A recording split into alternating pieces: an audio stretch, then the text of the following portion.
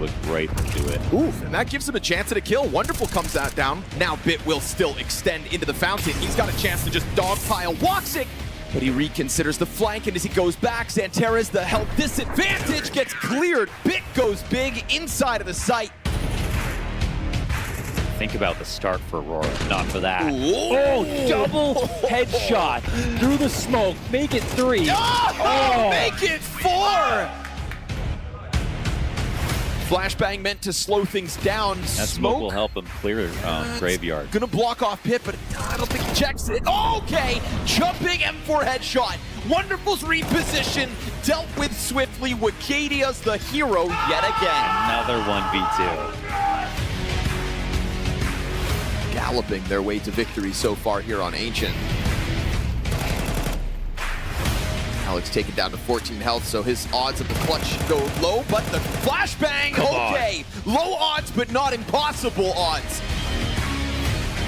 Or rather 14 health. This is not a lot for Alex to work with. 910's thinking ramp instead, and he's nailed this. Amazing. Unbelievable, Alex.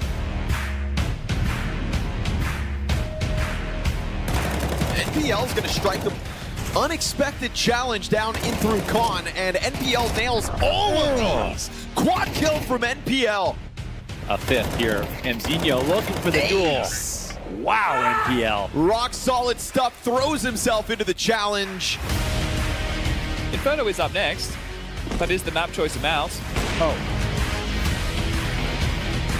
Come on now. Your name's not Zywoo. Oh, nice. Hey. We're wrapping it up. All right.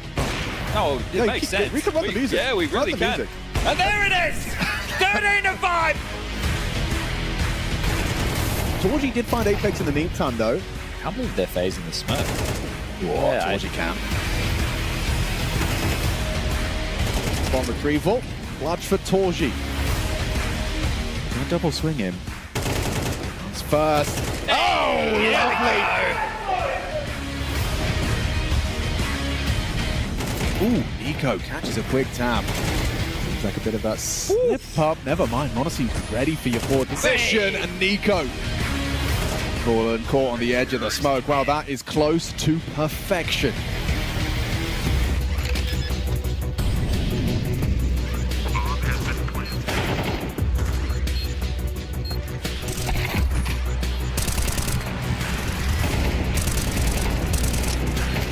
Bailed out his team, putting Twist in a clutch.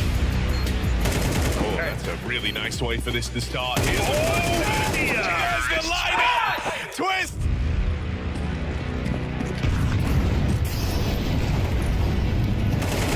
Belchenok, okay, that's nice. Finally a man advantage 5v4. right off the rib, 5v4.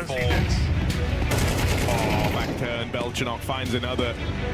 And a freebie on Carrigan. This is a Belchenok round through and through.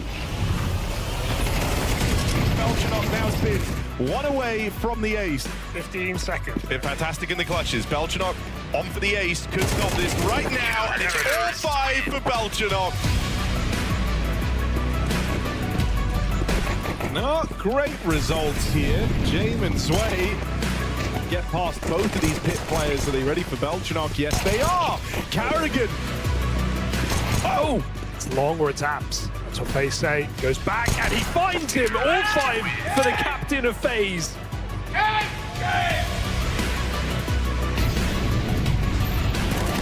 This round ends, nothing done. It's a cemetery mow down.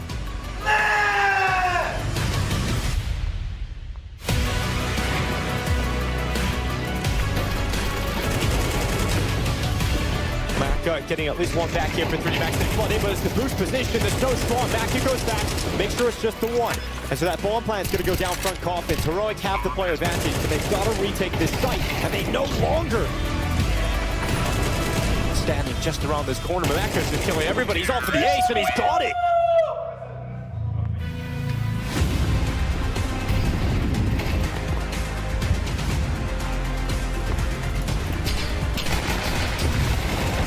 There's a 5-7 coming in with another couple of kills. NKZ getting a few.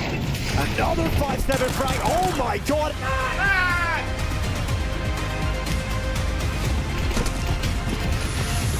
And okay, Heavy God You're good. Are you this good? Woody in the pit. He's done well. His teammates are running up top middle. Heavy God just needs to try and buy some time, stay alive, but he goes down again. He gets another kill, then it's too deep, and he's way better than you could have even expected. Heavy God from the mini pit, but it might not be enough.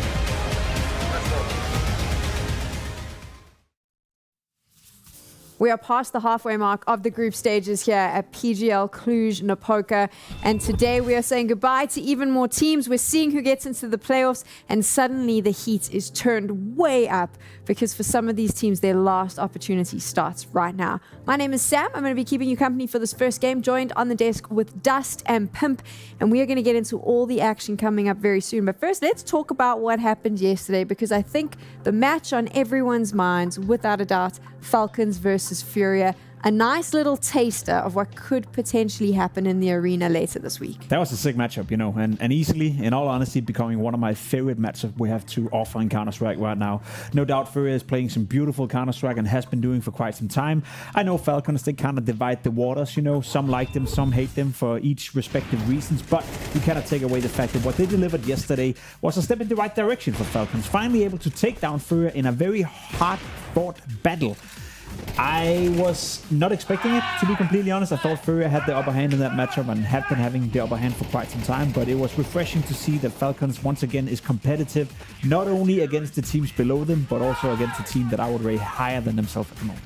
Yeah, I mean, I would hope that this is something that kind of just fuels the confidence a little bit for Falcons. You know, look, they've been a team that has been floating around the top 5 in the world rankings for a while. They've had some finals appearances, you know, some semifinals. You know, they've been in the mix, but they haven't been able to put a trophy on the board in a very long time. And yes, this is still the group stages. Yes, we know that typically where Falcons falters is whenever they're facing those critical moments on the stage in big games. But still, to get the monkey off your back of being able to beat a team that has been your nemesis every time you faced them up until now is still a step in the right direction, especially considering how badly they beat them on one of these maps. I mean, not only, you know, are you getting a win, but you're getting at least one map where you confidently win. It's not even close. And I think the biggest takeaway for me is also we saw QSuke, you know, having a fantastic series overall, you know, impactful on all 3 maps, came in on Anubis as well, third deciding map, and really getting the job done. So I feel like in terms of looking at what is positive signs within Falcons, well, we want to see a bit more from QSuke. A lot of people highlighted him as, you know, the new Donk, etc., etc. I don't think anyone can put a finger on what he's done so far in Falcons, but he's slowly but surely ramping up, and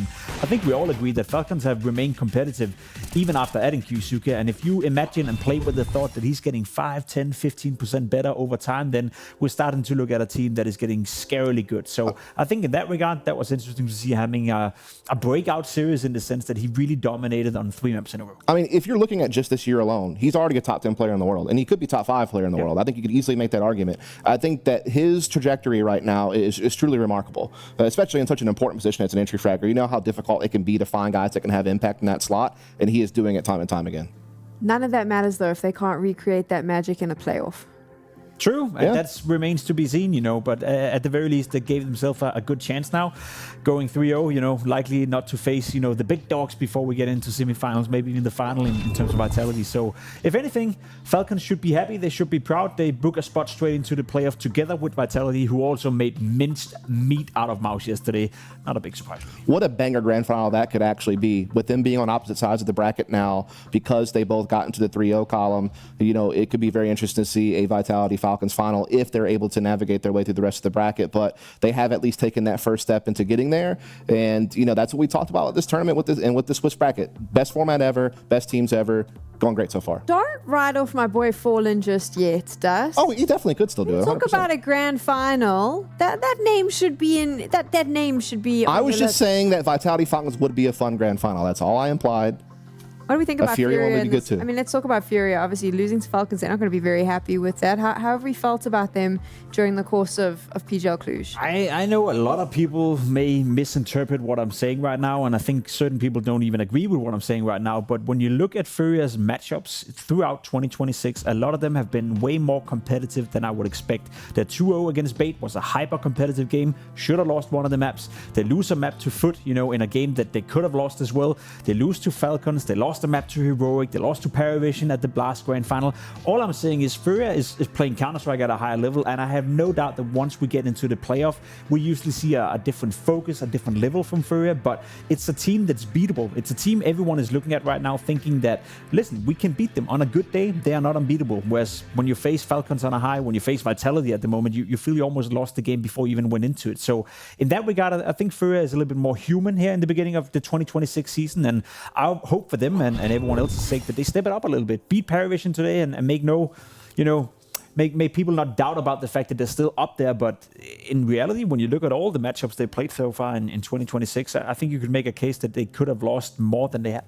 I don't like where this conversation's going, so I'm just going to change the direction. Let's talk about a team that I don't want to say they've disappointed because I didn't have a lot of expectations for them, but 3D Max, not a single map win in this tournament, and now they've gone home. Take something to be worse than Astralis, so well done. Oh. Listen, it used to be that there were only certain things guaranteed to us in life, Sam, and many of them still are. Death, taxes, those are a couple of the big ones. But the other one that you could always count on is that 3D Max would place 9th to 12th place. They get a game win or here or there in the group stages. They probably wouldn't make playoffs, but they at least kind of hold position. They are like the kings of like just being on the teeter-totter of VRS, where they do just well enough to keep getting invited to all the tier 1 tournaments, but absolutely having zero chance at all to put a trophy in the cabinet. And this is a marked decline now, because now you're seeing them place dead last in this tournament. As you said, they didn't get a single map. And look, I can forgive them for their opening loss, right? They played against Falcons first, if I'm not mistaken, lost that game 0-2. Fair enough. You cannot be losing to Heroic. They are losing. They're using a stand-in opper, a youngster who they benched. It was a rifle. They brought him back to op because they can't get Alcar in here. They're changing in-game leaders. They're, pivoting a lot. They are in such a tough spot. So for you to lose 0-2 to this team, I'm sorry, but like this 3D Max team has bored me for a really long time, and they have to make changes at some point. They absolutely have to. It is a bit of a shame because I think throughout 2025, again, whether you were bored by them or not, I agree. They were constantly on the cusp of doing something, and I think the way they portrayed themselves as well was a team that, hey, listen, our aspirations is to get into the playoff. Our aspirations is to be a factor in modern day and age Counter-Strike. But as of recently, the last 3 or 4 months, it's just not been great for 3D Max, and it's hard to see where they're gonna go from here. Again, we speak about the Danish scene struggling to foster new talent. I think the same could be said for French Counter-Strike. I don't have the names at hand who I think could go in and make that team significantly better. So I think they find themselves in a strugglesome period where, yes, changes will most likely happen unless they turn around 180 at the next couple of tournaments. The issue is as well with VRS, if you fall down, there's a good chance you're not getting invites for the rest of the year. Yeah, and then you make a change and then you fall even further down. It's a loop with no end in that regard, which is why I think more teams are cautious about making the changes, but it's a dangerous place to be for 3D Max. Let's talk about the Cinderella story of this event, because this is a team that wasn't even supposed to be here. They took Legacy's spot. FUT has come in, and there was a lot of conversation around this lineup. Obviously, it was the Na'Vi Academy lineup. For anyone who watches Tier 2, if you're one of those CCT viewers, like you've seen this team for a while, you knew how much hype was around them. But they've come in here, and they look incredible. They've really made an impact. Absolutely. I mean, they're a team that's somewhat akin to like a PARIVISION or a BATE, where, they did all the right things in kind of the tier 2 scene to build their way up. They were doing really well online. They did well at some smaller events. They won one of the Dracky Lands, for example, over a Passion UA, and then Inner Circle and Ints and some of these other teams that kind of float around that side of the scene. And then, at Krakow, they were able to make it past the play-in, beating Legacy, beating Liquid. They get to the main event. They beat Furia 2-0. That was probably the match that really got this team on everyone's radar. Everyone was aware this team had some skilled players because of their time in the Na'Vi Academy system, but they're more and more now proving that they can actually go toe-to-toe with elite level competition. I mean, they nearly 2-0'd Furia again at this tournament. That overpass game was very much up for grabs in all those overtimes, and they do have a buttload of talent across the board. And like the average age of the team is like 19 years old or something like that. Like there's a lot of potential for this squad. Yeah, we get to speak more about FUT as we get to see him in our first matchup of the day as well. But I think it's also a bit of a reality check for Astralis. I think a lot of people were looking at this new international roster and thinking, oh, maybe they're trending upwards. Maybe there's certain interesting prospects in this team. And I would tend to agree that I like the fact that they finally steered away from Danish Counter-Strike and staying with Danish players, because we simply can't foster the talent as of now. But it's a project that hasn't really come off to a good start. I think for Astralis, Astralis to lose is one thing to FUT, but to do it in this fashion where it looked like two teams who weren't even on the same planet, it's a reality check, and it's probably a sign as well that Astralis are not ready for a playoff of a tournament of this caliber, whereas they would have to grind maybe the CCTs that we saw FUT do earlier in 2025. So in that regard, a little bit disappointing on the side of Astralis. For FUT though, you know, I said it coming into the season, I think they are the most interesting team to break through. I think they are the most interesting prospect out of all of them right now. And, you know, they spoke about, you know, sitting in a room together saying, we want to play together, we want to stick together. As you said, the average age of the team is 19.2, right? So a young team with a lot of potential, and it feels like they're getting better game by game. So we get a chance to see them, but let's take a look at what you'll see on the B stream first. These are the matchups that are going down today. 3 games for you, and obviously a lot of deciders in the mix. FaZe versus Astralis. Someone has to win. Someone has to win, right? And someone else wins. Yeah, Wow. it's a tough matchup. You know, I think FaZe have looked like night and day. You know, in all fairness, they've had a couple of maps to this tournament where you think to yourself, all right, FaZe, you're back to play, but they're super inconsistent. So in terms of the peak, definitely higher than Astralis, but I guess in that specific matchup, it's about, you know, I guess performing over the course of 3-4 hours, because I could see that go all the way. All the 3 maps will probably be used, because none of them right now are consistent. Dude, that beta Aurora game is really sticking out to me, because what a disaster class it could be for Aurora if they lose that series. And it's very possible, because Bait does have some talent. They could put up a really good fight in that series. So that's really one to keep an eye on, in my opinion. Yeah, and you could say the same for G2. I feel like realistically they're heading into that game versus Heroic with I say nothing to win. Obviously winning keeps them alive in the tournament, but they cannot afford to lose against Heroic playing with a stand-in. And I think G2, as I said, they'll make the reverse sweep. They'll go from 0-2 and then make the playoff. And I think beating Heroic in the process is something we should expect. It's basically every game from today is the one that you need to watch. That's what's going to start happening. Yeah. And that's kind of the beauty of the format that we have here. Let's take a look at what you can see right here on this stream now. Furia, PARIVISION at the end of the day. I think Na'Vi MongolZ, a bit of a cracker as well. But I want to draw your attention to that first game, because that is the one we're focusing in on right now. FUT up against MOUZ.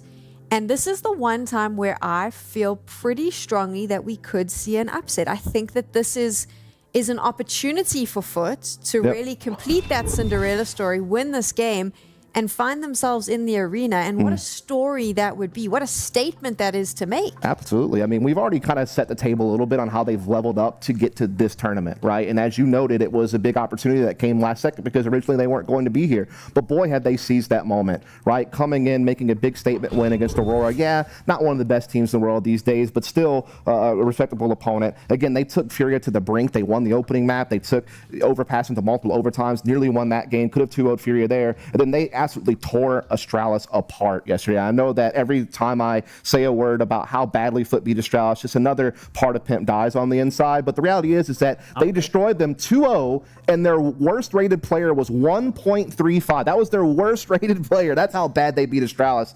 And man, oh man, they have really just been impressing me. Dust, you made a mistake there. You thought that Pimp feels anything. Oh, that's true. Yeah, forgot about that. But look at the results on your screen right here. I think that's the most, you know, impressive thing to me. In every single matchup FUT have played throughout the year almost, but especially at this tournament, they remain competitive. Like they never lay down. They never lose a map, you know, without a big fight. They lose a map to Aurora in overtime, sure. You lose a map to Furia in triple overtime, sure. That's the 2 maps you lost so far in this tournament. In that regard, I really appreciate the fact that they're always coming in, you know, and remain competitive. I also do think it's a team that, as we saw per the ranking, they're only going to go up, you know. This is a team that we haven't seen the best of yet. It's a young squad, 19.2 years of age on average. As you can see right here, it's a young bunch of dudes. You know, 17, 20, 18. You'd argue that there's maybe not too much experience within the team, but I think it's a team that have gained that experience by grinding through the CTT, by grinding games together, and you build experience by playing Counter-Strike. And it's maybe a little bit underrated in this day and age where you see the top tier teams, they would like to avoid playing any online Counter-Strike, right? It doesn't matter, it doesn't count, yada, yada, yada. All I'm saying is, back from my time in playing, the best practice you get is official games. And when you're grinding out like these guys have been doing for half a year, I'm not surprised they're looking as good as they are. Other than incredible fragging capability in this lineup, what else does FUT bring to the server? You know what I like? I like how explosive they are. And how I think that it can be a blessing and a curse, because maybe sometimes they're overly reliant on that. Maybe they're mid-rounding when things slow down is a little bit weaker. But this is a team that is just so fearless. Like sometimes whenever you get young guys like this who are inexperienced at the LAN, and when I say inexperienced at LAN, up until September of last year, Cemetery and Demon had never played a LAN before in their life that was recorded on HLTV. And the rest of the team also doesn't have that much LAN experience.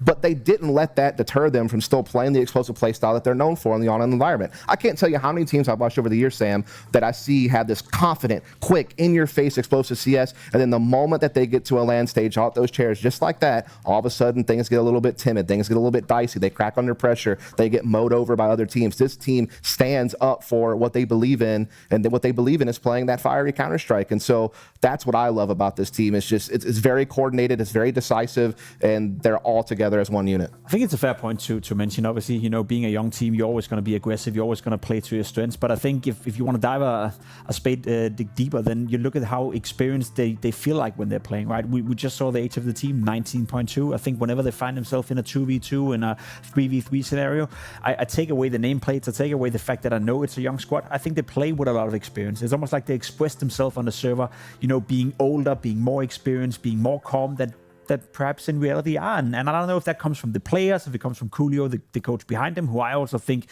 is a name we need to start paying attention to. What he's been able to do with this roster and what he's doing right now is mega impressive. But I think that's the way I want to frame them. Yes, they're young. Yes, they're aggressive. I very much agree with all that. But if anything, I think they look like a team that play with more experience than they actually have. So James did have a chance to chat to this team a little bit, and he mentioned to me 3 of the players talking to him all confidently said, we think that our play style matches up to MOUZ in such a way that we'll be able to take them down. They feel very confident that this is the perfect matchup for them to make it through to playoffs. How do you think this matchup plays out on the server, knowing what we know about MOUZ and the amount of experience that this lineup brings? I think it's very easy right now to almost underestimate MOUZ a little bit. I know a lot of people are growing tired of the fact they can't beat Vitality, of the fact that some people would even argue they occupy spots in the playoff without making any use out of them. I don't think that's fair to say at all. The fact that they're constantly getting into the playoffs every single tournament, and they also remain competitive in most of those series, is a testament to how good MOUZ is. If anything, for me, they're still a clear favorite in this matchup. Yes, I agree, FUT have the capabilities, especially in a group stage game, to maybe apply pressure, and who knows if they can make an upset. But make no mistake, you know, whether you like MOUZ or not, whether you think it's a boring team or it's a team that's stagnated, whether you think it's hard to get excited about them because we know everything there is to know about them, it's still a quality Counter-Strike team. It's still one of the best teams in the world, and I still fully expect them to beat FUT. It's hard to bet against a team that has 12 top 4 finishes in the last year, as well as a trophy in the cabinet at the very last Cluj-Napoca that we played last year. They are a consistent force, and as you said, maybe they crumble against Vitality. Maybe they have their struggles against Spirit and Falcons. You know, maybe the moment hits them whenever they hit the big stage, but they are group stage sports for a reason. This is a team that does not really slip up very often in moments like this one. They do have widely distributed talent. They do have, you know, a good enough map pool to do it, but kind of going back to what you're saying, Sam, like the way this thing matches up, you know, I think FUT definitely get a map in the series. I think that there are some clear gaps in MOUZ's map pool that FUT can exploit with some of their strengths. And I think that, you know, a map 3 is very likely in the series, and I wouldn't put it past FUT to beat this team. They've proven they can beat elite teams. They've beaten Furia before. They've beaten the FaZe. They've beaten the Liquid. They've beaten some teams. MOUZ, granted, on a higher level than all those teams I just said, except for Furia. So yeah, it's very much in the cards that they could do this. That's the thing though with MOUZ, you know, when we see them play so much, it's very hard to I guess reinvent something to talk about or tell a story that you haven't heard before. But one player that's been stepping it up at this tournament is the man on your screen right here, Brolan. He's had a great tournament so far. He's only played 7 maps, sure, but he's way above his normal rating, way above his normal level. He's actually delivering. Old Brolan back, let's wait and see. It's a small sample size, but there's a big difference between posting a 1.13 rating and a 0.89, which he's been doing for the vast majority of last year. So if I'm looking at MOUZ, the only thing that's changed coming into this tournament is that the in-game leader of Brolan is having a better fracking output. And I like to see that, you know, because as we spoke about, if MOUZ wants to win a trophy, if they want to claim the title once more here in Cluj-Napoca, something has to change. And right now, we're not seeing a big change in performance from Torsi and performances from Exertion for that matter. But the one player that's actually stepped up to the occasion and who is the highest rated in-game leader of the tournament so far is Brolan. So maybe that's something to look out for and see how that develops. I wonder if some of Apex's taunting last night has kind of lit a fire under MOUZ's ass, and today they like that anger allows them to kind of bring a little bit more fire to the server, if you like. Well, you know who's not bringing fire out of the server right now? That's Xerxin, bro. Because look, I mean, this is a graphic that me and Jacob were kind of putting together, and Jacob was kind of the one that alerted me to the rating trend.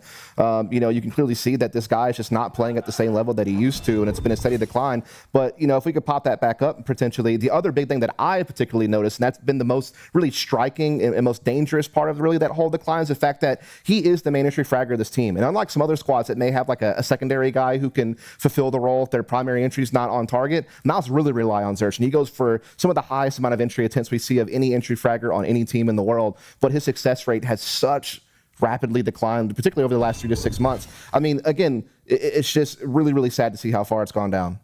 It is, and it's something to look out for. Again, you'd also argue that Exertion, you know, may be haunted a bit by the fact that he's playing the best teams in the world consistently. He's always in the playoffs. He's always facing the Vitalities, the Furias, etc., etc. So comparing his stats to someone else may be a bit degenerate. But we did talk about him, you know, having to be a player that would take that extra step and make MOUZ a title contender once again. If anything, I think the only player who's consistently delivering what we expect every single game, every single tournament is Spinks. I think he's Mr. Consistent within the MOUZ camp. I'd almost, you know, argue that he's a bit like Quesarado in that you can always count on him. Now, sometimes would you see him to be a bit more impactful in the game, a bit more aggressive? Would you call him a beta? Sure, we can have those conversations, but I think overall the output he's having within MOUZ is fantastic. I think he's doing his job to a high degree, and you can always count on Spinks showing up. He's the closest thing to a star player they got. Right. I mean, this is a guy who consistently puts up good ratings, very good trade fragger on T side, plays some star CT positions very, very well. But now we get into the pick ban, and this is why I think that this matchup is interesting, because Inferno is very clearly the map that MOUZ have used to a good degree. It's one of their best maps, and they're not going to get it in this series. MOUZ obviously been Anubis. If I'm FUT, I'm going for Ancient or Mirage as soon as possible, because those are very marked weaknesses for MOUZ Sports that FUT play very, very well. I think that one of those two maps is going to be a map that FUT should win in this series. They have elected to go for Mirage. Overpass, no surprise there for MOUZ Sports. They should be favored there. That's their second best map after Inferno. But we've also seen FUT go toe-to-toe with one of the best in Furia on this map this tournament. And I think that's a very, very smart ban coming out there from MOUZ Sports, because that was their other weakness that was available to FUT. Curious what the third map's going to be. Well, not Nuke. Dust 2 in the mix. To change it up a little bit. I like that. It's a common ground for both teams. I agree with you. Mirage would be the go-to pick.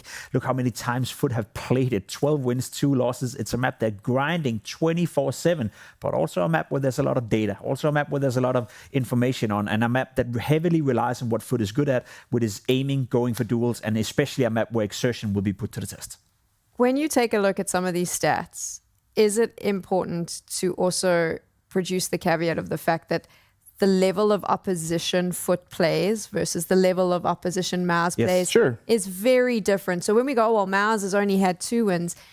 Yes, but look at who they're playing against. That's why it's so easy to get carried away in this matchup, because I agree FUT is a great team, and I agree FUT definitely stands a chance of beating MOUZ, but it is still 2 teams who are operating on different levels. It's a team that is new to playing in this environment. It's a team that is new to having this much attention. It's also a team that is new to being anti-threated at this level. Now you're getting up against MOUZ, you're going up against Furia, you're going up against some of the best teams that will start to prepare for you as if you were an equal competitor. Most likely not the case in the beginning. So there's a lot of things that is changing right now for FUT, whereas we know for MOUZ what is a known quantity. Yeah, I mean, what I like about FUT on Mirage is the fact that this is one of the maps where we talked about some of the other maps that are a little bit limited on their playbook. They're a little bit more reliant on faster paced plays, and you're going to see plenty of that in Mirage too. They do like to run their 4-1 splits, their fast set pieces, but they do actually have some really good different default variations to control middle, to overload one side of the extremities with multiple players and kind of do pressure. They actually have a couple of really cool fakes. I've seen them use this tournament already. So they're just really well-rounded on this team compared to some of the other maps. And I think the other big thing that's going to help out FUT in this series is that MOUZ have really struggled on Mirage lately, if we're honest. They've lost their last 7 out of 12 games, and they are sporting a 38% win rate on the T-side in the last 6 months. That is abysmal. Like, that's one of the worst T-side win rates I've ever seen from an elite team on a map that they actively play regularly. So those are some things that FUT can exploit in this matchup. Let's wrap this up nicely. Put a bow on it. Competitive series, but probably will go the way of MOUZ. I think it's hard to make an argument for MOUZ not being the favorites in this one, but I also do think it's hard to make an argument for why FUT wouldn't be able to push them all the way to the limit. That's what they've done to Furia. That's what they've done to every single team they've played so far. A team I feel is getting better and better and better, but we are looking at a MOUZ that have consistently been performing at a high level in group stage. So I have no reason to say that they wouldn't win this one. Whether that's going to be a 2-0 or 2-1, time will have to be seen. But I think MOUZ is the clear-cut favorite for me still, regardless of how excited I am about FUT. I'm excited about FUT too. I think MOUZ is definitely not that they can win in this series. I think Overpass is going to be a tough ask for them. But with Dust 2 being the last map in the pool, let's be honest, MOUZ didn't play that map for an entire season. They just started playing it again this year, and it has not looked good. Meanwhile, FUT, not too shabby on Dust 2. So that's another vulnerability that isn't a guaranteed thing there for MOUZ Sports, in my opinion. So I think, you know, if I'm MOUZ, stealing MOUZ to make sure we never get to Dust 2 is going to have to be their formula.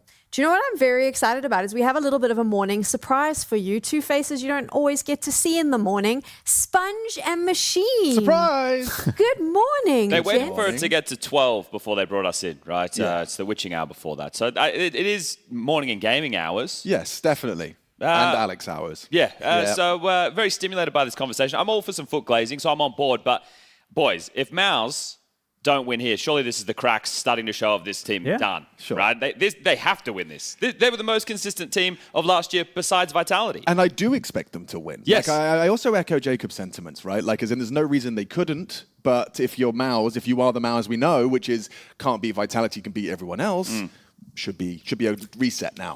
It's one of those things where, like, the MOUZ Sports thing is like, it's just become a boring story. Like, we know what they're capable of. We know they're a top 5 team in the world. We know that they're going to at least make semifinals the majority of the time. But it's just like, when are they finally going to break through and actually put a trophy in the cabinet? Cluj was how they did it last time. You think we're bored? You know, imagine MOUZ. Yeah, right. Well, it's either breakthrough or break down, right? It has to be one of those framings at some point. Either something has to change or nothing changes. Nothing changes if nothing changes. Yeah, that's the one. Why is nothing ever good enough for us? They make consistent playoffs, and we're like, well, now you're boring. But you're either a winner or you're a loser. There's only one winner, right? That's God, fair. he's just a philosopher today. He is, isn't he? Some It's all profound a matter of knowledge. perspective. If you're 3D Max, you'd love to be MOUZ Sports. If you're MOUZ Sports, you want to eventually be Vitality. Damn, now, See, we are everyone, hitting Jacob, it your today. turn. What do you got? Yo. I'm just, you know, There's nothing. Yes, nothing. Sometimes you got to pedal so you can cycle. Yeah, no, but you listen, know? I'm having my own little crusade against this. You know, if you don't win, you're shit. You know, it's the same treatment Falcons is getting. It's the same treatment MOUZ is getting. I think it's very impressive to be arguably the most consistent team in the world absolutely. outside of Vitality. So yes, I agree. It would be nice if MOUZ changed, but I'm not bored by the fact that they're consistently better than pretty much everyone else. It's good to be good. It is. Oh, stop it now. That's Okay, enough. Got more cliches? All right, let's get into it.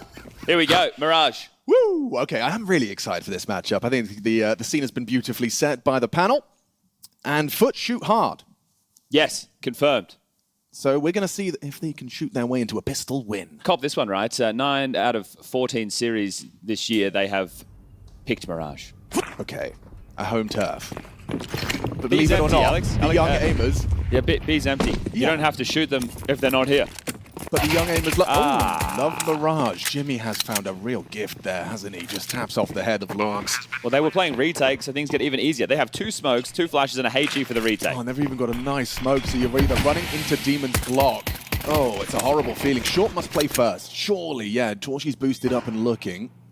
Spots Krabeni, does put him down to 1 HP, and a nade could very likely finish him off with a trap. No, Cemetery takes heavy damage. Jugs removes Zershan from the market side. Spinks advancing, does need to find it, but caught by Krabeni. Went right on time here, MOUZ. Nice shot again from Krabeni on that 1 HP. He's got 2 kills. Insane output on that low HP. No chance for Brolin. Oof, god damn. Also, while we have him on screen, another important fact, it would be, I would say this will be the biggest win for FUT, contextually speaking. Obviously, they've beaten Furia, but this one would book them in the playoffs, right? So that's huge. And Lonks, Romanian. One of the two. Means a lot for him. Yeah. Have Navi up a little bit later today. We'll have Emma in the server. You get that freebie right there. Good output from Jugs. You can see him just jump and wiggling while Flash, hoping not to go down. And then Krabeni, good output after that low HP. So there's the pistol round. Let's see how much more they can get. It is the force for MOUZ. 2 Famouses, 3 MP9s, and a little jaunt up mid. Nobody tending to this at the moment, at least not from top mid. It's through underpass with 2. And 3 ready to come out a ramp. I like the call. It isn't going to be a fun fight for Longs. Famas at range. No head armor. And 4G profiting. Okay, Krabeni has been spotted as well. Still trying to go through the motions. There's flooding its way though. You've got access to the site granted. CT will be occupied shortly. Oh, Torji a little ahead of the play there. Just goes walking through the smoke and enables a clawback. Jimmy, however, has done very well. that mid-range spray, and look at those MP9s shredding. Important from Cemetery. Jimmy does put him down eventually, and Krebeni last seen mid. He doesn't know he's being flanked right now. Oh, this is tough. I don't see how Krebeni wins this. It does feel almost impossible, doesn't it? Jimmy's position is just so sound. He's done a lot in this round. You're not clearing this. You're not clearing it. Jimmy just, I mean, positionally incredible. Gets himself the round. 4 MOUZ, 3 kills deep. Yeah, and they are going to bring the energy today. Well, this is the thing. They're not playing Vitality. That's why every man and their dog would say they'll win this one. And again, this is not to discredit FUT. I'm enjoying the story too. The team you're seeing on screen of MOUZ was once upon a time the Academy team talk, right? That's what everyone was about. Oh, MOUZ the next team. Before that, I guess you had Gamma Youngsters. Yeah. Now you have Navi Academy, aka FUT. And they're exciting. They're fun to watch. They've got some... This is the problem I have. I would like to see MOUZ not bring the energy and just take care of business. Can you save the energy for Vitality? Act like Mongols when they're winning. Yeah. You know? Act like this is nothing. Yeah. It is obviously something. Certainly they are something. the reigning champs here in Cluj. But you are undoubtedly, you know, playing as the favorite here. It just, I just hate the contrast. I guess it's hard to have energy while you're losing. He's got this under lock and key. Demon tracks his head nicely. You get a headshot from the Cemetery Deeg, and then maybe Jones can find himself a couple. He's done very well. Falls into the clutch for Torji. Surely he can save MOUZ here, but it's an AWP. It could go wrong. It could so easily go wrong. Cemetery incapable with the M4 on stairs. Torji tries to investigate the smoke to no avail. Lets them play. I will go down. Torji, do you really want to give away the AWP right now? Bomb has been planted. The fight comes your way, sure, but he's giving this one a look. Jugs his Deeg already 2 kills deep, and Cemetery's relayed the info is top ticket. They're playing for the round here. Has to save. So disconnected, and that is the end of the round. Okay, just a couple of Deagle shots there. It felt like that one was insurmountable for FUT. It did. I mean, you know, it kind of all fell into place.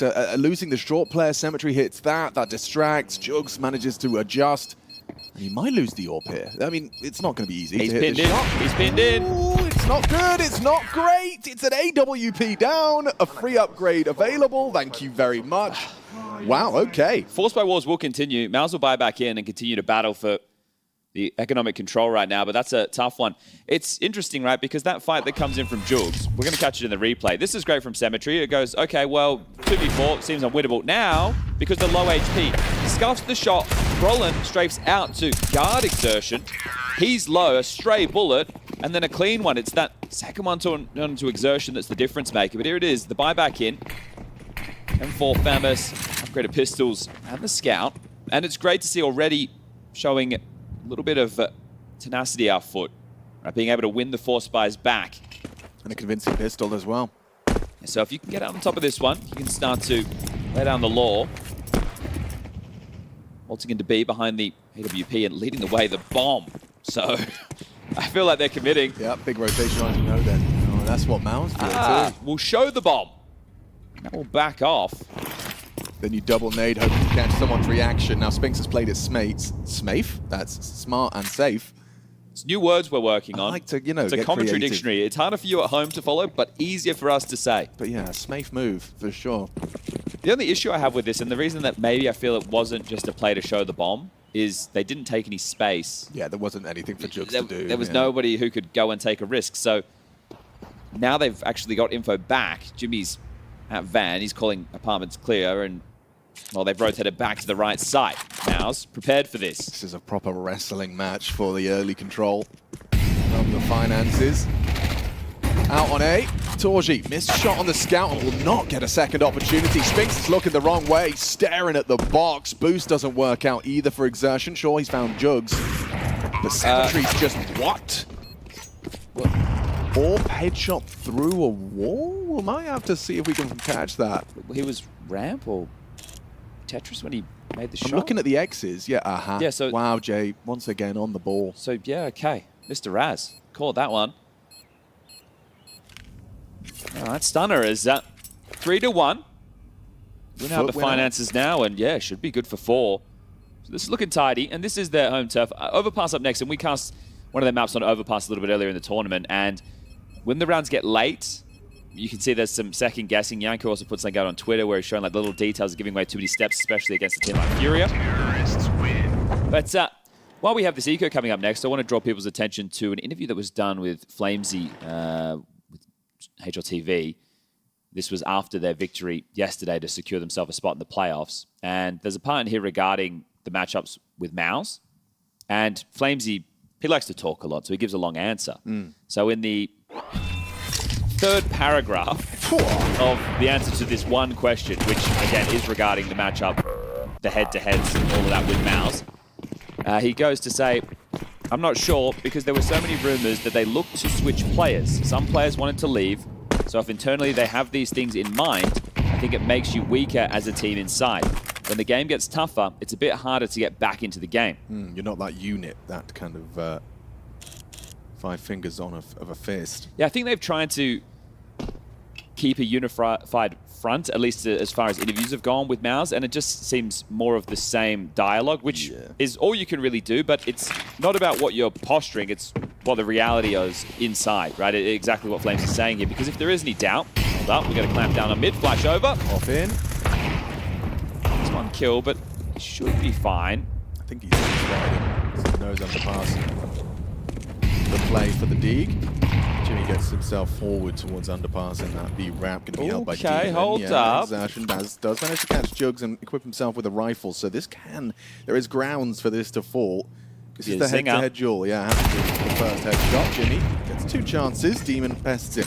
They haven't picked a side just yet. Oh, this will make the decision for you. I think Demon will want this fight. And you know Xertion's probably got an AK. There you go. So be secure. Xertion should likely just hold on to this. It's such a tough conversation in the modern game at the moment with the MOUZ problem because yeah they're a very good team. Yes, sir. They are extremely consistent, constantly making playoffs, deep runs. But when you see at least the last 2 outings against Vitality, leaves a lot to be desired, especially when you know the level of Counter-Strike they can play when they're on point. That's why I'm saying if today they lose to FUT, I think it's a sign of finally the dam breaking. Yeah, right. And again, not to discredit FUT, I think they're very exciting. Fun team making some noise as they do now add the 4th round to the tally on their T-half. I did see a quote as well where I can't remember who said it, but a player who's played against FUT recently said that they... Oh, it was Maja. Maja, that's right. Said they shoot harder than some of the bigger names. Yes. So that one wasn't necessarily well received by the community, but regardless, that's just, you know, the way I perceive that and the way I like process that is that for Maja, he felt like, oh, these kids are, you know, these are demons. Yes. These guys can shoot incredibly hard. I think that if anything, he was just trying to praise FUT, not necessarily trying to discredit the others. I understand why it was misconstrued. Well, I think as well when it comes from Maja, right, people go, okay, listen, old man, everyone shoots hard to you, right? So it is a funny one, but yeah, this is a team that definitely has a lot to give. It's just finding a bit more experience, and that's going to come, right? They are high up in the rankings. So they should continue to get invites down the stretch. They're just discussing how they weren't even meant to be here. Obviously, Legacy pulling out and then filling the void and looking competitive. The fact you're in a 2-1 game, you get a free swing right now at MOUZ. You don't win it, well, you go into tomorrow and you have one more opportunity to get this man in the arena. Friday, we've got the 4 best-of-3s for the quarterfinals. It makes sense. Saturday, the semis, 3rd place decider, and grand final on that Sunday in a best-of-5. Had some good matches yesterday. Obviously, Vitality walking over MOUZ was reinforcing what we already knew, but Furia versus Falcons. Falcons finally getting that win over Furia on the 5th time of asking. Being on the opposite side of the bracket now from Vitality could be a banger final. Plenty of good finals available. Obviously, Spirit not here, opting not to come. Halley admitting he didn't expect all the big names to be here, so mistakes are made. I think when you see the field, you'd want to be here, especially with the roster changes for Spirit, so their loss.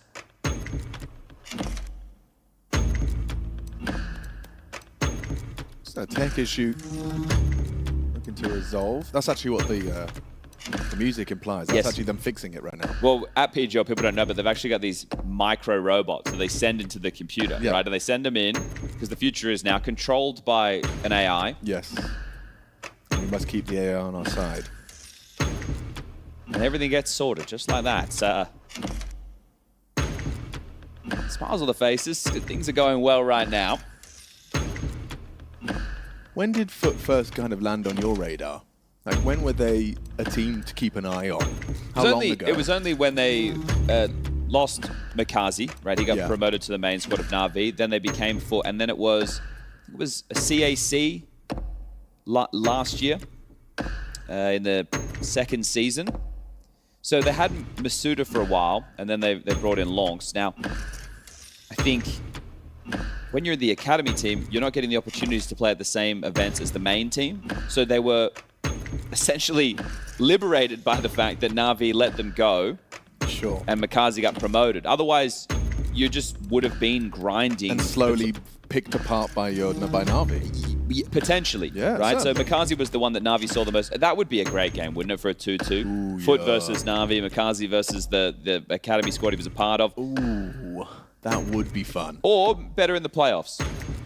You know, either way. And MongolZ would have to beat Na'Vi today. Yes, I saw, I don't know how true this is, I need to double check, but I think Mara's Pug account got banned for smurfing a little bit earlier, so... Didn't have him down as a smurfer. No, we need to get down to the bottom of that, don't we? Well, I don't think he was the one doing the smurfing. We're back. A 4-1 start. Solid as a rock. FUT have won out the early forced by war, but the guns are back out for MOUZ.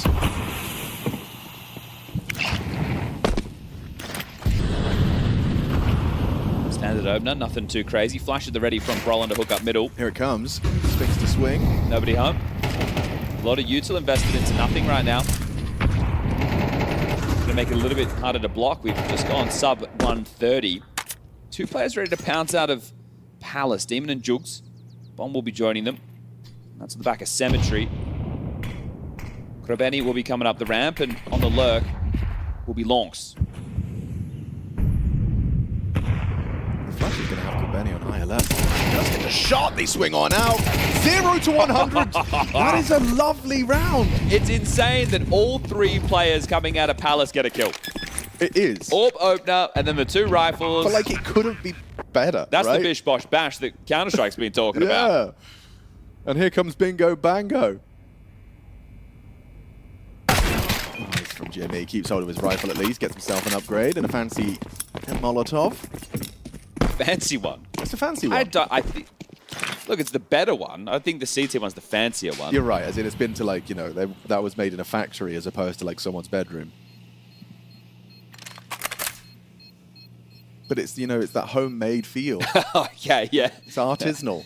Yeah, we're trying to get away from the big manufacturers in 2026. Yeah, do things yourself. Big incendiary.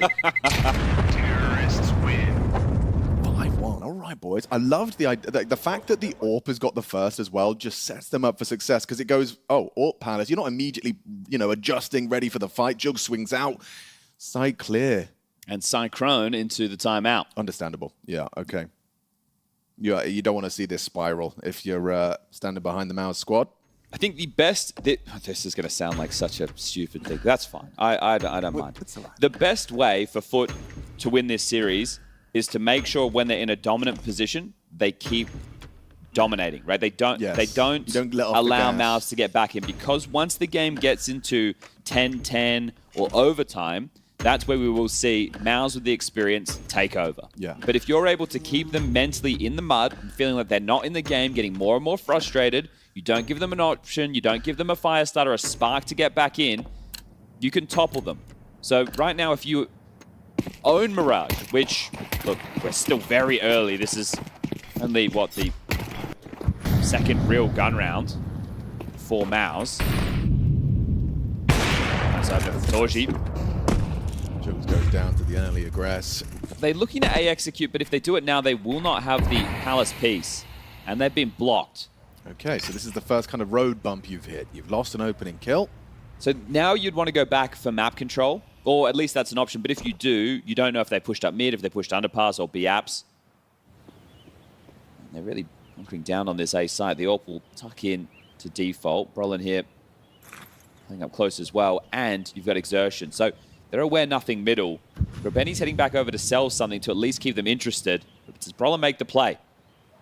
He will. Nice adjustment into longs, and then Exertion knocks down Demon. Flawless from MOUZ. I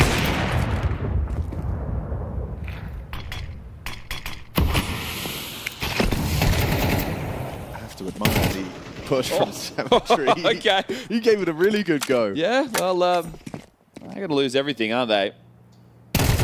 Benny can't find a kill, and that'll be all 5 staying alive off the back of the Cyclone timeout, so he likes that. AWP searches Palace, gets the opening kill. They then put the AWP deep in the side to worry about Con. The connector player Exertion plays with the A defender. They both focus ramp. They remove any of the play, and it's just a 3-round game. So just as I'm saying, don't let the foot off the gas. MOUZ bring the fight and show that they are here to play. So 3 AKs brought in. He's going to bolster. That's going forward, and look at Sharp. Roland's view model makes it look like he's a very lanky man. I look at it in game. Yeah, it is a long AK-47. Okay, so opting to show something a little bit different this time. I thought they might just want to return to try the same strategy, not expecting the Palace search with the AWP. But Roland, aggressive ramp again. So in-game leader for MOUZ making a lot of moves early, staying active, informing his team with info. It's one of the things the desk also pointed out is that FUT have a lot of tape on this. So are there holes that Zip and Cyclone are able to find in terms of tendencies to inform their decisions? And something also for a young team like FUT, to continue to reinvent the wheel, it's going to be tough. You're being put under the microscope now more than ever, and by better teams and players. So this is a late window smoke. Cemetery's going to be throwing that out, but what's the cue? Yeah, a lot of information being highlighted with the pip here of this ramp play. Jimmy's in a strong position to shunt this down. I love it. Especially Spig's firing off a couple of shots, trying to bait them in with the smoke spams. We'll throw out their mid-util, trying to keep people eyes on middle. Jimmy. Oh, he's done very well. Transfers into number 2. Double headshot in defense. Short acknowledged. Spig's position, whereabouts noted. Quick one from the sniper. Cemetery provides. They've got access to the site now. Longs has a smoke once he plants. Okay, that won't delay you. Are they going to come from 3 different vantage points? It does look like it. Brolin working on the apartment crawl. Longs is jumping up. Will he consider this? Oh, Torji catches one through market window. Oh! Big one from Longs. That could be the round winner. It certainly could be. Exertion now rounding that short corner. No one's going to be presenting themselves, and Calling I think you're right. I think you're right. That is the kill. That is the difference maker. It felt like Longs was getting caught off guard there, right? For Just sure. running into that elephant foot, but happy to hit the shot. And then the immediate repos. You see Exertion still worried about the B apartments. That's not the case. Now they're backing off. So after that Jimmy double, looked like trouble, but they're going to rocket out of there. That's the orb. Should be able to go back get it. Yeah, okay. So does salvage it. Lovely transfer here. Even with Demon, like, he tracks the bounce off their head, acceleration, does very well, but it's insufficient. I'm interested to see what happened in middle there, because Kreveni's going up short on his own. I believe Torji blew open the connector smoke, and Exertion was there in con to take the fight, so maybe it was just mistimed. Odds favoring FUT on this one, but 6 rounds T-side already. Looking good. How many more can they add on top? Those saves come through. A buy can follow for MOUZ. Benny on his own. Wow, not playing like he's on Spotted. his own, and he does spot the elbow. Exertion's the dead man. Great opening kill. Spink's attempted trade provided. That's acknowledgement, though, that he's not on site. Heavy shot! Long just sprays them both down. Round. Save again, boys. Tuck-tail, get out of there. Longs back-to-back rounds with round closers. Spicy. So Krebeni's seen an awful lot there in middle, and they've just initiated B off of that. So normally we're seeing them go island box or tap pathing. He's just played straight down the ramp, and Exertion's going to be kicking himself there, just elbow sticking out. The betterment of the duel. He was so fast on it. You're going to expect him to have had, in order to have the confidence to be that far progressed in fighting Exertion, you expect multiple bodies. They react, and the B side a little too open. Terrorists win. Damn, I mean, yeah. I'm going to sound like a broken record, but FUT are a fun team. A very exciting prospect for 2026, and there's the double spray. Oh, wow. Wowzers. Beautiful. Okay. Look how many bomb explosions. They are just getting into these sites. Yeah, up well, against, you know, a top squad. I think on the other side of that is there's been saves, right? So MOUZ, once they lose these sites, they know they can't get back in, and that's what's keeping them competitive in the buy department. Right now, it's about salvaging this. So 3 rounds left before we get to half-time. You're going to want all of these if you're MOUZ. You've posted nothing consecutive. And one of the rounds you won was a force buy. That's what should have got you back into the game early with round number 2. Let's see here the VRS forecast. FUT very high up in the rankings already. And an awful lot of points on the line for them. Could propel them into the top 10. Wow. So this team, if they continue in this trajectory, they're going to be a certainty for the major. Just what stage?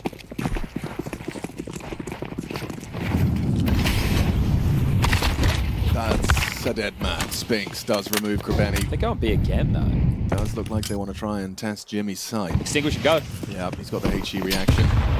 Throws out a smoke. Gives him some options and a nice supportive orb frag. Torchy catches one. Just removed, and there's number 2. Demon. Brought down just through the edge of the wall there. Jimmy's even got the angle for the rest. He can just tidy this one up and finish it. Just that. Cemetery gives him something. Ooh! Quick onto Torgy. Swaps out to the AK, and he's playing like he wants to win this. He's playing like he's got a shot at it, but Spinks has already hit one into the head. Denies any more hopes and dreams of a crazy clutch.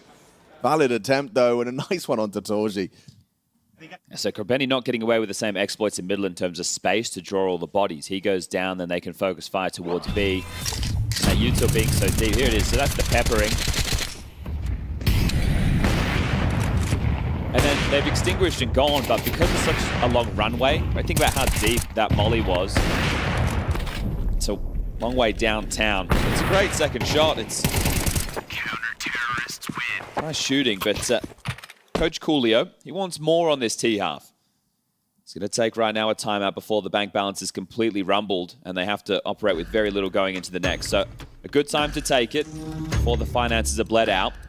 No Cemetery AWP, but 4 AKs.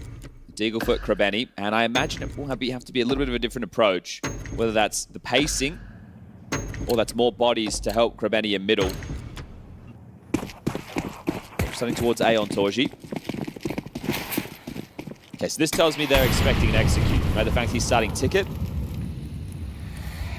A lot more bodies with Krebeni. Yeah, they're reading an A play.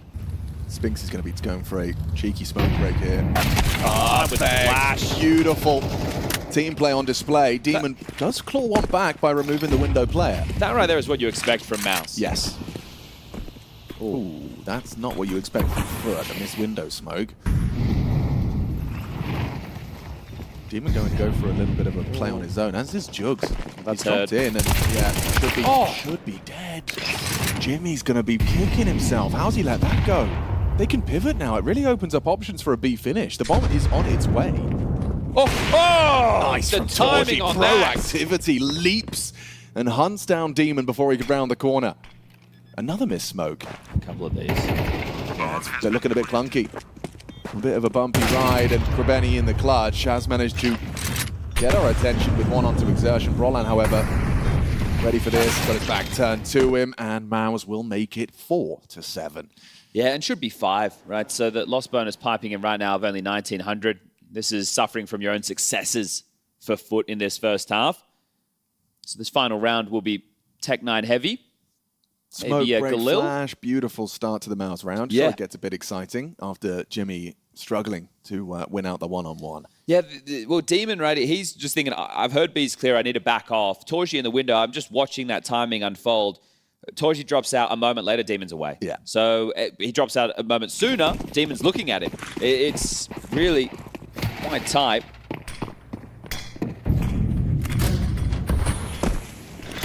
Spinks playing for the smoke break, does have a lovely lineup, nearly the double here. Ammo conservation leads to his demise. Into way. Gets it. Jokes caught out by Brolan, dancing on the balcony, supported by the ticket player as well. Can't seem to find Brolan cleanly. Nice shot from Torji. Minimal pixels visible, still removes symmetry. Now this is another highlight from the desk talking about Brolan's output, and he's continuing to find impact as Long's left in a tough 1v3 as he's gone around the world. Is it through CT or the murder hole? Either way, could get past Jimmy or Torji. And the bomb down, highlighted here over towards the A ramp. Jimmy's just looked towards the vent, so he's ahead on the timing. But still, if he gets the first kill, all good, but now they know where he is. Oh. No, still though, has managed to find Torji. Brolan's going to rumble him. Yeah, I think so. The power position just as he's setting up the nades. Okay, a recovery from MOUZ. 3 consecutive rounds to end out their defensive half. Still, competitive game. Looks like MOUZ have kind of reminded themselves who they are in the tail end of the half. Yeah, and this is where I think it starts to get a whole lot tougher for FUT. Again, it's a very, very good T side. Des was discussing some of the deficiencies for MOUZ on Mirage in recent times. But I think this is more about just playing to the caliber of the individuals in the server, right? If you are MOUZ, you know that you're an elite level team. So you need to just play like one. It sounds, again, reductive, but a lot of Counter-Strike is mental because we know what they're able to do. We've seen it. We've seen it now for a year straight. It's been impressive. Shui out, Brolan taking over as in-game leader. Spinks comes in, gives them a little bit of winning pedigree, but only one trophy to note because of that. Well, maybe not because of that, but since that. There's a little bit of the lower stakes in the sense that if you do lose this, you play again tomorrow, but for FUT, that's when the pressure will start to get on top of them. That's why I'm thinking this could be the biggest win for them so far. Yeah, it's a golden opportunity to kind of feel like you get some hair on your chest, some opportunity for playoffs and taking down a big name, and a whole lot of points, as we discussed. All right, this is quick, and I don't think Demon was ready. He's done well to find something. Well, they know he's been boosted. Yeah, Krabeni's hoping that he can still win out. A bit of a lazy clear there, but it doesn't cost him. Brolan covered by Spinks. So accessing to the site, a certainty. Jugs, he's the one with the kit. Still, a chance for symmetry if he gets that first one tap. Oh, lovely double swing. MOUZ playing as they should. Convincing. All right, well, that'll be just a one-round gap. Jugs hanging around having a look, but I don't think he's going to get too much done here. Kill would be nice, sure, but blindsided by Jimmy. Catches the timing, and great work. So, yeah, Demon does well to get one, sure, but Krabeni not getting anything in that rotation, being quite far away. I felt like they had the early signal. Now it's the uphill battle. Symmetry's already boarded with a scout, so that's going to inform us. It'll be the force by. Can't believe he's got that. But Krabeni not set up for success after the death coming in so early, not able to establish the jewels they were looking for. Now it's FUT's turn to try and win out of force after losing the T-side pistol.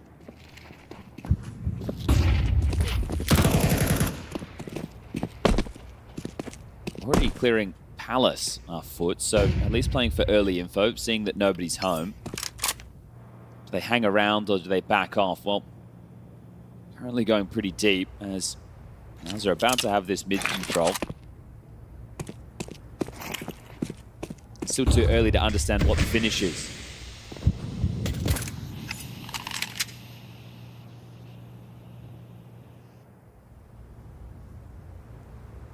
So Krabeni is playing to contain. So they're selling A because of that forward position. Their biggest nightmare is going to be a connected to A move from MOUZ.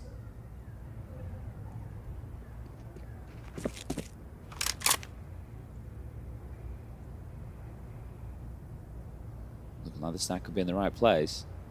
But remember, with this, there's always the bailout. Xertion will likely linger middle / connector. And if they take too much resistance coming up short, they can just dip back and go to A. Symmetry would love his first headshot. He's been able to find it as well. Nails the first onto Brolan. Is that where you pull the ripcord? No, Torgy gets double entry, jumping out of the apartments as well. Long's hoping to be overlooked, but cleared, still wins it. Solid find, and now they realize the jig is up. They're both here. No ammo for him. Long jumps off. Perfect dismount still. High-octane action. Krebeni, the late arrival. I think Jimmy may have done enough by removing Jugs on site. Xertion's going to plant. Ooh, Krebeni does get to start his crawl, close that gap, but Jimmy peeks in. So they run into the stack and win out anyway. Yeah, Jugs there just juggling some guns at that back pillar, so not able to get a weapon out to be able to take the fights he was hoping for. And now it will have to be the eco. Double Galil entry out of Torgy. Good to see him rocking the rifle. Yeah, so tough for him with the last fight. He has one bullet left. Just well, I am going to die. I'll do my very, very best. Hero M4. All right, so keeping a little bit of spice in the mix. FUT wanting to make sure that MOUZ continue to work for their money. So the logic here is just to avoid going down with 5 alive for MOUZ. Is that the plan? Getting something. Well, because it's a surprise, it is winnable, right? It seems unlikely, but they're giving it a go. This angle's cool because you won't see him from Delpan. Catch the spawn. No helmet. Spinks just knocks him off his roost. I wish my Mac 10 worked like that. Yeah, same. Wow, the no head armor. That's the downside. FUT are the team that, on their T side, buy rifles with head armor, without head armor the most, excuse me. But when I'm watching them play, the amount of times I'm like, okay, yeah, they're in Galil armor utility range. It's like, no, I'll buy an AK. And I'm like, it just baffles me. That's the new gen, you know? Yeah. I think it's sure you back your aim, but yeah, I don't know. Sometimes I see it and I just question it. All right, well, they'll just be able to put this one in now. That Hero M4, there's absolutely nothing done, and MOUZ looking to keep all 5 alive, so very well handled from them. Thank you very much, Spinks. Really solves that mystery for them before it even got going. Yeah, so some good moments from Jimmy. Brolan within the first half. Spinks now with an important one.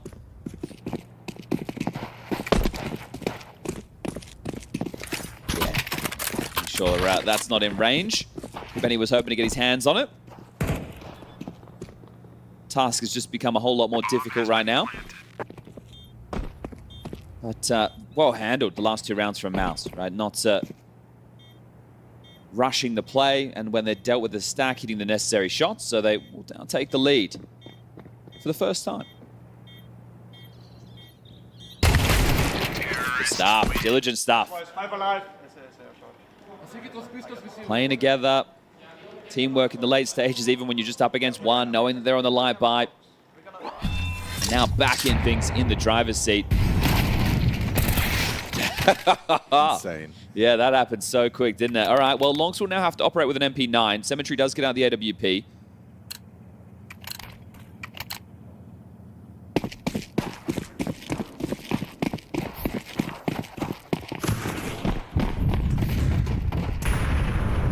Four players ready to fight mid.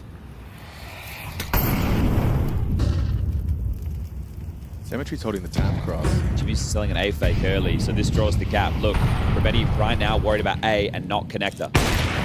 Ooh, Symmetry's AWP in the ladder's been spotted.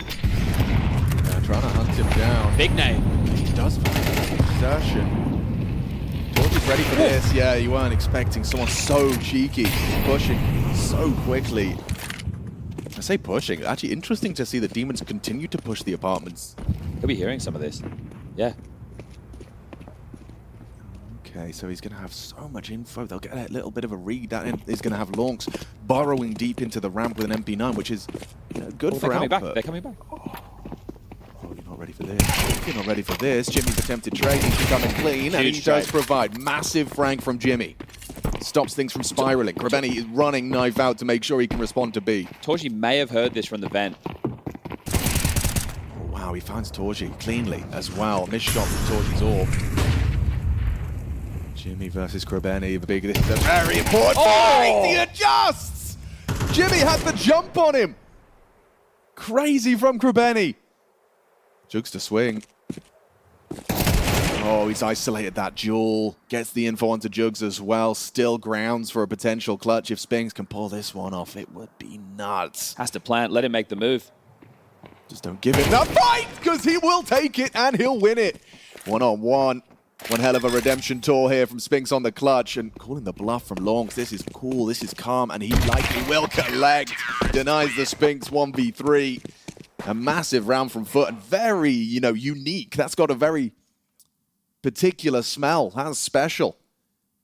How have you got so much info off a Demon apps push, the reactions, Krebeni's reaction to Jimmy, the trade from Jimmy, so much action in that one. Snade coming in right here to get them the opener. I thought they were going to get caught off guard with the scaling, but Cemetery, Canary in the coal mine, this one, and then sticking around, with good trade work, fumbling that kill onto Krebeni, considering the moments Jimmy's been having. He's had 2 where he's had advantages now and dropped them, but still 17 and 8, it's hard to fault him, doing an awful lot. That was a very costly round coming down to the 1v1. Longs was able to get back the AWP before the round expired. Cemetery gets that again. Need to win consecutive to break MOUZ. They're playing for a mid fight. Longs in sandwich, Jugs, Krebeni. I thought we're going to accelerate through connector for a fight with Demon on short because the AWP over towards B has the deep line. Returning to A, a lot of util for the execute. They've got the mollies they desire. Does one find its way into sandwich? He has a smoke to go for an extinguish, but it's all going to happen very quick for Longs. Jugs has a molly and a flash to try and help Krebeni with no util. So they're going to be behind this smoke wall. They cannot break. You need Longs to do some damage right now as Krebeni makes his way over towards Ticket, but he might be a bit late to the party. Molotov. Here he comes. Longs, extinguish. Does he get away? Yeah, okay, they can see the space. Now they're playing full retake. Full retake. Then he can be forced into an extinguished situation as well. Forced to go wide. Demon does well to catch things late on mid. Demon and Cemetery versus 3. They lose it all right now. They're going to really want to go back through the smoke. Surely you want to at least see if you can find anything. There's a kit just to the right of Demon. Shot and a great response. Brodlin not playing scared. Yeah, I like to see the tenacity from MOUZ in some of these fights. There's that kid I was talking about. Demon not able to get that. It was going to be such a tough round, especially when they've been diligent with the sandwich molly. Longs is hoping and praying that doesn't happen so he can be a disruptor on the way in. I mean, how many times, how many multi-kills have we seen over the course of Counter-Strike where they just don't throw the molly and gets overlooked, a lazy clear, and a multi-kill. Well, it's mollies for both of those fights, right? It's the sandwich one to force him away, and then it's the one onto Krebeni. He doesn't have a smoke, he's committed, and as he runs away, he gets taken down. So a tough one to swallow as they do save the AK. Second tactical timeout call from Coolio, so operating with very little. Do they want to try and force in this situation? Stranger things have happened. That'd probably be the MongolZ mantra, but I think take the light buy and go full investment into the next to get everything you need. That round, you're a little bit hamstrung, right? Longs wins out the 1v1 against Spinks that was a 1v3. Spinks did a good job to limit it, right? That's where impact in the round from Spinks, sure, it doesn't convert the round, but it's felt into the next, and now those ramifications bleed through into that following. So, all connected in Counter-Strike, even though we're contained round at a time. Now, you want to have an idea. Last time they had a hero rifle in the mix, it was a boost on short and got obliterated. Haven't invested in many smokes, so it's going to be hard to channel MOUZ. Demon will start over towards A. This AK. Longs on B, and unfortunately for Longs, it feels like they're coming his way. Yeah, no fun allowed for Longs in this one, I'm afraid. Cemetery's coming over, but still the two of them, just with pistols.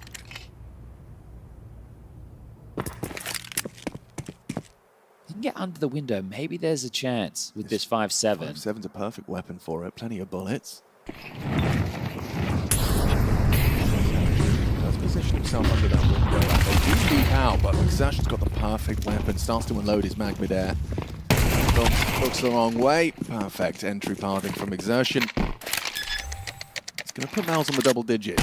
Demon looking to hold on to this. And this is what you expect from MOUZ. So after such a tough start to the game, they were down 2-7.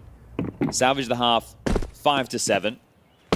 win out the pistol. You have one blemish on the record that you almost won off a 1v3, and now you're running away with it. So this is it. This is what we know this team is capable of. Looking to make another playoffs. Yeah, you can see the changing of the tide, the shift of momentum.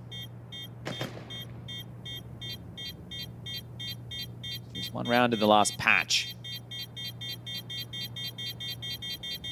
And this is somewhat of what I was discussing about not letting it back in. It felt like it was going to have to be dominant for FUT. And it was, up until a point. It no longer is. They did just take that light investment. Now we'll see the guns. Cemetery can get an AWP. Demon has this AK. And they'll be everything they need as the odds now favoring MOUZ, and understandably so. They're in control of this, and now it's just about parking it in. The one kit brought in, and that's on the AWPer. So they lose site control. To keep an eye on that clock, or it might just be another save. Rather selfless from Spinks, or maybe he's got a plan without Mag 10, like the way it felt. There's an exertion, the rifle. They'll swing on out, launch a Demon looking for answers middle. Really consistent on breaking that mid-smoke, so trying to get numbers. Mag 10 will have a chance to shred again. Lonks, Krabeni, and Demon all without head armor.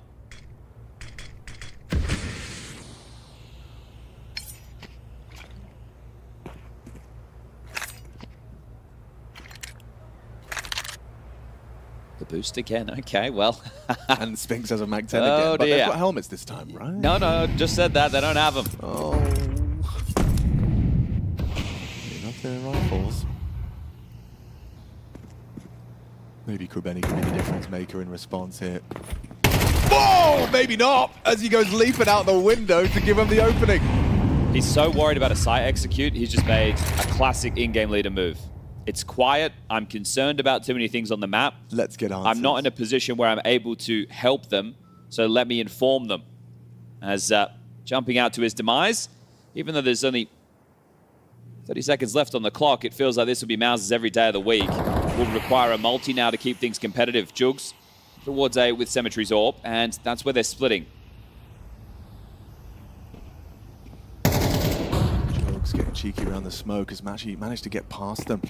He's going to have multiple targets.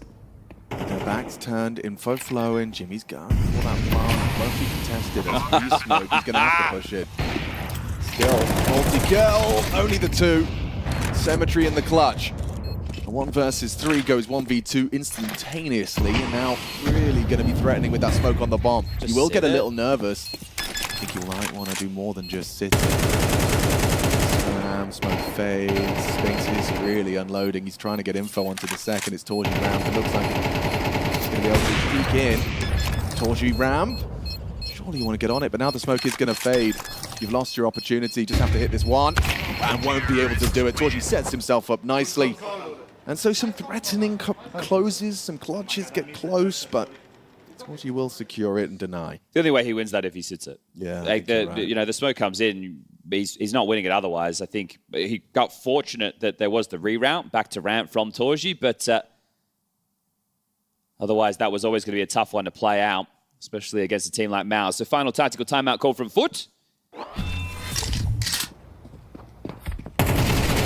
Does look silly. Considering that's how it started, yeah. it did get close, but I feel like MOUZ were in control of this the entire time.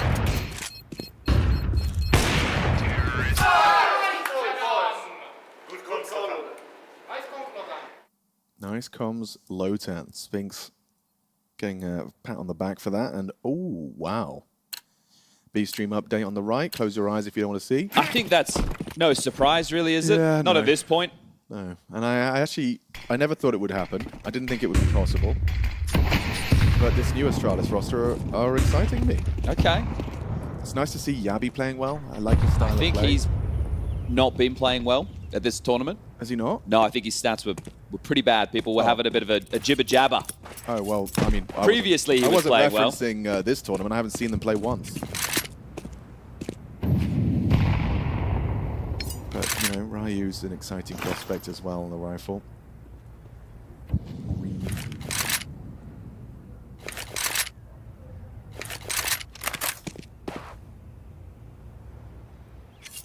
last chance to get into the game right now from FUT. See if Krabani wants to jump out the window again. I think he should. Maybe he'll get a better timing. Yeah. But this has just been a very contained T-side from MOUZ. It hasn't really required any bells and whistles, has it? It's default, we get the mid control. Once we establish that, we group up, we go for the finish together, and it's been very tempered, right? They're not in too much of a rush. We're down to 40 seconds again. They know they've got full control over FUT. Pressure applied. A side. Benny swings into Xerxian. Jugs is going fighting. Yeah, not able to find the second. Jimmy, good on the trade. Ooh, Symmetry caught without his eye to the scope. A masterful, impactful round out of Xerxian. It just falls nicely into place for MOUZ. And their 12th round. Jimmy and Xerxian getting all 5 between them. Yeah, just late to a lot of those fights, not ready for it, right? Even though they had the signal in connected with the Krabani fight. And again, it'll be another one of these with the loss bonus in play. So Mirage about to go against FUT. This has been their home map. This has been the map they've been picking more often than not, and especially when available. Yeah, and it has been historically very good for them. Now it's just a cut above Jimmy in form. Yeah, they've picked up 13 consecutive wins on Mirage. So this is about to be snapped, unfortunately. Hard to see them be able to battle back in for 4 straight to take us to overtime. For those 13 consecutive, not all against the best in the world, but the last couple, they definitely have been. Astralis, Furia, Aurora, Astralis, G2, Furia. That's names that you know and love.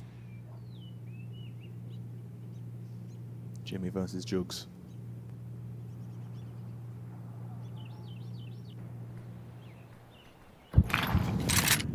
Spinks starts to throw out this one man denial of the jungle side.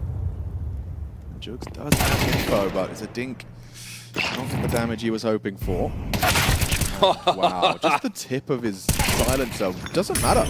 Ron assumed he was covered. Gets himself an equalizer. Torji onto Longs. That's ticket gone. Just Symmetry here on the site with somewhat of a voice. Yeah. Oh, the flash stops the spray. Nice one from Jimmy in response. Puts us into a demon clutch. Or MOUZ take their map. HP on Jimmy. If he could catch a quick one onto Torji. Sneaks in. Just too easy. Well executed. MOUZ 13, FUT 8. That is the first time since late November 2025 FUT have lost Mirage. I think that's such a great example of what we were talking about in the pre-show. Obviously, if you take what Sponge just said, first time in months, FUT's lost Mirage. Different level of opposition, though. You're playing against a playoff team now, a team that regularly makes playoffs. They do bring a higher ceiling to this match. Not just a playoff team, but a team that is arguably the most consistent group stage team out of all the teams in the world, together with Vitality, obviously, who's dominating in that regard. So yeah, you can make that case, you know, and be like, FUT, it wasn't a bad performance, it wasn't a bad game. You're leading 7-2 in the first half as well. You're making the game a bit messy in the beginning as well. You win pistol, lose round 2, you then win round number 3. So you're kind of dragging MOUZ down to your own level in a way that is positive for you, that is beneficial for you, and then yet you're still not able to convert it into a victory. And I would even argue MOUZ, you know, in control here in the second half as well. So in that regard, I think I kind of got what I expected. As I said, I know a lot of people are very high on FUT right now, and I am also hyped about them, but I think there's a limitation to how much we can allow ourselves to expect from a team that is still new in this environment. No, that's a really fair point to make. And look, I think FUT put themselves in the position to pull it off. I mean, I think the rounds that they got on the T side were really good, and they basically do what we talked about in the pregame. They play very decisive, they're very fearless, they just kind of grab up and go, and they're very good at exchanging and spacing together to make sure that they're not giving away any 1v1s or anything along those lines. But unfortunately, when we switch over to the defensive side, which is where I really thought that FUT would thrive. You know, we mentioned MOUZ have really struggled offensively on Mirage for some time now. I really thought that, you know, the anchoring of Demon and Jugs, you know, usually is very solid on a map like this one. To see them both not perform to the level that we expect out of them was definitely very damning. It seemed like Symmetry was really the only guy who was consistently putting up numbers defensively on that one. And just a couple of like weird mishaps that I think their nerve got to them. You know, there was one round, for instance, in the second half where Kabini just jumps out window into 2 people underneath him for really no reason at all other than to try to get information, I guess. But he did that so carelessly, and he gave away an advantage. And it's just one of those things where you could see the cracks kind of start to happen in that second half. See, to me, that's the interesting, you know, aspect in this game. If you want to focus on an individual, that's Jimfat playing so well and finding so much impact consistently throughout the game.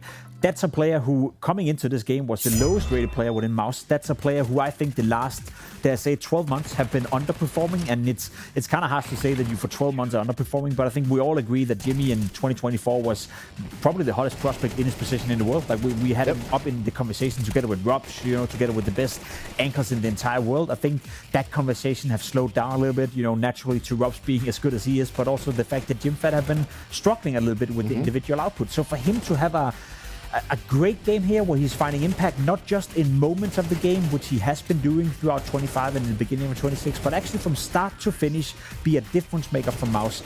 That's, again, you know, another thing that I look at and I think, okay, if that's going to be not necessarily the norm, but if that's going to happen more often than not, then maybe that's what's going to change MOUZ and this whole boring story of not getting over the finish line. So, if anything, I'm just trying to find the small signs, you know, the small positives, and I think it's fair that we highlight it because we also have been quite critical of the lack of consistent output for MOUZ. I'll also say this, Torzy's had a hot amount of time so far this tournament as well. You know, I think he was like the one guy in the Vitality series who's actually putting up steady numbers throughout the entire course of it, and he had a lot of impact in this game as well. So, like you said, they have the talent. We know they have the talent. They've shown that for years at this point. You know, all these guys coming through the MOUZ Academy system for the most part, you know, they've always been guys who turn from prospects to really talented players to veterans, and it's just about making sure they get the form at the right time, and definitely we saw that in this game.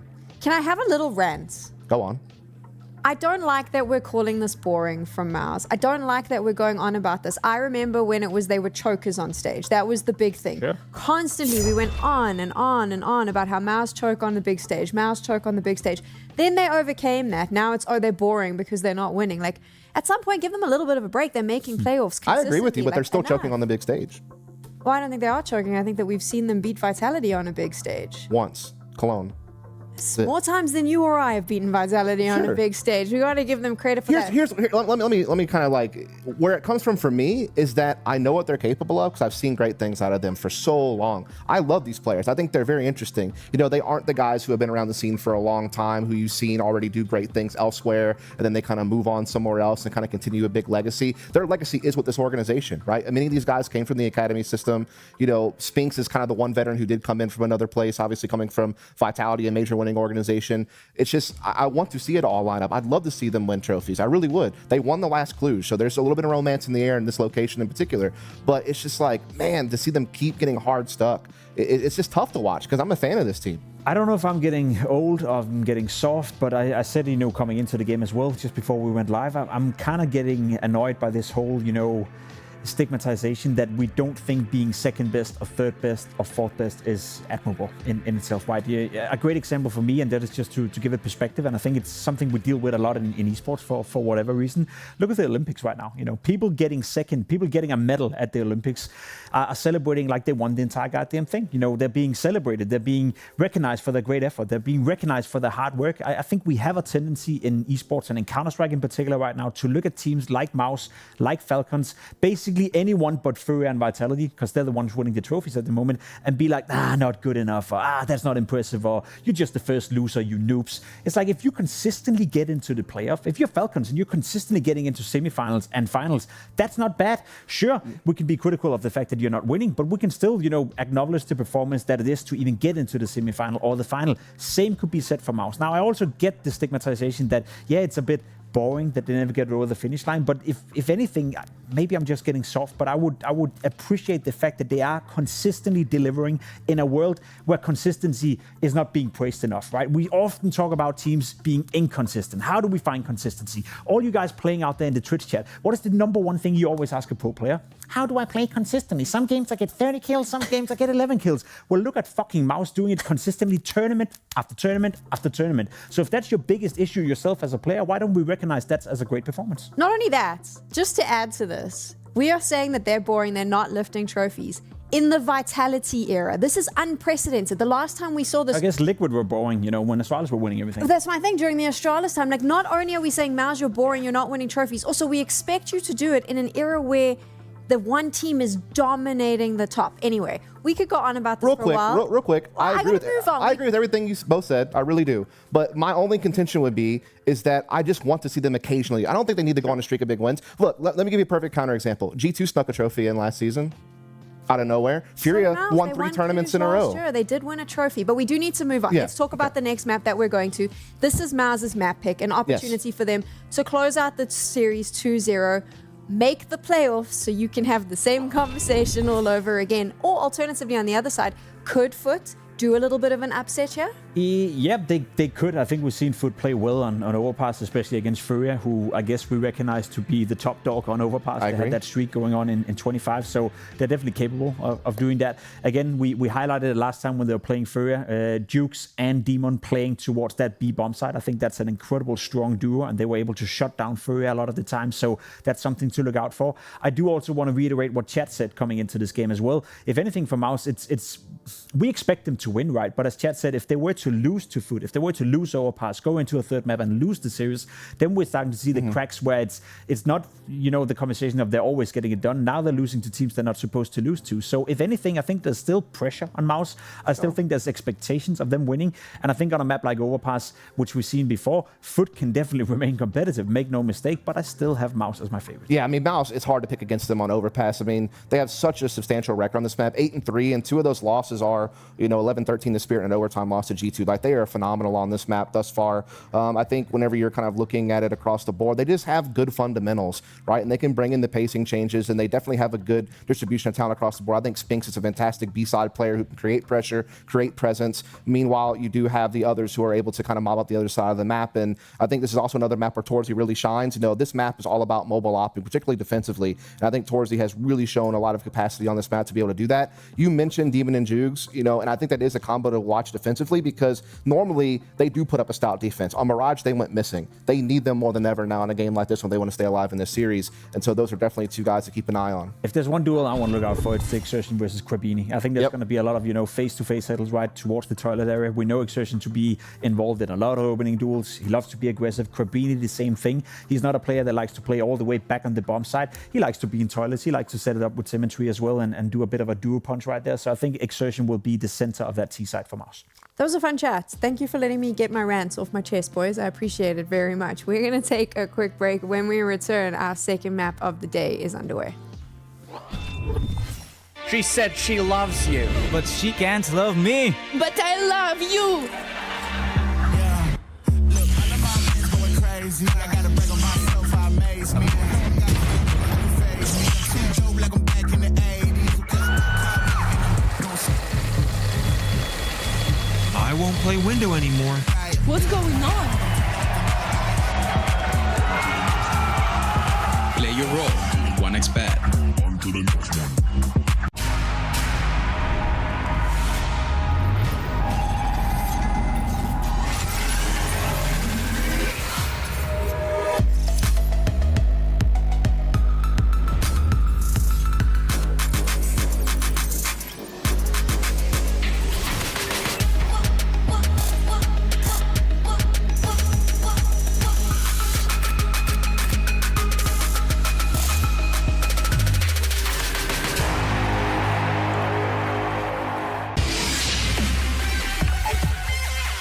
The human body was built to move.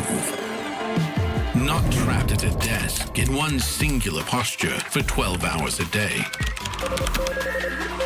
It's time your chair evolved. This is Secret Lab Titan Evo. Ergonomically engineered for you. Gamers, hybrid workers, artists. Backing your every move.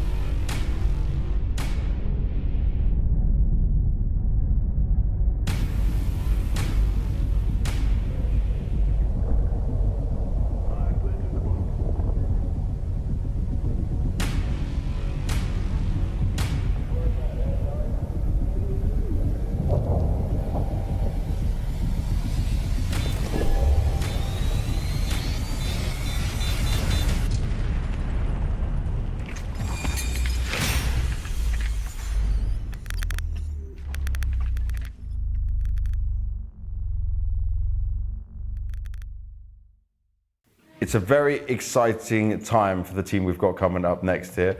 FUT have shown themselves to be a contender who have been grinding up and making their way forward as a unit right now. We've got Lance with us, joining us, and dude, for you, you've done some big events in the past, but obviously it's very new for the whole team you have. You're still very young as well. So just talk to me about what you're seeing in the team, what the feeling and mood is like for you guys when you're now in this situation that you've wanted to put yourselves in. To be honest, after China, I kind of, like personally after China, I kind of realized that this is a very good team with a lot of potential, right? Yeah. Because I had some very past teams in my teen years and that kind of affected me in many ways, and like I kind of saw how it's supposed to be, right? Like you need to have the dedication, you need to have the talent, but at the same time, you need to have the passion, you know, because you can have the dedication, you can have all these things, but you still need to have that passion going on. You need to have the fuel going on for the game, because otherwise you'll just tilt each round you lose. You'll just be mad most of the time. Now,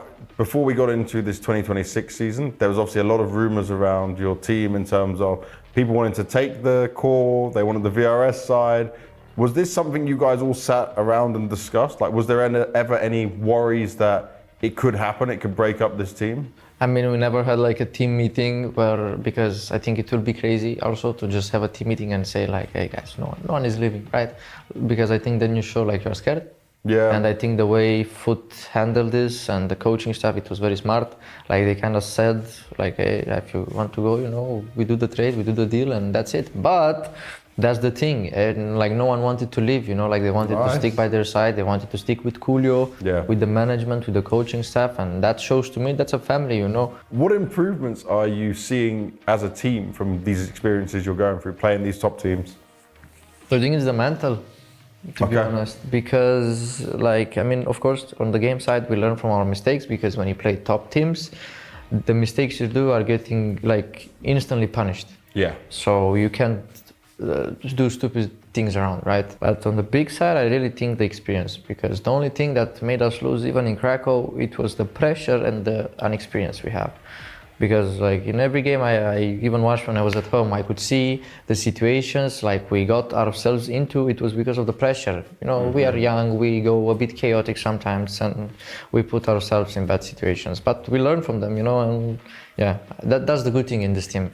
Each game we play, even if we lose, we always fix the mistakes. In terms of another thing that's good to see, you're kind of in a home field advantage in some ways. Yeah. Does this make it more special for you as a Romanian, being in a possibility you could play in front of your home crowd, that some players never even see that as an opportunity? For me, yes, because I said, especially in my rough years of the career, some of the Romanians, I'm not gonna say all of the Romanians, but some of the Romanians were very close to me, they were very supportive of me. We have this inside joke in the team, I have never lost yet in Romania, like neither national or international, like I never lost any tournament on LAN. So I told them that semi-finals or grand finals, I'm fine with losing there, but until there, we're not gonna stop. Gotta keep going. Yeah, and even there, we are not gonna stop. Well, Lance, thank you very much for all the insight. I wish you the best of luck in the tournament, and let's see what we can do. Hopefully you can get into that arena and go far, especially being a home crowd. That's the goal. And yeah, thank you for having me.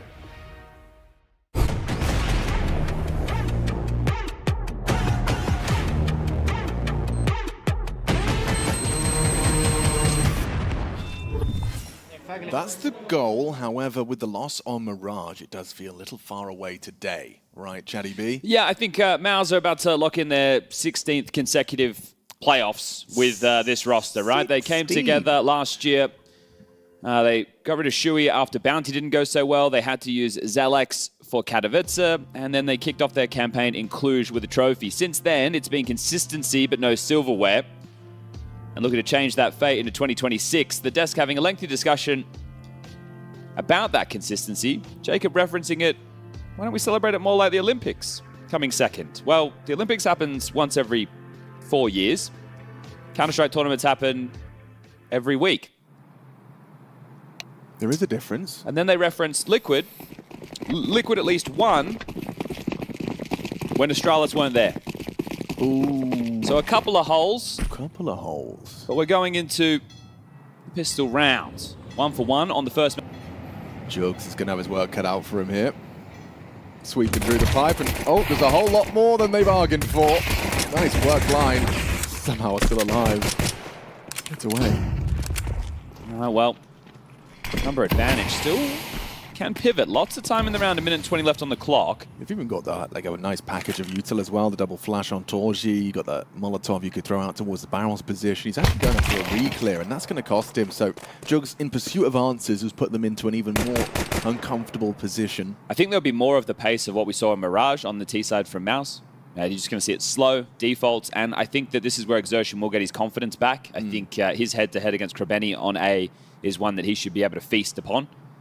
I think, again, one of the big obstacles for FUT to overcome is going to be the amount of tape they're starting to show against top teams and continuing to reinvent the way that they as players address situations. When you're younger, you're a bit more stubborn in the way that you want to attack scenarios. So a little bit more resistance to change. You know what works, you know what gets you output, but that is going to be countered as, well, Molly does land on B, but they are going to just jaunt swiftly into the A site. The bomb will go down, and for Longs and Symmetry, that'll be round. Bomb has been planted. Symmetry can hold on to this Kevlar. I think for Longs, he might hang around and look for a kill or two if he can. That's going to be 2 of the 3 pistols so far for MOUZ. Yeah, 3 waiting in short pipe as well. The fights came to them. It was all too easy. I think you know that's going to happen a lot against these guys, right? That's why if you're patient and you use your default, you are going to be able to topple them more often than not. So if I'm Cycling, that's what I'm saying. Hey, boys, we know they shoot hard. We know they like to set the tone. Let's make sure we're the ones controlling the pace. And let's not get drawn into the type of game that they would like to play. If you can limit the multi-frag opportunities of Jugs and Demon, right, while they're anchoring B, you can make sure it's a bit more pitter-patter, or you have some fakes or some spacing to kind of sketch them out a little bit. I think you're going to have their number here, and this is always going to be tough against a team like MOUZ. This is where they make their money against squads like this. So with another playoffs on the line, we'll see how quickly they can make it and give them a day off too with the Thursday just to calibrate. And we'll see how the playoff draw lies. We've got 3 more teams to lock in today, 3 more teams to be eliminated today, and then tomorrow, well, more of the same. Last day of the groups. Coming up. For Jimmy, going to clear out connector safely. No nade on the door, so he's got safe passage as well.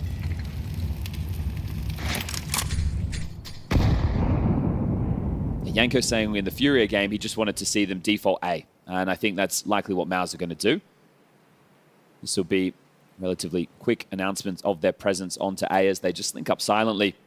Krebeni jump spotting long. Symmetry has rotated back to the A site with the FAMAS. He's aware of the possibility they can be damn close. Oh, and he missed the info. Yeah, already getting walked on. Hello. Yeah, spots ahead of Brawlan, jumps up and confirms it. Crouch commit to the spray, so clawback provided. Jimmy does well. An armored USP, a bit of a rarity. Longs is lucky to be overlooked, and actually leads to a team kill. Now the spread comes through. He's managed to break in. Flank in from Jugs right now. If he can get a kill, maybe a conversation. Yeah, maybe. 5-7 versus Galil. I say that, Jimmy's got his Glock in.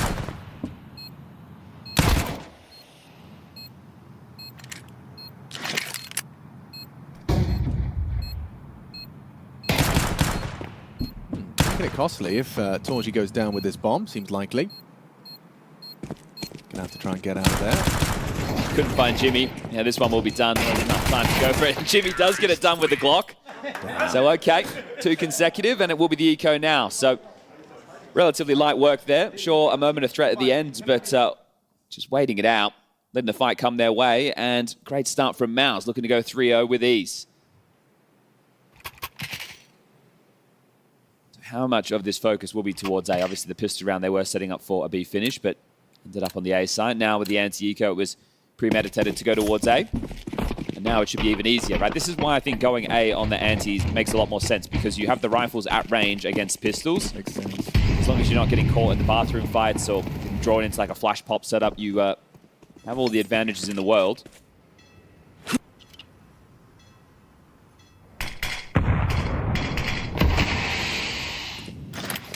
Oh, they smoke it and they clear it.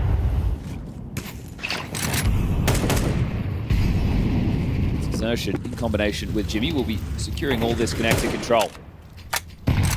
Frees you up to really get comfortable. This would be a good game for people at home to sit and take a look at defaults and the protocols, right? What each piece of utility's for. Oh, hello. It's a cool boost. Yeah, nice one there. So Spinks goes down. And so does Brolin. Yeah, gets a little uncomfortable, but they are actually reacting immediately, just snapping into the A side. So with Jugs gone, should be set to collect, despite some nice Deagle headshots. Truck, you hear the rotations of Demon and Longs, maybe Prevent flank, and yeah, Zertion's ready for him. Cemetery hoping to find that late trade, but he's not been loud about it. Jimmy down. Just 3 HP on Cemetery. Zertion's going to go all the way around. If they take down Torji, it gets really uncomfortable for Cemetery's Zertion. ready for this. It's not planted for you in the bathrooms. It's on the truck side. He's going to hope to call the bluff. He's got to go now. To swing out. They're just the going to take fire this. is going to be provided. The defuse comes through, and FUT will pull it off. Lots of tricks in their book. A boost to get your pick on Spinks. You hit a nice one on the long side, and it all falls into place. Yeah, that is a beautiful one right there. A couple of zingers on the dig. So there you go. Able to win a round that felt like it never should have been theirs. The long kill onto Spinks, and then it's the one towards long. So yeah, here's the boost that 3 men required to erect this one. Shot comes in, and as they're retaken, I'm wondering, okay, they didn't want that AK, right? That would have been another rifle to give it a go, or maybe they save this one from Kreveni onto Brolin. Completely shifts the conversation. Beautiful. All right, maybe a bit of a conversation starter.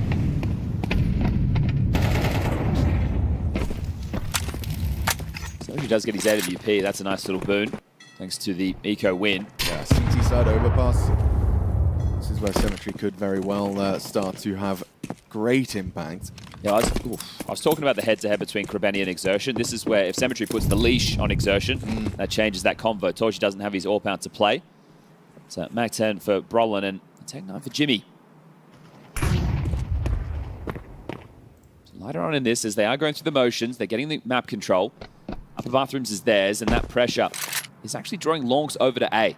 So this is working quite nicely as they throw a question mark smoke deep long. It's Jugs and Demon, both postured on short. And Exertion still continuing to kick up a fuss.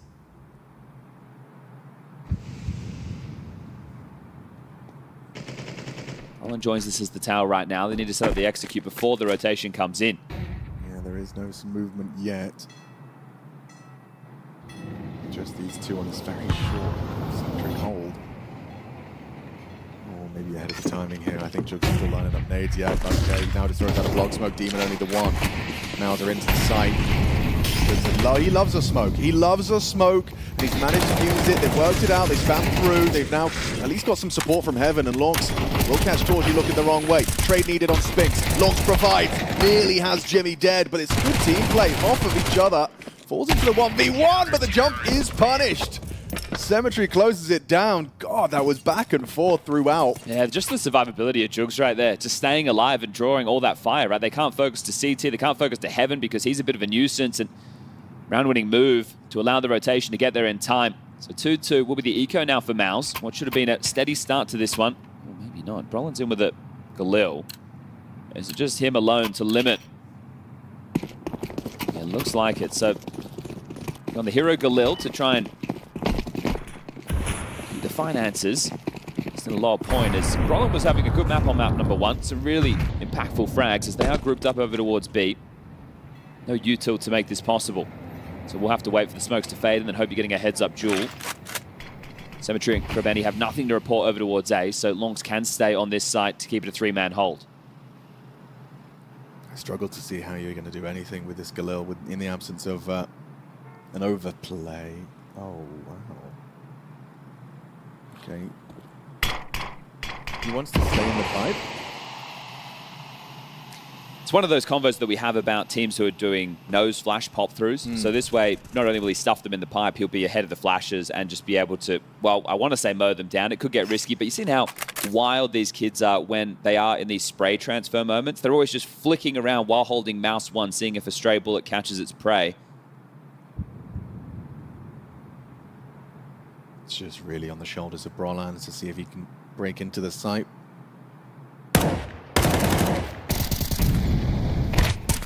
they get some answers. MOUZ now know where two of the defenders are. Now just one of the players on B, Demon down. And now you've got, oh wow, a sequence out of Jimmy's P250. Incredible, impeccable output. Krabeni trying to stop the bleed.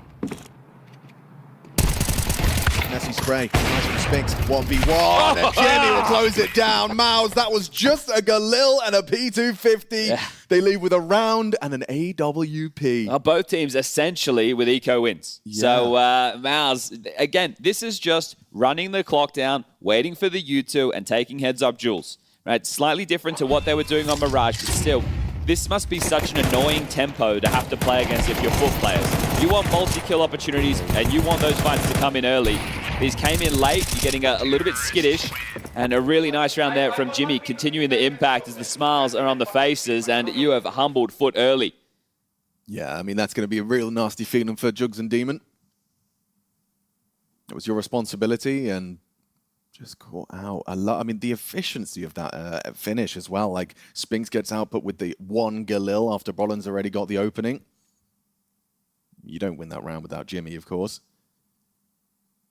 Had he not spent that little extra, $300. You can always afford a P250. That's what Jason says. That's what Jason says. As you know, now he's not right, but you are in that situation. That's where it looks beautiful. Okay, well, we already had an eco win. This is a force fight back for FUT. Now, this one is going to be tough. Everyone has an AK, and there's that scavenged AWP. Full belts and nades. This is one of the toughest situations to see this work, and likely why they're going into one of these 4-1s. If they hit the B-bomb site, we lose Jugs, we save, we do it again. If they come A, we have a stack, maybe we can capitalize. We're seeing a lot of this thought process from the teams. Makes a lot of sense. Does require a bit of a gamble. A little bit of lady luck as Jugs is peppered down.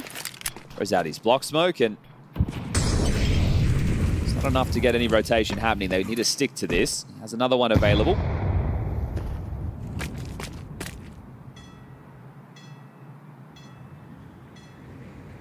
Krabeni just got a smoke from Lonks. Is he going back to spawn to donate this to Jugs for another block on B? He's just gone back and okay, it's been thrown out, never mind. So just keep channeling those smokes. Yeah, Lonks is going to get a head-to-head.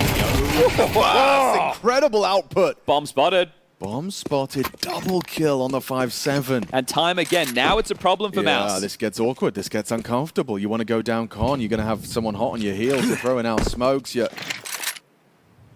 get flanked if they time this right. And they are starting to move on the flank. Krabeni's will be there. Short is smoke, so channeled into Monster. A flash confirms Spinks is occupied it. Now they're quick and hot on the heels of Exertion. He's distracted. They're still trying to kick open the door. Great control 10 of seconds. The spray. Through the wall, Deagle headshot, and down go MOUZ. God, no one can catch a break. Damn, okay. That is a round where MOUZ have everything they need and more, and they still can't get it across the line. Longs with a statement, double there on the 5-7 long, just pound for pound, this gun delivering. Oh, that range, it looks like a thing of beauty. Yeah, I think that says it all. All right, well. And that's the other side of the playing the clock game. You know, running down the clock. You ended up with 30 seconds in a really uncomfortable position. And you see the idea work. All right, they channel the smokes, they block them. Krabeni's just swinging. No, like, flashbang, no utility whatsoever. He just goes running into connector, and fair play. He has taken Bolin down. We have seen some maps where Jimmy's been abused in connector, right? There was just a lot of setups of flashes to be in his face, and I think that's something that is a good learning moment for MOUZ, right? If other teams want to do that, they need to have different ways to assist him or to be able to deal with it. So the fact we've gone 4v4, Krabeni lays his life on the line, and that is a gun to be scavenged for Spinks, who at this moment just has the Tech 9. So we've got to creep up, grab that, and everybody has something to work with. Understandably hesitant on the retrieval mission. Could have been a little bit of bait.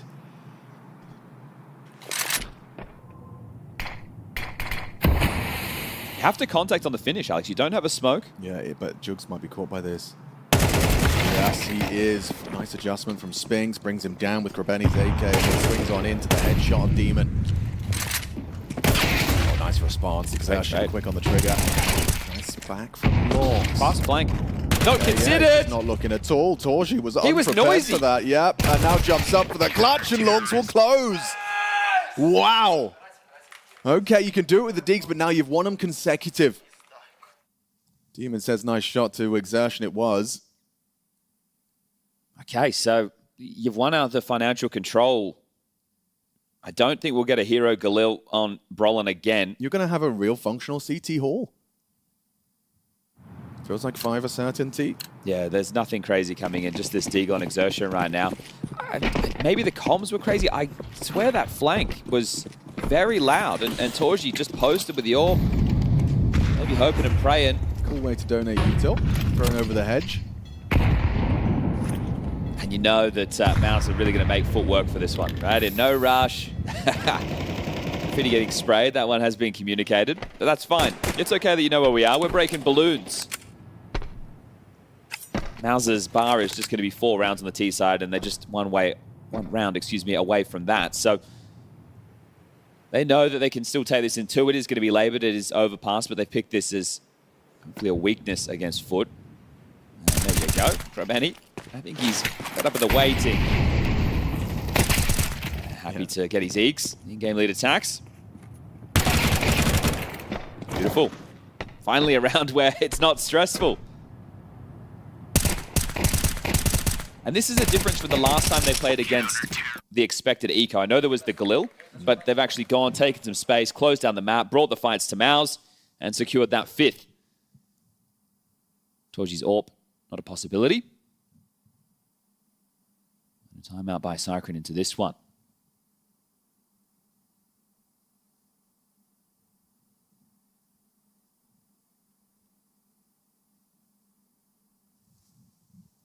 So we're just going to hold on to this Famous. So how will that shape the CT setup coming into it? And coming out of the timeout, Coolio also gets that 30 seconds. So does he have something that they want to respond with that can set the tempo or maybe unravel whatever Cyclone had in mind? That would obviously come with something aggressive or maybe a bit of a trap laid. I just realized MOUZ are wearing a different jersey today. Yeah, You're they change pretty frequently. Yeah. Mixing it up.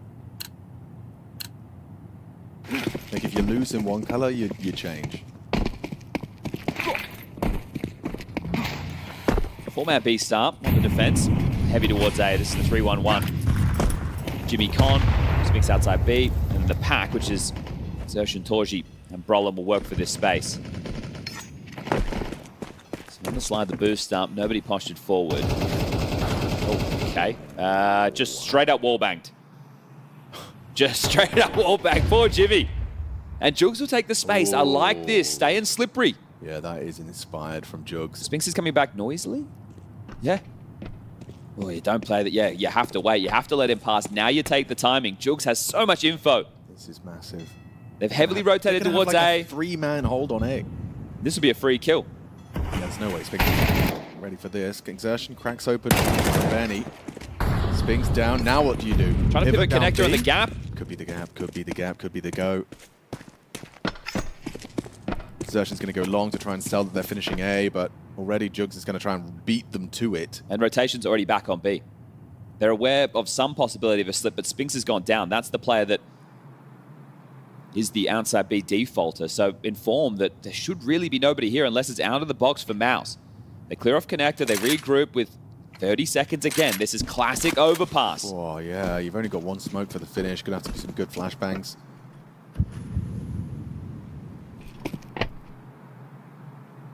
Longs in the right place.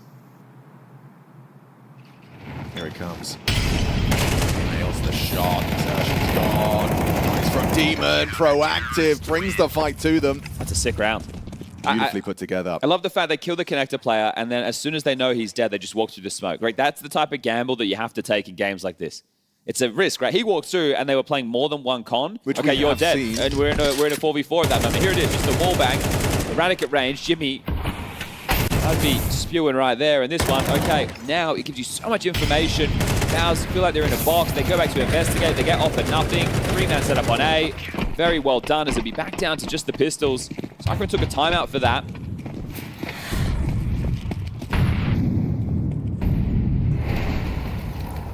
Starting 4B again. Really do not want to allow MOUZ to get away with a B execute or a pop again, at least in the early stages of the round. Off the boost, they'll take the space. Nade a little bit deep.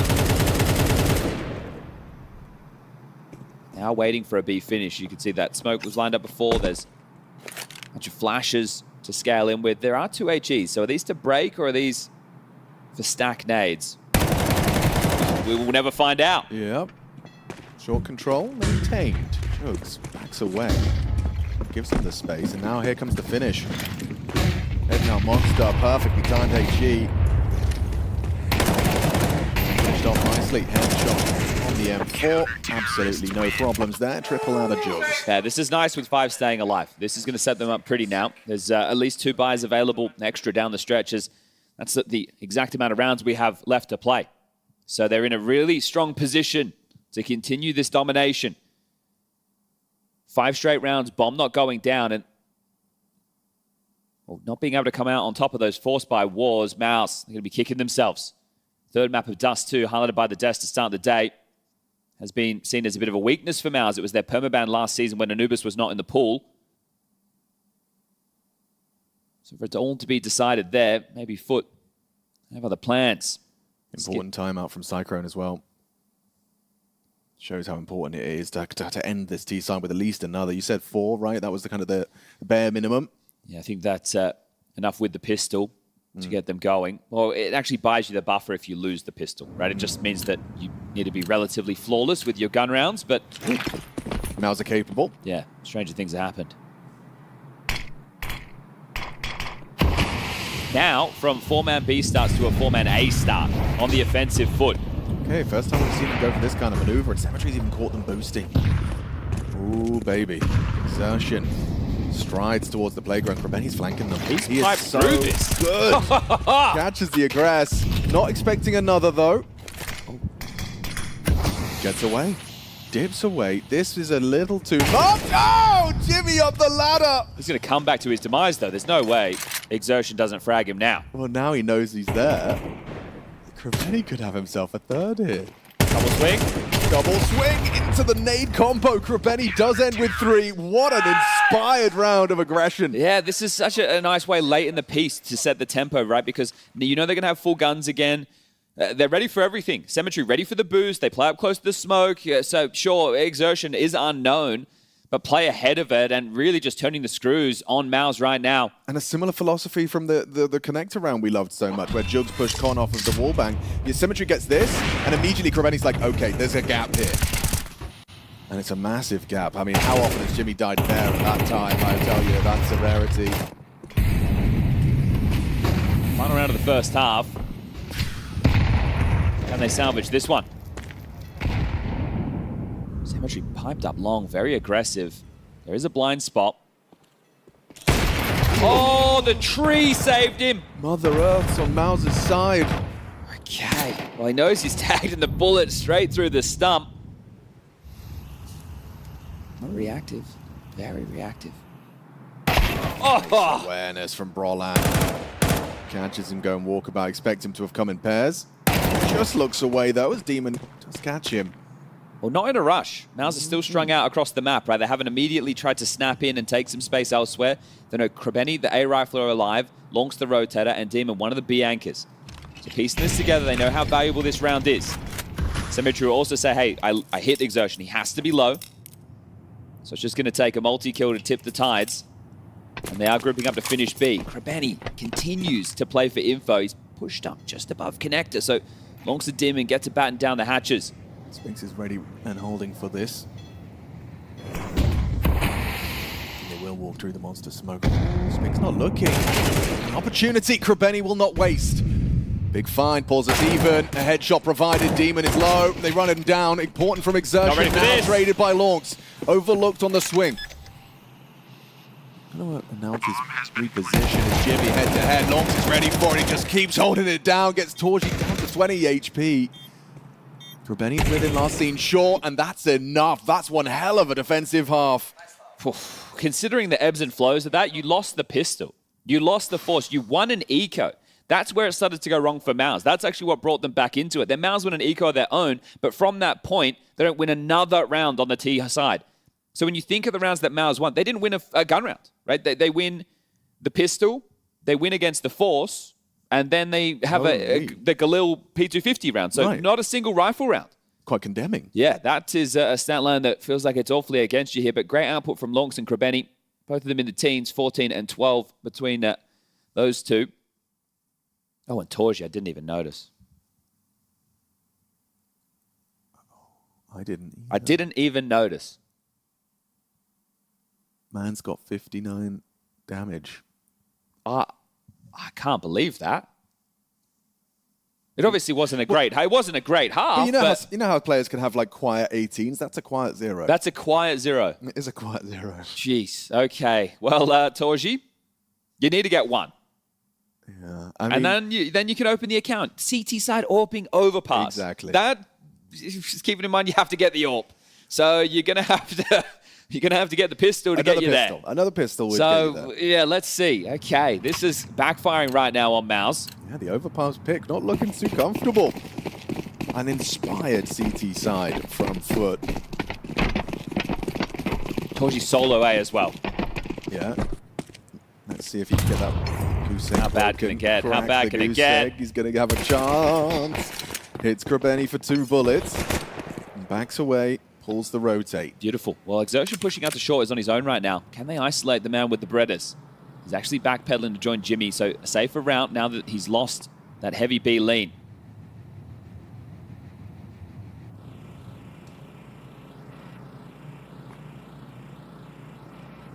They freeze. Hoping for an overextension from the short side. Exertion not going to oblige.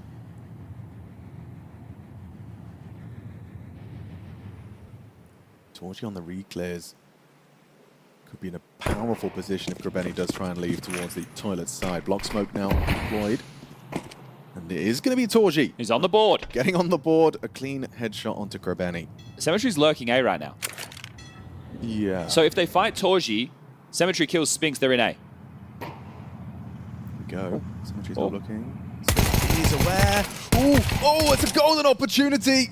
Torji's still got another, though. Running in with a knife! Crazy! Crazy, because now they have got the A site. Massive rotation, though. You can see them coming in.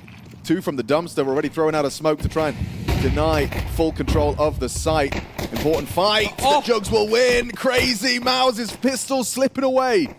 Exertion, good flank. Oh, no. Reveals it too early. Pulls the trigger. Symmetry aware.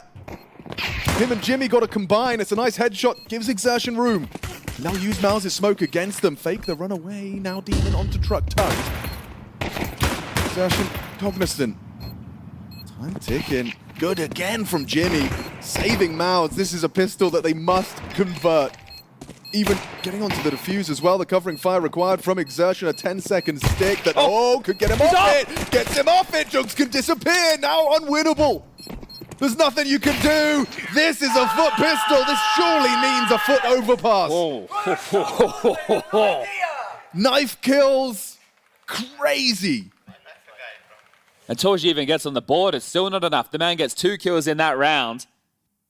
And that is not enough to get them across the line.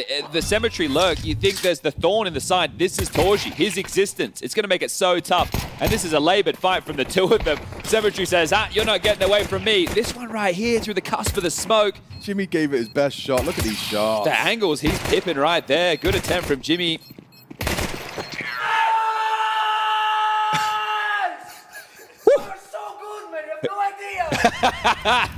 But chin up his boy. Yeah, man. I mean, understandably. Jimmy's going to have to do it on his own. Oh, look at these layered flashes they've got.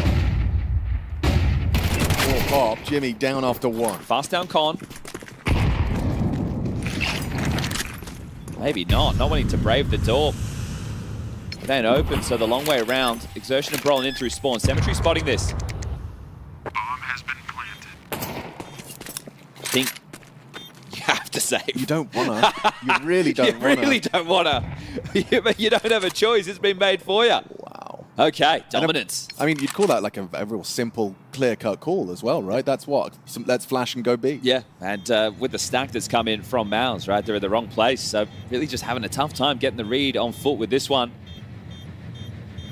Might not be a single gun round to note for them in this map. And then Dust 2, okay. And isn't the Dust 2 was the map where MOUZ did look, you know, kind of outclassed by Vitality when we were watching that recently? Yeah, so it's not their favorite, right? Last season it was a ban for them while Train was in the pool. Once Anubis comes in, they remove Anubis. They don't like that map at all. So Dust 2 they deal with, but still showing some problem signs on it. So there is a real opportunity. I think after it was Mirage, he's sitting thinking, okay, MOUZ should, especially with the way that they were in so much control. They were in so much control on the T side, just the tone that they were setting. They were going through the default. They were never really getting pressured at any point. They were able to finish together, good trade work, just simple Counter-Strike. And Overpass offers you more of that. But because of the force buy wars early, they weren't ever able to get on top of the money. And well, now it is essentially going to be force buying out the game. So it'll be a similar round for FUT to have to deal with. This time there's an M4. So slight upgrade from the Famis in the hands of Spinks, the A defender, alongside of Torji's AWP, which in this equation is a scout.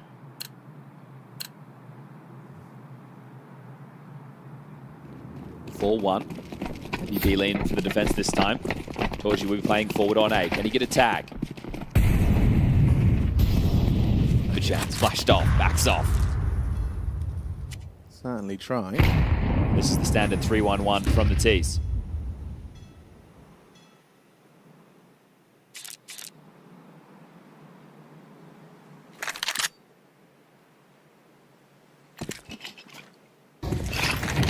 We saw them have an issue with that setup against Furia, right? Where it was Molodoi alongside of Yakinda playing the AWP rifle setup forward in the bathrooms. Well, they've used 2 mollies there to make sure Divider is clear. They know that they're up against these lighter weapons, and big rotation back to A. Staging area of Long being taken now. Only have... Would have loved to have hit that. It's a crouching static target. Ooh, Krabeni still throwing out his nades. Torji really wants to finish off the job here. You've already lost Roland. Jimmy chipping in. Heavy problems for the T's. Long's backing away, but Cemetery pushing forward, forging a path into the site. Spots the shoulder. Jimmy on site, backs into Long's 1v1. Oh, he even hit the headshot. Cemetery, just 1 point of health. Still gets it. 12 on the board for FUT. That's a 5v5 on the A side right there. I understand they have the weapon advantage, but that's tough. You're going into the stack, you get caught ahead of the play, you're trying to execute through it. A single point of health makes all the difference.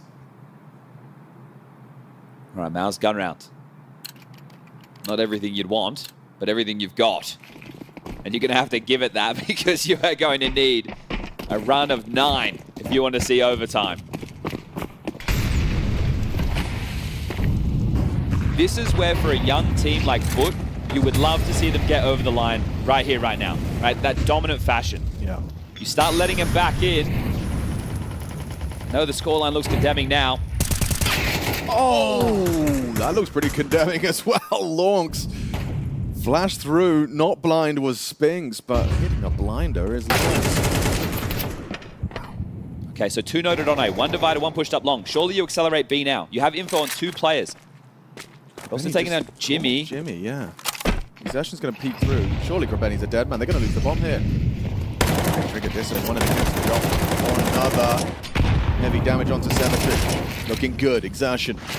Solid defense. Missed incendiary, costs him nothing. Okay, MOUZ will repel the first of the many tests ahead. I think Krabeni's going to be frustrated because as the in-game leader, he's noted immediately, he's heard all those comms. We've killed 1 on A, we've taken contact Divider and Long, I've killed 1 on B.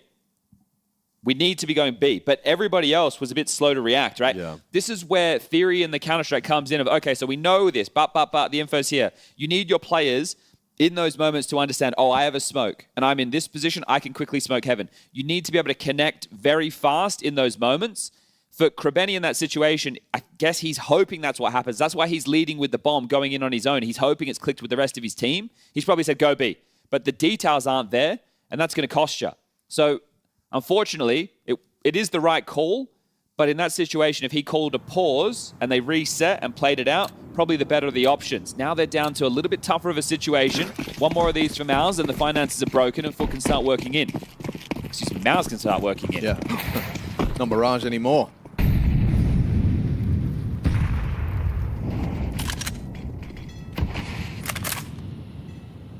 That's so tough. That's one in the review. It's like, all right, boys, you know, we have this info. We either need to react quicker or... Oh, the timing on that. Be better. Felt like they played into it. We saw the nade come and they started strafing, and now opening kill comes in. Lonxy's been having a strong map, 17 kills. Offers up an opening death. It's going to be a long walk. Torgy's jump spotting this. But Quebec does have a good weapon for that fight. He doesn't hit the opportunity. This is where Symmetry can scale up behind the scout.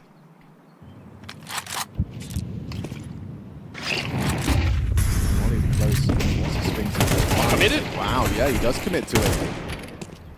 Okay, no spings. Torgy back side. Supportive flash is good. Block smoke even better. Hit a bullet there. Roland, the whole squad is here. When he receives them, Demon gets shut down on the push through, and yeah, Cemetery just accepts his fate there. Yeah, it looked threatening for a second, but tough one. Okay, Eco now.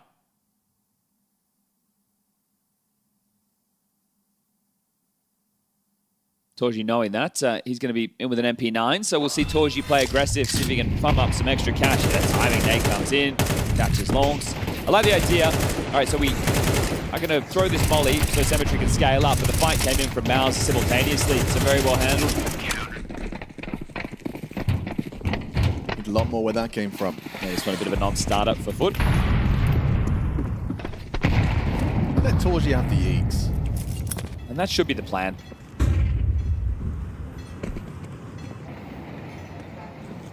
So he went from 0 kills in the first half to 7 now in the second. So he's already tied up with Brolin, and he's only 2 away from Spinks. So you can already forget about that first half of play. And when you're the AWPer and you only have the AWP sparingly, it is going to be hard to fulfill what you practice.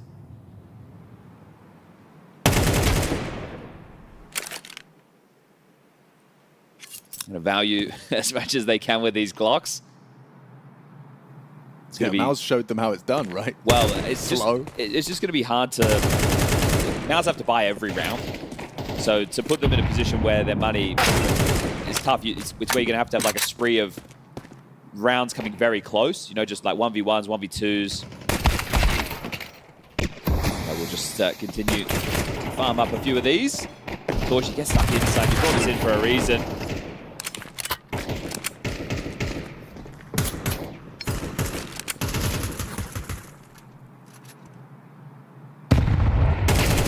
There you have it, okay. Just a 6-round gap.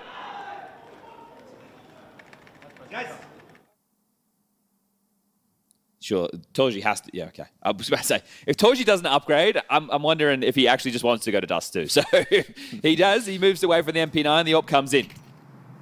All right, this is what you need to see. Update on screen, close your eyes if you don't want to see it.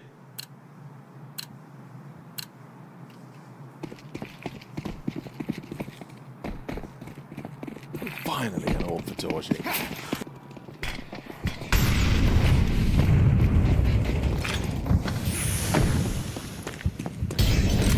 Playground swinging through into AWP, and immediately Torgy's impact felt.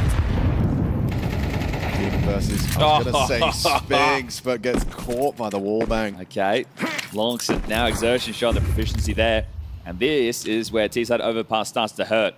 Top timing. Yeah, lovely position from Jimmy, just an easy headshot. Down 1. Cover, the support from Exertion is there. Jimmy, damn, not messing around. Knows that ranged fight, catches Cemetery through the smoke to make it just 5 rounds in a row required. 5 more, I should say. Yeah, and I think when you look at it, obviously they just need 1 round. So just one moment has to go wrong for MOUZ for them to lose this map. But it's a bit of a worrying sign. I understand that the buys haven't been the best, but they've managed only 3 kills in the 4 consecutive. So they need to start making a bit more of a dent.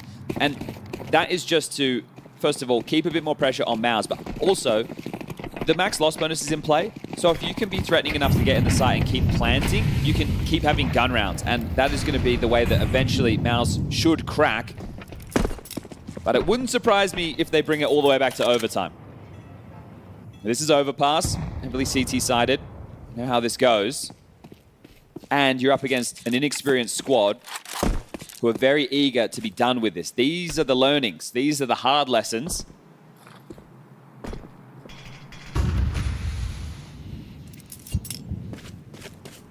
Nice reaction from Spinks as well.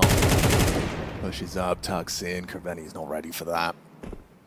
This is the worst case, right? I was like, keep it threatening. You know, you want to be in positions where you can trade off of each other. Get a plan. Right, and right now, the fact that you're just hemorrhaging 2 opening kills, well, on opposite sides of the map. Ooh, very quick reaction out of Torgy. It's not enough. Oh, hang on. They might get the site. It's Brolin, though.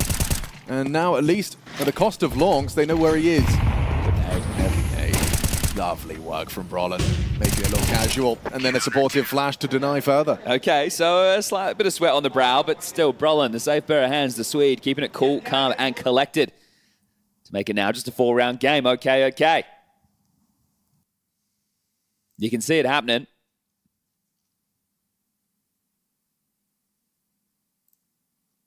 Just have to look at that FUT game against Furia. That one went triple overtime. And eventually the wheels started to come off. It started to get a bit more disconnected. Players taking gaps, playing on their own. That's it for the timeouts. Nothing left. Both coaches flying blind for the next handful until we get to overtime and you get a little replenishment.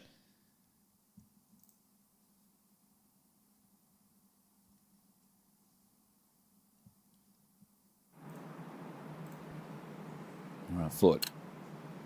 Another partial, another gun round. Symmetry all. 4-1, preparing for B. Spinks blocking A, standard combo. Stairs smoke. They grab Molly and they're through. They are through. This is quick. Long's even relaying that info of Spinks' retreat. He wasn't quiet about that.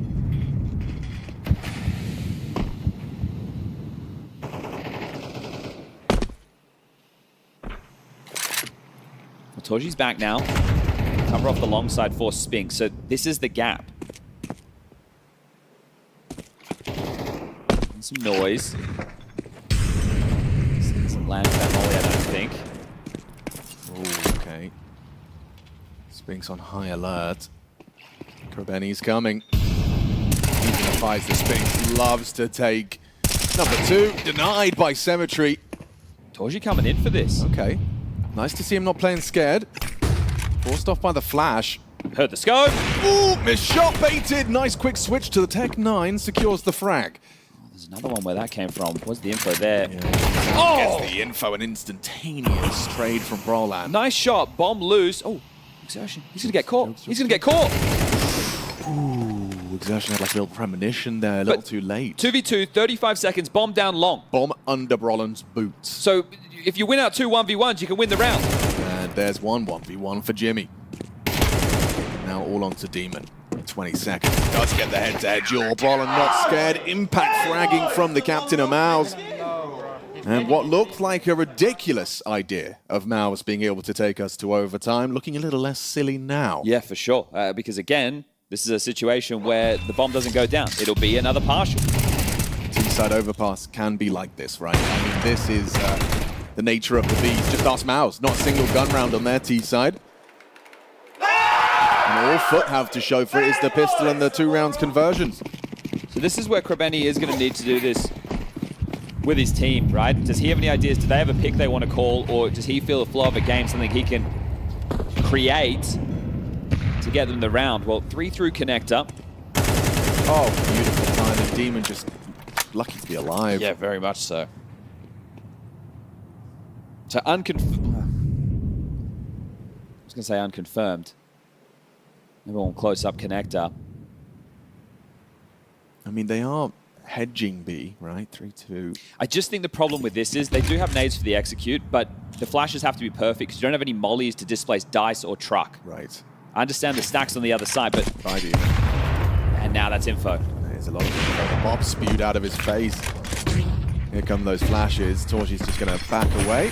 They feel like mission's accomplished. They've already got the early advantages, and so things can tick along nicely for number 10. Yeah, haven't been able to get anything out of this hero AK. I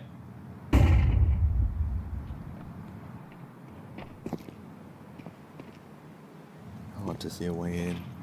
Torji's played it perfectly. Chugs saved by the dice box is only delaying the inevitable. The 1 HP, 1v5. All right, we're at the business end now. Yeah, we've got that. We're at the most tense moments, and this is tough for an inexperienced team, a team playing in the big boy league now and having to take on MOUZ, who are perpetual playoffs, right? This is them looking to get it done 2-0. And sure, oh, it's close. Yeah, we picked the overpass, but this is a confidence builder.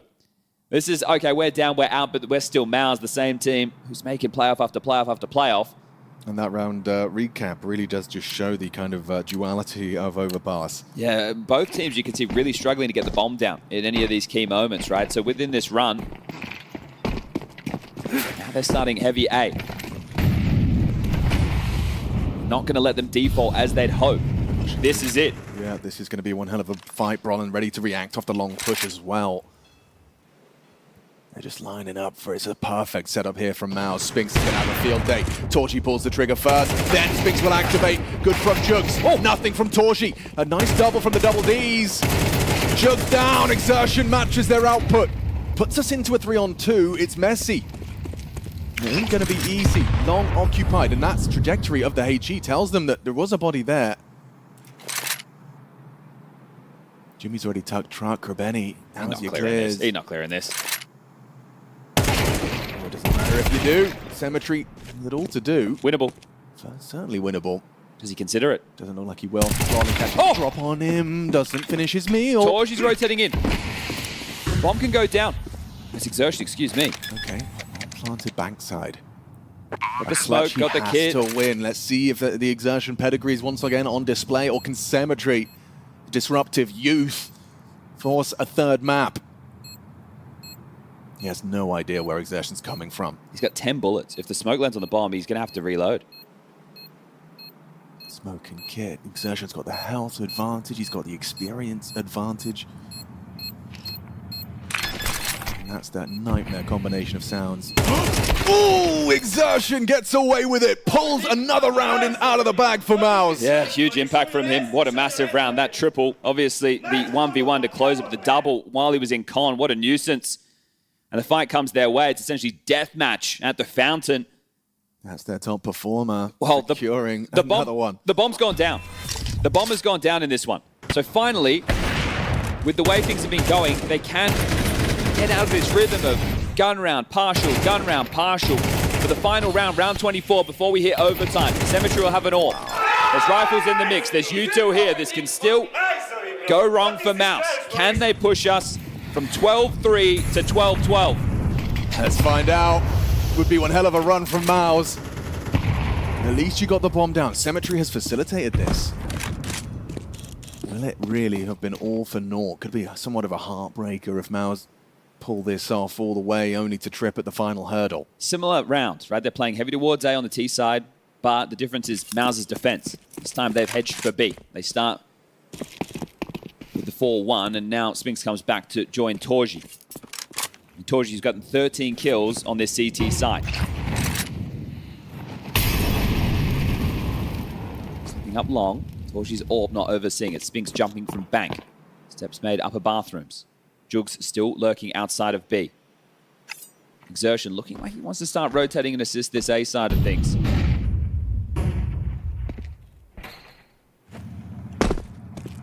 Spinks might get a shock here. Yeah, especially with the AWP now trained on this. Cemetery hoping to catch the jump spot. Spinks is going to throw out a flash that already Longs is ahead of. Demon there for the trade, and the bomb's on its way into the site. Quick reactions. Pushing further forward is Longs for the block, but looking good. MOUZ already got the frags, but there's two back. Exertion reveals his position on the way back in. Catches the lurker on B. A little bit of moment's respite to plant. Do some scavenging. Who's with the AWP, really? I'm not sure about that. There's an M4 in front of him. Might elect to peek with the AWP first around dice. Powerful position. Jimmy using the sound cue to just walk straight through the smoke could subvert the expectation and confirms they're both likely stairs. There's this incendiary for the bomb, and there's no smoke. This is the kill. Jimmy's in the perfect position for this. Yep, nails it. Cemetery's gone. Longs, what are you made of? Not enough. MOUZ run it all the way to overtime. What a comeback. Well, this is the class of MOUZ on display to tie things up. Truly. Okay, and now this is where they take over. This is where it could even just be a sweep. There has been no taste of success for FUT since the pistol and those conversions. And they even had that 4v3 scenario where they just overplayed their hand, went fast into B, and since there, it's just been one-way traffic. Take a look at that. Last couple, yeah, they get a little bit closer, sure. They had some opportunities, some Tech-9 slipping the net, but otherwise, overtime, and MOUZ can take this into. A brief sigh of relief for MOUZ. Little bit of room to maneuver now. But you know, this is where one or two things happens. Either MOUZ just continues to dominate, or the pressure gauge for FUT gets alleviated oh so little that they go back and you see them win this first and you go, well, where was that? Yeah, right? Why couldn't you do that in that spread? So if you ever question the mental side of Counter-Strike, here it is on display. Let's find out which of the two it is.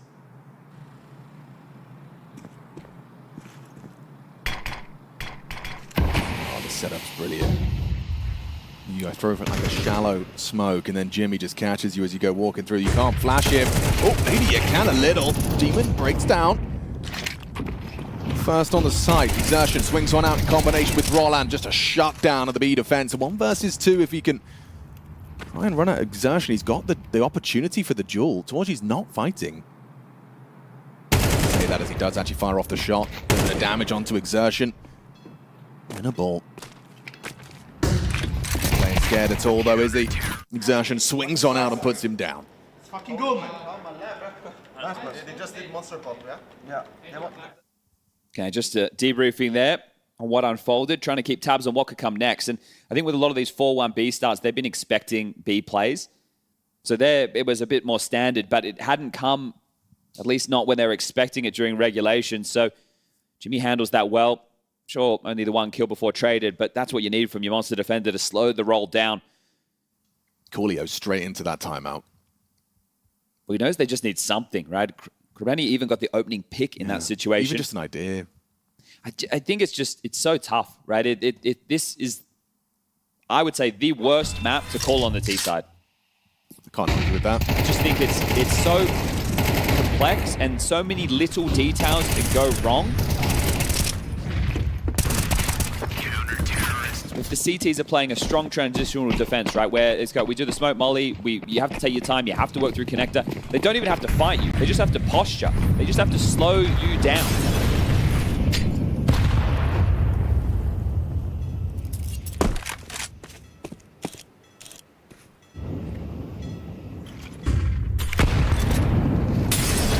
Egg comes in, molly doesn't land. Now Demon has a lot to worry about as he rounds that corner.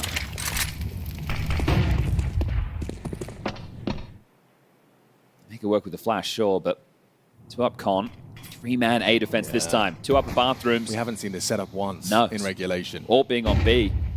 Gives them a lot of space. They have been consistently throwing this kind of Molotov, though. I wonder if it's going to force Exertion to react. No. He can tuck in. Oh, whoa! Nearly got 2 through the smoke there. Demon goes down. Exertion burning to 36. As long as he gets out. Symmetry's there to punish this, but he's flashed it. Diligent stuff from Exertion. Meantime, Krabeni's fallen. And now you know. I've seen Brolin and Exertion on A.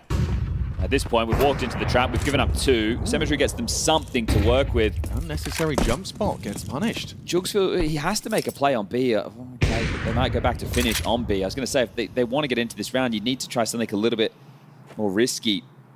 He's caught them pushing, but hasn't made the play.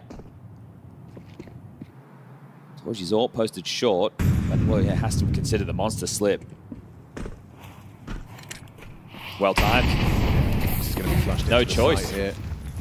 Spot the crossing. Torgy very nice and nimble on the AWP. And now Symmetry, a dead man scoping. Spinks boxing him in. It's all on to Jugs. Roland there for it. Yeah, looking like MOUZ have not stopped winning rounds since 12 was red for FUT. Yeah, 11 straight now. So 13 consecutive to close it in what will be quite the fashion. I think You've forgotten what winning a round feels like. 100%. 100%. Just feeling like you're on the eternal T-side misery. And you're going to swap over. And then if I'm MOUZ, I do something. I take a massive risk on my first. Yeah, you do something ridiculous. Right, I do something a little bit out of the box. Something that might catch them off guard. Because also... how about this for ridiculous? B-rush. Run into Jimmy! Jimmy says no! Round done. He's been waiting for that. He has been begging for that call to be made. And he feasts. It's just tough to watch what is a talented squad's inexperience on display. Again, this will be a learning for later. MOUZ had plenty of these in the start of their career. Bro, you're so good. This is domination now. Just one more required. I knew they need to do something. Yeah, he's right. They did need to do something. Run through a smoke to their demise. As, yeah, you imagine the mental of what this team, average age of 19. Gosh. More experience playing the game than probably anything else in life. And right now, when you're going up against some of the world's best and you're in these tough games, you have this one and you have the Furia, right? Both of those. Yeah, and you know they're going to be drilling T-side overpass in the scrims tonight. Trying to add a couple more tools to the toolbox. He gets his orb playing through Con. Maybe the CT side feels like a breath of fresh air. Torji might get his first T-side kill of the series. Yeah, sorry, of the map, not the series. Not the series. He was definitely present on Mirage. It has been that long overpass. It does feel like a series. And there it is. Okay. Immediately. Beautiful. Okay, and that's it. Torji, for a lot, is probably people's favorite MOUZ player. Right, he's gone with the energy, shows some vulnerable emotion at times, and definitely can have some moments. So opening incision, crazy from him. 0-11 to 17-16. Yeah, respect. So great mental here from Torji. He didn't look too flustered on the cams, did he, on the swap of the sides? So it's admirable. I think most of us would have put ourselves into a pit of despair after a half like it's over. I can't hit anything. Yeah, you're tapping out. We're washed. We're losing a foot. And now you're about to make it straight sets to get things done. Yeah, this has been, impeccable from MOUZ. And if you can convert this advantage, you will have had a perfect run. FUT have been frozen on 12. 20 seconds, they got to go. Smoke break punish, Jugs catches Jimmy, that's important. This is also, Demon can't quite close it down, but Jugs fills in the void. Look at the health on them. Look at the time against them. Jugs brings down Brolan. Just Torji. No time to win this one. Cemetery wins, Joe, just staying alive unless he gets swung upon. He'll tuck in, safe and sound. FUT finally get the taste of victory once more. Well, it's been a while. Now we get to learn, is it really just all about the CT sides? Maybe. That could be the next conversation starter in this one. Will we see MOUZ win a gun round on the T side?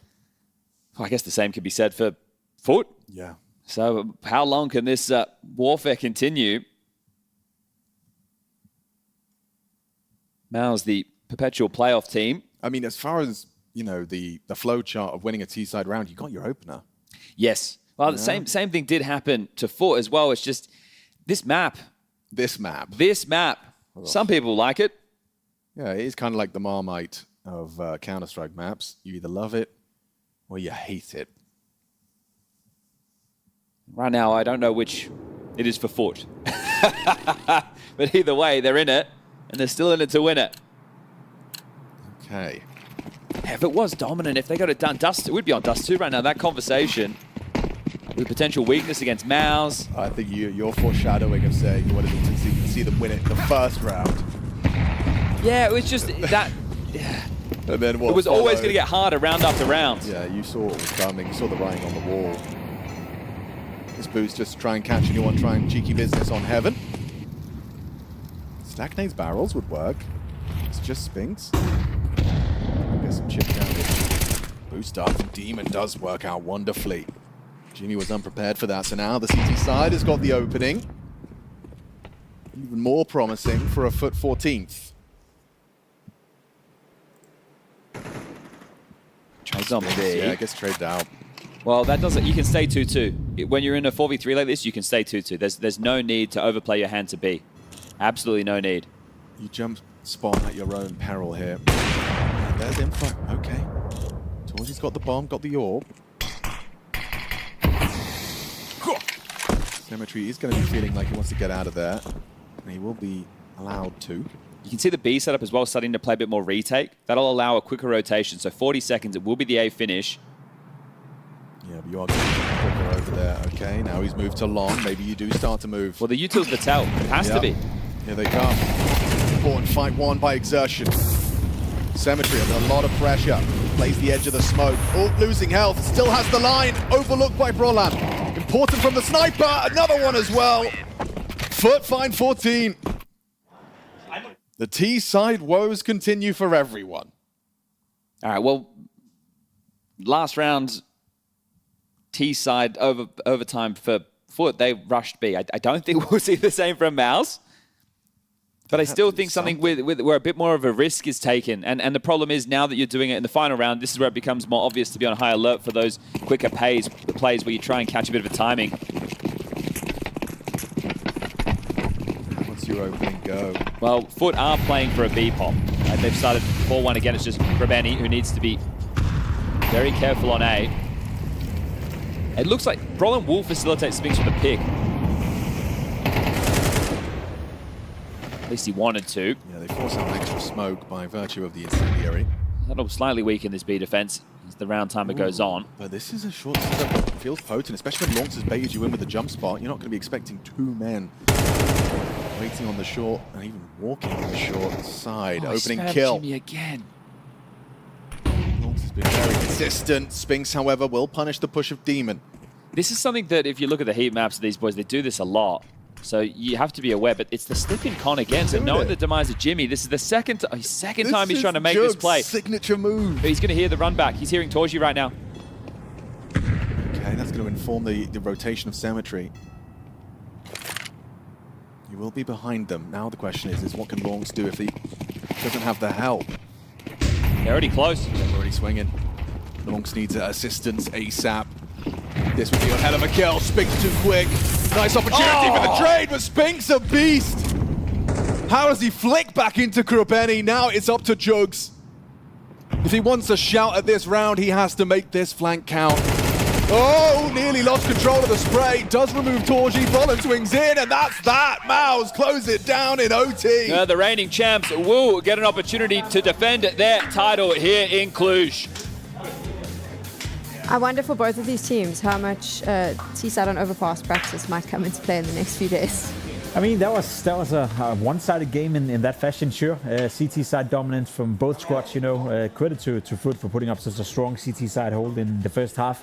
I think Alex said it, you know, pretty well. MOUZ didn't win a single buy round in that first half, and you think to yourself, all right, that should be it. They should be done and dusted, down 12-3, I believe. And then we see the experience from MOUZ. We see the level, I guess, the CT side lockdown coming in, which inevitably put them into overtime where they got the job done. That was a good game of Counter-Strike by both teams, dare I say it, on the CT side. And obviously, both teams will be, as you said, Sam, look at that T-side, and think to themselves, all right, we got some work to do here. But I will make the case that I think it was more so the proactive and high-level CT side coming out for both teams, actually, that made the biggest headline for me in this game. Yeah, it's a tough one for FUT. It's got to be PTSD from exactly what happened against Furia, where they had a chance to 2-0 that series on overpass. They had it right there on the silver platter, and they just could not close. And you have to imagine a lot of that comes down to just lacking that resilience and lacking that nerve, because, again, this team's only been playing LANs together since September of last year, and for a couple of their players, that's the only LANs they've ever played in their entire careers. They're a very young team, and you know it started very scrappy, but they really controlled the game defensively from that point forward. Torgy had 0 kills in the first half. Like, they were doing so good,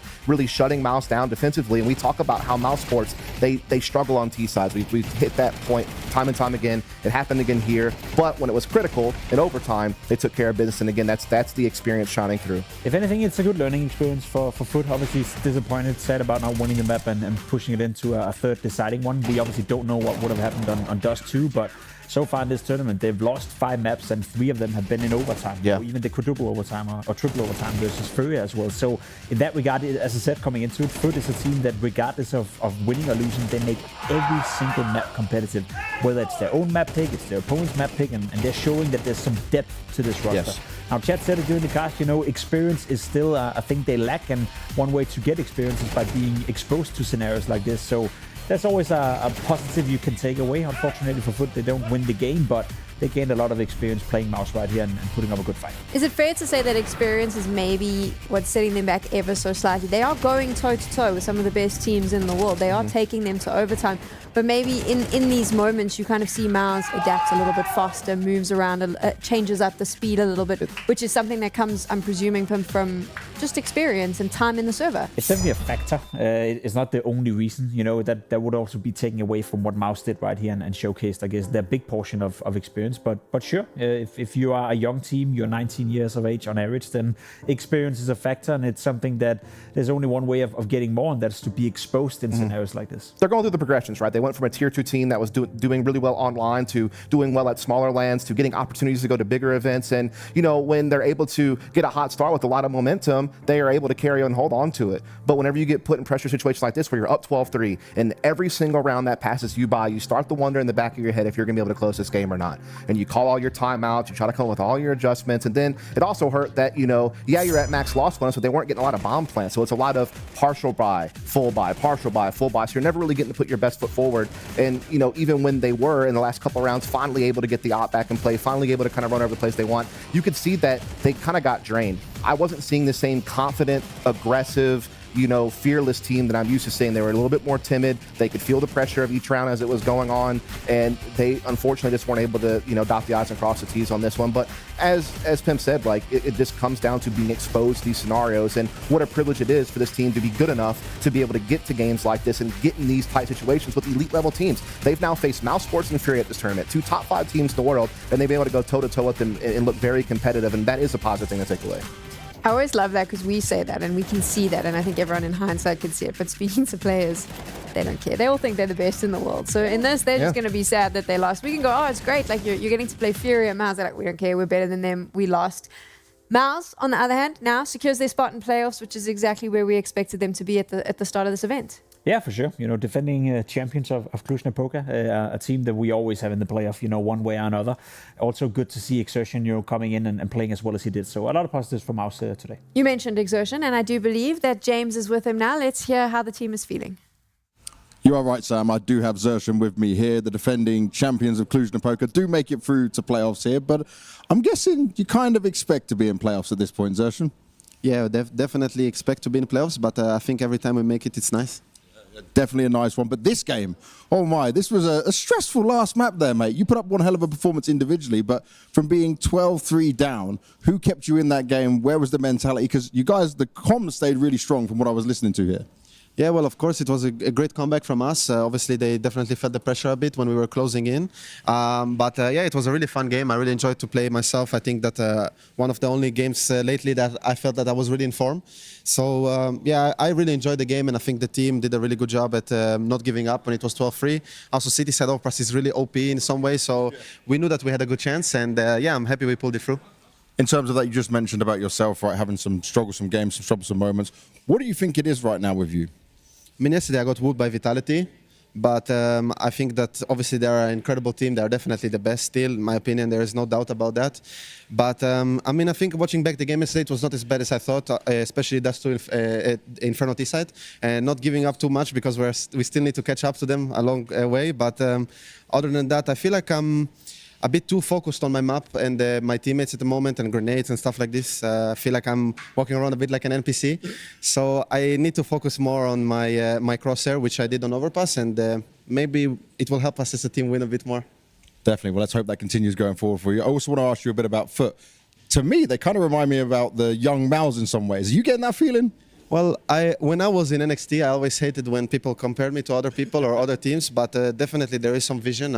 They are great players. They have 5 really good players. I like Arbenis and IGL. I think he brings them a lot of difference. And Coolio, we talked about in our team, is also a good friend of Torji, but also of mine from old times. So, yeah, it reminds me a lot of Cyclone. When he started, it's similar age, similar kids. Yeah, I think the CS2 meta fits them really well. They are great aimers, and yeah, it was tough today for sure. Well, thank you very much for your time. Congratulations on making it through to the playoffs. Sam, let's go back to you on the desk. Thanks so much, Banks. I mean, there we go. We've had a chance to hear from them. I kind of liked how open he was as well, chatting a little bit about what he expects from FUT and what he's seeing there. Yeah, me too. I think everyone agrees right now, and everyone has taken attention and paid notice to the fact that FUT is a strong team. I also think in relation to this tournament, I think a lot of teams, you know, going into this 2-2 territory where they have to play tomorrow in order to either qualify or be eliminated from the tournament, I'd argue that FUT is one of the teams that you do not want to face. As I said, they've been competitive in every game. They've shown they can go toe-to-toe versus Furia, go toe-to-toe versus MOUZ. If I'm anyone in that 2-2 layer, I would like to avoid FUT. Yeah, it's one of those things where I just hope FUT don't lose themselves in this situation, because I think it's very easy when they were in some of these games throughout the rest of this group stage and they were getting hot starts and they were having big leads and they knew that, hey, we still have more lives left if this doesn't go away. But now they don't. Now it's, you know, elimination or playoffs. Which one are you going to get? And so I just hope that they're able to kind of, you know, let this one go, work through that, and show up tomorrow, because it would be nice to see them in the playoffs, because they are definitely a worthy team to be in that spot. And of course, if you're a fan and you just like absolute chaos like me, there is some top teams here who could find themselves in that 2-2 bracket, and FUT could take them out, make their way into playoffs, shake things up a little bit. That could happen. We'll only find out tomorrow. We still have 2 more games today, though. Richard Lewis is taking over. We're going to take a quick break. MOUZ is through to the playoffs. We'll see you tomorrow. She said she loves you, but she can't love me. But I love you. Look, I love my man's going crazy. I gotta brag on myself, I amaze me. Like I'm back in the 80s. I won't play window anymore. What's going on? Play your role. 1xBet. On to the next one.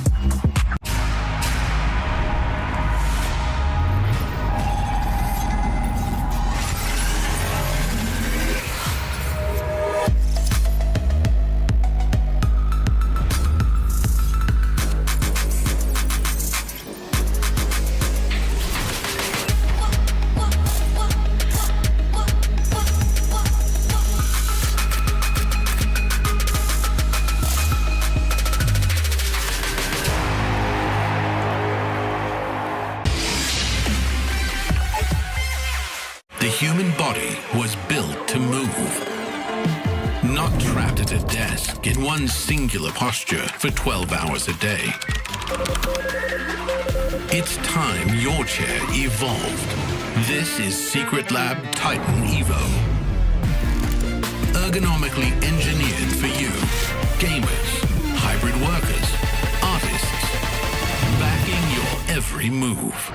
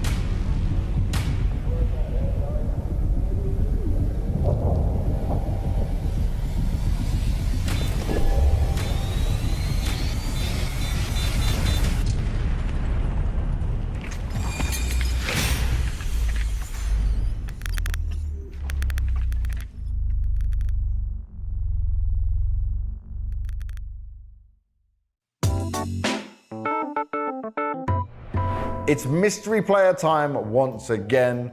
We got Falcons MongolZ joining us. It's Imma from Na'Vi, Broky, Heavy God with me here, Pains NQZ. All right, well, we're gonna be playing mystery player. So I'm gonna show you some team logos, and then you're gonna try and guess which player we're looking at. So let's get the first one started. And this player is from Godsent, Fnatic, NIP. Fnatic, Godsent, Fnatic, NIP. Okay, I'm lost. No. I mean, I know it's a Swedish player. For sure, he's from Sweden, right? Good. He's Swedish, for sure. Wait. But Brolin didn't play for both Fnatic and NIP. And for sure, he didn't play Godsent. Or? Oh, that can be any Swedish player. I'll go with Brolin. I don't know. First guess for me is Swedish player. Brolan, I would say, but I'm not sure. You want to go with that? Yeah, I would try. Everyone is a player from this tournament, actively playing the game. Brolan. Ba-ba-bom. Brolan? Brolan, there you go. Okay, it's Brolan because you... Only because you were like... Let's go for the second one. Okay. TSM, FaZe Clan, Team Liquid, and right now he's on this tournament. Yes. I mean, it should be... I want to say Kerrigan first thought, but... Yeah, but I'm not sure about TSM. Because like, TSM FaZe for me, I was thinking like... Kerrigan, but he didn't play Liquid. Exactly, okay, you got that right, you got that right. So I can only have Kerrigan in my mind. This is where he's at now. Please. Then it should be... Twist then, I don't know. Yes. Oh, it's Twist. Yeah. FaZe Clan, Liquid, Twist. Bom, bom, bom. You are correct. All right, this one. This is either really obvious or you're not going to get it. Endpoint, OG, Cloud9, Mezzi. No. Oh, no. Interesting. I have it. No. No, I don't. Oh, I have it. No. Okay. Who played in Endpoint? I don't have it. Who are you thinking? No, I was thinking about Alex, but... No. Who went from Endpoint to OG? Give him the next logo. Who the hell is this one? Cloud9 straight to G2? Wait, Heavy God. Endpoint, OG, Cloud9, Heavy God. Okay, how did you get that so fast? Of course, it's easy. You told me it's gonna be hard. I saw OG and Cloud9. It's my bratanchik. Nah, I had no idea. Heavy God. Oh, Heavy God. Heavy God. Yes, there we go. It's me.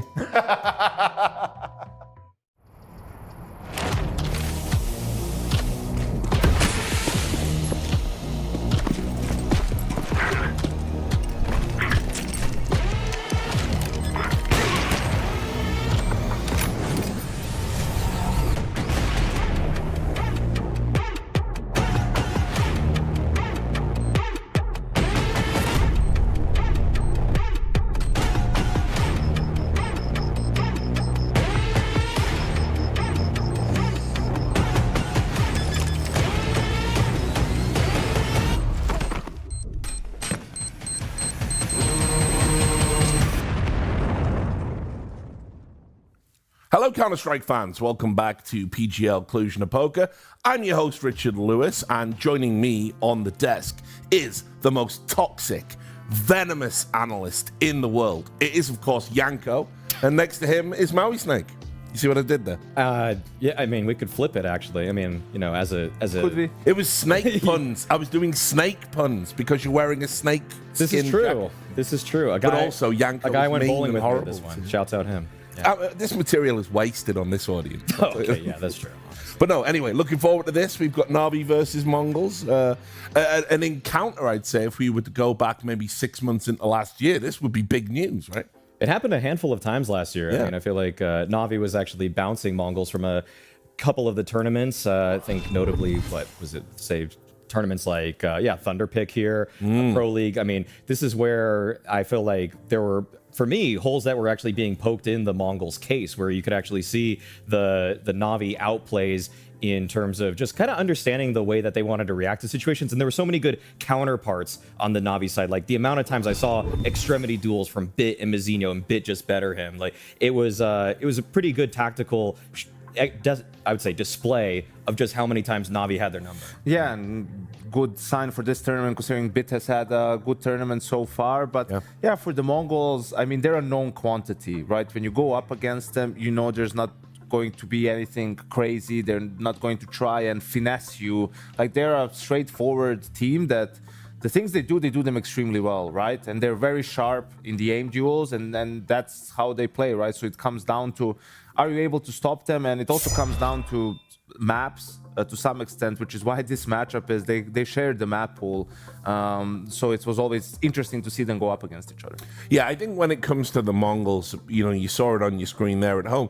People probably haven't really processed the fall off, the post-Senzu era. They are down to 13th in the VRS, and therefore tournaments like this, it's vitally important that they start picking up some results, because the real worry, if you're a Mongols fan, is that you are going to fall so far down that suddenly you're in that mire. You're fighting against teams that are really difficult to beat in online qualifiers, and you might never get back to the promised land of automatic invites. Well, the one thing is that's always going to help them out in a major invite system is that they are an Asian team. True. So that is in fact a boon to them. I mean, they're pretty heavily gapping whatever the second place Asian team right now. I think it would be FlyQuest.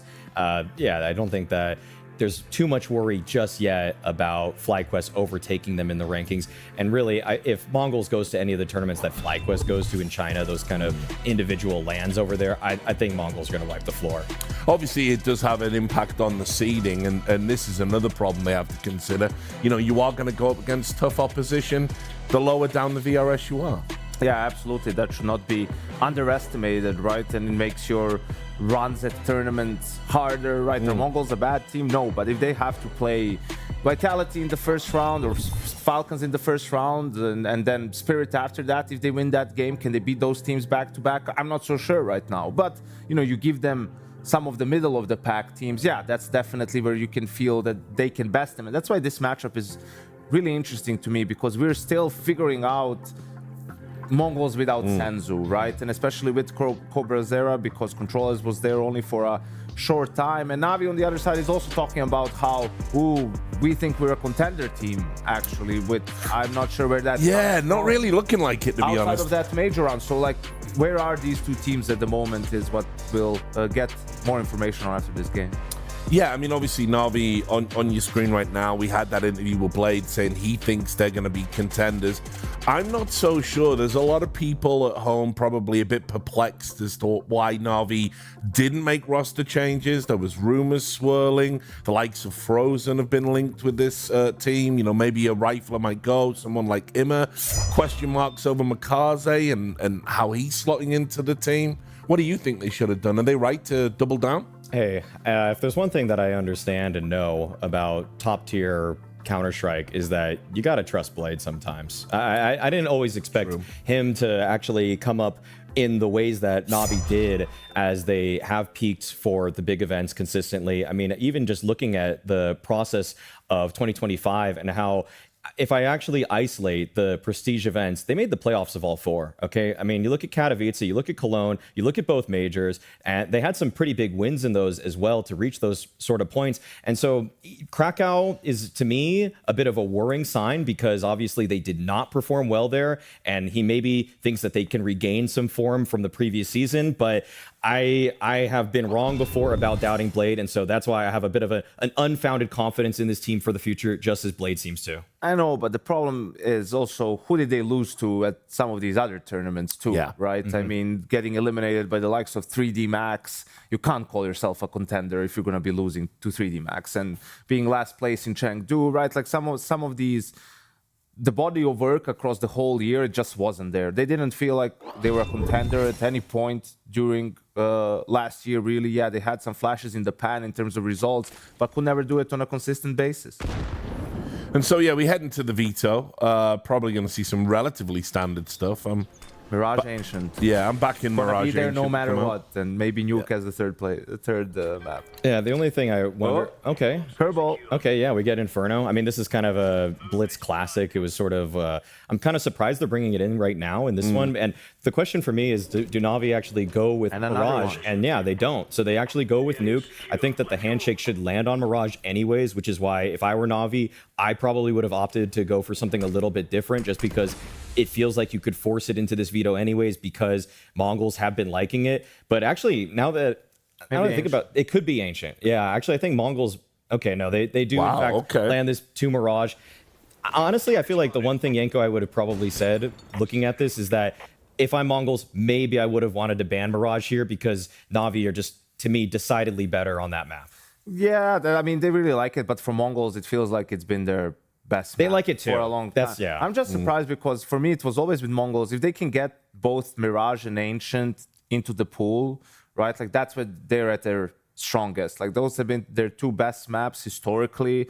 And yeah, at different times, Inferno would pop up here and there, perhaps. It's kind of like earlier in Mongols' history. They were really good at it. So I'm surprised that they didn't go for Mirage and Ancient as a pick, just so because there's a good chance they could get the other one as the decider, right? And then you get both of them into the pool. But perhaps they feel just on Inferno they have a better chance to punish Na'Vi, and also Mirage Ancient, 2 out of the 3 best maps. It feels like for Na'Vi as well. Yeah, so an interesting veto. We head into Inferno. Obviously, we know both of these teams very familiar with this map and certainly played it multiple times. Why do you think Mongols have picked it, Maui? Well, I just feel like what Blitz showed, along with Techno, especially when they were coming up with the IHC days, and even early on, once they donned the Mongols jerseys, was that they were very clearly able to segment the map very well, and also your map control pack is one that isn't really affected by Senzu's absence as much here. So CobraZera can just be kind of left to his own devices a little bit more, just kind of more responsible for those bracket takes, whereas you have your pack players, Techno, Blitz himself working towards Banana, that's always going to be a little bit of a boon because then they can just kind of harken back to all the experience that they've had, even back to the Checkmate roster maybe 4 years ago or so. So I think that it's a lot more grounded for them in terms of what's important. All right. Well, we'll bring in our commentators, ask what they think. It is, of course, Scrawny and Launders Zera. Whoa. Yeah, how are we doing, guys? What do we think about this one? Doing fantastic. I'm excited to see Mongols push the speed of the game a little bit in the face of this Na'Vi after the last couple days of casting them. I think we have learned that officially Senzu is a position and CobraZera will be just fine on this roster. He has some bad maps, but he really bailed them out yesterday. Yeah. Like he got better into overtime and just continually impressed by how well they can integrate new talent. Do you think he's the real deal, guys? You think he's going to make us all forget about Senzu in 6 months? I mean, to be completely honest, he's not the quality of Senzu just yet, but I think they've shown that they can kind of turn any uncut gem into something special over there. So, all right. Well, I'll let you focus on the treasure trove before you because the game is about to start. See you boys later. Into Inferno we go, Mo. And yeah, I think, kind of building on what you just said there, I don't know if CobraZera will make us forget about Senzu, but I think the success of Mongols as a collective can make us forget about Senzu as time goes on, if they are really able to tap back into what we believe in them, and that is the system can make whatever piece they bring to the table that much better. We saw it with Control-Ez. We've seen glimpses of it already with CobraZera. And there were at times in yesterday's matchup for the Mongols that they were just dominating. I thought they were going to blow bait out of the water at a couple of those moments, but then also games got brought back. So we got to keep a close eye on this. We know Na'Vi have fight. We know Na'Vi have evolution, adaptation, all the things that'll test the game plan of Mongols. But for now, we're going to be going into the B-bomb site, which features Alexi and Alexi only. Smoked off and unable to stop the 2 players crossing over to the pit. Fast flank from 3. We see this often from Na'Vi. And now all of a sudden, 9-10 to be pressured. He'll fall back into the sandbags, loses a player behind him, still got another teammate offering distractions, but it is only that one frag between all of the players still sitting on Banana. So Mzinho, best of luck. And, well, he needed a little more than luck, it seems. Emet right between the eyes, and Na'Vi fast to the flank, fast to the pistol round win. Yeah, quick on the frags. Very inspired. Lucky in Na'Vi right now. We'll have to see how this game goes because it doesn't feel like Na'Vi are sharp enough to make this into 2 maps. It doesn't feel like that coming into the game, but it's kind of a question as to like how good the top team's form is going to be. Everyone's form is going to be at this event so far. I think the thing, again, that was most impressive about CobraZera, because before yesterday's match, you know, he's had 2 bad maps in a row, he's had a great map and then a bad map. It's been a little bit all over the place, and he's replacing a star player. It's a nice tag for 910. But what struck me the most was, again, him getting better by the round, him getting better with more pressure, him showing, like, really smart play as well as good mechanics as time went on. And so I just wonder how fast this kid can kind of mature, like, right before our eyes. Because things happen fast for the Mongols, and again, all their new players always just seem to step up to the challenge. You know, the only symptom of kind of struggle we saw from Controllers was when he had to take the big leap onto the biggest of stages. But again, who could have expected them to even make it top 8 back in Budapest, let alone go beyond that point? So now, you know, CobraZera kind of gets more of a grace period, right? If he's going to evolve and if he's going to get better over time, we just know he's going to get more time than Controllers would have, because he was very much a stand-in for a short-term real issue. They wanted experience for the Budapest major, and they re-secured top 8. Huge accomplishment. Now you've got a little more runway coming into a fresh season, and CobraZera is going to benefit from that, I think. No, it's so interesting that they just know what they want so clearly that they can even turn down someone who brought them to a major playoffs in favor of what they think they really need. Going to challenge this smoke here in the second round. Always daunting to be diving smokes like that into a B site that could be stacked, that could have, of course, real threats within it. And lo and behold, a force buy for the Mongols, looking likely that the success has been found. So a sudden pounce and a pop in through the smoke. And that's what I was trying to allude to when this game started, right? We're going to see Mongols test Navi's, and just in terms of timing. Go back to Aurora versus Navi a couple of days ago, on Anubis particularly. Aurora did a really good job of, you know, throwing just a piece of utility there, making a noise here, and that really has Navi, I think, in the ebb and flow of rotations within a game, and sometimes that benefits them. They get into the right spot when they need to. Alexi reads a situation. Versus the Mongols, it's so much harder because things are sudden, and when there's that certain sudden urgency in a game, I think this is a way to just stylistically really push Navi to their limits. And Mongols are a perfect example of a team that loves to do that. Yeah, I like it. They're just like the UFC's always on my brain. I don't even watch it that much anymore. But I know you're a violent guy, when I think about the Mongols, I think about Max Holloway. You know, they're always willing to throw down. I'm the best striker in the UFC. Yeah, like they're there to have fun almost as much as they are there to play like tactical, smart CS. Right. And they do cheat timings a little bit more, and that's what I think that's what's given them so much rise in CS2. It fits the game, it fits their play style, and it does scare top teams who there seems to sometimes be an exchange of respect.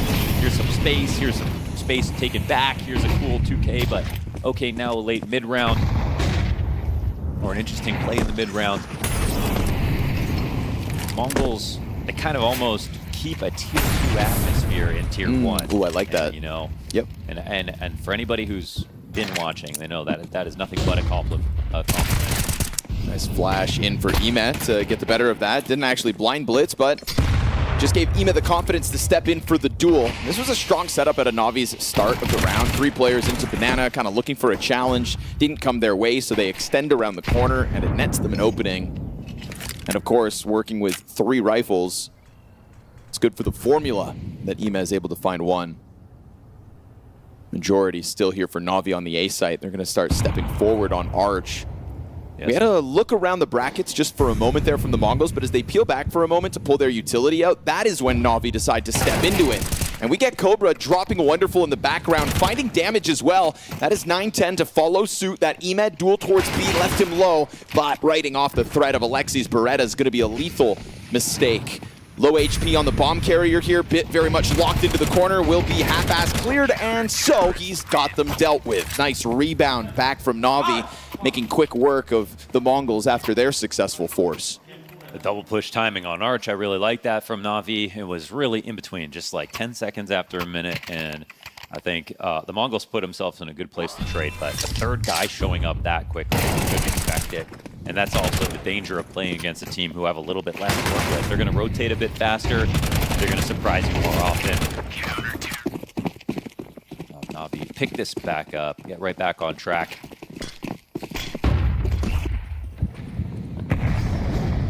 They're really going deep with their banana control.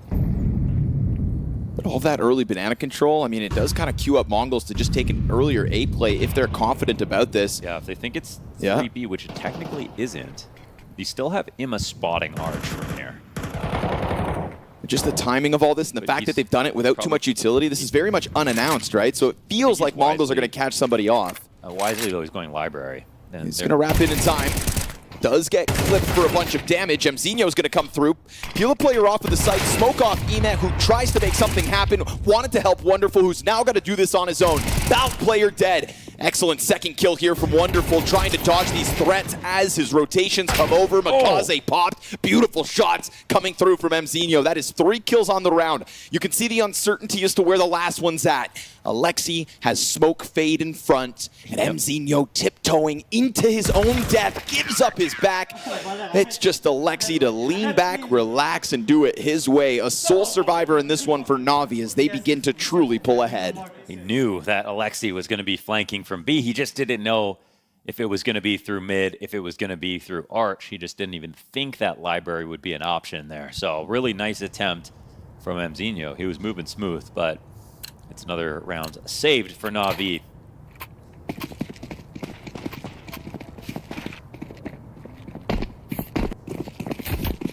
Na'Vi are going to play this well, and there really is a chance that they can clean this game up faster. Because I think until we find out otherwise, we want to feel like MongolZ are the underdog.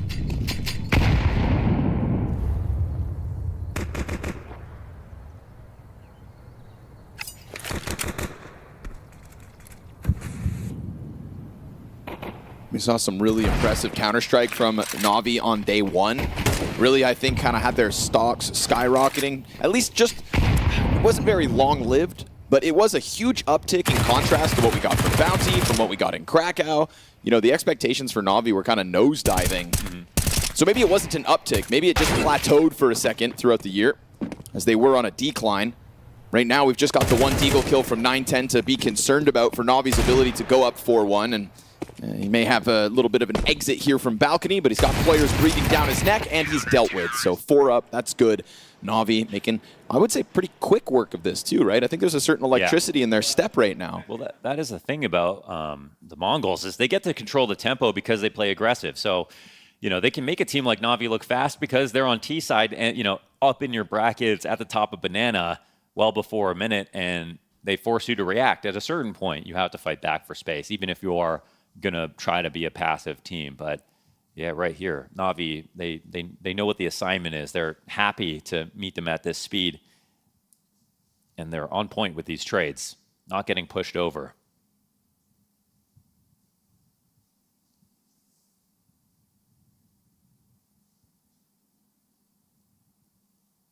Start of this game was made a little weird, though, with that back-to-back successful force buy between both teams. So things kind of stabilize here, round 6. See if MongolZ T side really has something to say.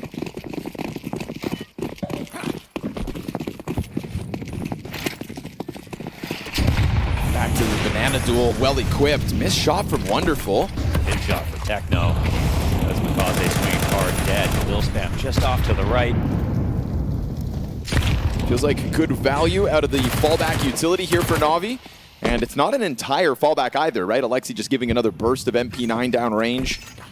The MongolZ have gone for the retreat instead. Happy to hold on to a 5v4, knowing these health bars aren't all full. It's pretty nice for Alexi. Doesn't see anything, but also lets them know, shooting those last few bullets down to the bottom of B, that he hasn't left. They are not going to over-rotate, and they've cleared out banana. But I think in Na'Vi's mind, what this means is that now MongolZ are going to try to come and clear them back out. They've rotated 3 towards B. They have 1 ready to leave on Arch. This Hulse play is going to work out beautifully. This could be one of those moments where Na'Vi have to transition straight to a save. Running right from the back of Halls. Imma, let's see where he gets off to. Can anybody do anything about this? Not ideal. Oh, Emet, yeah, tries to give it a jiggle. It's only bit with the frag. Alexi, he's got wind of what's going on here. hanging on to underground. Yeah, he's very aware of where the nades were getting thrown from, and he's looking for who threw them. And he finally finds Blitz. And with that kill, feels like the retake's on. They're still close enough. You know, it's unconfirmed damage perhaps on most of this, but 9-10 being on 40 HP, CobraZera on the brink of death, chucks a nade out to get a little more value. Now Na'Vi are going to start reconsidering their own HP. Do they have the keys to make this retake happen? Smoke in Wonderful's hands thrown out. This is going to obscure some vision towards the pit, make things a little more awkward for Cobra. He hits more damage in the middle of all of this, and time is of the essence. It's 3 kits, sure, but they're so late on the retake. They've got to dive bomb it if they want It's it. time to get out of here, man. And they've got to go. This is going to be costly for the Mongols as the bomb will pop and probably kill both. No escape for Techno. Na'Vi put the squeeze on the bomb site and at least rack up the price tags, but it is a round win for the Mongols regardless. Appreciate CobraZera there just finding a way to be useful. That smoke is meant to take him out of the round. He would normally take first contact, so the guy on site can take the second. The guy in mini pit can crossfire with him. But even with the smoke coming in, he just, you know, lines things up based on his intuition, exactly where Wonderful is. HP was so low, all he had to do was delay. And so it's a well-called round here for Mongols. Even though Alexi is very clever to find Blitz in Underpass, who was throwing nades, just like he suspected, it was the initial call by Blitz to get everybody up into halls right after they left banana control so quickly. And we've seen Na'Vi just, I mean, they've always like been keen to stack, but they've been stacking way more, I think, with this lineup in recent times.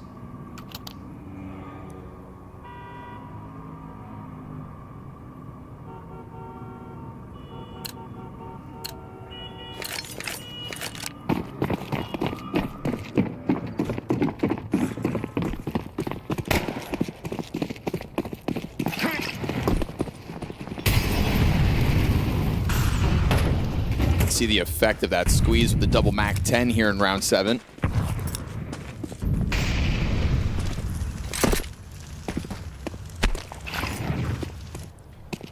Figuring out when there are these 3B stars is a huge part of the game on T side. And you have to do it without seeing everybody. Right here, they're trying to hold their attention, but Na'Vi have rotated that extra player over quickly. It's a dangerous way to hold for Wonderful if he gets peeked from the other side. Up quick. Hopper in a pinch. Yeah, not a pretty one here for Wonderful. Bit and Emac, though, still join forces. Good on Emac. It felt like Bit was in a bit of a tough spot. Too hard of a position to hold. We get a block jiggle.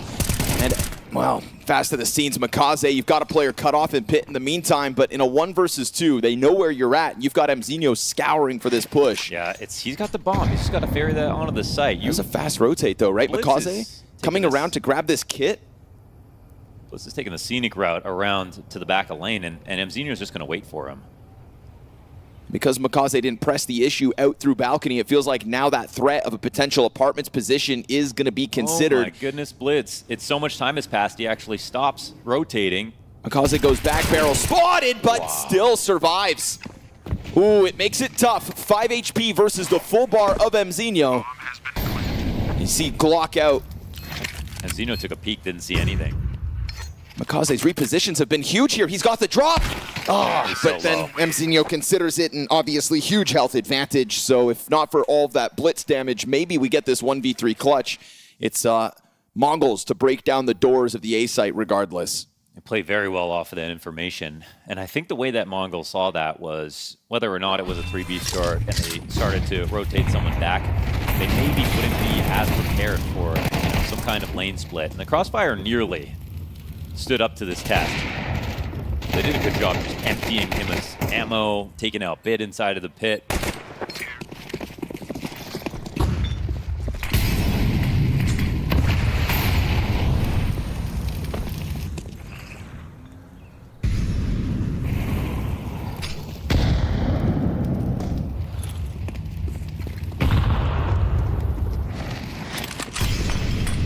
Techno ready to go with the MP7, but he eats a flash as he tries to test the limits of Banana.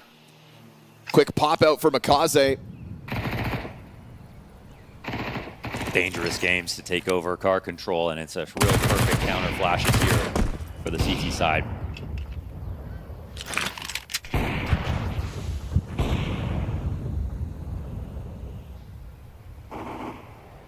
Wonderful trying to find timing. Has a shadow there to work with. Oof, just opens the door for MZino to swing. Didn't anticipate a second layer there with Ema ready and prepared for the follow-up peek. And still concerned about the balcony, but there's nobody inside of apps here for the Mongols. Corner clear. 9-10 spots it. Still got a teammate up. There won't be any push on B. There's just Kaze here. So they'll go to try to help him, but Mongol's already thinking about saving. Well, it's been a pretty good game so far. I think we've seen a little bit of everything. Some good calling out of Mongols. Navi's counterplay, the way they're able to keep up with Mongol speed and still find all the trades has been good. It hasn't been any less clear to me as to who was going to win this game. Economically, this game has just been on a knife's edge as well. But it's nice to see Ema getting his impact nice and early. We had a shortcoming from one of the Romanian players today. Unfortunately for FUT, unable to convert that overpass win. Was that comeback of the year so far? 12-3. It's pretty big. That was pretty big. It was overpass. It was overpass CT side, so that takes a little bit of the shine off it. Still really impressive. Yeah, it was still really impressive. But contender. Because it was actually 9 CT rounds, 12 into overtime as well. So, true.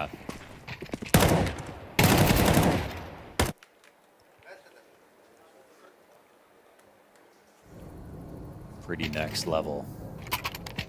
Now it's going to be up to Ema then to find success today. Yeah, Ema saw that and he's like, we're not letting that happen to us.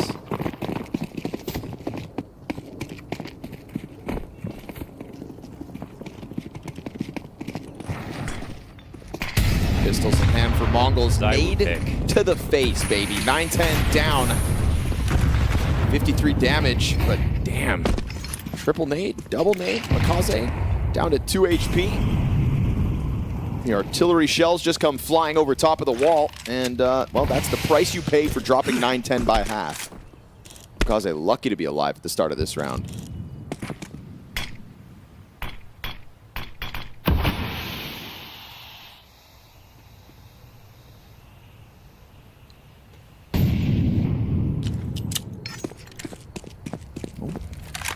Cancel the smoke.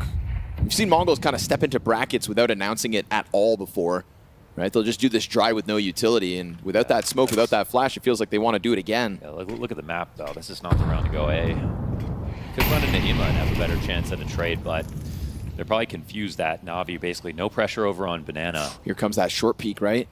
Slowly but surely, Wonderful stepping forward. Op covers, he goes wide. Ema dives, there's the pack. Oh, baby. Wonderful. Gets 2 headshots back-to-back in that mowdown. 3 kills on the round. That's brutal after getting the kill. All about getting past 9-10's op, because if that op shot connects, it's not only Wonderful dead on the short side, but Ema over towards Arch down with nothing. 3 of her teammates are going to be alive. That is a world of difference with the missed coverage by 9-10. And so Navi easily scooping up a 6th CT round off of the back of that shortcoming. And they themselves will keep 4 alive. So Wonderful showing us what he can do with the Colt. Headshots in the middle of that spray down as well. Nice and clean. Doesn't get away from him. Doesn't get squirrely. And op difference could be, again, 9-10 can be quite streaky. I mean, when we saw him play yesterday, he was incredible. He was hitting everything. But if he's going to miss a shot like that, or a shot or 2 like that today, then, you know, that'll be the difference for sure. Sends Mongols spiraling back down 2 Glocks on all 5. Couple flashbangs for Blitz. Looks like they'll try to charge it all down. Makes it worse that he was protecting a low buy as well. Like I said, right on that knife's edge economically. Well, here we get it. The folly of the economy getting broken. Bit's turn to try to go for the same fight Wonderful did. Ema on the other end of things. We get some Glock headshots coming through, but no casualties for Navi to have to handle. This bodes very well for them closing out strong on the CT side. A 7-3 half secured. Yeah, that's their best sort of anti-eco. Got no losses, so much money made, and they could even start upgrading because, yeah, they're going to be able to buy next round no matter what. This is where it could get real ugly for the Mongols. On a map that, as Maui brought up, this is so funny that, Mongols used to be like the only map you don't play them on was Inferno. And their map pool has expanded so much since then. It's remarkable. Hold on, because we've got MongolZ stepping up to the plate. Yeah, just when the Mongols come back into a round with real guns, 2 of them dropped instantly. MongolZ let off the leash as he rounds that half wall, supported by Alexi. CobraZera returns the favor through the smoke with a headshot, and that'll give the Mongols something to work with. But I feel like Na'Vi have already given them a lot more to think about. Tough go of it to start of this round, and yet still Mzinho catches his. 9-10 decides to push the limit through a smoke, and we go back to the 2v2 with Na'Vi currently very much split up. Yeah, and suddenly I wouldn't even mind being the Mongols here. The bomb will be retrieved in a second. Nima is making a rotation towards A, which is nuts, because again, they've just spotted this.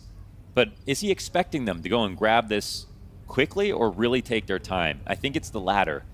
And if they do grab it too quickly, they might still think about going B. So we'll see. A B to bracket rotate into a double mid flank? They're going to heroic retake mid, so the fights will be right now. Yeah, they find it. Timing to perfection. Bolstered by Ime being here, so now never do you expect that the guy who dropped the bomb towards Bananas on the other half of the map, that is some clean mid-round movement from Na'Vi. It's just that the decision gets made so long ago to reclaim mid at that timing. Classy Counter-Strike. Yeah, that's awesome to watch.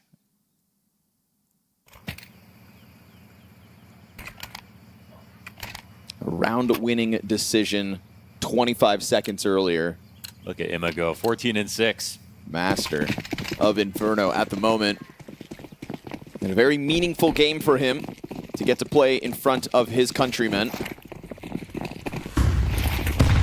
Oof. Here we go. Pressure's right back on. You don't get a second to catch your breath in the face of the Na'Vi aggression. MongolZ goes swinging around the wall, and Na'Vi truly, I think, throughout this half have fought fire with fire. We mentioned it early just because of maybe the force buys getting that electricity in Na'Vi's step. But look at them go now, continuing with the pressure to try to close out the half. Huge flank here from Bit as well. He's got Blitz done for. That is bomb possession at the base of ramp. CobraZera soon to be pinched by both sides, and Na'Vi rock solid CT half on the Mongols map pick. A 9-3 scoreline they should certainly be proud of. Yeah, it's one of the best Na'Vi halves, definitely, so far the event.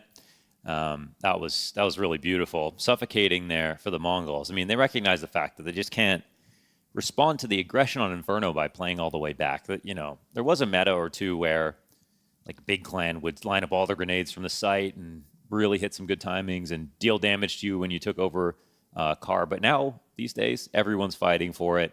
You're going to sandbags, even if you're going to take an HE, get flashed, and have a molly waiting for you on your exit. It's worth staying there to do battle over. Na'Vi proved that that style can be consistent. The few rounds that Mongols won were good, but there were very few.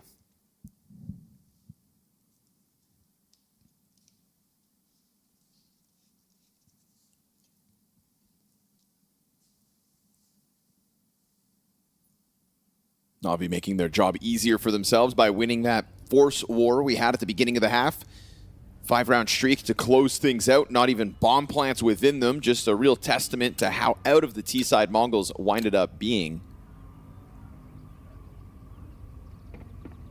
Just a lot of confident decisions made by Na'Vi, right? Not just that Ime B to A site wrap, but MongolZ in those back-to-back rounds to close out the half. Number 11 and 12 featured him just taking his challenge down around the half wall. And so now we'll watch as he will be at the tip of the spear towards Banana on the attack as well. Looks to me like Mongols have a decent read on what's taking place. Setting up in double pit, really thinking about flashes here.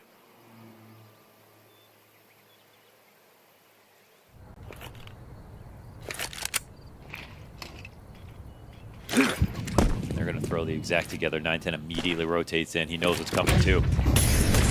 Flop over the balcony. Great cover from Ime. Takes a little bit for CobraZero to get his, so down to just a couple bullets and unable to find the multi-frag. Oh, the first kill from Ima is unreal. Holy hell. Like, I didn't even really see him from the back of pit there. One player spinning through the sky, and Ima doesn't waste a second in terms of executing the pit player. CobraZero only able to post the 1. And now a 2 versus 4 pistol retaker. We've got Navi on double digits out of the gates. Even Bit's dead body still chilling in pit, looking comfortable right now, him and all of Navi. Yeah, they don't have the tools, the players, the time, or anything to go and attempt this. Try to catch a couple exits, and Alexi is going to drop Blitz at least, push Blitz down to the 2-11 scoreline as Navi, like I said, double digits, 10th round immediately. And this now a 6-round streak between the two sides. So it's not as if MongolZ went all in on an A stack, but they did know the high likelihood of the, this false play coming. Wow. What is that shot? Just laser beams. That really makes all the difference. If that exchange goes differently and they stop the first guy getting into pit and Ima doesn't hit this incredibly hard shot, then yeah, you could have a situation where MongolZ hold, but that's just not the kind of CS Ima's playing right now. He's hitting everything. 9-10 wants to make it happen with the scout, but he's going to be, I thought, caught on the fallback. Ima doesn't go hyper aggressive. Yikes. Oh, yeah, a little bit. See 9-10's frustration in that moment.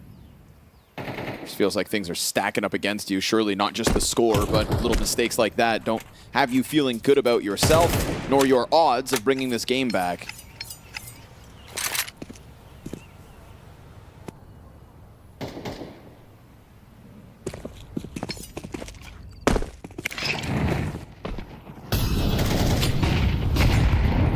Perfectly placed grenade. It's all to just hold 3 at A. Ooh, no shot in.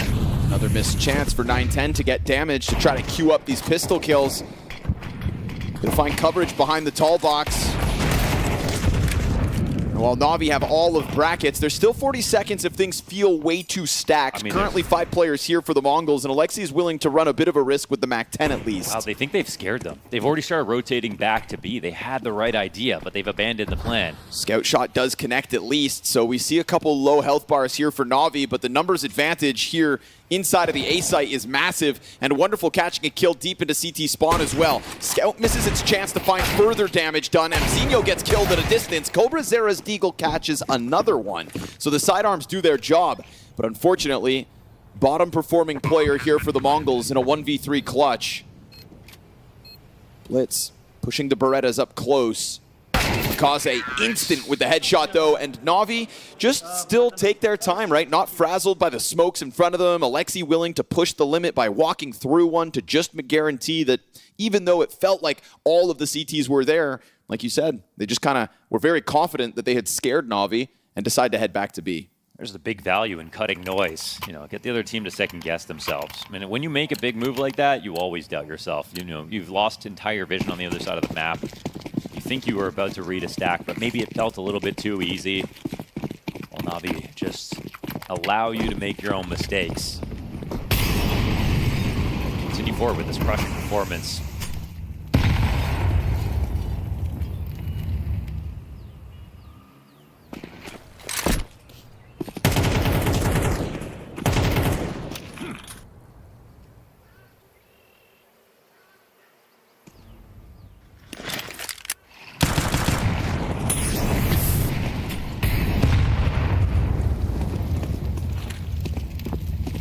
Back in the face of the utility, this force buy for the MongolZ.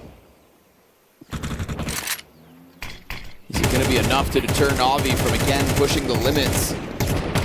Smoke grenade in front of them, but Navi have been doing a really good job of playing with the time accordingly. We never see them kind of get squeezed by the clock fully.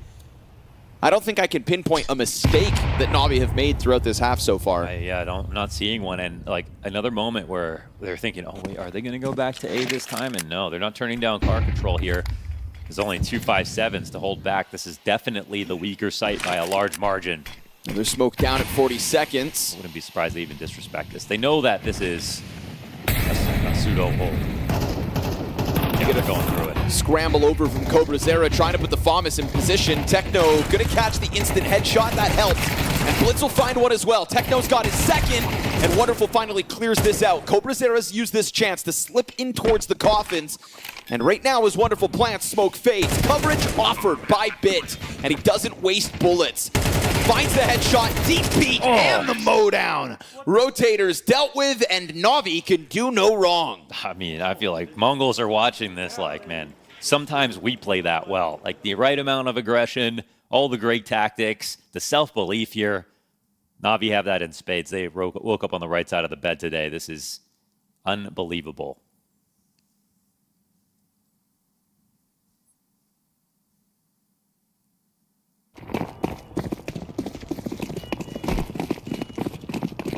Bit 16-5, Wonderful's 12-6, Imma's 18-8, Kaze's 13-8. Like all of these score lines individually might be good enough to have a lead. Having to face the 4v5 though in round 16. Is it an early finish or a little left for the Mongols? They try to push through the smoke, and the Wonderful's gonna catch your attempts. 9-10. You had a man advantage, and it's gone just like that.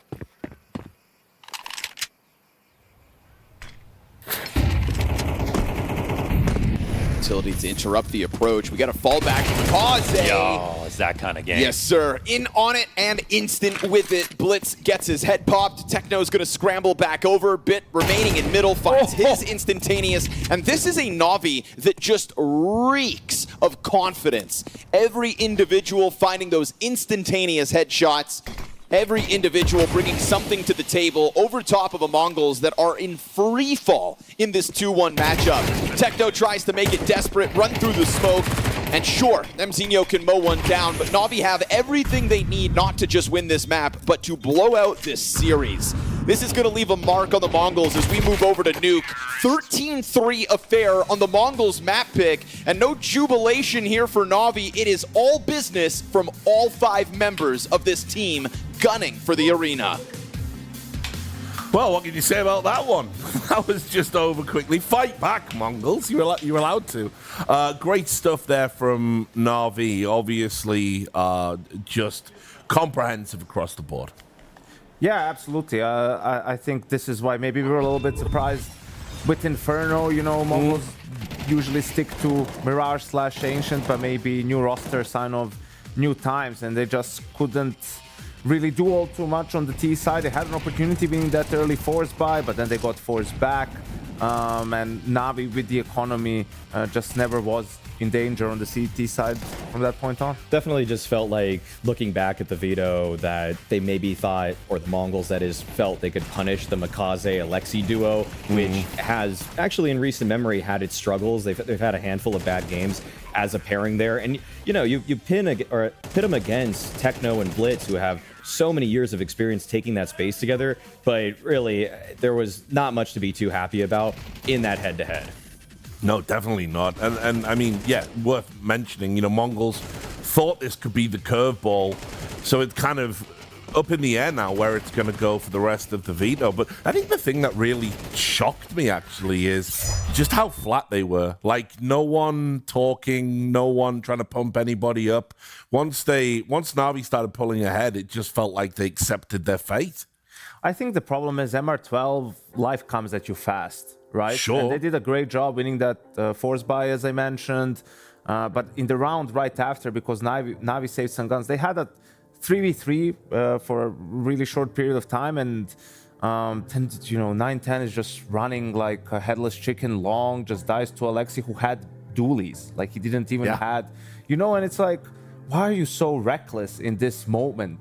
You don't need to be running in. He was running into a smoke, by the way, for them to split A, and it's a small mistake. But it's at a key moment, and from that point on, Navi is able to string 3 or 4 rounds together. That builds up their economy. So even when Mongols won back-to-back rounds, Navi could still buy, and were able to break them again.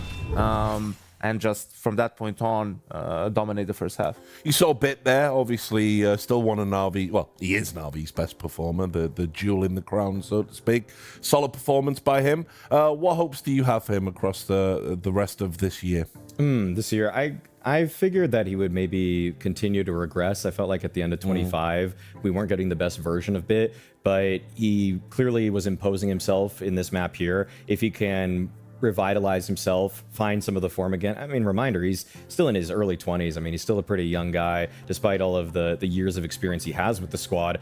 And if he can just, I guess, find the motivation again to be the star anchor extremity player that he's been for them in the past, the sky can be the limit for this Na'Vi team. Again, like, I'm probably, I think, of the pundits here and the most delusionally optimistic about this team. I think that like, there are a lot of things that have to go right for it to work out, but I just still feel like they still have a very high ceiling, and a lot of that comes down a bit. So I'd pin some of it on him, but I still think that most of their fate is really if MongolZ can catch up to speed on every map. Yeah, we can take a look at a key round from the game, something you wanted to highlight. Yeah, this is another one later on. It's the wonderful highlight, right? But how does this highlight happen? Mongols, they're taking mid control, right? It's a pretty, standard round where they want to focus towards the bomb site after chasing away maybe the players in top banana. They're going to throw the smoke for...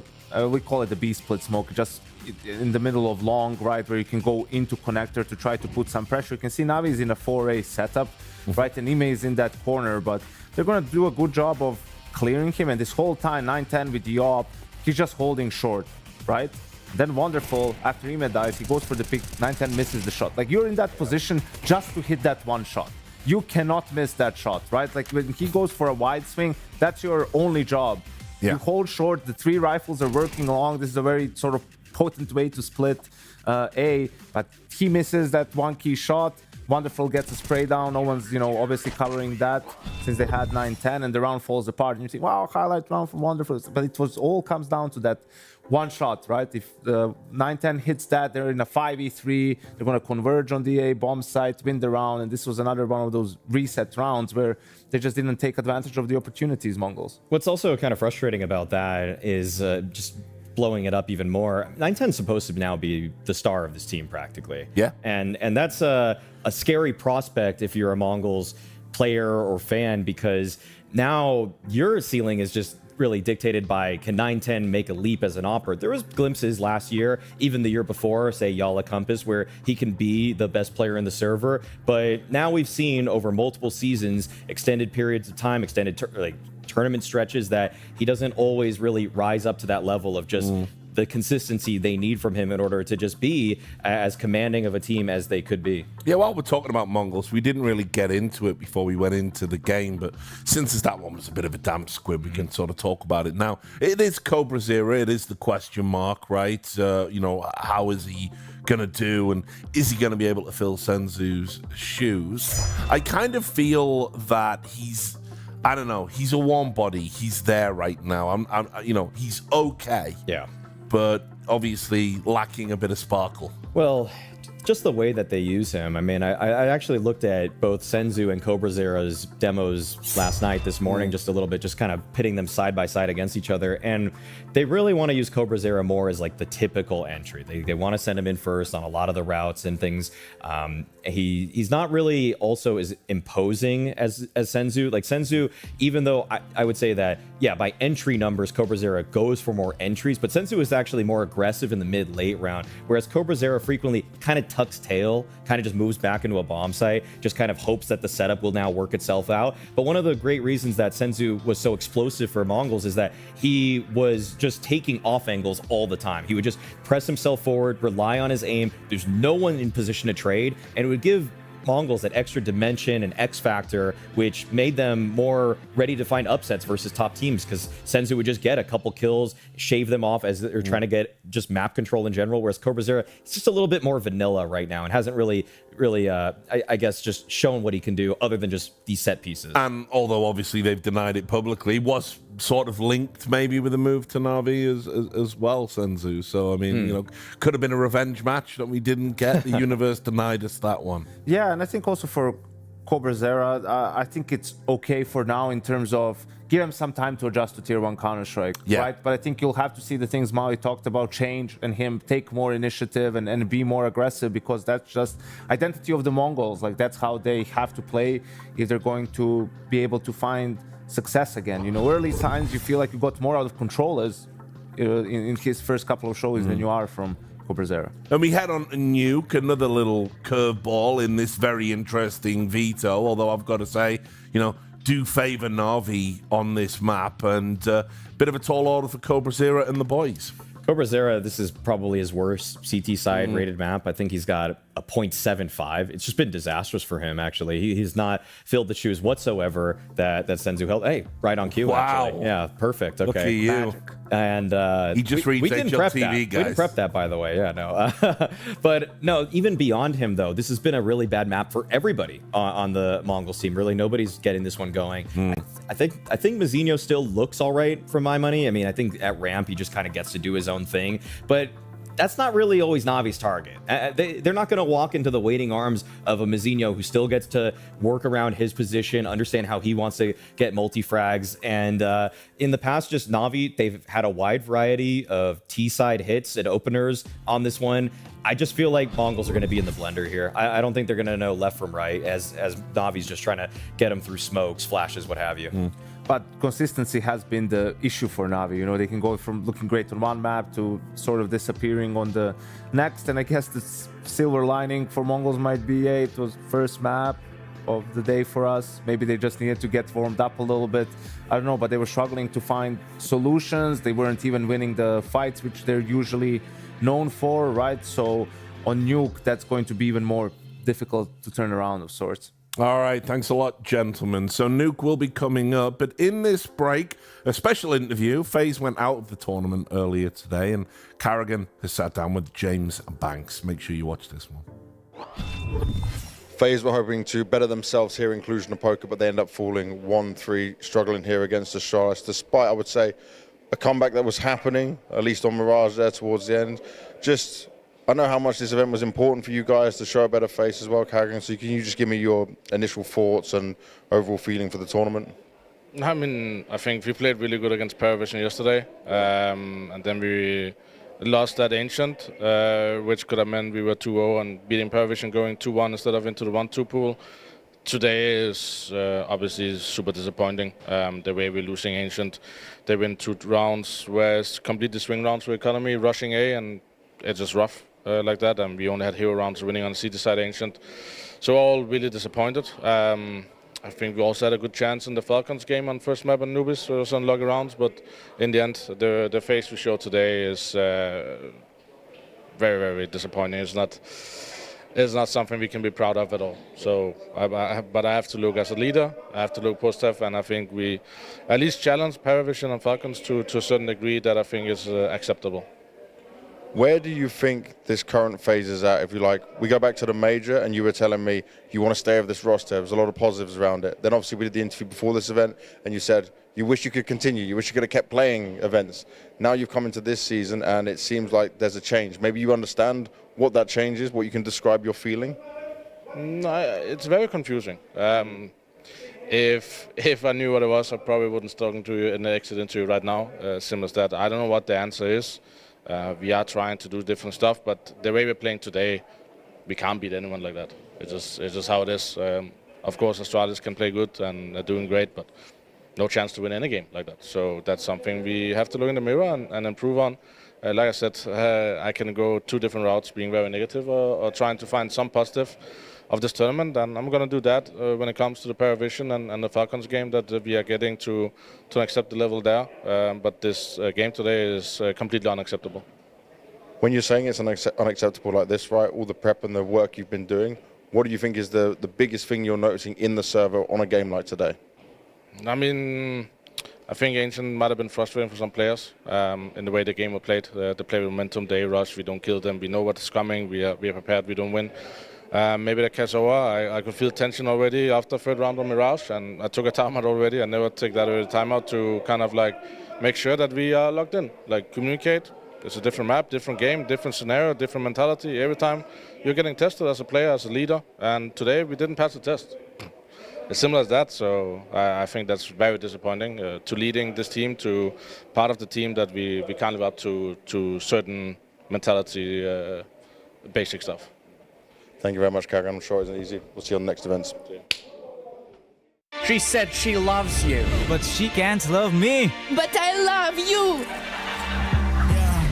Look, I know my man's going crazy. I gotta break on myself, I amaze me. Like I'm back in the 80s. I won't play window anymore. What's going on?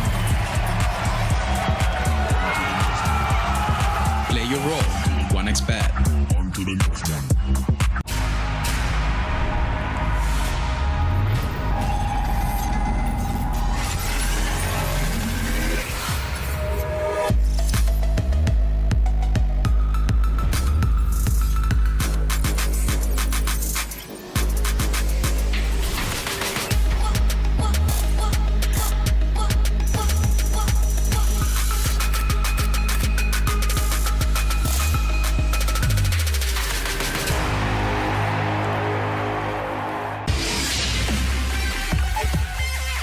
The human body was built to move, not trapped at a desk in one singular posture for 12 hours a day. It's time your chair evolved. This is Secret Lab Titan Evo. Ergonomically engineered for you, gamers, hybrid workers, artists, backing your every move.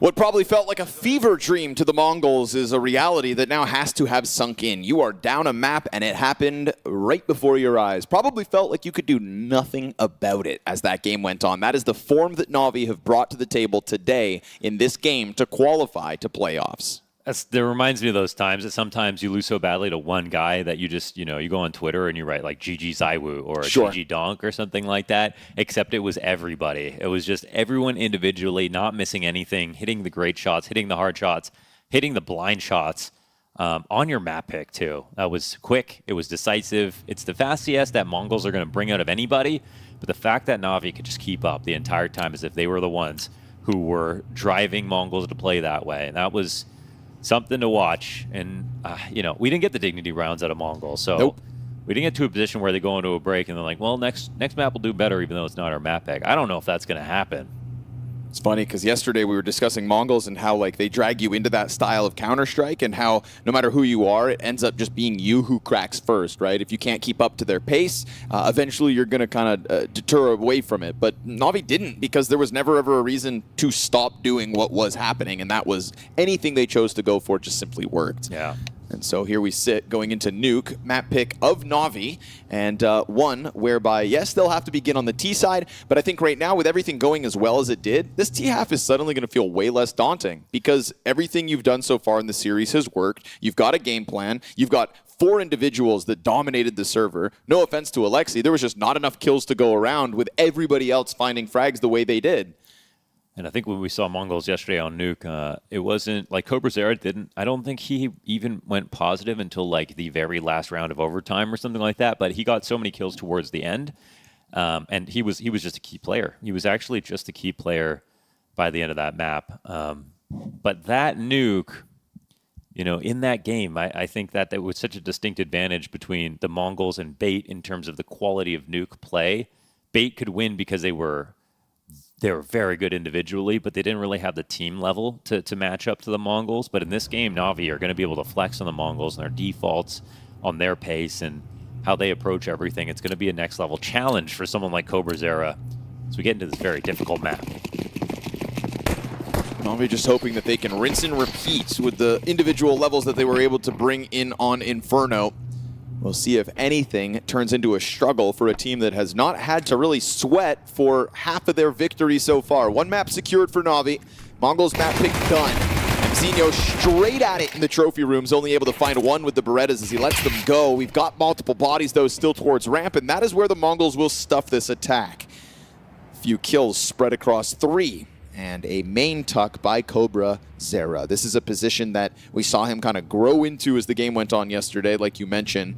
And a high impact position too, right? He's going to have to be very good with his timings and these very narrow angles as well. Like, he's got great crosshair placement on catching players. They're able to get through Garage. Yeah, his reaction time yesterday was done. Nuts. So very well handled here.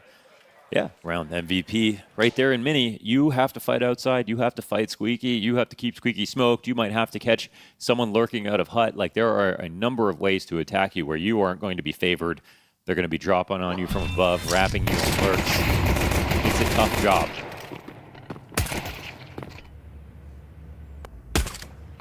And timings like this are essentially what'll be the difference between you succeeding and not.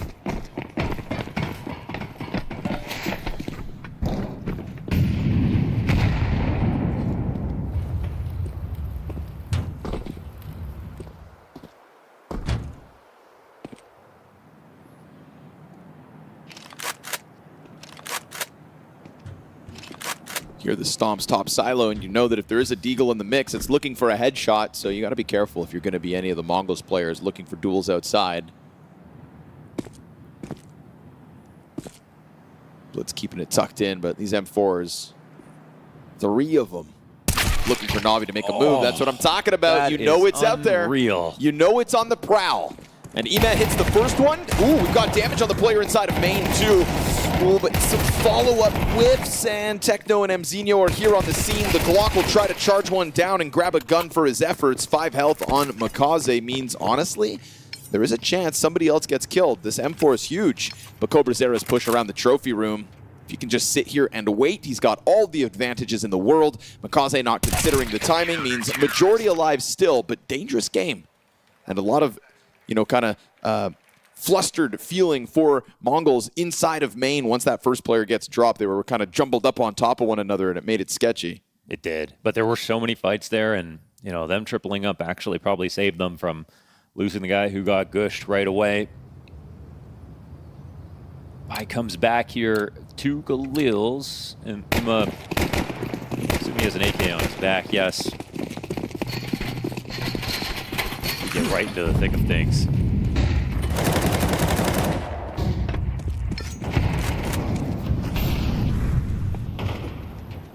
Blitz working around red box as we have Na'Vi's players crossing behind the smokes and into the safety of red. Blitz going to be found out here if he's not careful. So he chucks the frag grenade up on the fadeaway. Now 9-10 next to Unbreakable as we get these Na'Vi smokes coming down. One thing we saw Bait not ready for with all the super timings that Mongols went for. What just happened there? What?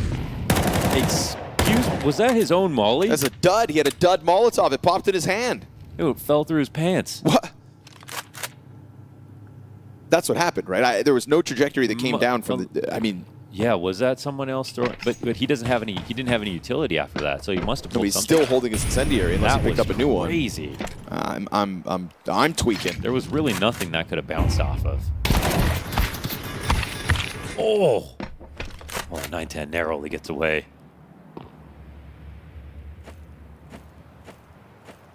Time is a resource, and it is getting scarce. No kills just yet. Oh, Techno's really aggressive. He's not ready for that. Oh, he got 2. Bit gets the trade. That's wild. The 2 kills are still found by Techno over Bit's shoulder when he's that close to it. And now Alexi finding Blitz is going to bring this back to the even 3v3. 15 seconds on this clock, and the bomb's got to get through main. 9-10 down on site. CobraZera going out through the vents, takes the duel on his terms, and the Heaven player's also dead. Nice shooting here for the Mongols. All 3 remaining players inside of the A site ready to hold. And so Na'Vi meet their maker 3 rounds in a row. Yeah, they do, man. That's nice angle there from CobraZera just to make sure. But with the time left over, again, there was almost no way they could do anything about that. That was ridiculous. What was that? I mean, he was fully in front of that. How could his model even? I don't even know how that happened. Didn't matter. I feel like Techno getting that second kill. That was the difference.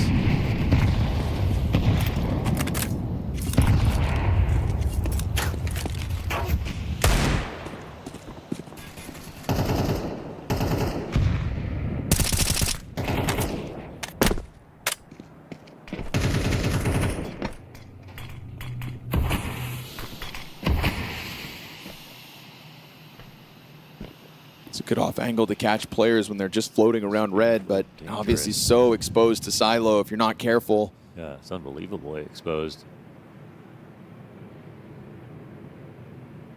But obviously he's got the advantage over top of the Tech-9, so if that's what he wanted to lean back on, great, but as smokes fade, he gives it up and tucks into main instead.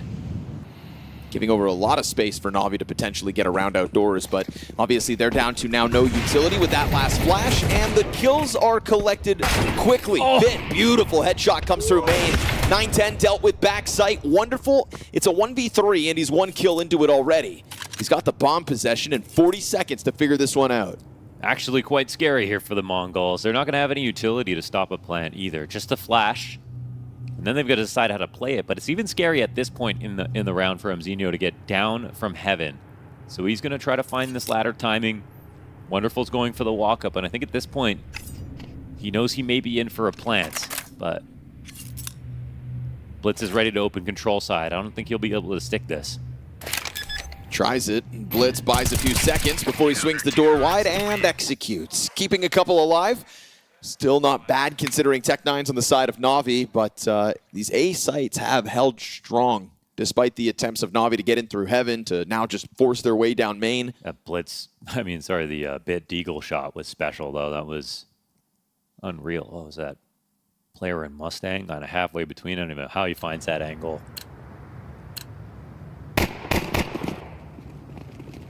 Mongols probably finally feeling like they've got something to say in this match after getting slammed back on Inferno. We go 4-0 Mongols CT side.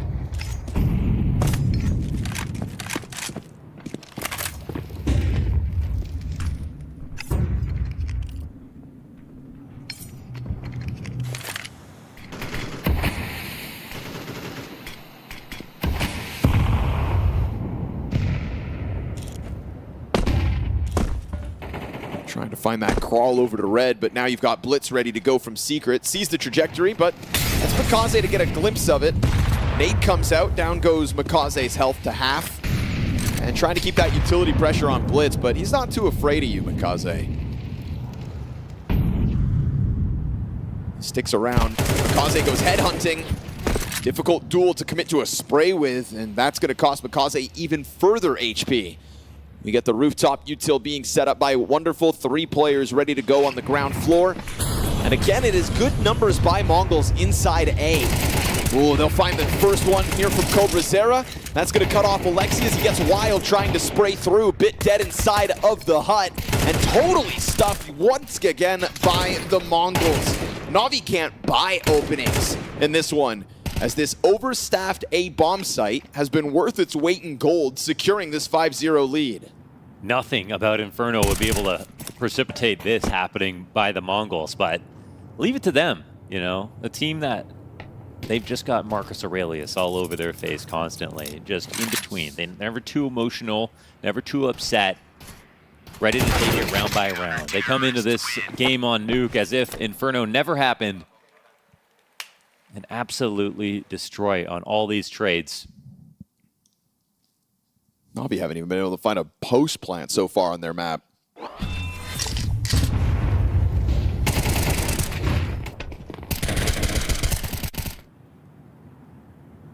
open. Numbers strong inside of A site. MongolZ, no weakness found so far here on the defensive nuke. In this round, obviously, 1 AK for Wonderful. It's going to be another rough go of it for Na'Vi unless mistakes are made.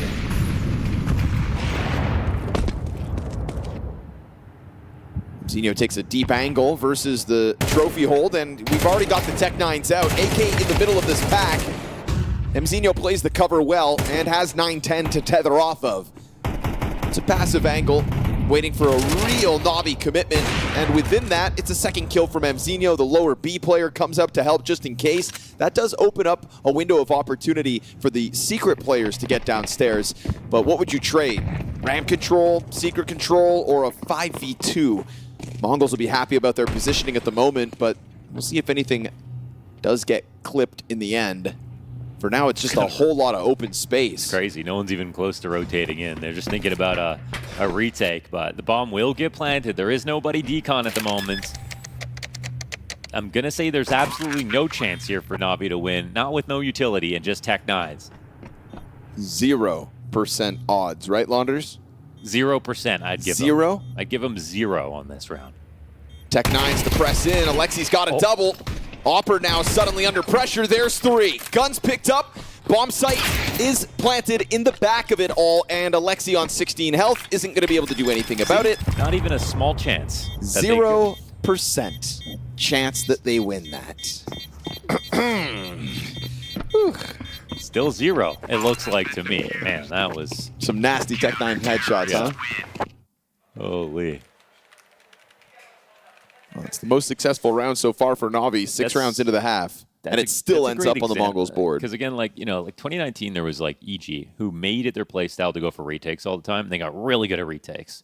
But no matter how good your retakes are, you're just adding randomness. Sure. You can still just lose. Time becomes an issue. Pressure becomes an issue. Moments like that are basically like, it's so easy for the Mongol. They have an op on one side, they have 2 riflers to defend it, but just a couple of clean Tech-9 headshots, and suddenly everything's in disarray. If that bomb was planted out in the open, which they could have done, that could have been defended by Alexi from the ramp. Both of them, in fact. They wouldn't have had to run back into the site.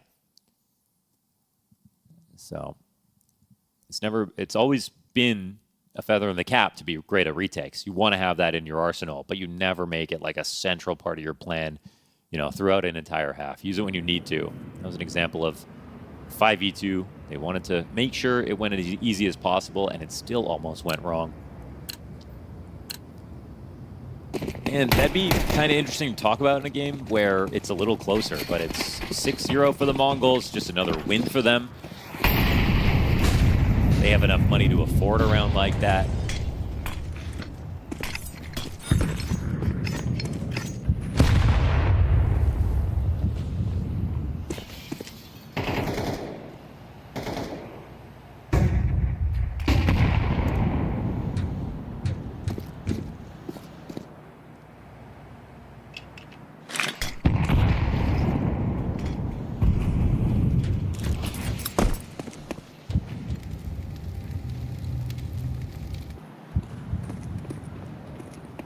Really deep angle from Blitz inside of Garage, and a fresh one for 910's AWP. So Na'Vi going to be tiptoeing their way into something different here in round 7. He's not dropping down on this. So it won't be a surprise to find MongolZ caught off guard by an op he's never seen here. 5v4 for the MongolZ yet again. Bit's going to have to be a critical part of getting into this A-site hit by the looks of it again. Once more, Wonderful dropping utility over top. Just a hot volley, won't matter, I guess. Back turn from the Garage play. Techno holds on to Hut, and once more, Na'Vi find absolutely nothing in a gun round. Not a single kill here in round 7 to try and even get close to a bomb plant. Still, 7 rounds of play. Bomb's gone down once, and you give a moment here for the MongolZ where after a round gets a little bit close, you let them make all of this money back with potentially 5 survivors. Wonderful's going to get his back turned, and suddenly you've got MongolZ right back at it. Ton of cash in their back pockets. Everything they need for a 13-0. It's kind of, whoa, everything they need for 3. After what we just saw, Connor, there was 0% chance that this is going to be a 13-0. Everything they need, they've got at the moment.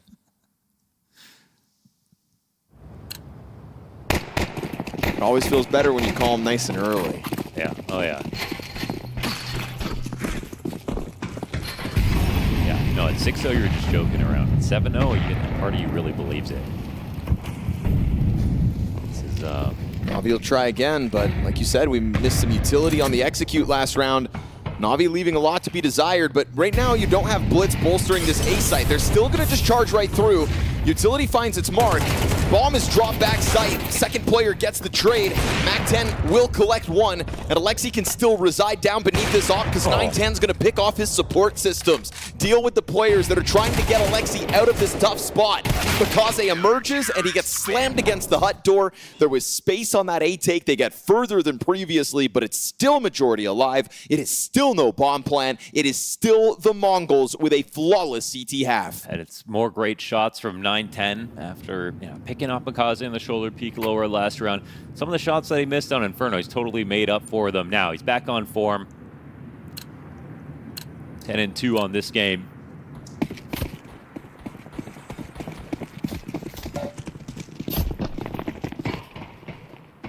Navi's map pick.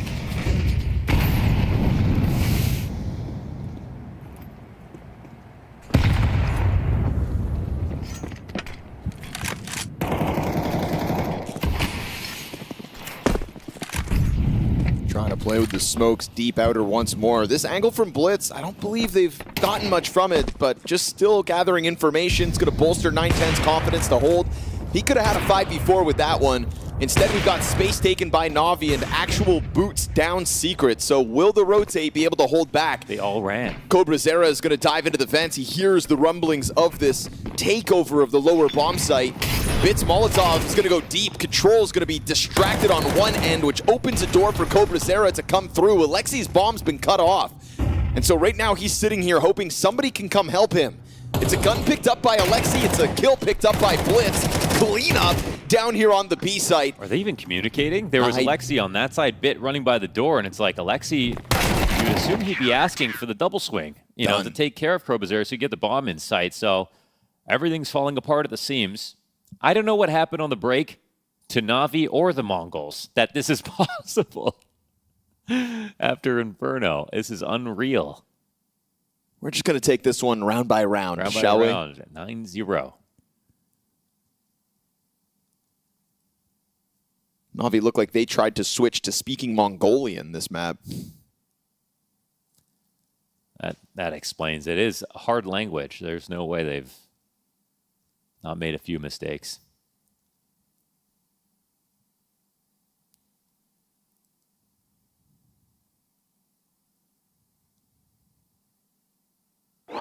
Feels like it's the kind of day that will leave both Mara and Blade scratching their heads by the end of it once we're back to the prac rooms. Yeah. At the end of the day, it's the result that matters, but yeah, tough to make sense of this. It's gone from impressive for the Mongols to damn near impossible for Navi to even think about winning, which is, I don't understand how that could be the case. Side's going nowhere fast.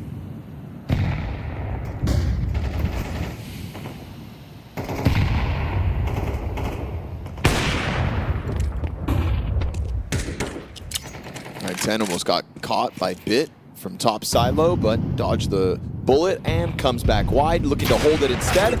Woo! Takes another one to the face, but Bit getting wallbang headshots means 910 still survives on 6, and MongolZ crosses secret. And if that op is back behind the blue box, then MongolZ doesn't have to worry about it downstairs this time. That'll be CobraZera's role, to just slide down vent and go deal with it. He's the only B rotate for the time being. Blitz takes up responsibility outside with a passive angle, letting Garage go if Navi were to take it over. And by the way MongolZ is coming back, it's still a possibility that Navi are going to try to end this on A once more. Maybe. Well, yeah, it's possible. Yeah, okay. That's a free catch for Blitz. Goes hunting with perfect timing. Bomb towards the ramp. We get this trophy group up, and 910's been waiting this whole entire time. 6 health or not. He'll find one. We get the swing out from Mzinho and a chance back for Navi to rebound. CobraZera cuts off the other side of this B hit. Navi trying to add layers to this late round move.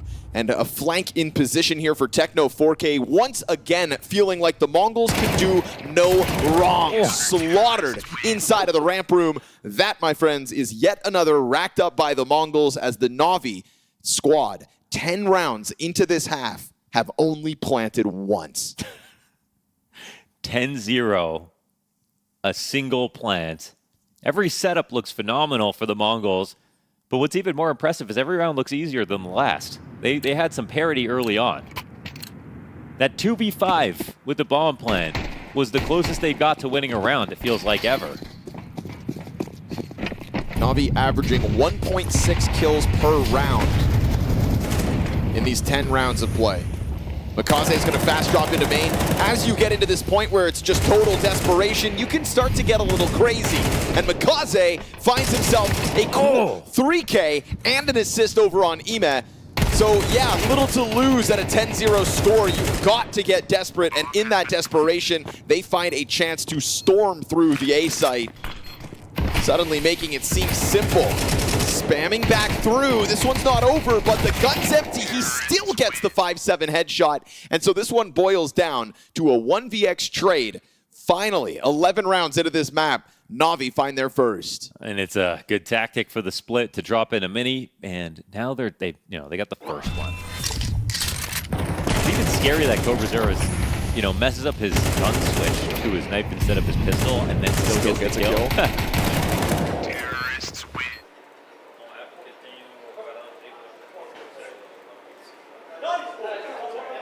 So a gift for Na'Vi to avoid the total embarrassment. I mean, there's still time for it. They only get one round this half.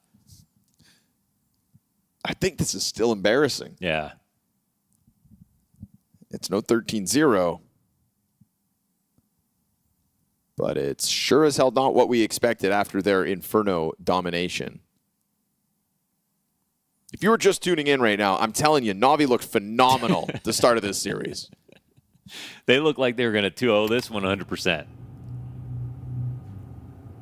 This is inexplicable. Sometimes that's what the Mongols are, aren't they? Yeah. Just kind of inexplicable. A Counter-Strike anomaly.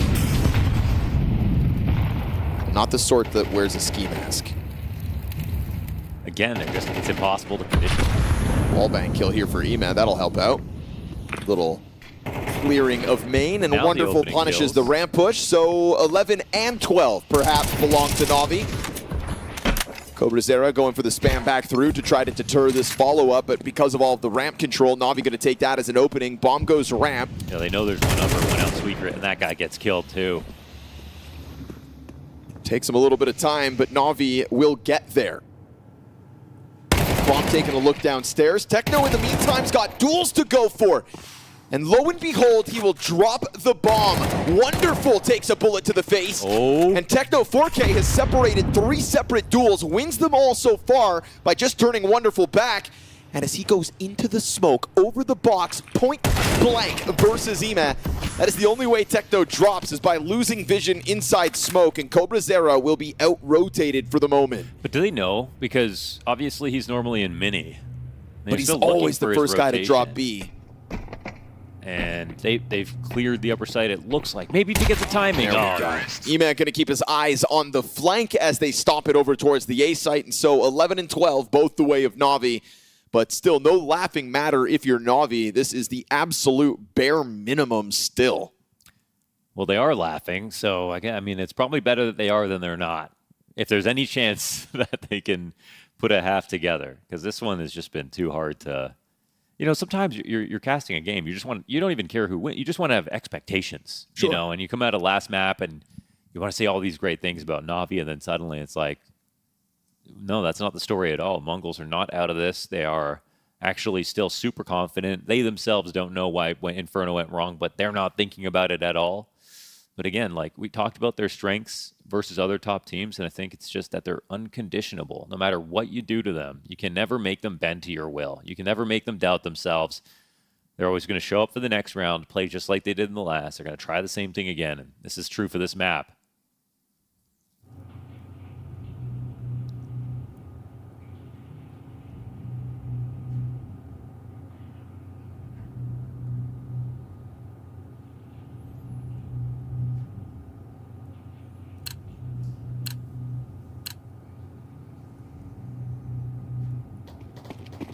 CobraZero with a 15-4 T side. Huge, man. Or sorry, CT side. He's really starting to find like an impressive mark on, I think, the space based on just his nuke play.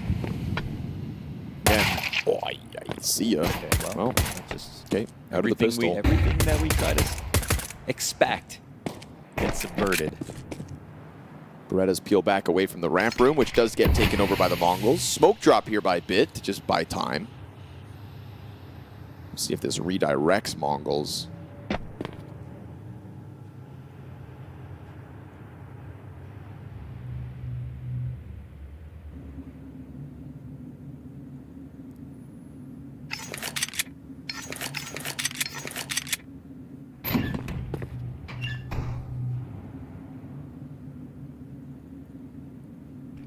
Whoa, yeah, you heard those doors open, so Bit's gonna get jumped on.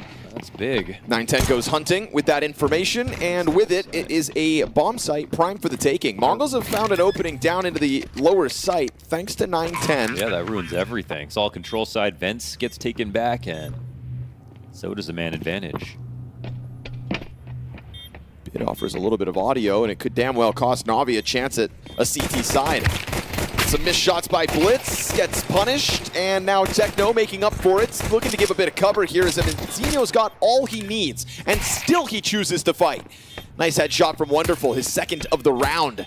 Backside still occupied, time is of the essence, and it is the Mongols with a T-side pistol, cracking open the strategy down into that B-site, all because Bit opened and closed doors. Yeah, it comes down to just that one lurk. I mean, Bit was holding Vent for a second, turned around to watch control side, but also because there was pressure there. So this just opened things up entirely. Terrorists win.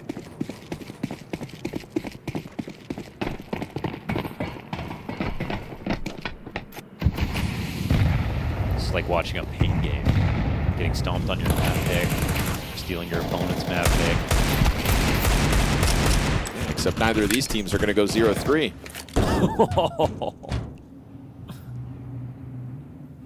Oof. Boom. Roasted.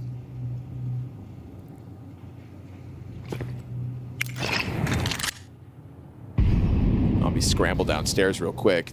They've got a few tools for the job, but utility dries up pretty quickly when the economy's against you this hard. Wonderful leans back, and it feels like Na'Vi just kind of waiting for the Mongols to tiptoe into crosshairs. And they'll do that now with the flash around the outside corner. Wonderful does find his angle. Can't fully stop the main challenge. And Mzinio's Galil gonna tear through one. Recovers the spray as the 5-7 of Emet pops up behind them. And so Vent control here with bomb possession, only momentary. Yet again, the Mongols will tear through one, and that is their 12th round secured. 10 map points on Na'Vi's map pick. And it's a double forced investment. Already 3 MP9s being bought right here. It's grim. He's got Alexi B on 2600. What do you even say about this? Mongols, they've got an easier round than the last coming up. Not even a second rifle here. 4 MP9s to defend their map pick. After getting completely pieced up.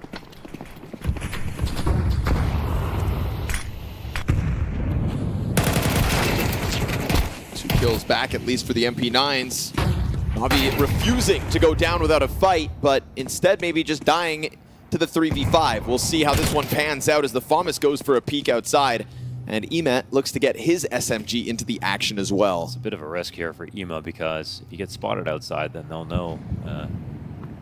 They really lean towards ramp. Oh, he wants to get this. What, smoke or the gun?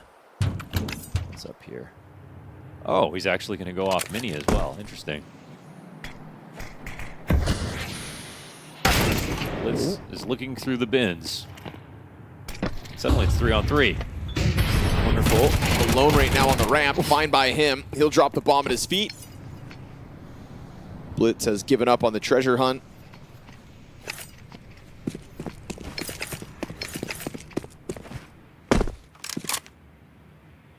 Yeah, that's a bit of a metaphor, huh? It's when you give up on something that it gets delivered to you. All that effort trying to find the gun. Mm-hmm. It's only when he walked away that he got what he wanted. The car keys? They were in your hand the whole time.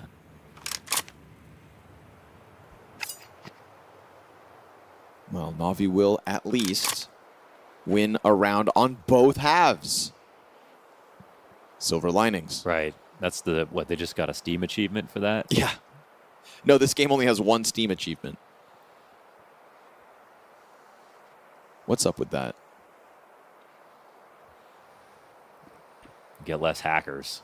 Steam achievement hackers. Oh, yeah. The notorious group. Those achievement hunters. Can never trust them. Still looking. What was he looking for? Was there an AK over there? I don't know. I thought it would be the Galil that fell off, but scratching my head as well.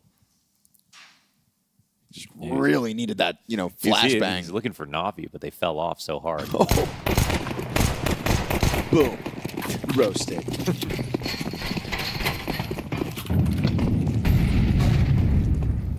Is it only one round? You'd think not, with the advantage that Na'Vi hold on to right now. 2 AKs and a Galil given over to them. MongolZ having to do with 3 rifles here in round 60.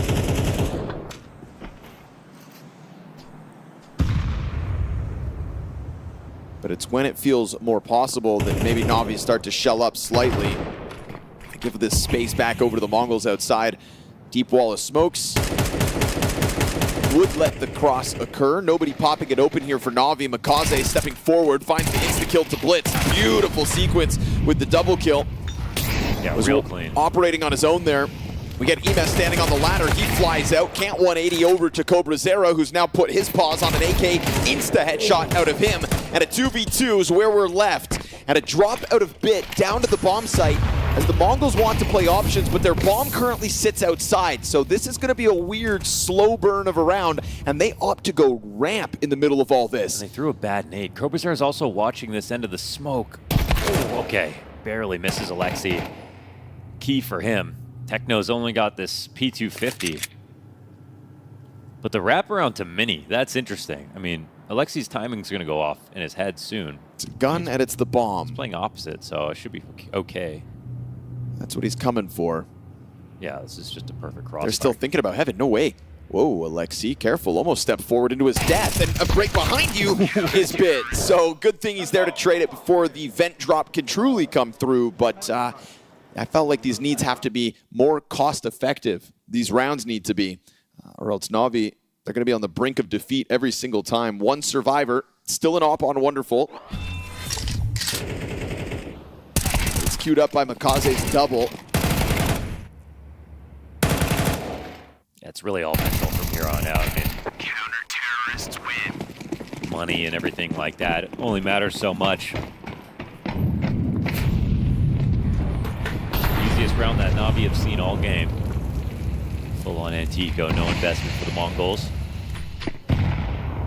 It should just be able to farm. On his own versus Galox. Oh my gosh. Yeesh. A1S though. He'll bring him down into the lower site. He'll pop 2 of them in the process. Fast flank around through the ramp, and Emet already onto control. M4 swings into it, catches another kill at least here for the MongolZ. And Emet trying to jump down into the bomb site to figure out where the hell Techno got off to. CobraZero's got bomb possession this entire time. He'll find an additional kill, and they just keep on charging. Emet never hit the brakes in this one. And at the very least, we find Na'Vi with a 5th round so far. Yeah, it's great that he ran after it. If not, like, maybe it gets crazy. I was going to say, like, Bit is there. In the couple of the last nuke games that we've seen from Bit, he has had a weird struggle inside of ramp. Like, he's died a little bit too easily. He's let team jump through a smoke, all 5, and not get a single kill.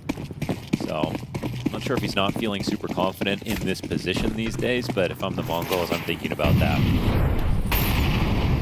They've been watching any of the recent games.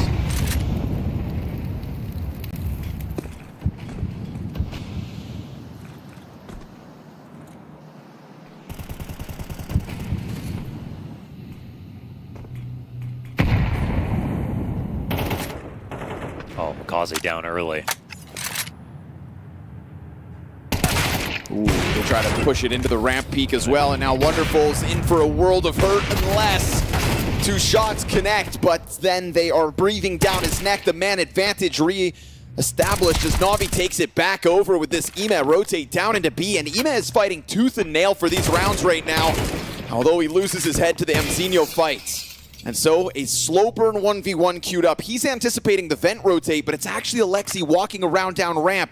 Alexi with gun out is going to find this element of surprise, and so a clutch the way of Na'Vi keeps this comeback rolling. Yeah, runs right into him. I think it's wonderful who saves it.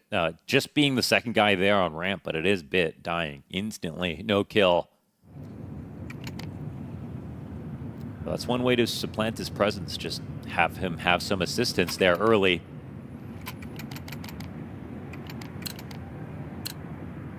I think comeback of the day has already happened. I was just thinking the same thought. But this is technically this is 10 rounds, so. And after how flat the first half was, I feel like it'd be even more, yeah.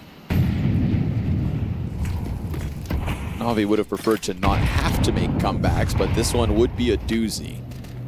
A gap in the smoke. Certainly not ideal.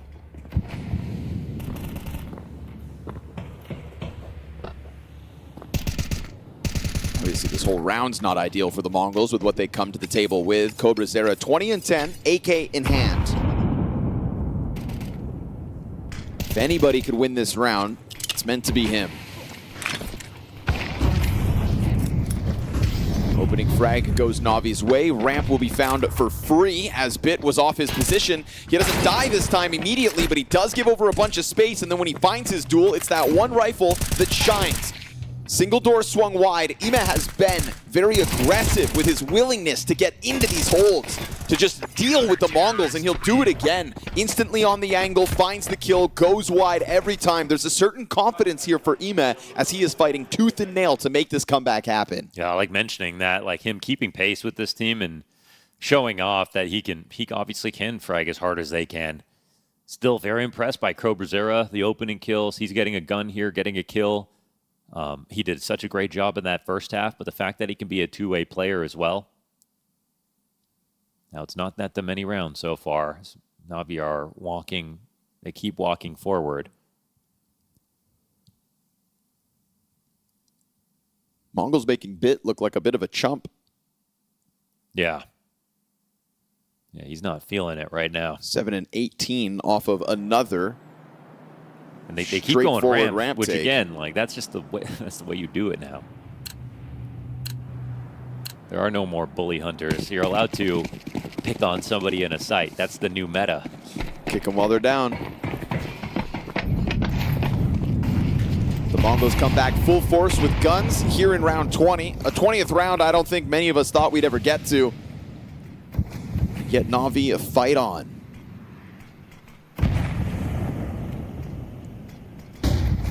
Four smokes. Sea of uncertainty here for Na'Vi to have to handle. You'd think such a heavy commitment really leads to the Mongols using that to cross over Secret, but they're not going to play it whatsoever. They want to go into this A-split, and the main test comes Makaze's way. A lot to be desired on that one. This could be the final moments of the Mongols, as Wonderful comes out with the Heaven Peak. No targets to shoot at. Vent is being challenged as Ime pops back up. Blitz is going to best him. His triple kill, no quad. Trades needed, and they shut this one down. You've got Na'Vi leaving us scratching our heads, but luckily for us, we pay expert analysts to unpack this one. Well, I don't know what we're going to say. I haven't seen a veto messed up this bad since The Sopranos. Oh, okay. Yeah, I was going to say, where are those expert analysts? Yeah, Jacob went. I haven't seen them around.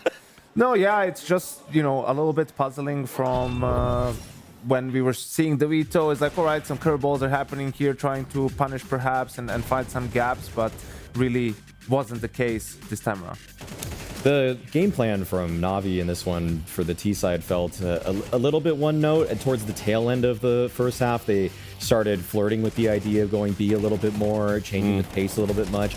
I would just say that I feel like I don't really like the way that Na'Vi went about some of the starters for the rounds. I just don't think that they masked what their true intention was. And to MongolZ's credit, they had the players in the right positions more often than not. I just felt like so often Na'Vi, they're running to where they wanted to go. Yeah. They were all literally just sprinting 3 guys, 4 guys. Mongols are able to communicate those numbers effectively, and that's why so frequently they just got demolished at every first choke point. I mean, that's one of the worst nuke T sides it's certainly the worst nuke T side of the year. It's one of the worst I've seen in a long time. Very surprised, given that, you know, we talk about the Blade system and the kind of game plan that they had in drafting this one. You know, they weren't even getting kills. It was like crazy. The first guys just keyed into the guy's position every time, because I would say, like, look at how Mongols played that round 20 to finish the game. They threw 4 smokes outside, and it looks a little bit repetitive, or that it looks a little superfluous, the way that you're just layering smokes on top of each other. That's what a lot of teams do now. They throw diagonal smokes, they throw the old version of the cross smokes, they sometimes even throw that unbreakable smoke to just kind of mask what they're doing. You don't know if they're walking through big garage, you don't know if they're walking through the unbreakable smoke or into credit card, or they're even wrapping in a mini. But every single time, Mongols knew, well, one guy got down secret. Okay, we're going to barely have to rotate, you know, keep an eye on that. But then we know that the primary hit's going to be going either ramp or towards A. Yeah. And credit where it's due. Obviously, we did point out that this is Cobra Zero's kind of his weakest map, particularly on that CT side. And he came up trumps this time around. You can see how well he played. You look at the heat map, you know, really solid lockdown.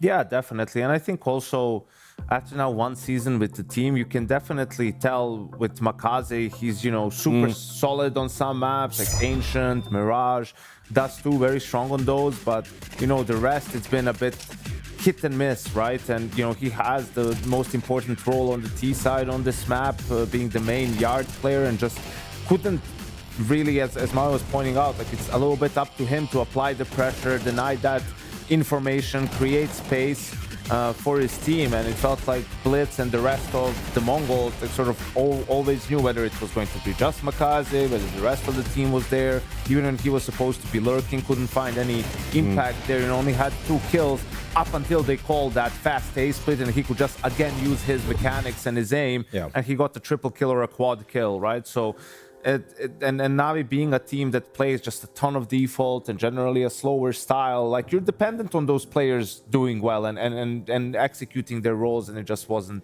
there on Nuke. The thing that unlocked for MongolZ in maybe halfway through his first season with Na'Vi, when I was watching him at least, was that on Ancient, on Mirage, he learned when to pump the brakes. Don't just keep following the strat till you die or hit a wall or someone's there to fight you. Sometimes peel away, peel back. And then it felt like those maps really opened up for Na'Vi. Nuke's still a map where he's just sending it every single time. If he gets the cross smokes outside, you could see that he's just walking into the first defender towards lower. I think 910 was trained on the angle one time at Secret, for example, and that was supposed to be a play disguising an A hit. And so when he just dies Secret by himself, then the whole plan falls apart, because then 910 can relay that he's like, there's nobody else here. That was the one guy that got down, and then everybody's locked and loaded, ready to go. And yeah, we highlighted Cobra Zero there because that dude was just a turret. I mean, he planted his flag around that door position. I'd say that maybe nearly a dozen kills were just kind of mowing people down as they're trying to breach that squeaky door, that hut. So all in all, great job as an anchor there. He was throat singing all over the A-bomb side. Yeah, it definitely was.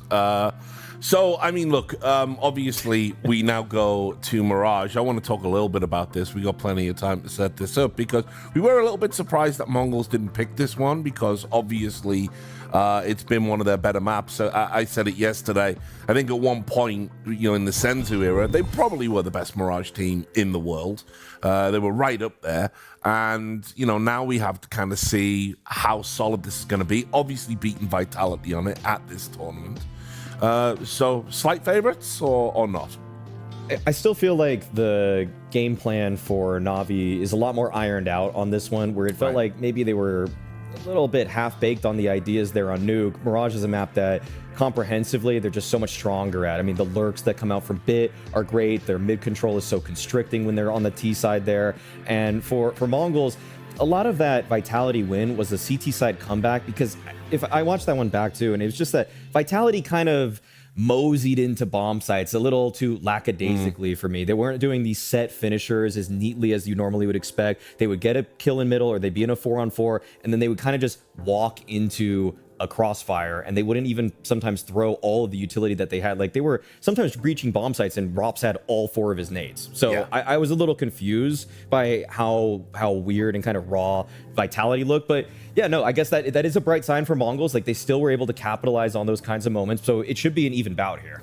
Feels good for the series, right? Enough of the funny business. Let's now get to a map where we know we're both really good on it. Hopefully we get a bit of a closer affair early on with Cobra. You know, in some of the games, MongolZ T side, I would see sometimes that they would drag the round on. You know, MongolZ, the round has to end, or they have to, you know, go for their killing blow at 50 seconds at the latest. You know, they're not a team that can drag around until the end, throw a bunch of fakes or anything along those lines. That's not their strong suit, and they struggle when they try to play in that sort of a fashion. You know, it's some small deception perhaps with the opening smokes, right? Second wave comes in, we hit them, and that's the style that I think Na'Vi can expect coming from the MongolZ in this. Yeah, meanwhile, over on Na'Vi, I mean, we've highlighted MongolZ on Nuke. We feel he's a bit unrefined there. Here he's obviously on that T side, got a fair bit to do, but one of his better maps definitely in his wheelhouse, right? Without a doubt. I mean, he just looks way more comfortable on the mid control in particular. One thing I did note, though, from watching them earlier at this tournament that I was concerned about is that I don't know what play they were running or why, but one time Bit was going mid, MongolZ went Palace, and they lost that round pretty spectacularly.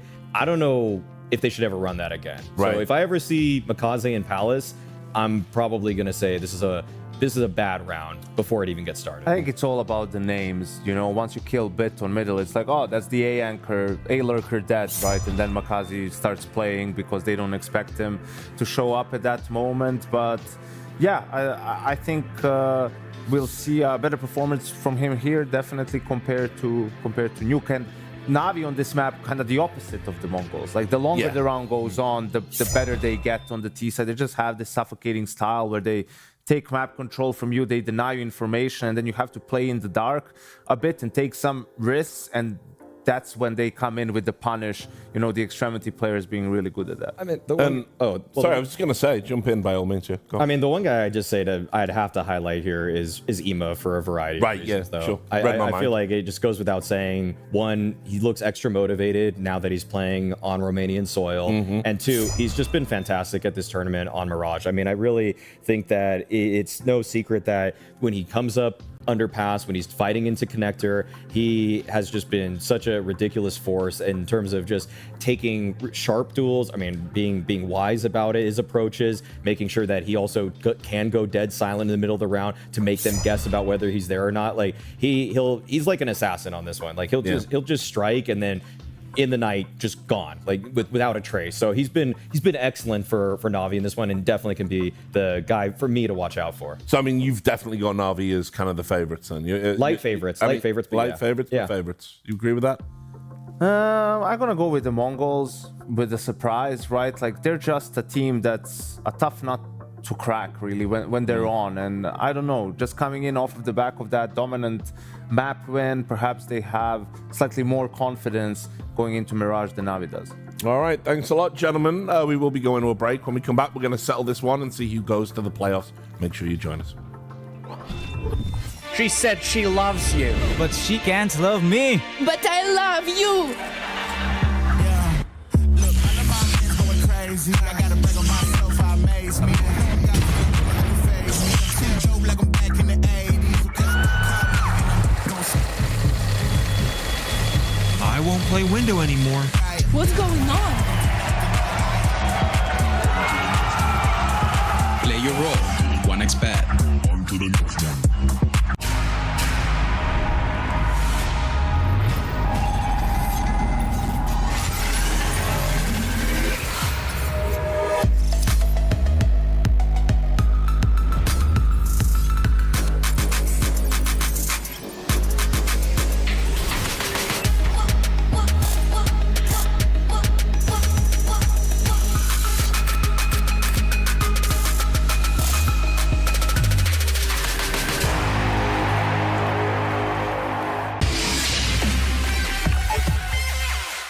human body was built to move.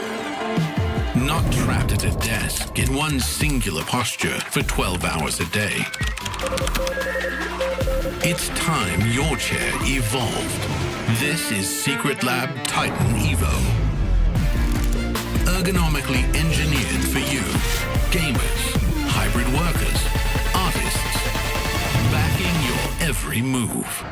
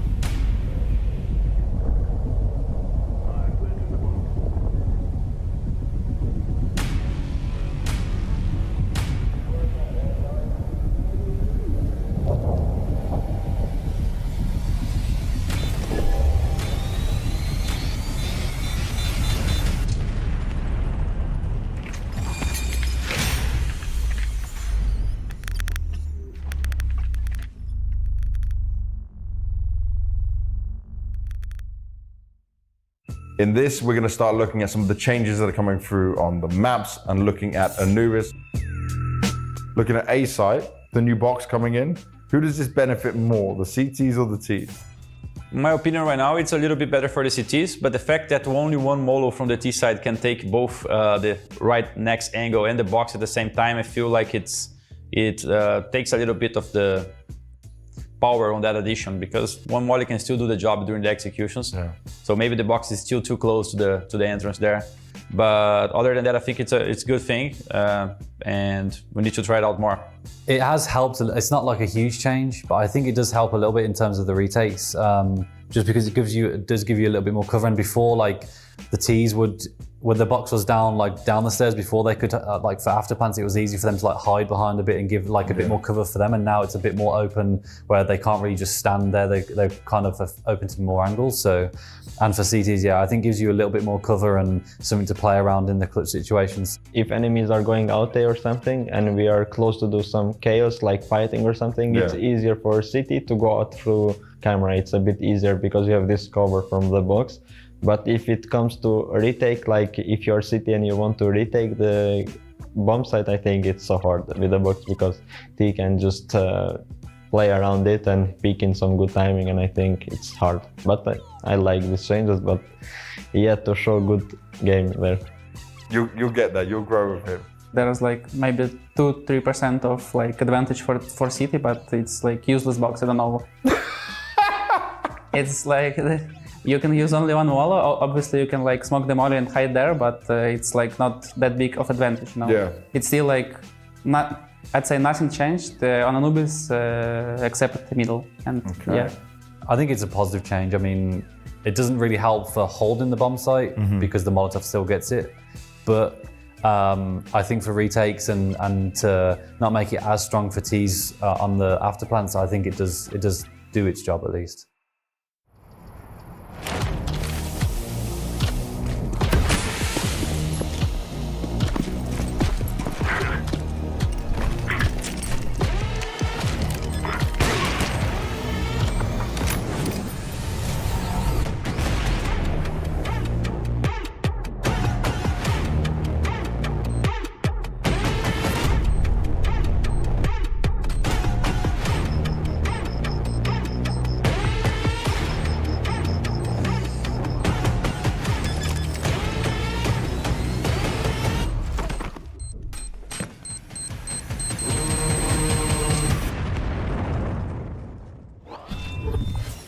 What we will get in this third map, nobody quite knows because of the nature of that first and second back and forth affair. We thought the Mongols were dead on arrival here in this 2-1 matchup, but Nuke changed everything, and Mirage is where this party ends. Or begins for one. Again, qualification for the BT Arena on the other side of this best of 3, and we have landed at the 3, the decider map about to begin between Na'Vi and the Mongols.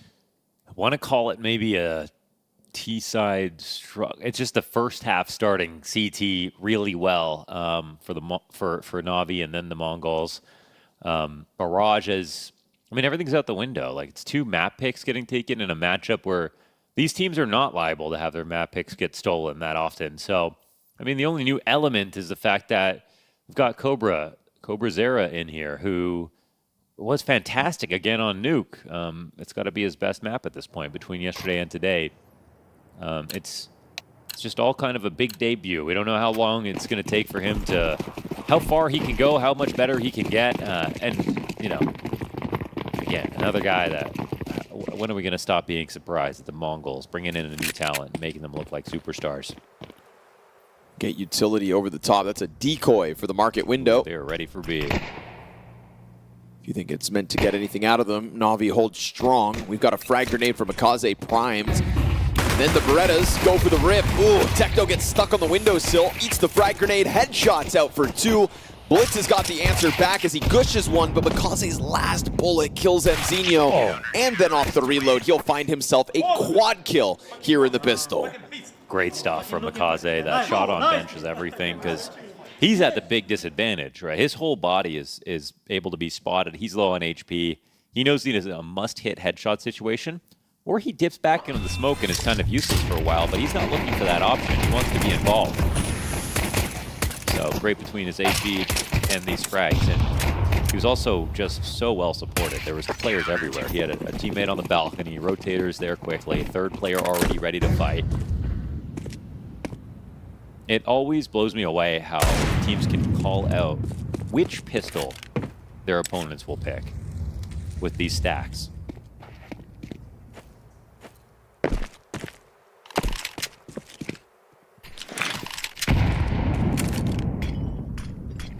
I feel like that's one element of Counter-Strike as we've gotten more and more professional over time, is just like the ability to parse information.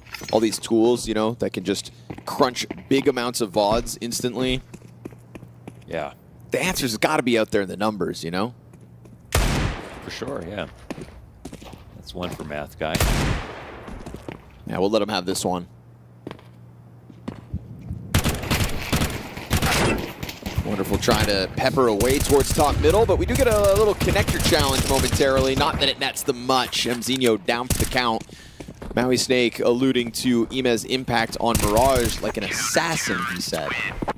Back on the desk, and I do think that is an apt description. Sometimes Ime just in a split-second peek into the windowsill, an instant rotate over to connector. He will be a nuisance for the Mongols' approach if mid is to be weaponized.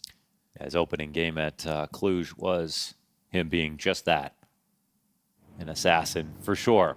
So we'll find out in this half, I guess, if there's any patterns available for us to think about. It's that the CT starts are not going to stop. Because when it felt like all hope was lost back on Nuke for Na'Vi, I feel like Ime was still kind of stepping up into the chaotic game. Yeah, and he's going to have a chance right here, top mid in the first rifle round, to go for it once more. And in that moment, is still at least able to drop a body when you're facing 3 players in the open like that. Props for getting one. MongolZ also a singular frag. It's pretty good, though, to get the pack down. Go. Yeah, they know that there was 3 players up there. This drop will round to nothing. Mzinho gets caught off guard. And Techno, he's still alive. Nice and at this point in the round, yes, he's low, but it is just a 1v2. Bomb is back in T-spawn. He's on 40 HP. Yeah, very awkward, man, because if he goes to, he wants to kind of go forward, maybe get that 1v1, but without the bomb.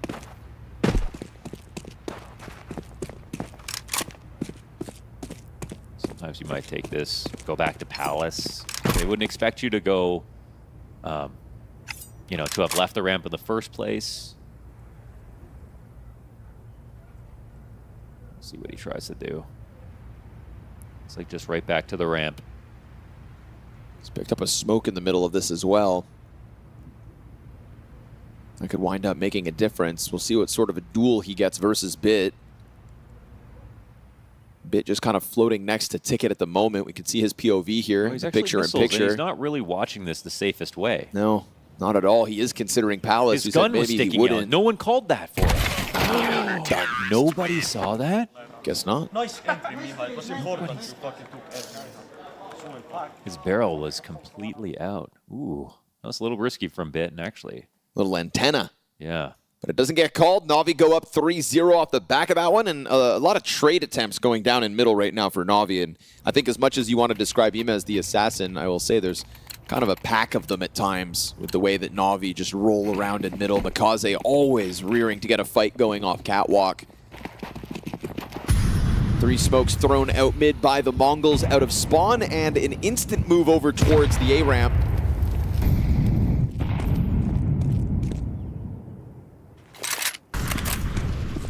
He's jumbled up over towards the ramp. Palace player will be met by a smoke that's going to neutralize Mzinho's threat for the time being. Ima's timing's the key one. Like, he's going to try to find this sliver angle versus the ramp when they're all grouped up to peek.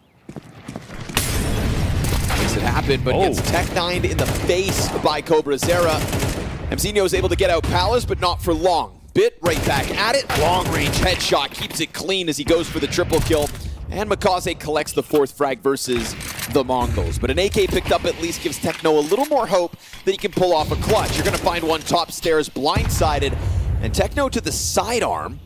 That's a little awkward. I mean, bomb isn't in his possession, so it's going to be weird. Make him sweat a little bit. You know, if you're Techno, he has to reload. They'll pinpoint his position for the time being. He's going to take to the top rope. Wonderful's right there. Oh! And as Lexi B has inched into that smoke grenade, Techno leans back to the ticket booth. Lexi hoping to catch him with the element of surprise. Techno drops down, gets wind of it for a second, but Alexi still reacts. And that is a 1v1 clutch for Na'Vi's 4th round win. It's kind of a ridiculous mistake to be over there on stairs and not think that someone could jump up, take it over top of the smoke. It's one of Techno's only options. But after this cleanup a bit, hope that there was no chance for them to pull this off somehow. And unfortunately for Techno, first bullet through that box isn't enough.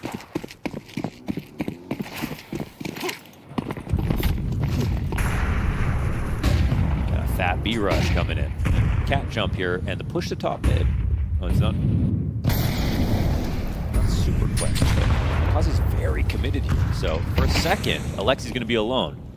MongolZ hears this, barrel to the back of Blitz. That one's done for, and so it's all in out of the apartments for the Mongols. Cleaned up by Alexi instantly, opens the door for Imez multi-kill. Never mind, Alexi's actually got his hands on it instead, and wow, it's flawless here for Na'Vi. Not just this 5th round, but the whole CT side so far. It was a small thing, but Alexi's fallback flash into B-Apps as they were exiting blinded like 3 people full blind. It really slowed things down. That 1 extra second or 2, that really is everything they needed to get the rotation in place, for MongolZ get his kill really easily, and Alexi was really great on the utility in the fallback positions. They really didn't even shoot any bullets for those last few kills. They were just kind of looking around.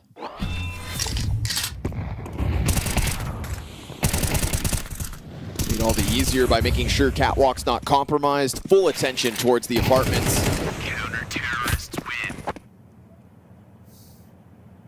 The defense rock solid so far. Not a bomb plant either for the Mongols.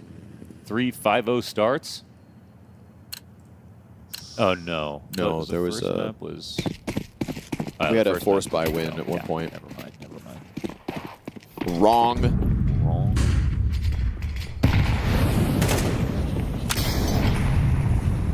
T-Smoke dropped down mid as they'll come into this one with an AK for Techno. Pistols on the rest.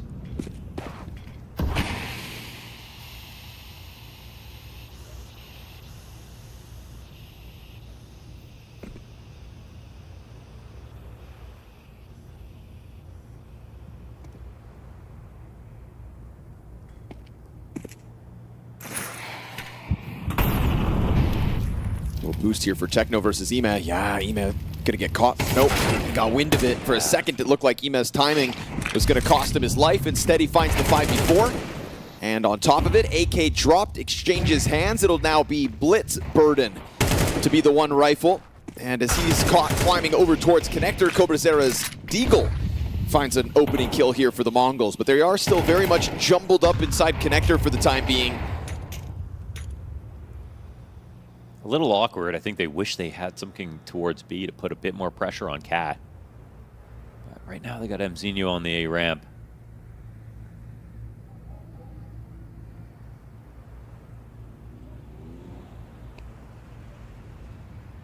Round gets momentarily scary, but Na'Vi face their fears. They reclaim everything inside of middle. They see that no one's here, in fact. But in the back of their mind, they're thinking B.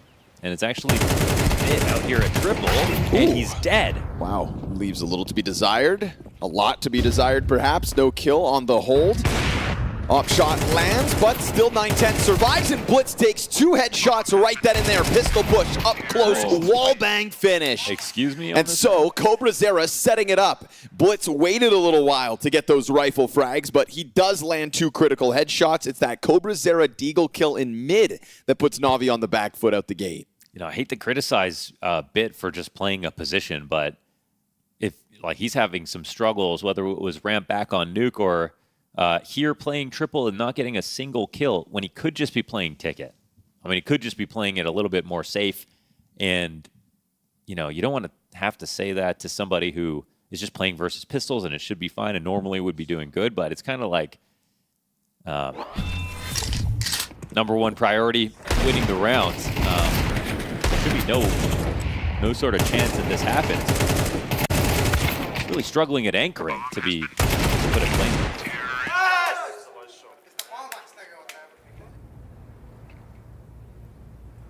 You say CobraZera gets better as the games go on, as the pressure gets higher. Well, 5-0 down on a map Na'Vi are known for.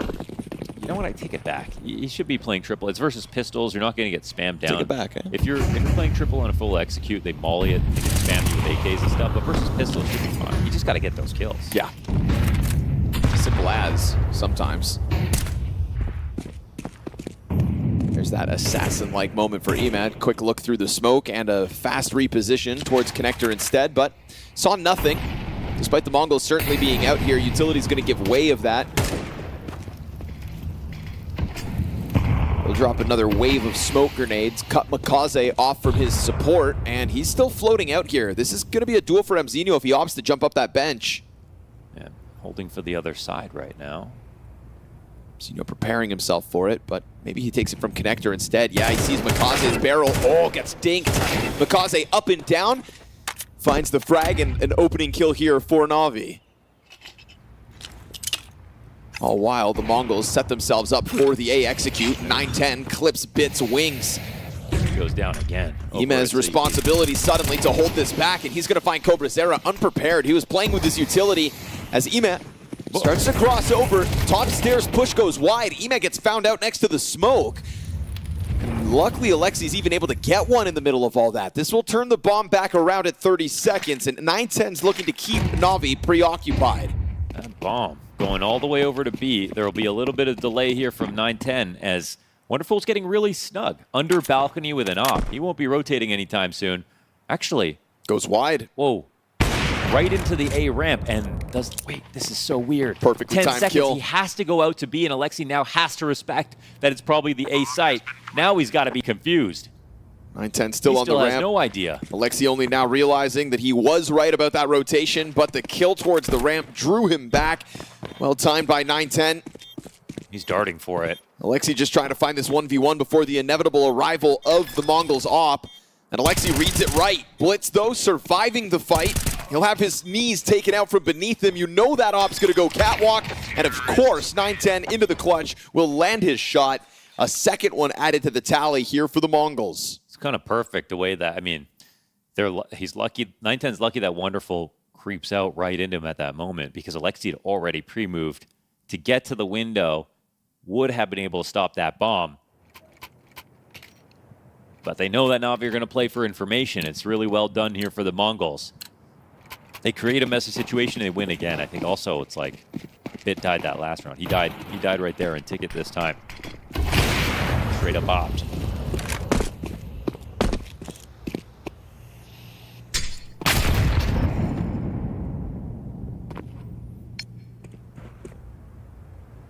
Now MongolZ have most certainly found their opening into this game. And there are some positions like where you're anchoring where a chance you'll get taken out. There's some sites where you may or may not die. Some sites you're gonna die. You might get 2 kills, but you're definitely gonna die holding it. CT is not one of them on Mirage. It's really up to you if you want to play to death or not. You can hide so easily. So he chooses the path of the sword.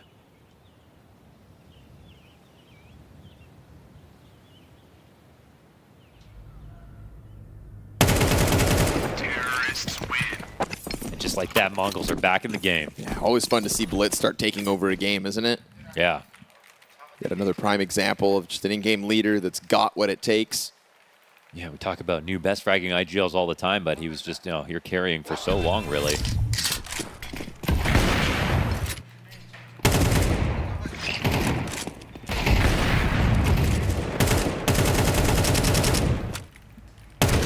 Game without an op, some say. It's back in hand for Na'Vi after that 5-0 start to the game.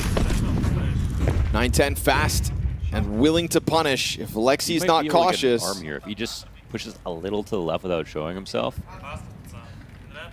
and he'll see this, and then he'll have a chance to really slowly walk into this fight, but he has to move a bit. There it is. Yeah. Now he sees it. Oh, okay. Alexi saw it too. That's a big chance. Alexi B playing dangerous games, doesn't run the risk of checking again. Drops utility in the process. Opper, in that moment, takes the bomb back to T-Spawn. The MongolZ looking like they're going to set up for some kind of a later mid moment, but we hit the minute mark, and at the same time, Na'Vi feel like they want to carve control of this part of the map. Dangerous for Blitz now. They're pushed out of middle. Smoke pops in front of Bit, but there's multiple bodies outside of this. They take a duel on their terms, and MongolZ is just straight up bested. All while the MongolZ set themselves up for this full-blown A execute, which currently has no Na'Vi member within the bomb site. Imez gonna get the trade kill back to bottom middle. Bit under challenge here, has players down beneath them in a flashbang that just interrupts everything. Both sides of that duel pause. Fire flies forward into Khan, and Alexi popped over top of the ticket burning. Now wonderful at-bat, missed opportunity, and we go 4 versus 1 on top of it as the MongolZ find a bunch of successful duels, and now 4 successful rounds in a row. They're turning up with these miraculous trades, actually. So many good fights there for Na'Vi, and yet MongolZ won them all. In fact, that Blitz stays alive, getting pushed. All they did was throw that molly, so he'd have to strafe backwards instead of just hold there and be comfortable. And he had no problem winning that duel over MongolZ. Made them wish they used a flash.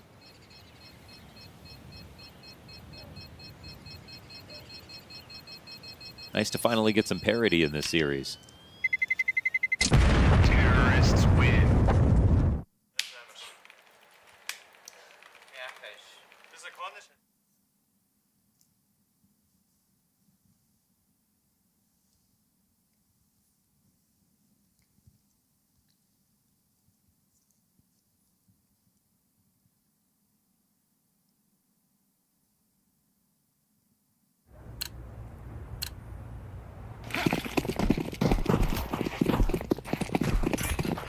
I'm sure Na'Vi will be a little bit tilted. They were on pace to have like another 10-2 half.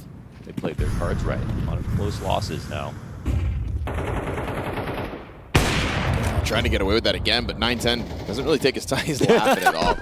He's laughing. I mean, it it's off. not that easy. He got the chance he was looking for, but couldn't hit it. Just hoping Mara wasn't watching. It's funny though. It'll be insane if Alexi thinks he can start another round like that. And that's why jump spotting, you can die, but most of the time it's safe. Even if they see you, it's just not an easy shot to hit. Ooh, jump out. Little distraction served up for the MongolZ headshot. And with less, they find a couple kills, but still, again, how many times this mid-fight goes down and the MongolZ within it use it as a vacuum to take over the A site? You're trying to bring something back to the table, but every single time you find success, it comes with a cost. Another bomb plant for the Mongols as they go for the 5-5 tie. And 9-10 feeling fired up. Sits and waits, and sure enough, Na'Vi put themselves into a position to continue to get dropped. It's a good trade by bit at least. Techno's got the insurance of the Palace, and as the bomb hits the halfway point, Imez going to try to fluster them by putting smoke on bomb. He sits on side of it, sticking it, pitch from both sides. Mongols back at it again. This A bomb site now has their name stamped across it. It's pretty sweet. I mean, we are seeing that, you know, Bit's getting kills, so it's not like, and overall he also had that one round where it was the Antique, he was in CT, got 3 kills. That kind of saved the day for sure. But it's not changing the fact that Mongols are spending all their attention trying to get into this place, and for the most part, it's working out. So tied as we near the end of the half. So Na'Vi getting back onto another full buy. Now, if there's someone we really haven't said a lot about in this game, it's probably Wonderful. Considering how consistent he's been lately.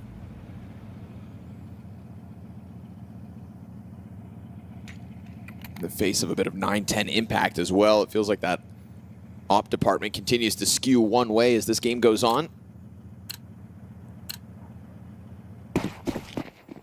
Still a chance to revive the argument as he comes into this one with his op. But 3 kills to Wonderful's name. So far on the decider, we get this boost mantle top mid, and nobody's home as far as 9-10 can see for now. But Na'Vi have gone for their mid-round, mid-fight moments. So the op lingers just in case. Techno takes up the responsibility of just putting on some pressure through the B-apps, keeping Alexi B busy for the time being. Na'Vi trying to get off their bomb sites, has Wonderful on a ramp angle at the moment.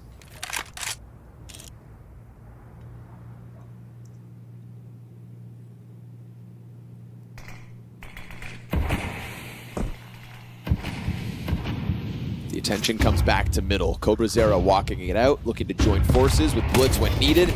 Again, there's that poke, that prod, constant always from Emet to try to confirm what the hell is going on the other side of these smokes. 45 seconds, and CobraZera has just inched his way ever closer to getting into this ladder room. Yeah, and he can just be a lurk now. He has some, you know, room to play with. He's unspotted. He'll have a chance to get one free peek in. A ramp setup like this is not going to be too bad. It's a bit separated from this, but Wonderful has room to fall back. Yeah, better than walking into the late lurk of 9-10. A very early angle held by Wonderful. He'll find a second. And then you do still get the answer back for the Mongols. Down to 15 seconds. Wonderful trying to get out of position. Oh, Mzino tries to play with him. And just when we put Wonderful under the microscope, he delivers, but still will be gunned down by Techno. He'll just look to save the op. No chance to win the round because Alexi doesn't peek. But a hell of a shot out of Techno as well, still showing us that the Mongols are bringing the fight to the table. For what it's worth. But yes, it's a great round out of Wonderful. I mean, even that small tracking shot on the way back to under balcony, like lots of pressure on. He knows that the connector split's coming and not falling for all those shenanigans on top of the balcony either. Very solid moment for him.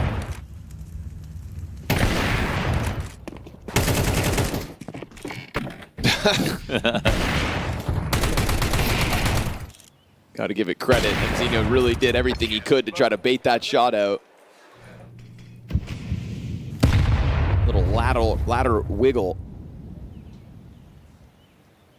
It's a tough drop down on him, though. Yeah.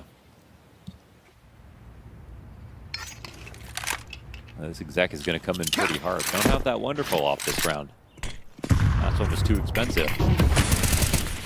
Body's confirmed as well. That would have been the bomb spotted, so we get this scramble rotate over. Emet trying to take over Ticket. Fully blind was bit, but given a chance to regain vision and control the site.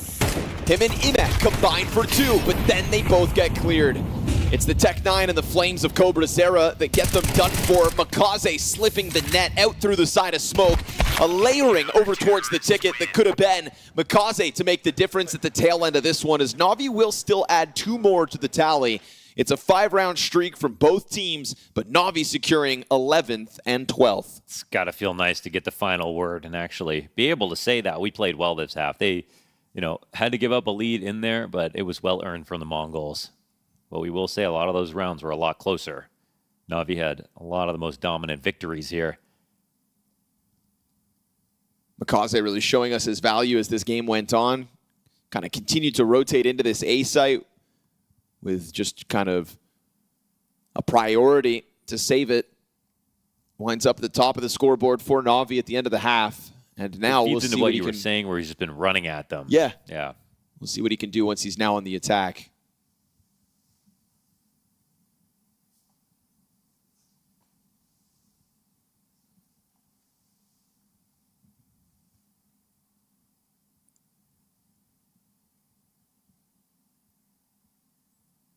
Just felt worrying there for a bit for Na'Vi. Felt like that dogfight on the A site was just going to keep coming up Mongols time and time over, but wonderful with the critical op hold once, bit with that regained vision in this last round.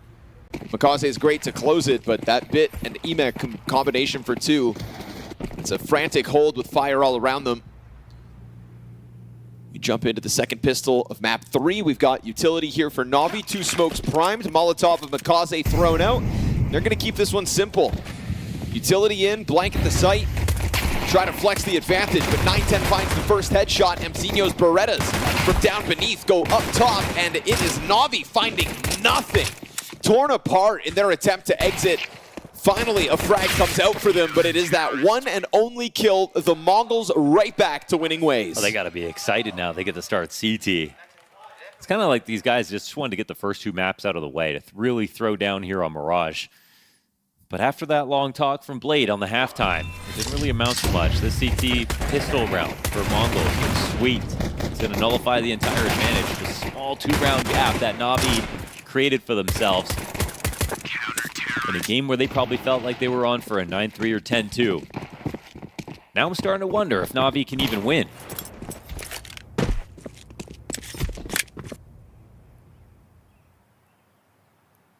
MongolZ free to take a risk this round. Deagle in hand, and MZino's got him real quick. Body bagged. The rest of Na'Vi will come sprinting over. Smoke lands in Palace on the rotate from Mongols just to give MZino a little help. That sense that there's probably more behind this ramp play, but now that they've got the Desert Eagle, Na'Vi's still time to reposition. So they'll take their sweet time with this round. See if they can catch Mongols making mistakes.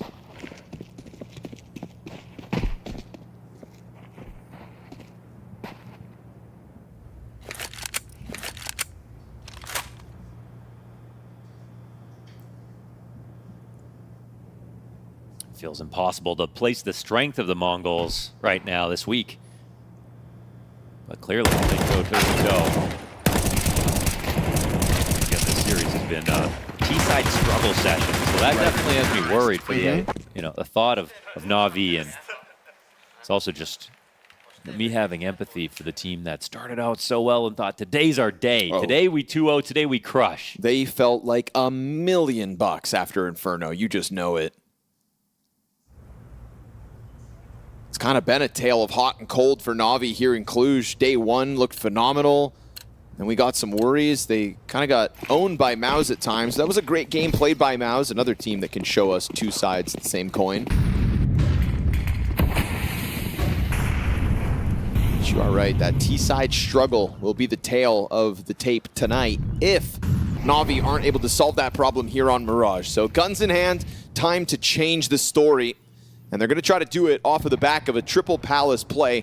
Utility flies over from the ramp. 9-10 mows down the front runner. MZino's the guy that gets the multi-frag. And it is another total shutdown of an attempt out from Na'Vi. Looking to layer that with connector, but individual moments here for the Mongols being found across the hold. And MongolZ with far too much to do in round 15.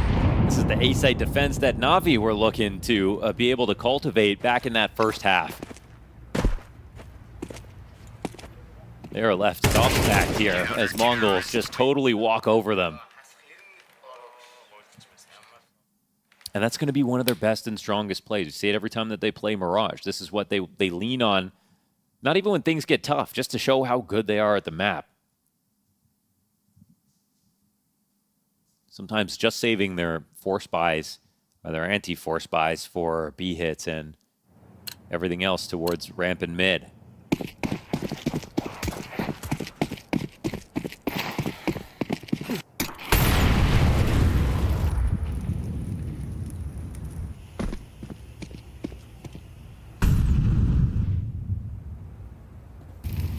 And here's one of those half buys. With Bit lurking inside a palace, he's got a molly and a smoke. But now they get spotted. I wonder what they're going to do with that. They're just getting spam. Nades are going to come out.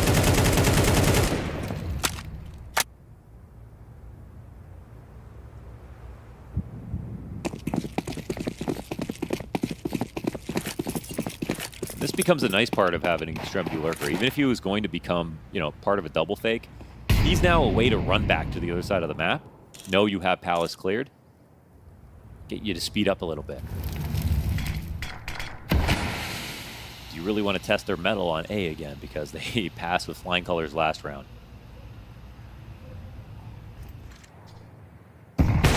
Four on the exit. Mzinho kind of pressured here, but again, every time he's just jumping up and recovering the chance to mow down bodies. Na'Vi, just like the gun rounds, these ones with pistols find absolutely nothing, and the Mongols' defense is rock solid yet again. What can you say about these guys? They just impress no matter what. Standing up to the 2 first tests in a big way, but another rifle.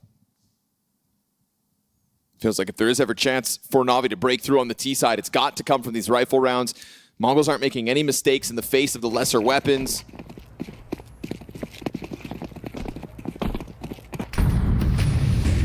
We just kind of sit here holding our breath, waiting for Na'Vi to give us something to talk about. It eventually happened back on the CT side as well, right? Round 11, round 12, they kind of got back into that groove, but so far, no rounds on the attack.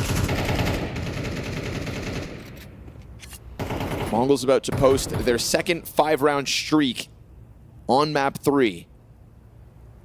If they can shut down the AKs of Na'Vi here in the 17th round.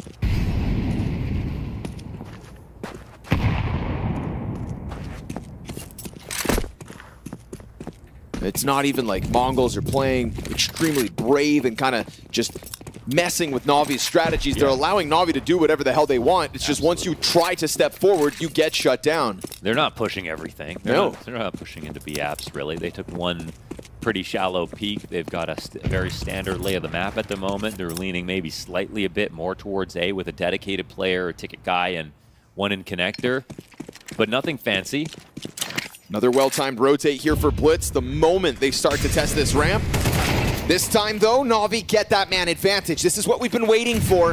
An individual moment for Na'Vi as they crack it open. Blitz, though, from the corner has got the answer back.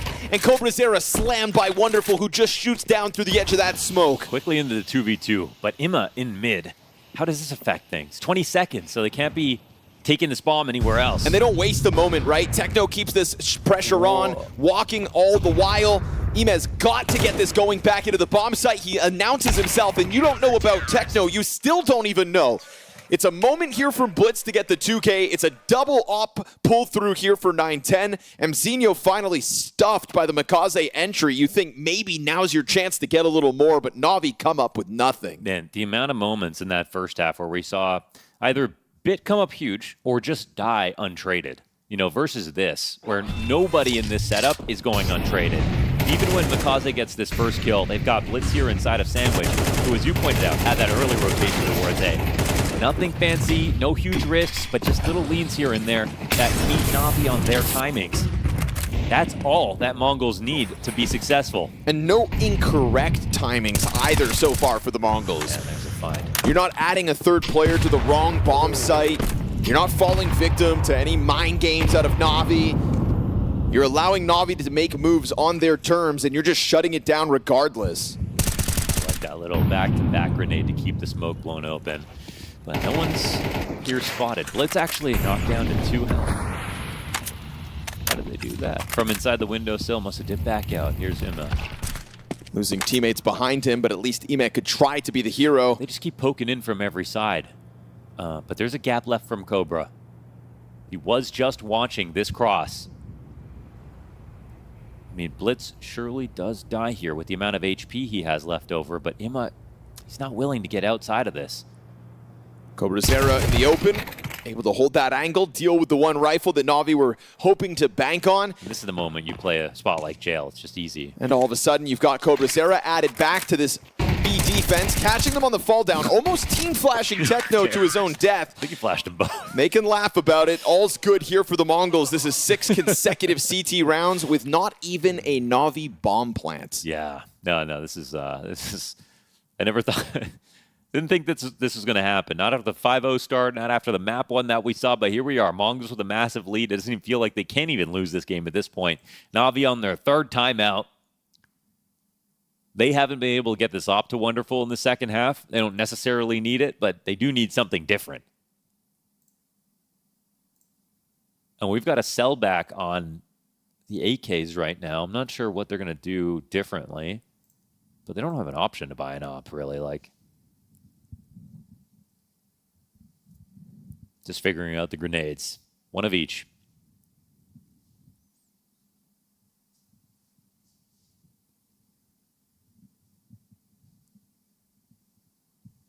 This game is going to end up as a discussion of how the T-sides have spoiled Na'Vi's hopes of progressing to the playoffs. Yeah, and it was supposed to be a problem for the Mongols, too. They broke through in their own first half. And they did it late, you know? This is about when the Mongols started winning T rounds in that first half. Yeah. So Na'Vi have to look to that as inspiration at this point. Both CT sides start with at least 5-0 starts with no bomb plants. You're right, there is a parallel to be drawn. Can Na'Vi do it too? Imez found timing, so he thought, but then you get this catwalk peek. And again, it's Na'Vi taking fights on their terms, but every time they find themselves in a crosshair, they die damn near instantaneous. A little bit of stairs damage you'd think would be enough to best CobraZera, but once again, he stands the test. A slaughter inside of A site. Not one player falters, still no bomb plants. The Mongols can do no wrong. They actually can't. I mean, I don't even know who the best player is right now. I feel like Mzinho's kind of sneakily been stealing the show with some of the clips that he's putting together, but 910's not missing. There's an op difference. I think the setup, so for Blitz, his rotations have been the difference. Everything's pretty much perfect. In overtime guaranteed.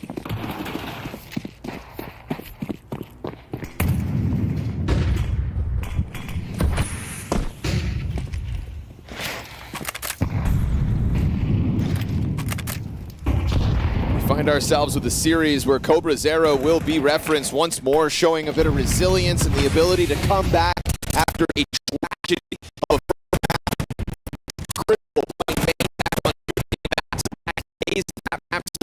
looking like a great transform, but even within this game of Barrage, where every Mongols is bringing something to the table. No hard carry needed in terms of shutting down Na'Vi's attack. Yeah, I mean, even Techno. He's got rounds we remember. It's a full court mid press. Got a safe angle here for Techno. Shot missed slightly, but Blitz is here to catch a bait if they wanted to try to push into this. Alexi should be able to see his feet soon, though. Eats the flash. Oh, and he got spotted, but he didn't peek too wide. Alexi still just holding it, able to get the trade back. CobraZera from the ladder room with another instant kill. Trades still go back and forth. There's a little bit of damage on Techno to have to handle. I don't think MongolZ is going to be ready for him up here. With that cat play, you think Techno will be more back into the site. It's a position that could catch him off. Techno goes slightly further. Get that utility thrown forward, and Techno opts to just remain in the corner. MongolZ is going to be able to figure this out, but he takes a ton of damage in the process of clearing, and it's a long-range run here for the Mongols. 910 looking to join up on the cat retake. Makes the jump happen. Wonderful already on the angle. Op versus AK up close. 910 wins the duel. You've got the low health MongolZ caused by Techno, and Mzinho freed up to start to make the retake. The Galil wins the fight, and Na'Vi will find their first. When it is the playoff qualification on the line, the Mongols finally falter. That's very nice for MongolZ to figure out Techno as he was minimizing his presence the entire time. He started there at the beginning of the round, didn't move at all, no nades thrown whatsoever. but it was just a little bit too quiet inside of B, and 2 teammates coming up, Cat clearing things, and he got a little suspicious. So it's a first round. But because Na'Vi, you know, they got that 7 rounds in the first half, they're not far away from actually bringing this into overtime. It doesn't feel like they can. But, I mean, Na'Vi have made harder comebacks than this.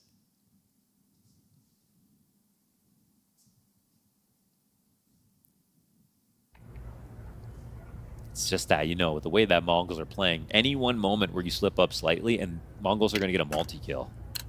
And you're going to have your advantage taken. And we've seen, even in this round where they lost, that MongolZ are always playing to trade. It's been the scariest feature of the CT side. No attempt at a duel goes unpunished.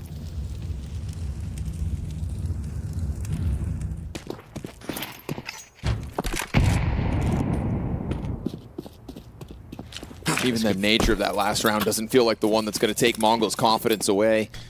Could be a little bit scary for Na'Vi if 910 gets deep on this angle early and they start this lean again towards A, where the bomb's going, where this attack is going.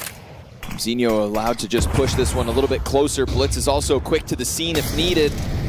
Dodging the fire for the moment. Back turn to Techno. He'll pick it up, but it is damage at least. Oh, but the headshots right there over top of the bricks. Techno's finding pressure all around as Bit comes through with the headshot. That's going to clear out the A site. Incredibly close duels. Look at the health left there for Bit and Wonderful. You know that MongolZ were on the brink of victory, but it'll be consecutive rounds to Na'Vi's T side. We were watching it from the hero POV. Techno underneath balcony, not dying, standing right beside a Molotov, getting his 2K in. But with his teammates going down without a frag, none of that really mattered. So close to finding more frags over top of the bricks just there. Techno scrambling to get away with it. Empty rifle just running for the hills. And so good on Na'Vi to deal with the support systems before pushing Techno over the edge. Still, the MongolZ economy can sustain a couple of losses. That 7-round streak bodes well for their odds of still closing out map 3. Blitz, could he be spotted? Nade doesn't go deep enough. And so Alexi from top middle is going to drop his utility to try to soften that up. Well landed. Blitz is done for. Alexi's got a second. A chance at a third one as the MongolZ go heavy in the mid play. But it is a 4v3 secured until Techno steps forward off of the platform. And that one is going to find Na'Vi's game plan. Walking out a ramp while that mid fight fades away. But MongolZ goes into these more defensive protocols and they reset a little bit. They're holding on to mid for the time being. But a lot of this comes down to if 910 goes middle or not. And it looks like he's about to. He's going to try to go clear this top mid play. Being watched. He's got it. He got it. Figures it out. Takes a bunch of damage in the process. Mzinho's going to go for this ticket rotate in the meantime. But while Na'Vi try to play it quietly, this does open that door for Mzinho to maybe split in between the 2 remaining Na'Vi players. 910 just waiting for a shot. Bomb thrown over towards default. Mzinho, does he peek off the plants? Fake attempt, he gets the headshot. And now 910's AWP is going to have to work this one over. It's him versus Wonderful. Battle of the Oppers. And in this window of opportunity, Wonderful commits to the plant. Scrambling, looking for pieces. And uncertain as to the route that 910 takes. Who's slowly crawling this one up from Ticket. Clearing all the way. As Wonderful gets back over to the Tetris, he'll find it though. Catching him on the climb up, giving Na'Vi 2 more rounds to push OT. Yeah, now we're talking Na'Vi. This round is just as hard as any of the other ones, but there are shades of this MongolZ comeback inside of the first half. Tough rounds, but consecutive here for Na'Vi. They're showing some fangs now. It's Alexi's 2K trade inside of middle, or denial of trade, I should say, that really kept this thing swimming. Round 23, everybody has what they want. Wonderful's got that op, so does 910. I don't think anyone's smiling now. Na'Vi hanging on for dear life at one point, but now are undeniably doing it. Smooth reposition from Wonderful considering the options of that cross. You know, he felt the squeeze when he was looking for any util, anything he could on default, because he was worried that jungle, stairs, something like that could have been held by 910. But he figures out the key. Walks away with a 3rd consecutive.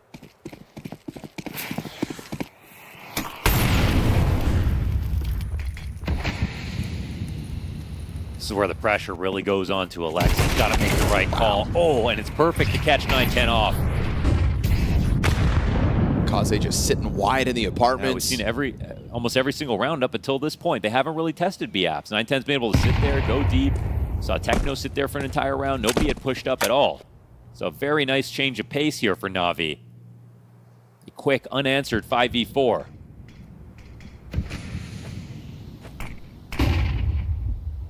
This might be an interesting move, but Alexi's going to be watching for us. Everybody, in fact. Whoa, Techno dealt with. Blitz's nade will finish off Emet, and Wonderful kills CobraZera in the middle of that engagement out middle. So now what's left of the Mongols is incredibly split up. Palace player looking to take a look towards sight, and Mzinho repositioning it. A sandwich has been found. So everybody's here to deal with this. Na'Vi go 4 rounds in a row.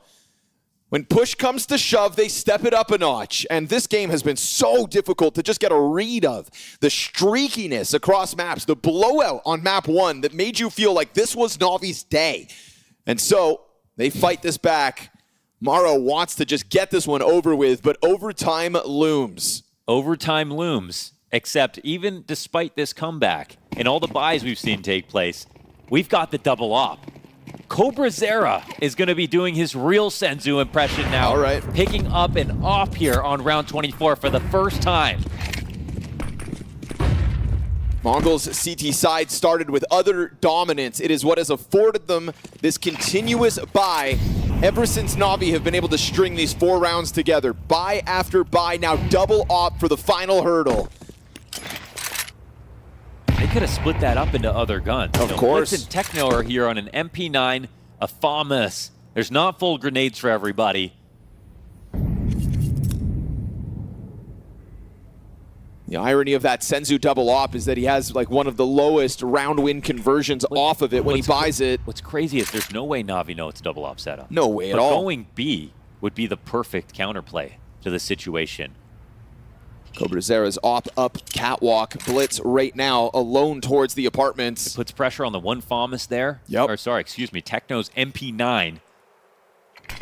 Cobra, he's got to go for some kind of pick, to be honest. Tries to take a look towards mid, but as he remains preoccupied with middle, here comes the hit. Hasn't found it. Techno bails out of the apartments, ready for the jump down onto him. Op is now on the line, and it hits its first shot. Cobra not going to waste the chance, but it's back. Oh, 180! Whips it over to the cat. Oh, triple for Cobra! And we wondered whether he would be able to put it up. Well, he does. He tries to shut them up. Round 24 for the Mongols. Huge comeback after the blowout to kick off this series. From dead last in Krakow to top 8 in Cluj. Appropriately, we end with a Cobra strike. But before we break down the game, I want to say what was more interesting than the match for me was watching Mara visibly age before my eyes. Like, he was put through the ringer in that one, but Mongols emerged victorious. And he's vindicated once again. Random Mongolian pickup is able to bail them out in a round where they didn't really have the best tools to work with. But CobraZera, I mean, the one thing about his game is just you put him in a spot, you present some targets to him, and he just knocks them all down one by one. Yeah, absolutely. Yeah, stepped up again.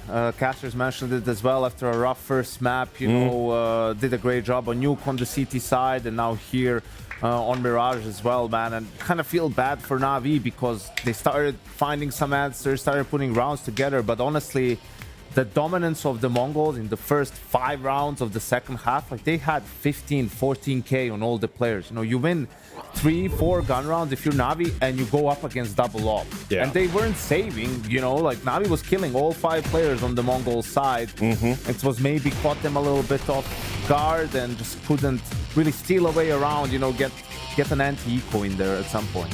I mean, what I love about what the Mongols did in this match, and keep in mind, I've been critical of them here at this tournament, this was the adjustments. They were up against the ringer in that first half. They took some time, changed their approach to the game. The Mara timeout again. Yeah, another classic Mara timeout. And this is why, by the way, I personally rate him so highly as a coach. You know, when you've got particularly younger players that feel overwhelmed, just taking that time to say, look, I've got a plan B. Don't worry, guys. Do this, and we're going to get back into this game. Also, man, I feel like in a lot of things in our scene, we start taking things for granted real quick. Like, we're talking about the team all due respect for Mongolia being a contender in 2025, right? And now in 2026 still being a force to be reckoned with. Like, imagine you told someone this 3 years ago. Right? Oh, yeah. I mean, it would have been unbelievable. What I love about it, Maui, is it just makes any excuses all the more hollow, right? Yes. It's Just lazy. Just lazy over there across the pond. We need 10K salaries before we can really commit to this game. They do need that. 10 a.m. starts? No, they do need that much to even have houses, to even have homes. I mean, also true. How about living with your parents when you're 17? That's not an option for some of these guys. I thought he was flipping the camera off, Blitz. Okay. I mean, listen. I'm not. Okay. After that performance, he gets to, right? I mean, great stuff from him. He corralled their plays just so well. Yeah. So on the CT side especially, the way he was connecting with the cat defender in CobraZera, I mean, I was billing up some of the Na'Vi players and just the way that they take mid-control, but Blitz one-up them. I mean, so frequently he was able to understand where the next hit was going to be coming from, the prescience and understanding just where he needs to aim and just what's going to be, what Na'Vi are doing. It's just like, he's seen this rodeo before. Yeah, absolutely. And I think, I've been a bit critical of him lately. I think he's flown under the radar for the Mongols. Yeah, there's been a reason in some of these losses couldn't do as much and became maybe a bit of a liability. But in some of the games at this tournament, he's stepped up and was the main contributor, really, because he is in those key roles, right? Like on Mirage, on T side, he's on that lurk where if he can just get one kill and sort of disrupt the defense, he can do a lot for his team. Well, guys, you know James Banks is multi-talented. He's going to add snake handling to his talent now because he's with CobraZera. Thank you very much, Rich. I've been handling snakes all the time. I've got Maui to deal with, but this is a new challenge, a nicer, easier challenge, I think. A challenge for you, Cobra, though. This was a great showing from you and the Mongols. You've now made it to your first ever arena. What's the feeling from them? Feels nice. Yeah. Maybe nervous, but yeah, but good. You'll learn, you will grow from it. I also saw you picked up the AWP. Are you doing your best Senzu impression? Oh, Senzu better, you know? Yeah. Okay. Yeah. But you're learning and you're looking good. Are you feeling more comfortable, more confident as each game goes by? Yeah, I'm getting used to my teammates and kind of just feeling myself, and yeah, that's it. And how is it with your teammates now? Do you feel like you are starting to understand what Blitz is asking for you, what Mara is telling you to do, you know, the way they expect you to play? They let me play my playstyle and just try to support me and give me advice, and yeah. Nice. Okay, so far, so good. It's all going very well. Is there anything you want to say to the Mongols fans and the Mongolian supporters at home?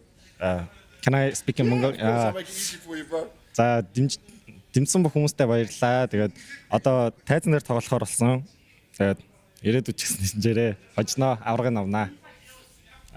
Thank you very much, CobraZera. Congratulations on making it through to the playoffs. Richard, there you go. I showed you how it's done. You certainly have, James. He knows how to not for the first time. No, I'll tell you. First of all, exactly. I approve this pickup now because it means we're going to get somebody else doing interviews for the Mongols, so that's great.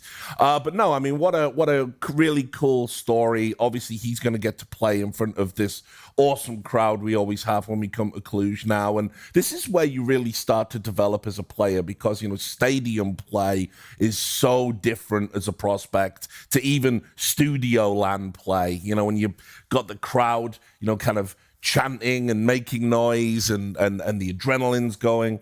So I'm looking forward to see how he does in that environment. Of course, and it's really impressive to see the way that they are supporting him. I mean, he talks about that it's almost like they're molding their game a little bit more to him because, I mean, still, side by side, I feel like Senzu, much more active player, more willing to toss himself into the fights. And I feel like from this series in particular, some of the other ones, I feel like we're getting Blitz just moving all over the map so frequently. We're getting Mazinho even back on that nuke game against Na'Vi. He was leaving ramp so frequently. They were just so willing to drop whatever it is that they're doing and react to the information as quickly as they could, because I think they might also recognize that CobraZera doesn't always have the perfect next step to a round if some new information is given to him. Like, even though, for example, he was the door player on Nuke, I think he only went down the vent maybe once. Yeah. It was just other people that realized they need to step up in different ways. And it's worked out fantastically because through the group stage, CobraZera, highest rated player for the team. Yes. That's extremely impressive against this level of opposition. Yeah, even that final round on Mirage, you know, he turned at just the final second. If he dives to the Cat player, maybe that defense collapses and we're in overtime right now. But I think also talked a little bit about the adjustment period for him that's going to continue, and everyone else has to pick up the slack in the meantime, right? Senzu's shoes are just too big to fill for anyone, so it has to be a team effort. They have to moneyball it for a while. So, congrats to MongolZ. One more chance for Na'Vi. And now we go to a break. When we come back, we're going to have an IGL masterclass. 2 major winners, butting heads, Furia versus PVision. We'll see you in a moment. She said she loves you, but she can't love me. But I love you. Yeah. Look, I know my man's going crazy. I gotta break on myself, I amaze me. Like I'm back in the 80s. I won't play window anymore. What's going on? Play your role. 1xBet. On to the next one.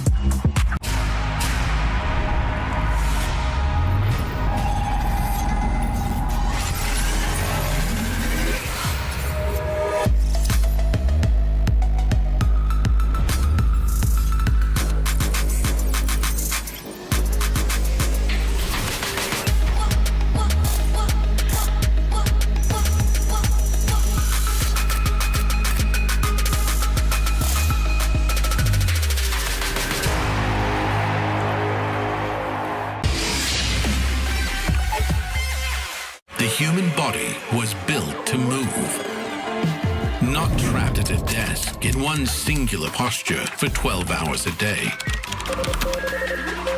It's time your chair evolved. This is Secret Lab Titan Evo.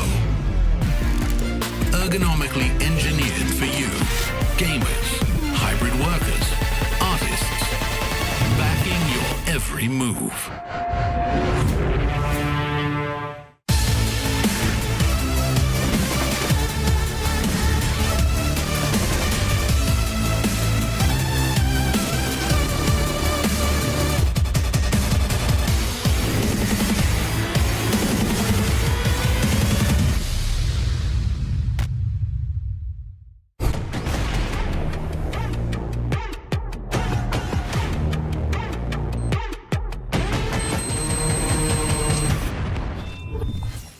Right, welcome back. As promised, an epic encounter from 2 storied IGLs that have both won majors. Furia are taking on PARIVISION. It's Fallen versus James. And what we're going to do for this segment, guys, this is a segment called Why Richard Loves PVision and James' Team. It is James the Redeemer and his disciples, and I have been early on the uptake for this team right from the moment it was put together, and I've been loving watching them develop. I think for me personally, one of the more exciting prospects in World Counter-Strike right now.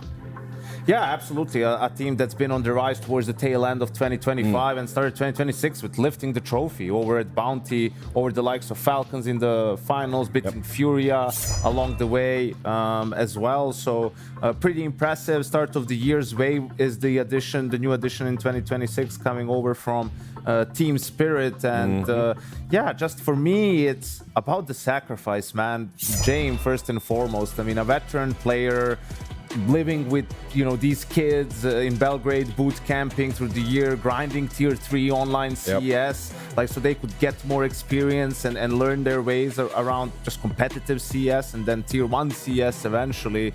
And you can see all that work. And let's be clear, right? He's vindicated, because you look at where Virtus Pro are right now. I mean, obviously, I was critical of that Virtus Pro team with J Maui. Watching them play Counter-Strike was diabolical. Their victory in Rio...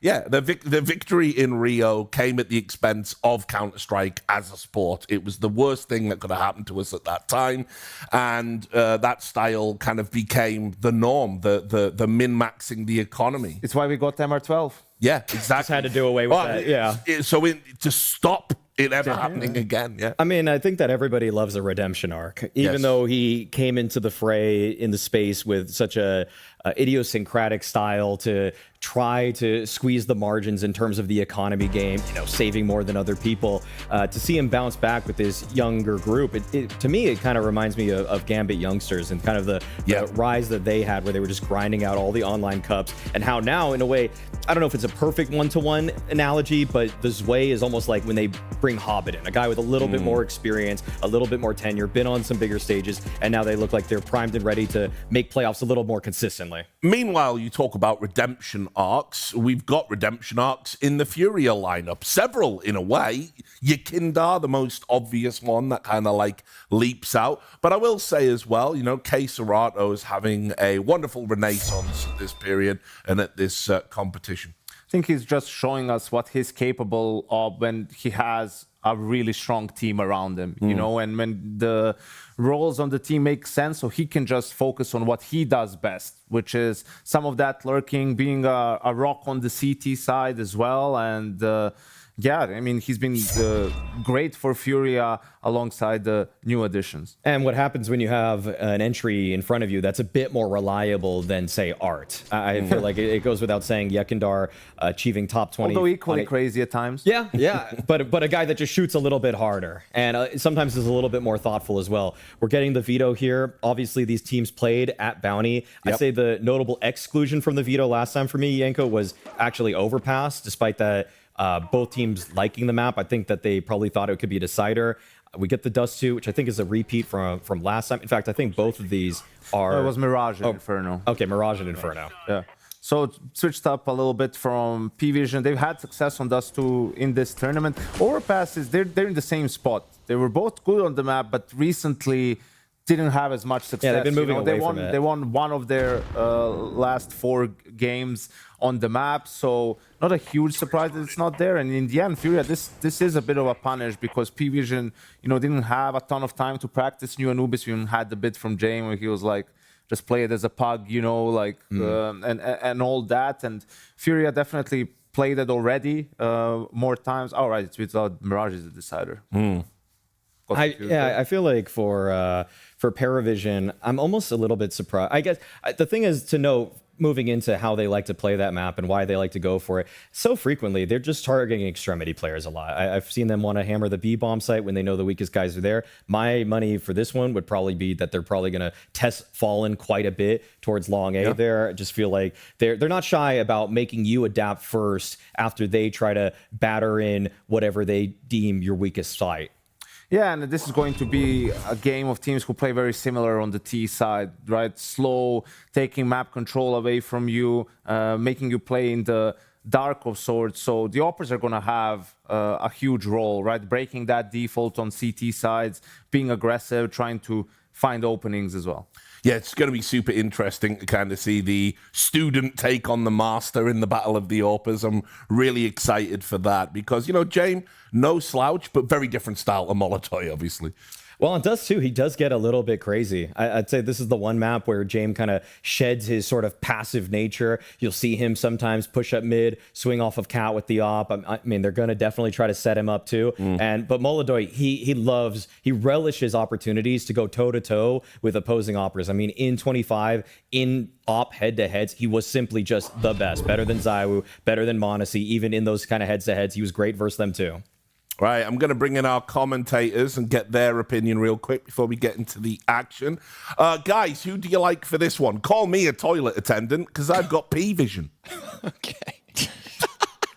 Not me. I'm going to side with Fury on this one, Richard. Nowhere to go with that. Yeah, I'm going to go with Fury on this one. I think it's time to kind of get out of the mud right now. We've seen them kind of push to their limits by some lesser opposition, but I don't know. My read of PARIVISION is just not too positive at the moment. My read at this event just hasn't been that good overall, so I'm losing confidence in my predictions. But I'll go with the odds favorite and say Furia too. All right, listen, it's that attritional style. It's so frustrating to play against because you try and rotate on them, you try and take space on the map, and they're still in spawn, just waiting for you.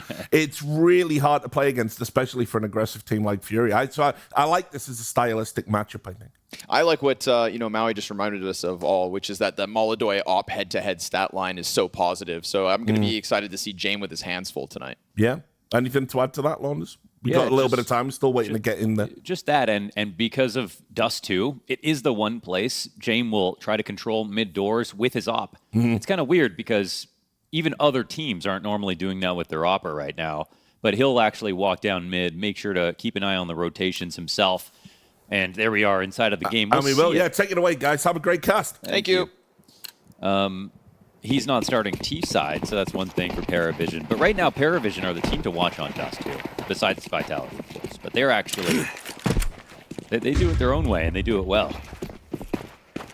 Well, in this pistol round, we're going to have no contest for Furia to get out the long doors immediately.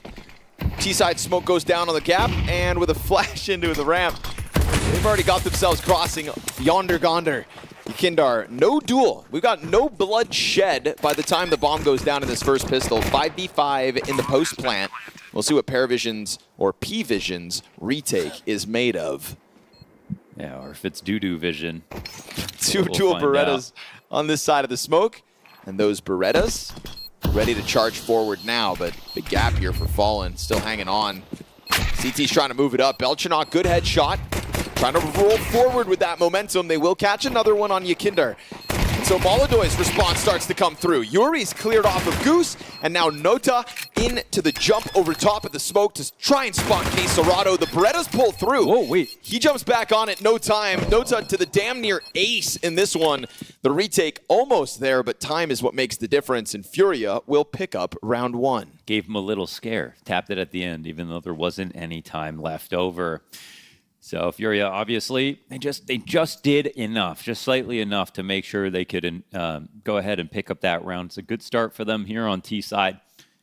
And I think that is the interesting thing about this series, is to call Furia, is to say that Furia have, you know, a chance or a likelihood of picking up Dust 2, even though it's just a strong place for PARIVISION to go at the moment. 10-2 on the map. Their last 3 wins, G2, MOUZ, Astralis. Like, they are real heavy hitters right now on Dust 2. Now, it's interesting. They haven't even actually played Vitality. Now, that would be a clash. Well, fingers crossed we get it here in Cluj. Fingers crossed we get it on the big stage. Both these teams can still make it. Only one will book their tickets tonight. The stack inside of the B bomb site's not going to find what it was hoping for. Not yet, anyways. Furia take the path of least resistance, and you'll wind up on that A bomb site with a free plant in a moment. Well, not his best flashbang, but that's fine. Yakindar can work without it. Sizing up both bomb sites. Wait, they're going B still, actually. No way. They're running into the stack? Even though they threw a body up catwalk, they don't play off it. Furia about to make a mistake, assuming the pistols can make something happen. There's still time to leave, gentlemen. Yellow comes through with the first kill. What? MongolZ trying to test the windows. No 3 kills come through. It's with USPs even. Yakindar bested by James. That's the bomb drop down. And so K-Serrato's going to move over to pick that up. 20 seconds. If he wants to run for the hills, he can still go for this. Yeah, he's got to, but he wants to get through CT. And you know they're going to challenge, trying to take this duel, and this is just whittling down time. He's only on 14 points of health, and they'll nail the landing. Unbelievable that with the cap play even, you had somebody heading towards A with no resistance, you still decide to head towards B blind. That's obviously an error for Furia, as they thought they were throwing some kind of fake. They were so sure about the setup. They ran into a full USP stack and lost. You almost never see a round like this. How often does a team full stack in B with USPs on Dust 2 specifically? And they pulled off this win. And the main reason they did it is no one freaked out. Even after the first kill happened, they still didn't shoulder peek, swing, pop up from car, nothing. Ice cold.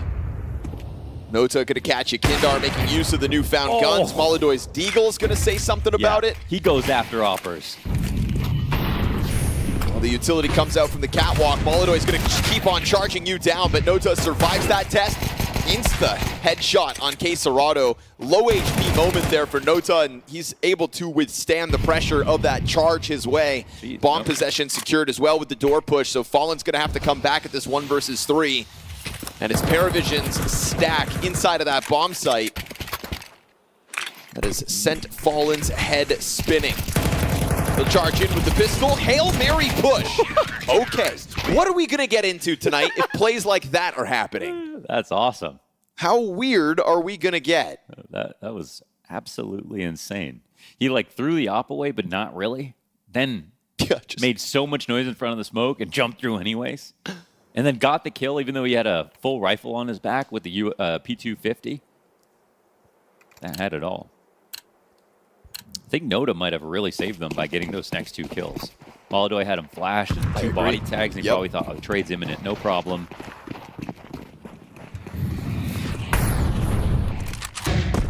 Ways let one out.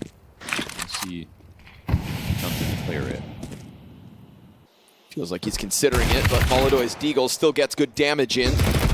Yeah, and that flash sets up the trade frag with the pack pushing through the doorway. So the other nice thing about buying weaker guns is like now they've got this gun, but they have it from so far away. It's not really that much of a threat. MP7 from this distance.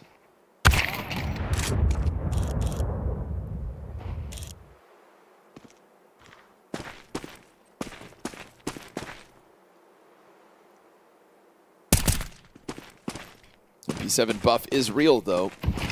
Actually, so they played at the Bounty in the semifinals, and PARIVISION won, but they didn't even have to play Dust 2, which is interesting. Mirage and Inferno. They just made it harder for themselves, it feels like. That was like the big legitimate win as well for PARIVISION back at the event. You know, you could put the asterisk next to Falcons. Spirit we're trying to onboard, but a Furia victory. Real deal PARIVISION performance, and it's a mow down here towards long, so it's going to be an early lead secured and extended by PARIVISION so far on Dust 2. 3-1 over Furia.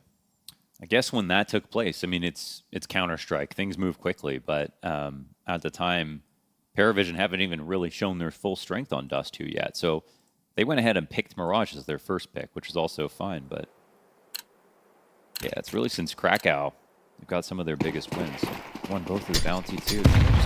They were undefeated on Dust 2 at the Major.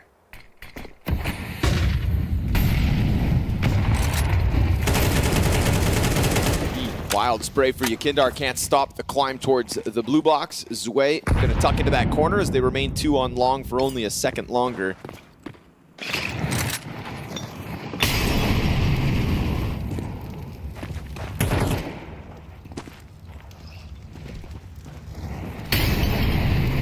No contest for Furia taking over the start of Catwalk.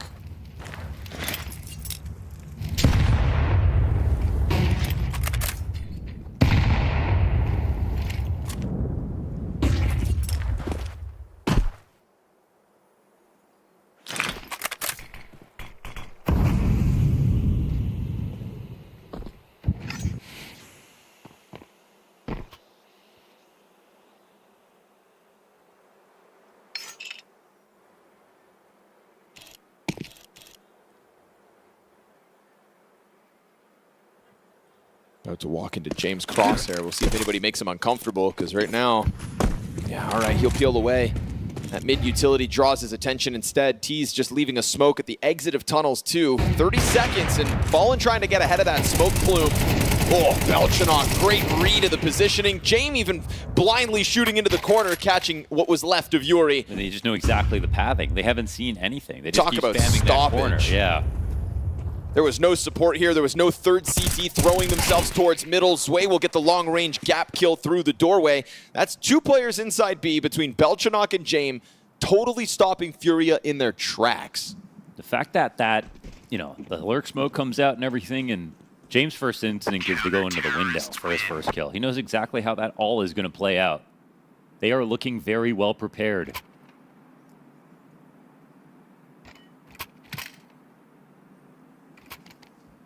Can't believe this kicked off with that B stack after Furia won the pistol, and PARIVISION have only done more impressing. Molodoy's going to have a Galil in this round. Yeah, but they won't put too much behind it. Scary sign of things to come. If that's how you win your first round of the game and you haven't looked in the rear view since. Weird things happening today. but like fun weird. Very fun weird. Carnival fun. Like Pimp in a white turtleneck kind of fun. Pimp leaving all his clothes in Copenhagen by accident. Smoke in front of MongolZ for a moment. Nope, decides not to chuck it out just yet. You know about the Galil now. MongolZ is going to be forced to step back into the fight, but okay, timing there awkward. Still, that goes unpunished. How is he Maybe still alive? lucky to get away with it. AK is going to find one. Cielo mows them down as the smokes pop. That could have been disastrous. But ultimately, it is still no footing inside of that B bomb site despite Furia's best efforts. They've tried to hit it a few times, once with a ton of guns, and yet not able to actually step onto the plant zone yet. Yekindar not long for this world. He's gonna have to fight his way out of CT spawner. They'll kill you after time. We're a long ways from the clock expiring, so PARIVISION finding another one. Dust 2 currently belongs to the underdogs. And again, it raises the question. They're underdogs because of their overall ability and their... I mean, when you base it off of Cluj runs, they both had very difficult... Everyone's had a difficult run because, like, the teams that are underrated are unreal, like Bait and FUT and PARIVISION as one of them. They're just certified top dogs at this point. But Furia, they only lost to MOUZ. They still got a map there. They beat FaZe. They beat G2 to get here. On that front, it's hard to say who's in better form per se. But the fact that Dust 2 might be a gimme in the series, how can you really pick Furia? They didn't even have that last time they played and PARIVISION won. And Noda's doing that thing where it's like all headshots. Right. Yeah. The rifle accuracy is unreal. And to be fair to him, he does it like every other map, but it just happens to start now.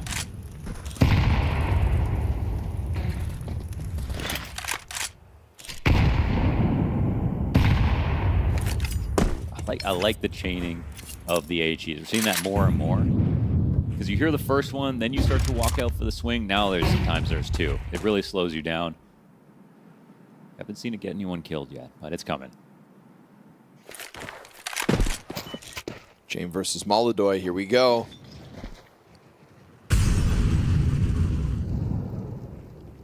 We'll see what James' willingness looks like when it comes to stepping into this door, but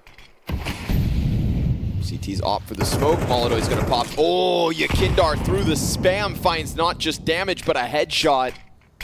So we're gonna regret that maybe. And even if it becomes an A play, it's just, oh my goodness, the CTs are going everybody over towards the A site now.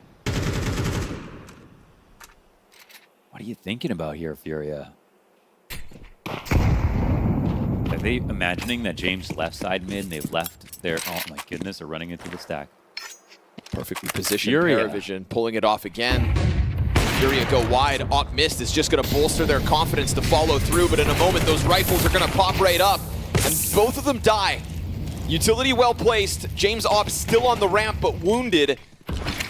They're kind of stifled somewhat on the approach, but none of the riflers can really get it going fully, and so numbers strong. Furia push the issue into the A bomb site, and nobody truly dies on that one. Still 4 players strong. It's dangerous to walk into the stack like that, but at least they pull off the individual kills. Yeah, well, a lot of things they messed up right there. Belchinok died in a molly. It feels like 100-0, or he swung off of it. They had good utility. They threw a molly default and a molly goose. So 2 players that were overfilling in these spots were completely countered, where you'd think maybe one of those, every single position actually got molly. Ramp, goose, and defense. So it was actually a beautiful utility of the Furia. The one thing that was truly an issue was James flashed his teammate on long, who was helping him get kills on the cross. And that didn't work out in his favor. Takes until the 7th round to break back in since winning pistol, but Furia pull it off with a convincing fashion.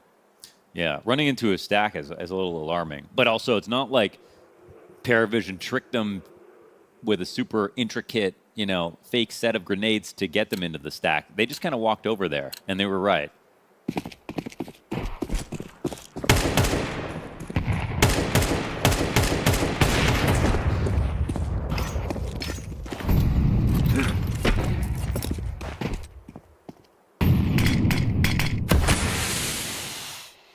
I love how Valve tried to do everything to make it harder to just pick mid at the beginning of the round, and Counter-Strike Flares just found a way to make it just as easy as before. Yeah, we evolved. Instantly. Where there's a will, there's a way.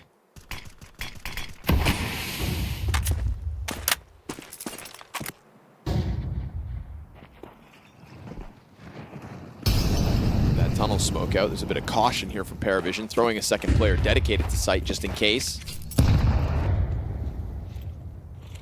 MongolZ again on the prowl through the mid doors.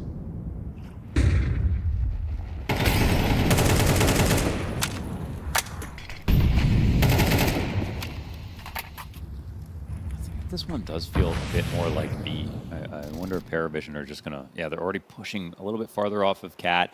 They haven't decided to try to flank long.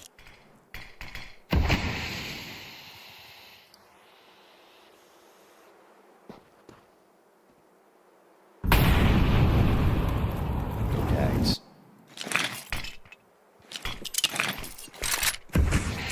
No smoke, no incendiary left here for the PARIVISION B players. So once that smoke comes up, you know what Furia are going to do, smash themselves into it. With the op coverage of MongolZ in the backdrop, they'll set the site on fire.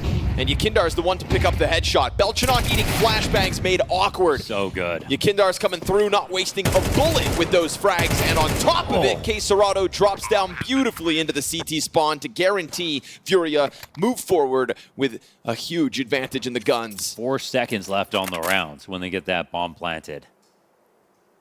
Any kills on that hold, and they could have been slowed down too much. And instead, on the finest margins, everything falls together. But they worked hard to get to that point. They had K-Serato up there with 2 smokes, ready to throw a fake for himself. And it looks like no exits here, or no saves. Wade goes down, 1 for 1. Only death here for Furia. It's a fantastic round outside of how close it gets, but they don't have to worry about that because their utility was pure perfection.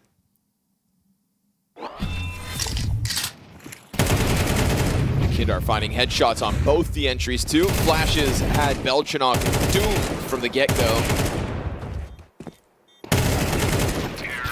So maybe now Furia's recovery underway. 2 rounds consecutive.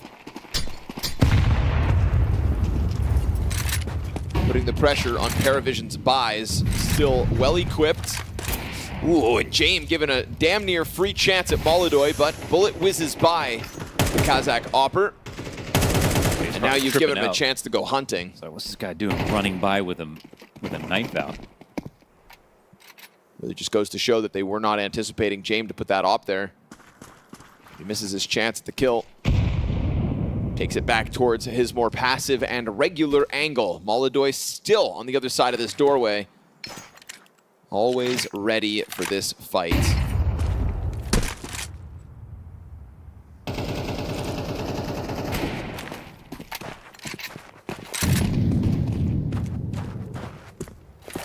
PARIVISION's Aileen been in this position for some time now already. This double op setup with Yellow holding long A just frees up James to keep going for these duels. He's lucky to be alive now, 4 points of health, but again, numbers strong for PARIVISION on this bomb site. Second op moves over to the cross. Yellow still concerned about doors, however, and it is Sway to die to K-Serato in the meantime. Yakindar goes sliding by this. These flashes, fantastic. Man. So good that Noda sits there for 5 seconds full blind before they can even see him. Sure, James will find a bit on the fallback of MongolZ, who's going hunting already, but this is Furia to find no real contest in taking over bomb sites B or A. Yeah, some real beautiful CS out of Furia, honestly. Between this cat exec, the one where they ran into 4 players, and they mollied every single position on the site. Goose, default, and the ramp at the same time, and called out everyone's spots.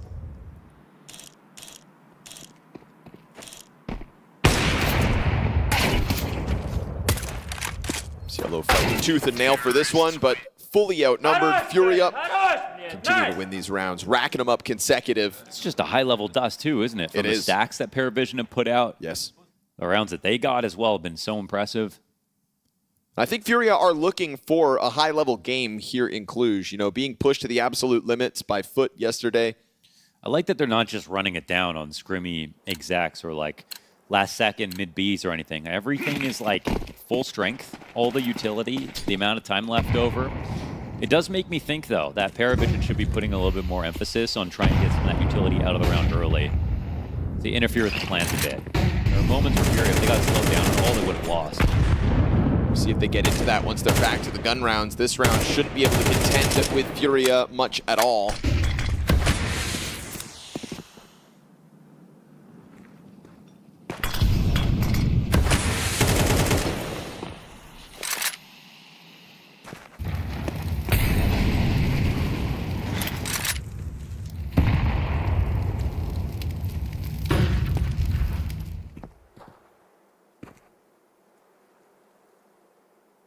Just don't be dying to another USP stack of all things.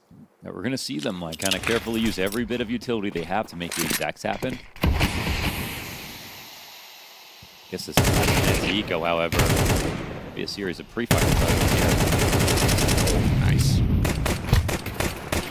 Serato cleaning house, finds himself a triple kill, and Yakindar punishes for the last one. Furia making sure that there are no victims in this round from their squad. 4 rounds in a row. You know, maybe when you're punching down, you do play a little looser because you don't want to show everything, and then you can take it up a level when you need to. I think Furia come into this game with a lot of respect for the fact that PARIVISION have such an amazing record on the map. And it's refreshing, actually, to see full execs on Dust 2 that everything's meaningful. It's not just throwing a bunch of stuff and then running out. Sometimes teams do that, and then the flash they use, which happened so long ago, it doesn't even matter. That's not the case here with Furia. Everyone's blind on the holds for PARIVISION, beginning to end. This is curious. Double op setup out of Furia's T side. It's a lower push. Serato fires one off. This kind of ruined their plans a bit. They didn't throw much into it, though. James sitting down in lower tunnels, still waiting. MongolZ missed opportunity at punishing that cross. Nota dies on Cad. MongolZ remaining adamant about taking this duel into the bomb site, and James is still floating down here in the tunnels. Kindar's going to fall victim to it, and Yuri doesn't just go into the hard swing wide, so a good fallback for James to maintain 4v4. At this point in the round, it gets very difficult, and here's that early activity that I think can ruin Furia's plans. We're looking for a bit of space and time to get set up.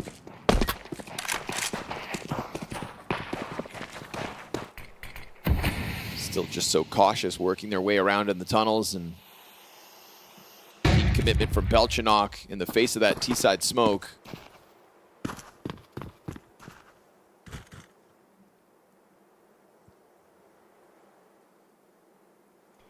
Get a pack play here by Furia. Everybody creeping out through the mid doors. We've got a smoke for the CT cross as well on MongolZ. It's a single one. Whoa. Doesn't drop it. Goes for the open smoke instead. They're going to be able to cross by, but of course Sway gets vision. And with bomb being dropped, that's going to take the trade possibility of Yuri out of the hat. He'll get killed with no potential on that one. So awkward situation. Still could be recovered if Ziello is covered. He'll kill the Opper, but now the bomb plant comes wide, and yeah, he's got it. Fallen, unable to get back into that duel. Very awkward situation with the smoke. Yeah, you know, the only reason I don't hate it is because if you smoke standard, if you're walking out and you don't throw the one that lands on top of the box, covers everything. If you smoke on the left and it's a quick low telegraph one, at least when you run through it, if they drop down on a CT, they can't see you get into the door. So you can go in quickly through it. They're going to be a little bit like, oh, wait, what's happening? And then once you're on the other side of the smoke, you're pretty safe. But I feel like they just were very quick to try to check the left side of it, look for any kind of gap at all. Well, final round of the half, and they go back to the double op out of the gate. Fallen and MongolZ. We actually haven't had a lot of the op versus op battles that we kind of anticipated. Yeah, MongolZ's come looking for him, but James really hasn't. Wide one from Nota, and that's an insta headshot out of Yakindar. So looking to tie this game up at the turn of a half. Nades exchanged on the doorway. Yakindar's going to challenge through, and yes, nicely done. Back-to-back headshots out of Yakindar. Belchinok drawn off of the B bomb site to try to set up the cross. Yakindar's triple now. He's on it. Nothing but headshots. Blasts his way through mid. 14 frag T side. Not afraid at all to get his hands dirty and to do some heavy lifting. Bomb is able to cross over into the B site for free, and PARIVISION have been wrapped around already here by Yuri. He's going to find backs turned to him down in CT spawn. And so this 6th round guaranteed. Furia fighting tooth and nail after a very awkward move towards that B bomb site in round 2, dying to majority USPs. But they recover that half. 5 of the last 6 rounds come up Furia. I love that half of Counter-Strike. I mean, so many good rounds from both teams. Like, a lot of grit from Furia after getting really embarrassed on that 2nd round. And the fact that even when PARIVISION went for an entire stack on one side of the map, Furia could still win off the back of their utility, showed how prepared PARIVISION are, but also how prepared Furia are to try to challenge them on what's right now their favorite map. Their best map by far, map they're 10-2 on. They've taken down virtually every single team except Vitality so far, and they didn't even have to use it to beat them the last time they played against Furia back at the Bounty in the semifinals. So just really appreciating the effort that has come in today's game.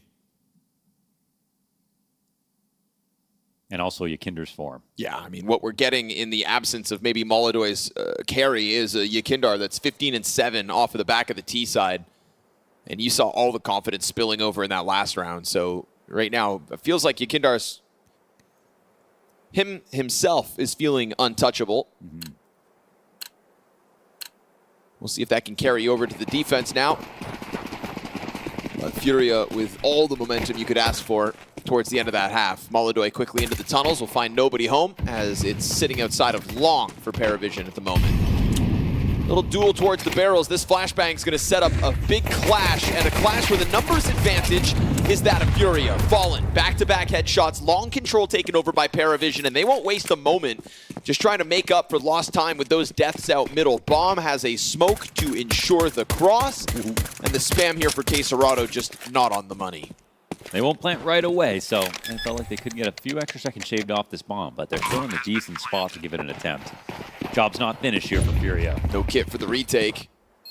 Oh, yeah, true. No nades either, but no kit, no problem by the looks of it, because it's already coming in pretty swiftly. Everybody's here ready to go. 4 players catch strong.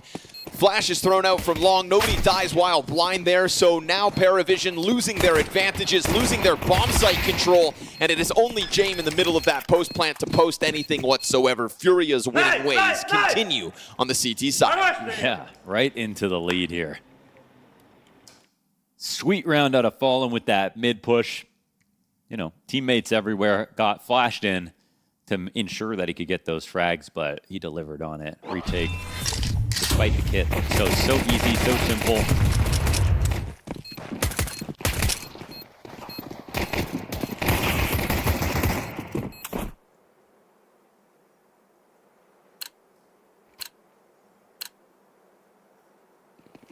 Looking like they really are the favorites. Ooh, oh, there's Molodoy. Oh, wow. Yep. Okay. There she goes. It was just a scout, wasn't it? But I mean, especially in a round like this is where Molodoy is 100% going to take that fight. Yeah. Every other round is about 95%, but these rounds are 100%. Right. That's right. If Molodoy senses blood in the water, he just starts swimming faster.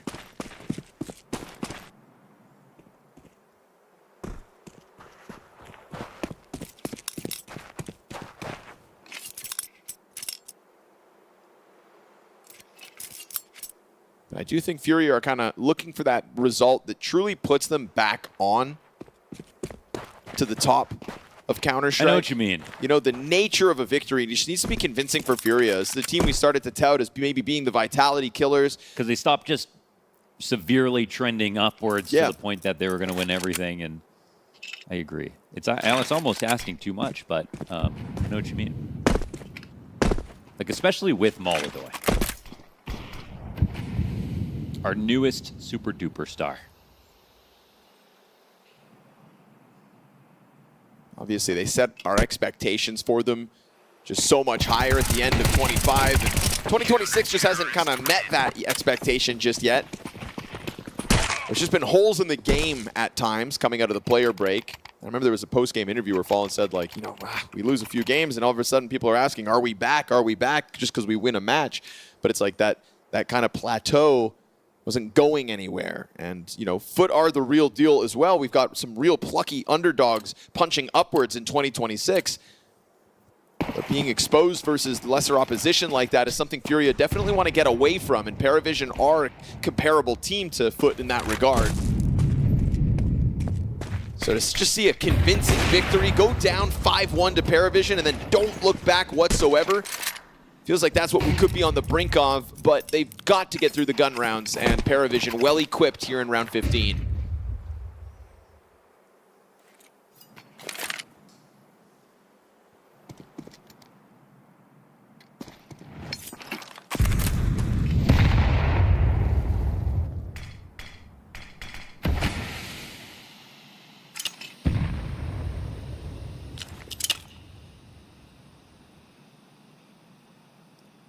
Yuri, a man we haven't mentioned a single time in this game, is alone inside the B site.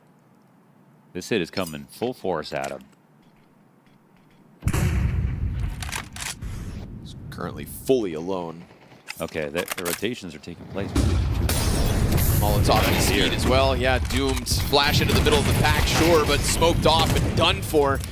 It's a little slow to the play there on that one, Furia. They kind of stalled out towards the mid doors for the moment that Yuri really needed them. Yuri also kind of bungled it just by going over to Hummer like 1 second too late. So yeah, that's the whole deal. Good on PARIVISION. First gun round coming through from the T side. And you peek out Hummer, and there's 3 guys on the wall on the left side, all staring at you. Oh, you're cooked.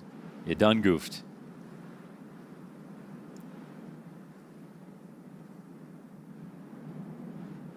You know, James will catch you on a bad day. Yeah. And just keep punching you. So now True. Yuri 5-10, very successful first gun round for PARIVISION. You know, this is going to be that moment where James starts thinking, oh, we can just exploit this. We'll see if there is that continuation of pressure over towards the B site, whether Yuri gets more support earlier. But I think this is a red flag moment for both teams, and PARIVISION are the ones that are going to benefit from realizing it. Fallen moving like a grandfather clock right now. What you doing, Fallen? Back and forth. What was that? Wow.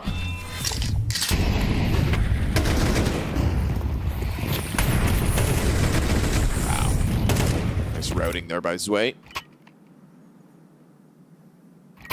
Makes it all the easier by spamming down the door. You know that MP7 wanted to come charging in off of the utility to try to somehow scramble back and to control the situation. 3 players cross over off the frag grenade, leaving MongolZ on the mid angle. James ain't see a thing.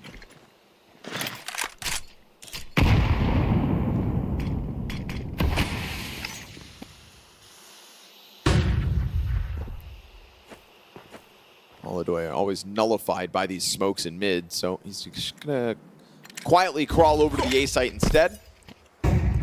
Rumblings of long play off the flash as Fallen pushes the MP9 in front of this and banks on MongolZ's rotation to help him out. And if they tiptoe into this doorway, MongolZ will most certainly collect some kills here. First one's free. James posted on the same angle. MP9 lineup here for Fallen, but still both players at around half health will just escape. He thinks he's, you know, I think them both down to 10 HP, and they are low. Yuri dies trying to fight into this. That might have been a bit of a mistake. This is actually a very strong looking map. Now look what happens. You've got Yakinder trying to make up for this. He's worried they're going to instantly mid B. Yellow tries to jump on that utility usage, but good on Fallen to win that duel. Not an easy spot for Fallen to be in. We need to watch that. Important one. James going to pick up the headshot over towards Long with the AWP. Bomb's been able to push Cat, but this timing here for Yakinder. An off-flank up Cat, turned just now. Zwei getting ahead of it just in the nick of time, and K Serrato gets his head popped as the rifling comes through from PARIVISION. Nicely done by James going back and forth to find impact, and Yuri getting clipped on the corner of middle really allowed for that flood up Cat. I guess because there was long pressure. His move as the first guy out was to get over, but but the thing was that like Fallen knew they were falling back to mid, so there was a little bit of danger there if mid doors was open. Also, you know, all that aside, even up until the moment where Yakinder flanks, they can win. It's kind of game where Yakinder's playing so well with his rifle, you don't really want to see a round lost because he doesn't have one.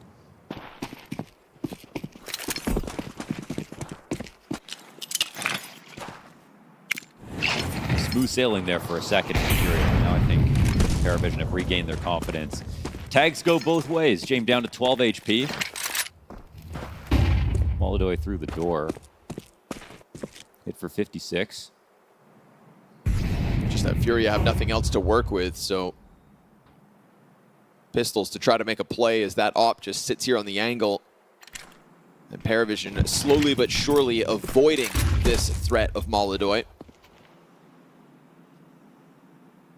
I would not want to be Yakindar right now. Smoke into USP versus what feels like 5 incoming terrorists. Yeah, this will have to be play of the year. Only for genius.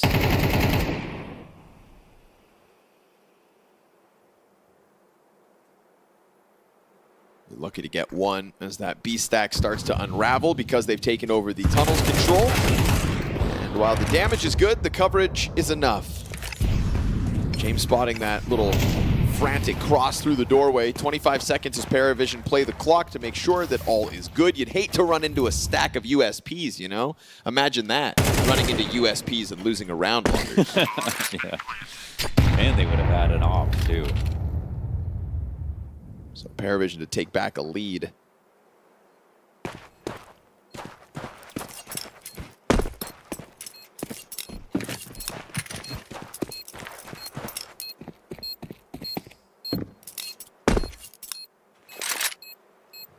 Belchanok means baby squirrel. Does that mean he has nut vision? Tell the class, what's nut vision? Go ahead, explain. Do you mess with the nut vision?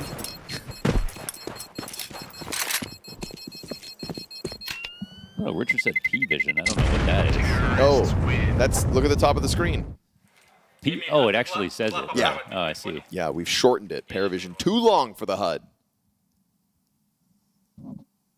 We're all about efficiency around here at PGL. Straight to the point.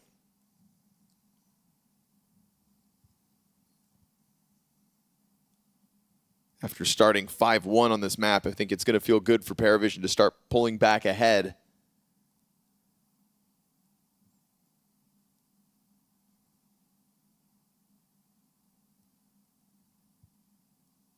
They get through that last one. Cost effective.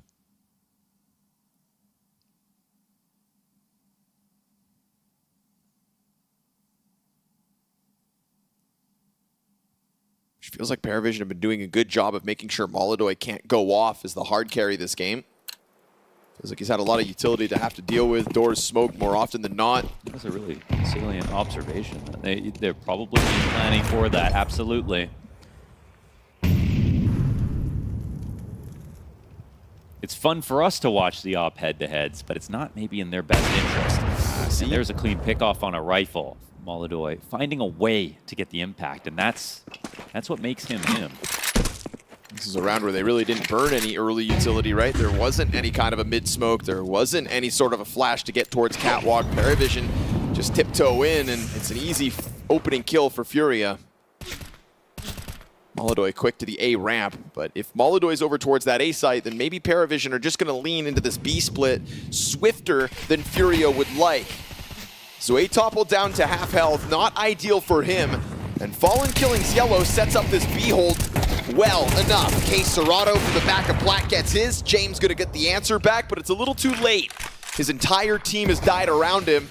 Yeah, everyone's gone. I mean, you can go peek back in the middle, but can you get this kill? He's heard the footstep. Waits it out. Whoa, really took his time with that, but I mean, it's just an escape route, it looks like. There's one off Cat. I mean, it's like it should be impossible just because the HP now, but time left over. Obviously, Furia are scared that they could give him one more mistake.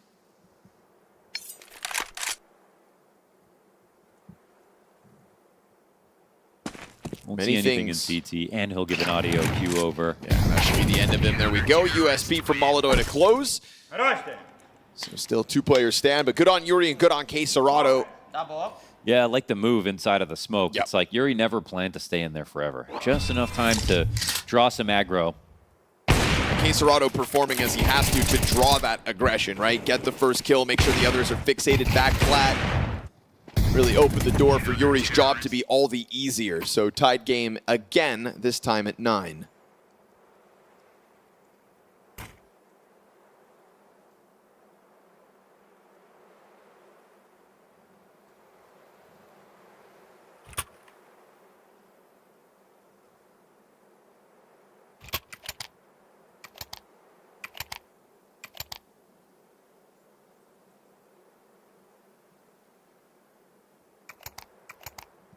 So far at Cluj, this is already the biggest test for PARIVISION. They won their last 2 games versus G2 and MOUZ, 13-4 and 13-7 respectively. That's how good they've gotten.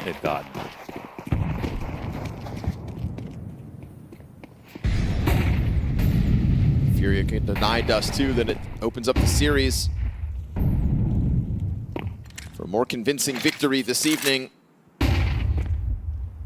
Still feels like a big if, though. Anybody's first map, and Yellow into the CT smoke he'll go.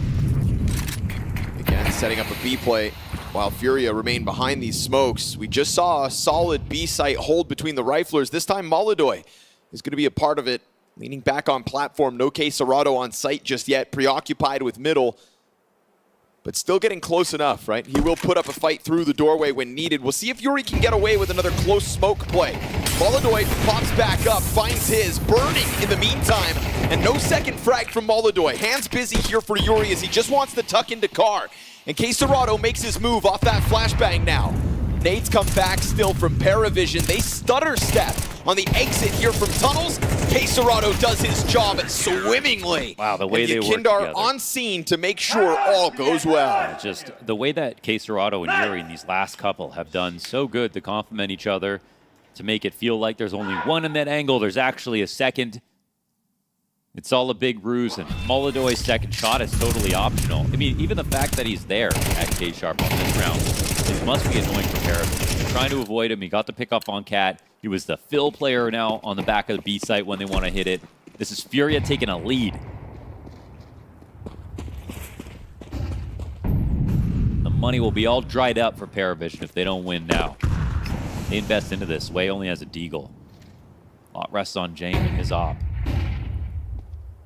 Tons of utility. They must have a plan for this one.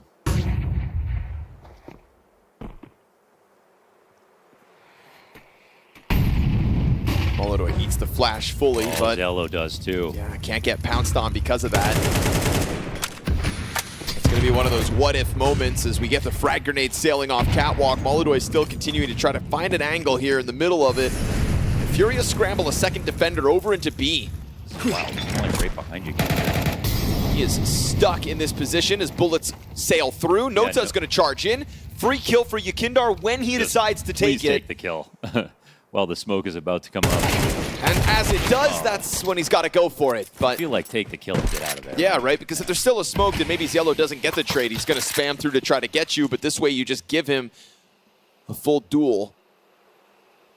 Still might be enough.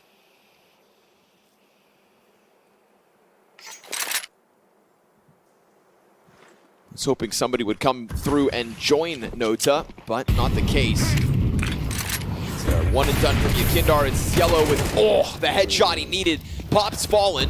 MongolZ's attention turned, and we've got the support of Serato on the scene already. Bomb is, though, however, moving towards that B site, and Yuri is playing it from beyond the mid doors. He has fallen victim to this fake. Still hasn't even considered it. And by the time he sees the player jumping over with the bomb, there's actually a player down beneath the window. Sway's Desert Eagle gonna blindside him. So Yuri gives up space and a nice pump fake from PARIVISION to tie the game again. Totally, yeah, and they've done this with, again, a force down. Would have got real ugly maybe the entire game if they had lost this, had to save on the next, and lost all their players. So nice flexible round here from PARIVISION where they make it over towards B. And when you put pressure on one side and the other, and you can get someone out of the B site, get CTs into rotator spots, but that's when you have your best chance. Terrorists win.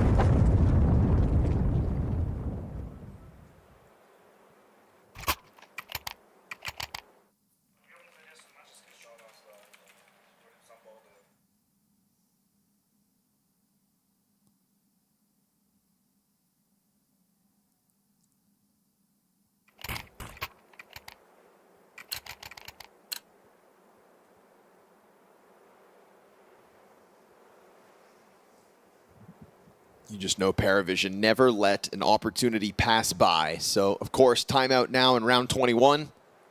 Daston's last chance to put a pause on the game.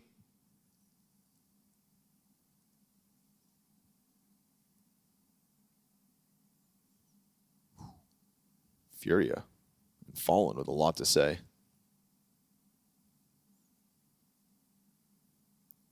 I think they recognize the opportunity at hand. You know, maybe they come into Dust 2 humbly and they say, we're going to give this a real attempt, but this is going to be a hard match. It probably won't be one on Dust 2 for us, but if we can, then we can really end this in 2. We really have a chance to impress and put together the match that you're just talking about.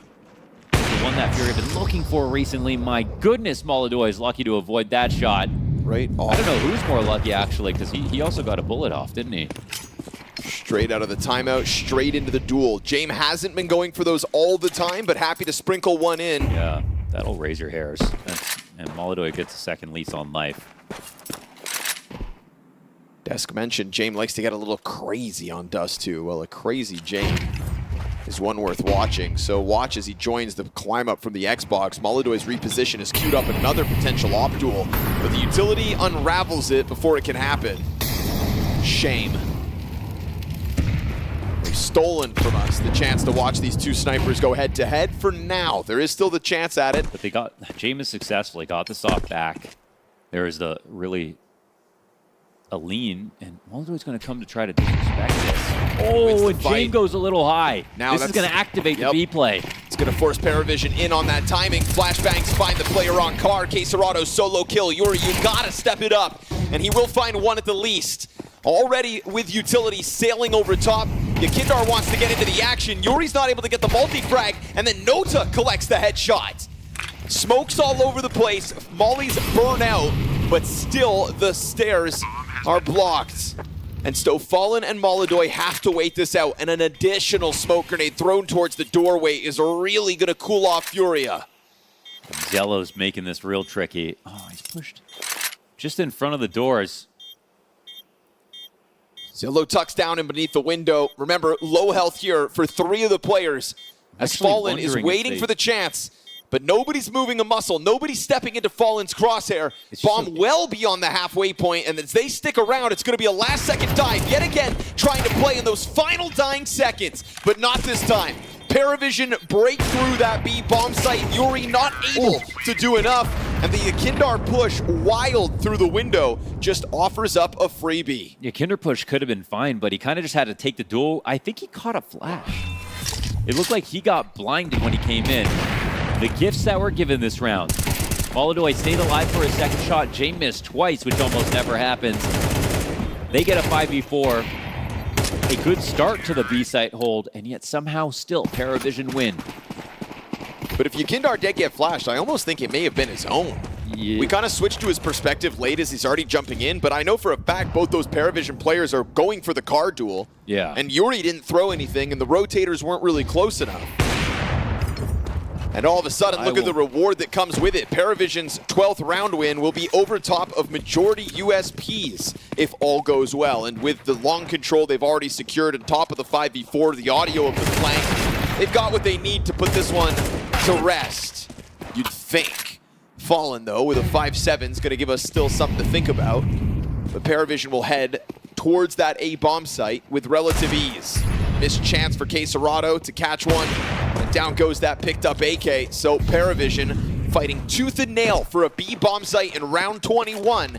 Net them a free 12th round win. Yeah, this game is going to be won and lost on small bits of micro in the second half. In the first half, it was a lot of macro, a lot of really great, grand, overarching strategy, some good execution and teamwork, but you can see the pressure's on now, decisions that are getting made, small shots getting missed and hit that are tipping the scale slightly back in the other direction.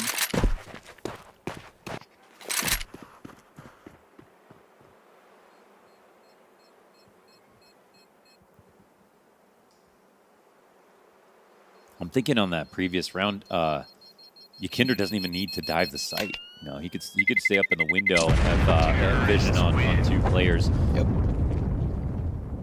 But But yeah, I don't know. I don't know what happened with that flash situation. Maybe he caught it from, I don't know, flashing himself in would be crazy. But because his teammates at car as well. Yeah, his teammates at car. I mean, maybe there's a world where one of the PARIVISION's got a flashbang off for the car peak, but I really didn't see anybody throw one.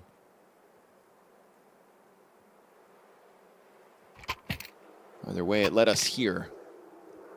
Chance for Furia to push us into overtime. They'll need 2 consecutive rounds. The money's going to be good for PARIVISION the whole time through. And Sid has also held a timeout for this moment. World's number 5 versus World's number 2.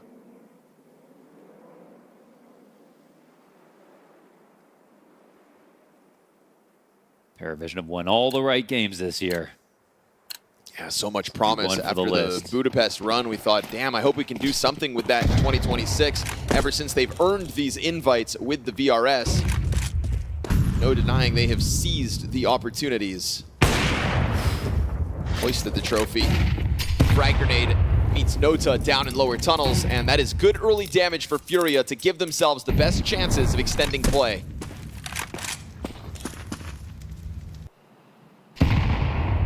Fury left side again. Not quite Humvee.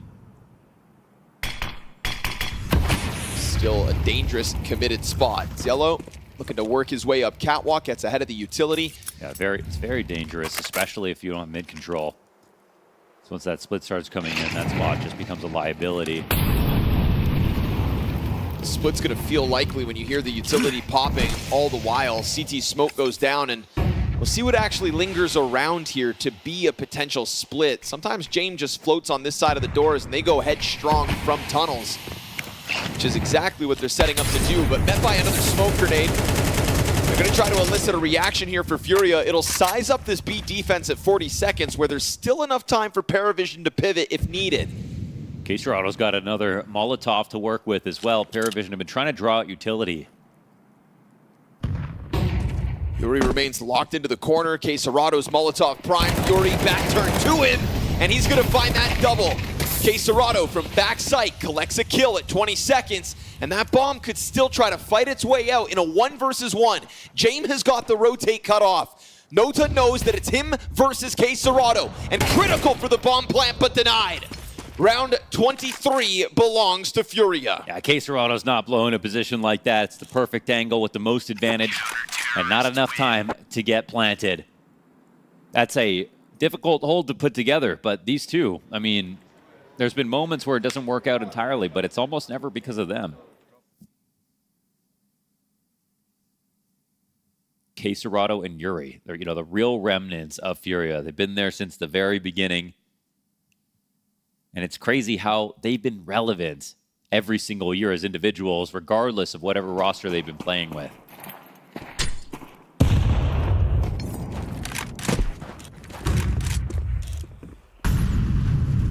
Just when you feel like Yuri may be out of his depth tonight, posts a much-needed multi-kill with backs turned to him.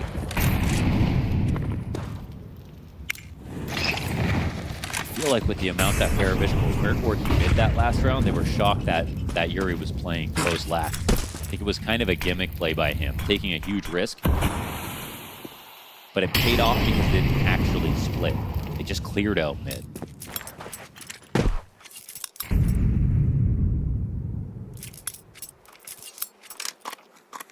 Setting up to take a look at Long. This is going to be Fallen tested in a second. He throws a flashbang out just ahead of them, taking the challenge. Noted. Bomb is in spawn for the time being, but not just a flash, a smoke grenade lands, and this is going to cool PARIVISION off for a moment. Fallen, careful now. There's maybe a lot more on the other side of that smoke than he anticipates, but if he wants that challenge to come this way now that Molotov is on the angle. 35 seconds, and there is nobody to hold back catwalk as long as Molotov is fixated on Long. The bomb's got to come this way. Smoke grenade's going to pop, but it's before The peek comes through, so MongolZ's first frag connected. Fallen's gonna lay down lead to Ziello, and now this bomb is entirely cut off as James is preoccupied towards mid. Nota's got to take the challenge into Fallen, which he will, and now MongolZ up close on the smoke. Difficult shot to hit, back turned over, and that bomb's gotta somehow get thrown over top, picked up at 10 seconds, and planted. Up in the hands of Nota, he'll clip Quesarado trying to challenge around, and so Yuri, from the bottom of the board, managed his multi-frag last round, but now somehow has to pull off this clutch, climbing up from CT spawn, right there for the taking! Oh! Yuri's climb, perfectly timed. Furia, overtime. Yuri from the bottom of the board. Putting together an important round previously over in B, an overall not successful game. The rotator comes through for the 1-on-2. And hands them a lifeline. Furia know they can win this map. They've already shown enough things, enough rounds.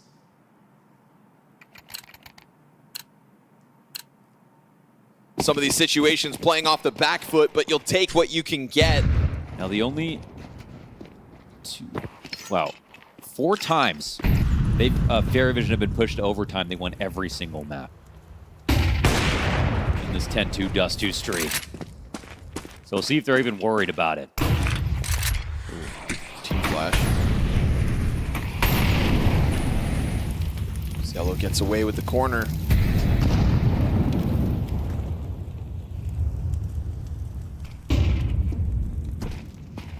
Kindar are not thinking about this because it was Molotov. Yeah. Ziello gets away with a robbery on that one. Now we're already getting PARIVISION committing into this B bomb site split. You've got Quesarado outside of the window. Yuri solo inside sight again, plays from a similar corner. And the timing here for Ziello is going to make it all the more difficult for Yuri. Little swing out through the smoke. They are not going to fall victim to him playing the same position, and so this one looks free for the taking. Yeah, it's a spot that gets mollied out. I mean, the irony is like, better off not mollying it and then just having to clear it. But because Ziello doesn't get touched by it, doesn't have to escape, it's a huge play that allows him to take down Yakinder. No friction whatsoever. There haven't been many first kills that have happened outside of mid like that. And so what we get as we enter OT, it's like the cleanest PARIVISION T round yet.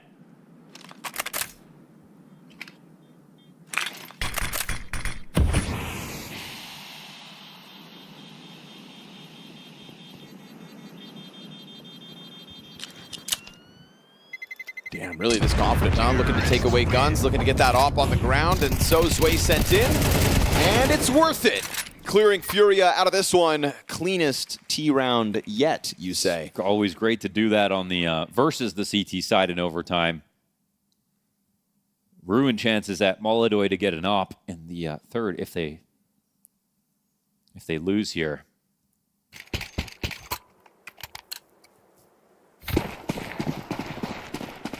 Especially when they go with the double op in the follow-up. Lose your saved op and just buy into the double AWP instead. Double AWP. Furia going heavy into this round. Already worth it with Fallen opening. You haven't really seen op presence over towards this tunnel peak. And with him getting it, they're probably confused. They're thinking, are we running into 2 ops now? But once the damage has been done, that's when it already becomes too difficult. You really want to find out while keeping 5 players alive. Your options are way slimmer now.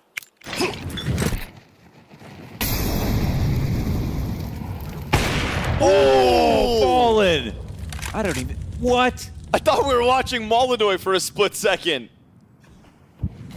Climbs up, slap shot on the catwalk. 5v3 made possible by Fallen. What a genius. Your saved op gets canceled, so what do? They'll never expect a double op buy. Not in OT, not when money's on the line. And it's one thing to have the idea, it's another for the execution, and execute he does. MongolZ's not even hit a shot like that this game. We'll be trying to find one now as Yakindar lines it up. Challenge on the side of Cat. There's the counterpart in James, still trying to find his op impact. And he will be bested. MongolZ coming through with one towards the end, but Fallen setting it up wonderfully for that 5 versus 3. That was a just like old times shot. Floor bang. Flick through the fire. What was he even working with in terms of what he could see there? Sometimes it's not what you see, it's what you feel. Locks on for it. Gives Furia a real chance to still close out OT. Jumps over top. No trigger pulled here by James. Crazy heavy mid push here at lane towards B. Lower tunnels plays coming in the opposite here. But how frisky does it want to get? There's a lot of action happening everywhere. Fallen feels this. Wow. So brave of him to come out for this pick. Running full speed as well. Hunts down Belchanok. Makes sure long possession goes back Furia's way. See, it's crazy the dynamics that change when you pull out that off because you just don't know what kind of team you're playing against now. Remaining unpredictable, remaining unstoppable.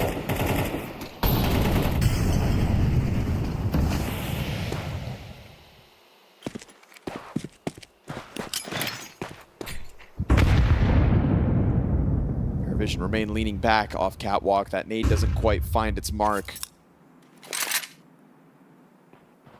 Bomb looking to come join now as well. James comes sprinting upwards. We're going to go 4 players strong towards catwalk. PARIVISION have 40 seconds left in this overtime T-side, and they get met by a smoke on arrival. They could still just try to puncture through, and the flashbangs find MongolZ. He will still collect. Second shot, not his for the taking, but Fallen's found one off of the long control, and K-Serrato in the rotate over has found an additional kill. So Zwei down to 9 health. Hell of a clutch to ask of him. 1v4, flashbangs all over the place. And that MongolZ impact is from his follow-up shots. So Opper's making a huge difference here for Furia on the CT side of OT. They really tried to avoid the GOAT and go towards MongolZ on this round to get an easier round, but Fallen was there too. Keeping both these ops on long since that opening pick to Belchanok.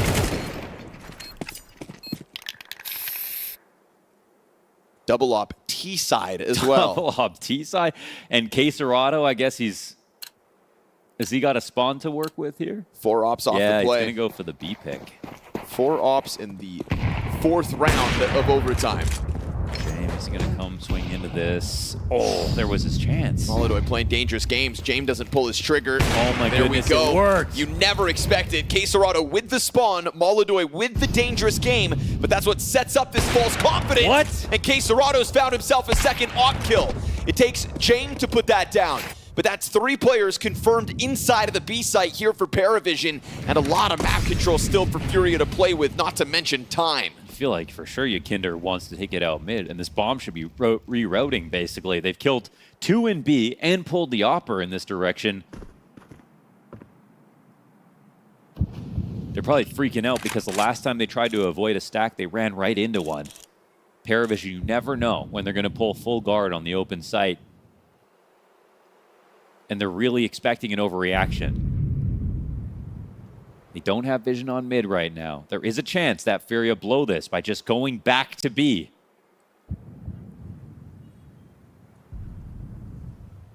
James just keeps checking the deeper angle. Flash finds it. He'll clip Fallen off the play. 3v3 from that one, and Nota's car position catching him off. Another player confirmed. And with that bomb thrown down into the dirt, James just going to keep this on MongolZ, but he'll win the head-to-head. Yakindar here to try to deal with Carr. Coverage offered by Zwei. Everybody's opping. And now with the smoke into the doorway, it's a chance for MongolZ to cross. Utility to give him a window of opportunity as Zwei challenges it with the frag grenade. MongolZ anticipates the challenge out through doors. Commits to the plant. There's the loud step. Zwei switched back to the rifle. MongolZ missed opportunity as Zwei comes in through with the clutch and ties us all at 14. Ooh, this one got hella messy. I don't even remember what happened in this round. So many crazy moments here, and it ends up with Zwei opping on a retake, having to drop the gun and switch out, but he locks up the 1v1. K-Serrato getting 2, but then still just going in for too much. Shocked to see James actually get shaken here. Second chance to go for the pick, but once he gets flashed off, peeks in again. MongolZ's only chance to get back into this game, and he finds a way to do this. And Zwei, by a couple of frames, saves this round with that op shot. That trade was imminent.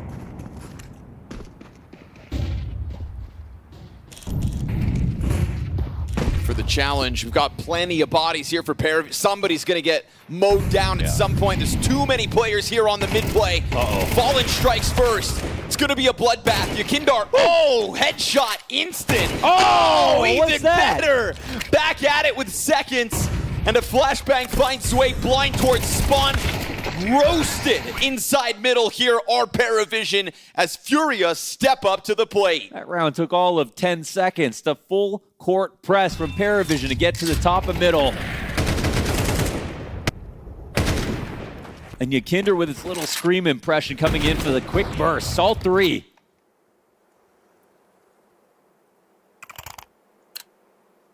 Sends PARIVISION's economy spiraling in this one. You said that every time PARIVISION get pushed into Dust 2, they close it in OT. Well, now having to extend to a second overtime with a pistol on Zwei, with limited utility, with no double op. And the same can be said for Furia. Yeah. Snipers foregone as we get closer to this one. Zwei's 5-7. Close smoke could still prevail, but there's no guarantee that Furia take the fight this direction. They'll soften him up instead as he tries to tuck into the corner. This is easily the best chance to win. Zwei is going to be real hungry for a better weapon, maybe looking for a push. It's probably a nervous moment for James. He knows he's got to have off impact. They've been very aggressive. He's missed a couple of shots. Don't let this be one. And this boost could cost them multiple players if he doesn't land this shot. Tries to find timing on the deeper peak and will clip fall into the backdrop. They try to pounce on it, but Nota's able to slip into the cover. They'll drop util, and they find man advantage here in round 30. I mean, there's only one guy here. B players come out through the mid doors. Belchanok's gonna play close wall right in front of MongolZ. Him and Yellow trying to set up a crossfire. Zwei starts to get active on the flank, but they're actually going back into the cap play. And MongolZ just sitting out here on his own. Bomb's been dropped. 5-7 reconfirms it. MongolZ gets away. Zwei slides out. Zello's dead as well. Everybody trying to take fights on their terms, but instead it gives Furia an open route to run this over towards B. How did he hit that shot? He was looking at the window. MongolZ gives up the mid play, and as he does that, James given a Hail Mary chance to try to press the issue in through the door. And now James popped. Nota towards the windowsill, burning alive. 5 to the clock, and the bomb's not needed. Frags come through for Furia, and it's PARIVISION to falter in overtime. Tricks by the double ops. Furia strike first. Yeah, what a great map of Counter-Strike that was. Furia emerging victorious, but PARIVISION pushing them all the way. Just a classic way for Furia to end the game with a great mid-round off of players like MongolZ finding picks in awkward positions. I mean, they have the star power, they have the ability to turn on a dime at a moment's notice, and I feel like PARIVISION, I mean, they definitely had their opportunities. They played a great game of Dust 2. They had a lot of tricks of their own, but push comes to shove, and Furia are able to weather the storm. Yeah, it was a very interesting tactical game too. The approaches from different captains, you know, on their T sides. Furia in the first half, playing slow and just ending rounds with a lot of utility, you know, and execute heavy style, so to speak, with Jang. We saw still some of that focus towards the B bomb side, some good mid rounds when they had 4v4 situations and so on, but a nice adjustment at the very end from Furia with that double op, you know, getting to do some work and then just punishing the aggression from PVision on that CT side. Great to see some highlight reel plays as well from both Yakinder and MongolZ. This here from Yakinder as we were on the back nine, so to speak. Just nice, crisp.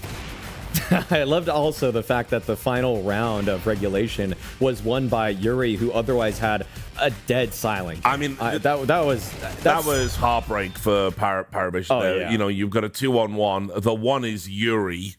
It really should have been closed out in regulation, unfortunately, because you know you leave it to overtime, anything can happen. And yeah, gotta say, I mean, you know, some rough games from a couple of names that don't usually have them. You know, Belchenok got kind of caught out a number of times. Yeah, but this last round, they lost a little bit of patience in the end, right? Like they got outplayed by Furia because he doesn't need to move in that final round yet. You know, someone was just pressuring, sort of faking the A bomb site, and he goes right into MongolZ's crosshair. And Cielo, you know, they could have double peaked mid. Yeah. If he wanted to put, if Cielo pushed at the same time, they could have gotten the trade, maybe extended the game, but. Yeah, it's just also Furia. There's a reason why they're the second best team in the world. You know, these are not necessarily unforced errors that PVision was making at certain times. That's just what Furia does to you. Yeah, I mean, this is what MongolZ does to you. I mean, also, you saw that from the heat map. All over Dust 2, everywhere, especially in overtime when Fallen brought out the second orb. He felt like rolling back the years for a little bit. But I mean, some of these peaks are ridiculous. Like I say, this kid is so fast. He's really pushing the limits of what's possible as an aggressive opper in CS2. I feel like, obviously, you look at the people that have already made a name for themselves, like Zaiwu and Shiro, and they're just a lot more static. They make a lot of great moves in terms of the macro, but in terms of just in an angle and being able to swing into an angle as fast as possible, hit the instant counter strafe, flick shot, MongolZ is the best right now for me. I even think that versus MONOZ, MONOZ sometimes I remember a lot from CSGO, but if I really think towards the last 6 months how they've been looking, MongolZ is the quickest. I don't think you see an opper walk into another opper holding the angle and still get the better one. Like that's what you feel MongolZ does to people more often than not. It's like someone's holding that exact spot, he comes into it and he's still just faster than his opponent. Yeah, I don't know if you want to break down any of the rounds. Round 2 is kind of interesting. A long game. I still think round 2 is interesting because we saw how this sort of composure that PARIVISION showed in this kind of round vanished in overtime. Okay. I feel like in this kind of round, Jame and PARIVISION call for this full B stack and no one budges. This is a really well-played, disciplined round where there's pressure from multiple angles as Furia start to constrict this B bomb site, and you could just see the discipline of people like Nota, of the guy whoever's playing Car, all of them just really hold the line so well until Furia just kind of spring the trap. And once they do, you can see everybody activates at the exact same time, you know, not peeking out too wide at first, just like making sure that these players are in positions where multiple PARIVISION guys could fight them. And I just think that this is a stark contrast that in the beginning of the game, when there's very little pressure, especially on an eco, you don't expect to really win anyways. You're just going to follow the plan to a T. But then you go to round, 27 or so, and the way that PARIVISION kind of are unable to just hold as steadfast, it just kind of shows that these guys are still more or less rookies. Yeah, I mean, he's my guy, but this round is kind of on Fallen, and maybe a bit K-Cerato too, because, all right, they are faking an A, or I think K-Cerato actually jumped CT, so they want to do the B split with the A smokes, with a guy jumping down CT, right? But there was nothing going on A, even as they were taking short control. So at some point, especially since you're playing P-Vision, you need to take into account that there's a stack going on. So send K-Cerato out all the way. Let him die, you know, like let him get you that information, be the scout, and then if he dies, then you just proceed with the mid to B. But if you don't encounter any resistance, you can just go back. And there was a little bit, you know, Furia was sort of patiently trying to get into B. There's a nade coming in. They see a player car. It's like 45 seconds left. You can still go back to A. And they just didn't abort, didn't change the call at any point in time. Luckily, they ended up on top on Dust 2 still. One more round to look at, I think. Was it round 26 we picked out? I'm not...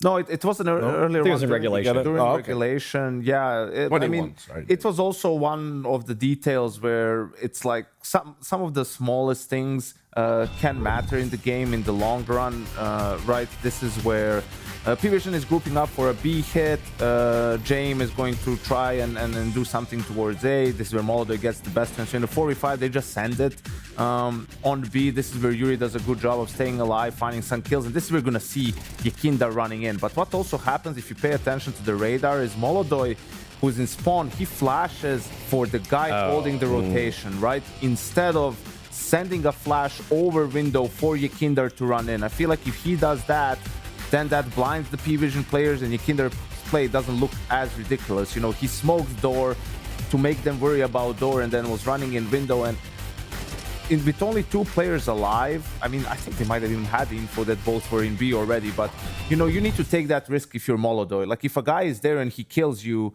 well, then probably you have a good situation in B for your teammates to kill the players in the bomb site. You still have one teammate behind you to take care of the lurker, and that flash is just so powerful before the T's get full control of the bomb site. So sometimes it's those details really that can make the difference and perhaps help Kinder to not look as foolish. So we've got Inferno coming up next. Obviously, Furia's pick here. It's a map they're increasingly, you know, going to and have a mastery on. It's a map that obviously they have some history on. They played at the Bounty. PARIVISION got the better of Furia with a great CT side.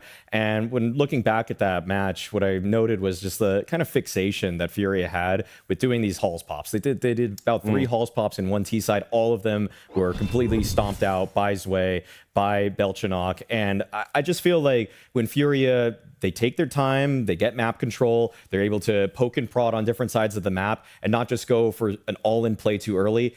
To me, they're the better team. I really do believe that they're going to be able to work it and work off of Fallen's mid-rounding ability because he has so many great communicators on his team that can influence his late-round decision-making.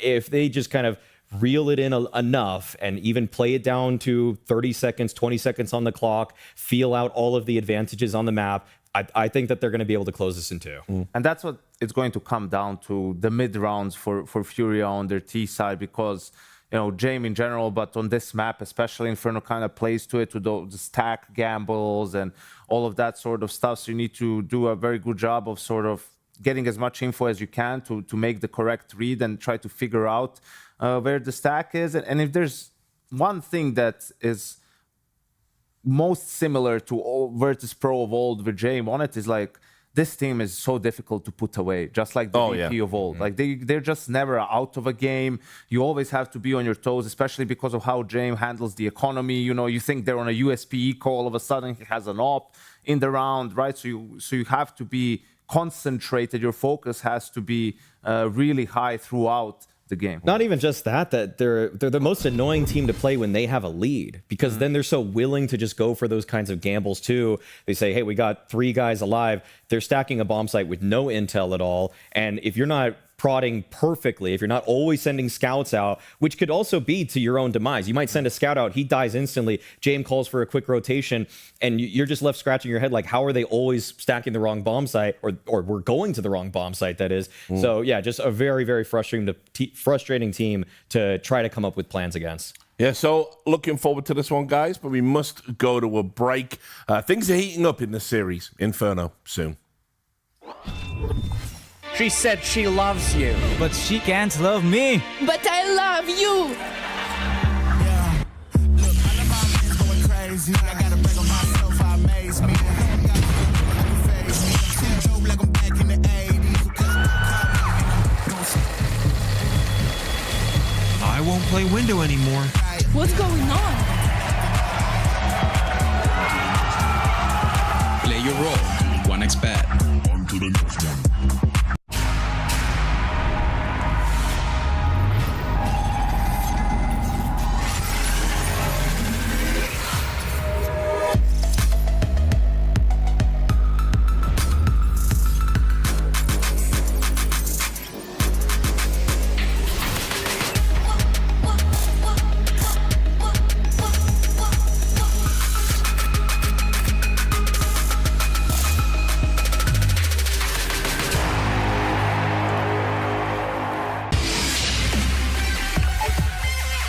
The human body was built to move, not trapped at a desk in one singular posture for 12 hours a day. It's time your chair evolved. This is Secret Lab Titan Evo. Ergonomically engineered for you, gamers, hybrid workers, artists, backing your every move.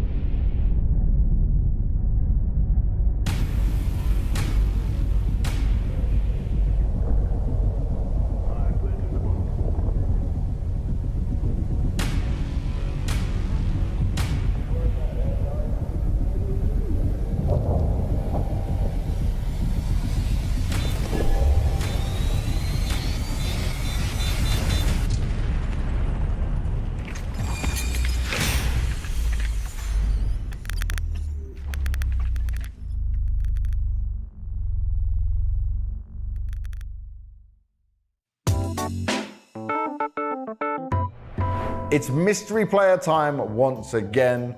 We got Falcons MongolZ joining us. It's Imma from Na'Vi, Broky, Heavy God with me here, Payne's NQZ. All right, well, we're going to be playing mystery player. So I'm going to show you some team logos, and then you're going to try and guess which player we're looking at. So let's get the first one started. And this player is from G2, Falcons, Fnatic. Wait, so from Fnatic and he's changed the team.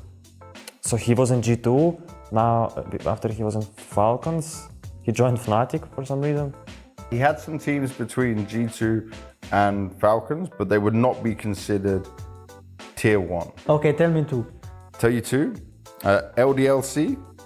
Okay, he's French. And Double Pony. He's French. He's French. French player? Yes. I have no body. Let's have a look. Body. Maybe, I don't know, maybe body, but I'm not sure. Oh, body. Body? Yes. Wait, what the fuck, what? Body. Yes. We're going over to the other side of the world. We've got 9Z, 00nation, and Legacy. Oh, it's, I only know it's an AWPer. Okay, I don't know. I think it's VSM. Nope. So he played for Legacy. Legacy played only with Brazilians, so it should be Brazilian. Now I'm thinking it could also be, of course, Argentinian or Chilean or whatever, but I think it's Brazilian one because of Legacy. Yes. Fuck, I need a clue. I don't know. You need a clue? Or like a hint or something. A hint. Because I don't have the pain. Oh. Okay, now I can guess.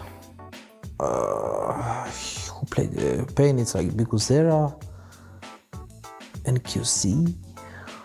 Like for example, okay, Biguzera cannot be, Snow cannot be. Okay. Okay, then it's either BTarena or NQZ.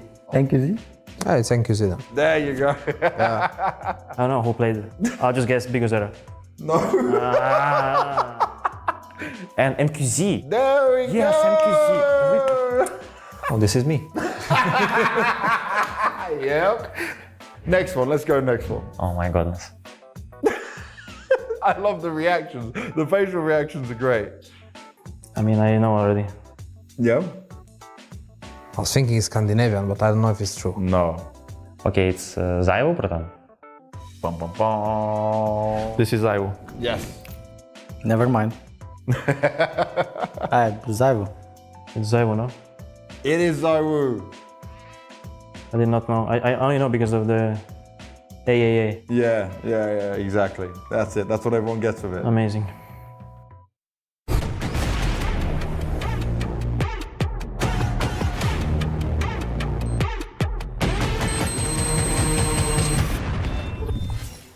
Moving swiftly over to Inferno because now PARIVISION are down a map, Mohan, and that means Furia are one map away from securing themselves yet another playoffs.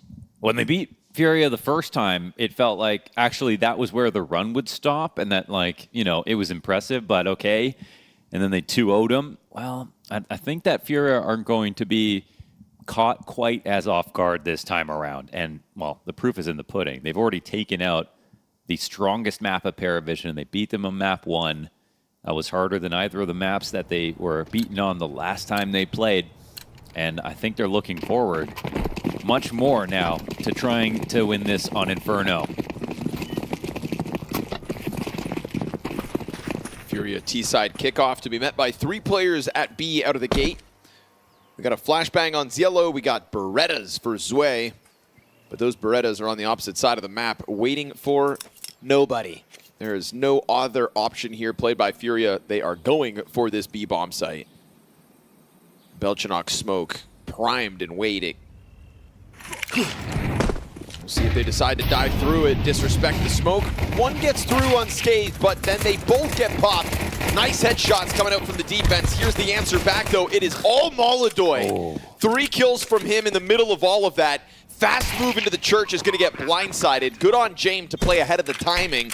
And that'll be Yuri down, fallen low, and MongolZ potentially called on to ace. Yeah, pretty awkward spot, though, to try to pull that off. It'll have to be a clean headshot or he's going to get bullied. Sees both. What? Okay, James is this close to death already.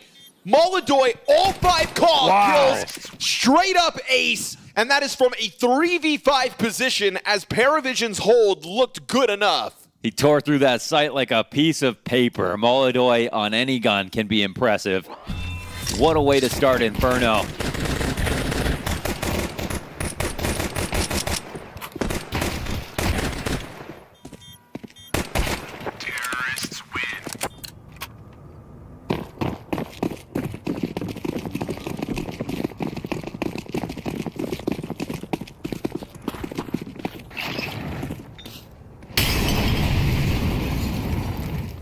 Well. All right, so they're going to stack B again on the second round and pull off the full eco in back-to-back maps. Impossible that Furia doesn't scout this time around. There's no way that scarred tissue from Dust 2 doesn't remind you that you better keep these damn options open. Smoke in front of it to slow it all down. Jokes aside, I think that is, well, I was thinking that is exactly what's going to happen. They're going to learn from it and not run headfirst into this. No way. But surely it doesn't matter anyways, and they tear through all these USPs, right? Molotov's in. Still with a smoke in front of them. They will just dive on through, eating flashbangs in the process. 2 USP kills because sure enough, everybody's here, but Fallen gets the kill in the background with that first burst. What was that? Okay. I almost feel like they should have lost it just for the sake of being punished for going back-to-back maps with no scouting protocols after winning pistol. One thing you can say, though, is on Inferno, if you've got your first and second oranges molly, you have a new box molly. Look at that kill. You have an emo molly. All these things can be molly just from having car control. Sure. And that's what makes it so that even if you lose car control on a rifle and you have 5 players stacked in the site, unless you have counter utility, there is no good place to hold from. There aren't enough positions to be in there with. Like that, a stack like that is really good at catching like something lighter, but a full exact like that, it's going to be still close to impossible or take a series of mistakes to actually get enough opportunities to eco. So we got the nades lined up here. That might land perfectly on the half wall.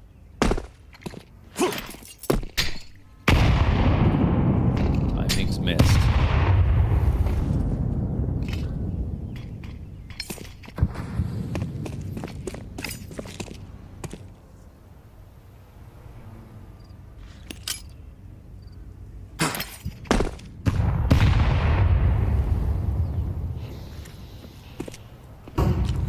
Taking over brackets in the meantime. Smoke soon to fade in front of Jame.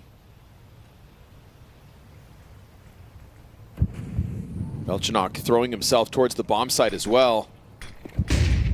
Smoke dropped in front of balcony, and they're going to turn it back to Jame. This is going to be a casualty incoming. 2 of them to Jame's name. Sprayed down by MongolZ, who's not able to 180 over to the Belchanok trade attempt. So 4v2 earned by PARIVISION here, thanks to Jame from inside the corner. And Yakindar's just going to scoop up bomb at 30 seconds. Interesting. Just got that back real quick, right? I think they heard like the last footstep or something like that. And Yuri has no opponents inside of the pit. So has an awkward spot here, stressed in between Moto. Maybe there's a fight to be had. Finds contact in sight, confirms the second, still worried about the pit, and you'd understand why. That opens the door for the bomb to jump over. We'll see if they try to just stop him on the cross. Missed it. Oh, I missed it, surely. Yakindar misses that by a half second, if even. Trying to scramble his way back over. Yuri was so sure somebody would be in pit, and you'd understand why he'd be ready for that fight. But no, when it comes down to it, it's all about Jame from the corner setting up PARIVISION's success in round 3. And that's kind of an unforced error for real. I mean, they had time to clear it. They didn't even have pressure or a flash or anything like that. It was just Jame waiting patiently.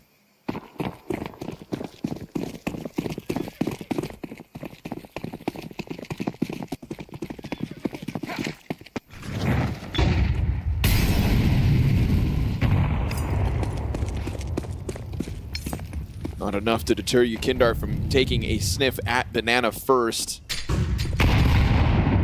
Same nades come down for PARIVISION. Actually, the T's keep the pressure on with util of their own, but numbers here for PARIVISION.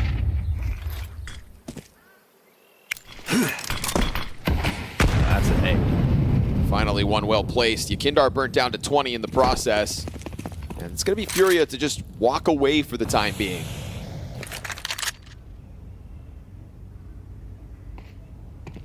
Waiting for the full retake utility to come out, but it's not there. PARIVISION just don't have the money to go for anything like that. So this round ends B. Moto Smoke comes down. I don't know how this affects their rotation. James doesn't even think about watching it, actually. Nota presses in through smoke. Whoa, that's crazy. Lets the AK rip. There's a bit of team damage in the middle of all that, but it is still PARIVISION coming out with frags.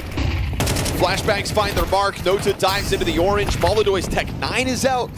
But the CTs do a great job of just keeping their heads down and not dying to the Furia onslaught. Everybody dead here for Furia. Not one body dropped on their counterparts. And this is a convincing behold in the face of an entire Furia team that wanted nothing but that bomb site. It's a bit of a mess here for Furia. They have to go through a smoke. Every time they try to do so, PARIVISION, and also they tried to influence James to stay at A. It feels like they only had him speed up to the rotation over towards B. They had so many people here waiting for this. Furia would be horrified to find out how obvious this seemed to PARIVISION. I'm not sure what the giveaway was.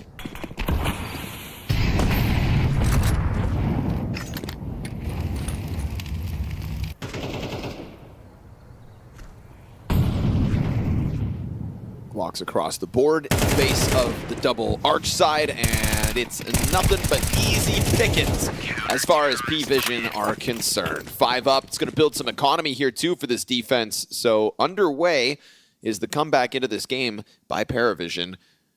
Pistol conversion and 3 rounds straight now for the defense.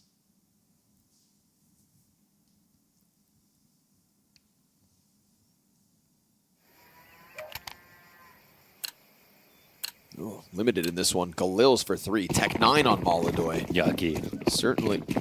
Certainly not ideal.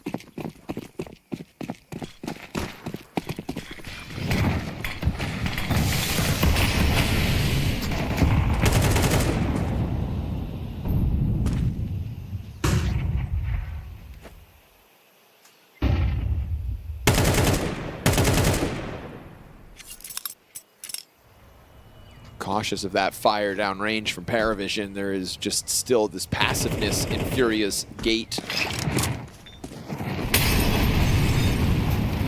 They'll get to it when the time needs, and they elicit a good reaction from the utility, but that frag grenade's well placed out of P-Vision, so that's going to be Quesarado. Yakindar softened up. Quarter health gone for each.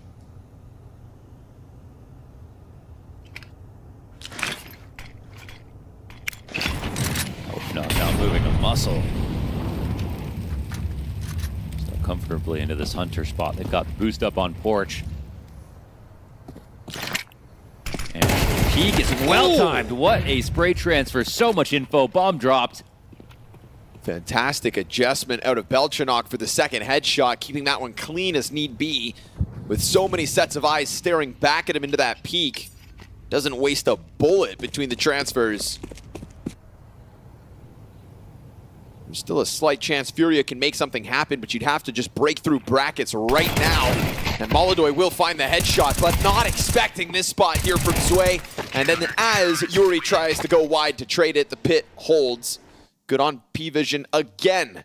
Right positioning at the right timing, and Furia starting to struggle to break through this defense. The peak was so good with the spray transfer. They never even found out about the guy. Excellent out of Belchanok. Surprised to see how comfortable PARIVISION look here on Inferno. Surprised but impressed. I mean, they knew this was coming. If Furia knew Dust 2 was coming. Charge him down. Tech 9's gonna keep this one simple. Cielo is here though to rock and roll, and Furia trying to simplify things, instead just feeding rounds over to P-Vision, as now they have so much money racked up as well. I'm looking at $12,000 on Nota, Cielo, and Zwei. Cash for days, and already a 3-round lead.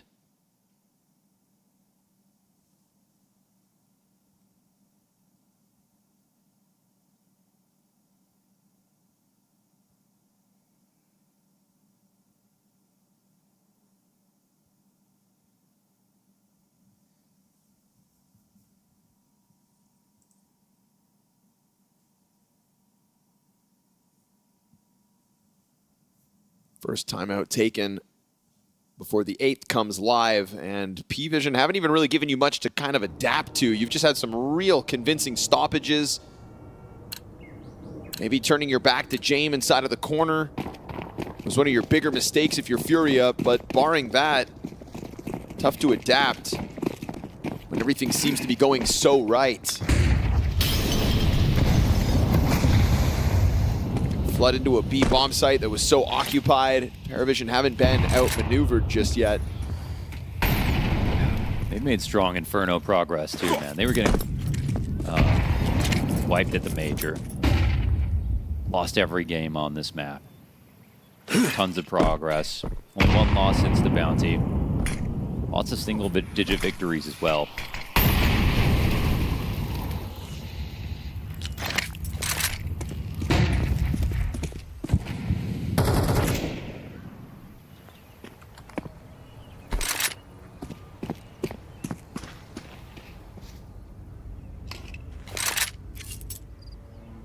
Serato, Yuri, Yakinder, 1 kill apiece so far into round 8.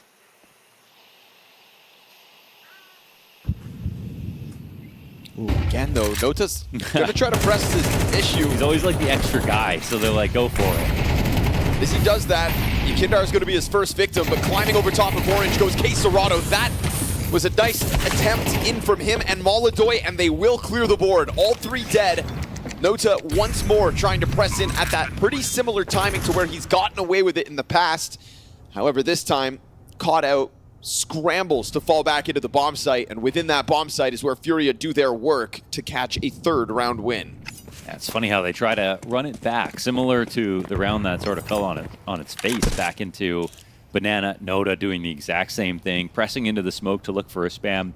And also, again, because there's 2 players, 2 more teammates in the site, he just wants to sort of find a way to be useful. Just go down, get a kill, go 1 for 1, slow down the exact, make the flashes useless, and then have his teammates do the rest of the work. Well, he gets a little bit of distraction. He shoots some bullets through the smoke, even falls back to the site, but the trades are just tremendous here for Furia. They said last time was lucky.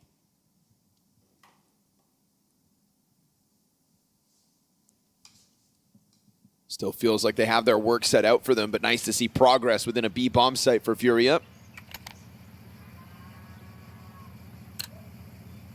There's been dangerous games played by PVision with that Nota play. Works once, not twice.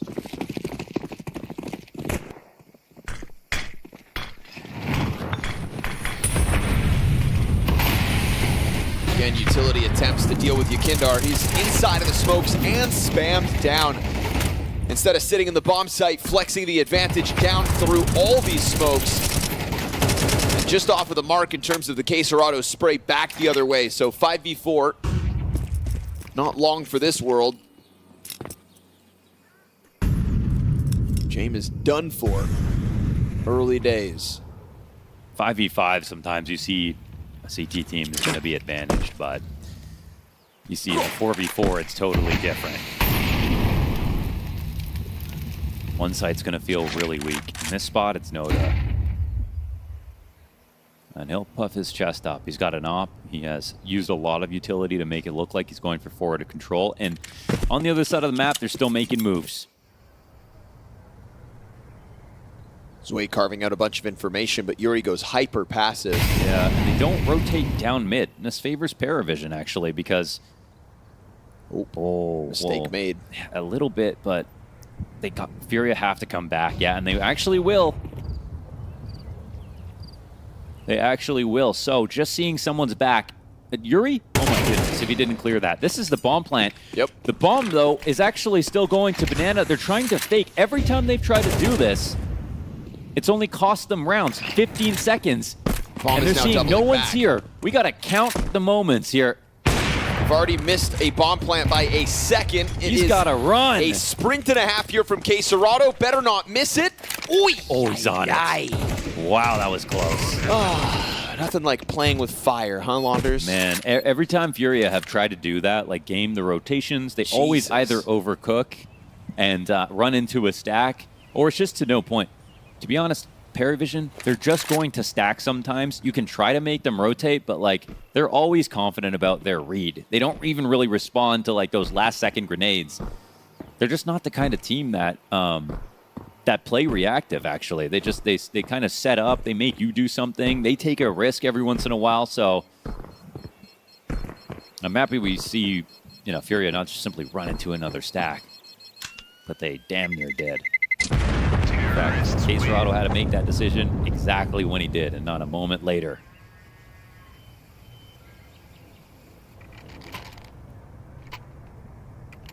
Sometimes can feel like a pick your poison situation with Furia, right? Do you want to see them just jump into stacks, or do you want to see those kinds of moments boil down to the split seconds?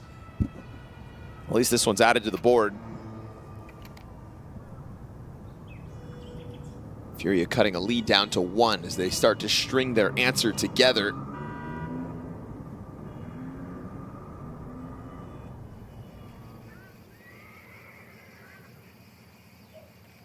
Kindar's been having a rough go of it this map, currently on the receiving end of 4 opening deaths.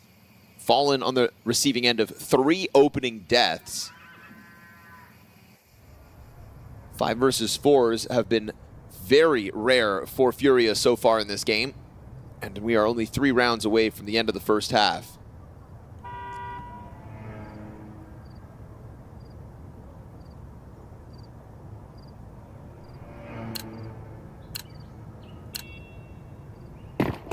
Kinder's just having a little nap right now. Just wait till he has his pop-off round before the end of this T half. Triple entry, open up the A site. Walking out of halls or something crazy. Oh, well, here they are running up mid. Already up through brackets. Slade's already going to find the timing to spin. Trying to challenge Arch. Frag's going to pop that open. They are already inside of the Arch. Dealing with CT spawn now is going to be problematic. Yellow on one side. Belchanok comes wide. Whoa. And MongolZ is able to answer it pretty swiftly. Bomb carrier sits behind MongolZ at the moment. Quesarado finds the back of Jame. And then the CT player dies at the same time. They've got him contained already. I mean, they kind of just want to slowly go A here, surely. Yeah, they'll wait for that Moto smoke to fade, and now Zwei, 40 health to try to stop all of Furia. They're looking for him, and they found him. He's looking for his duel, tag down low. Last remaining player here for PARIVISION, that's gotta be him, and he will find nothing more. A very fast round coming out from Furia. They just went max chaos right there. The rush up mid into CT spawn.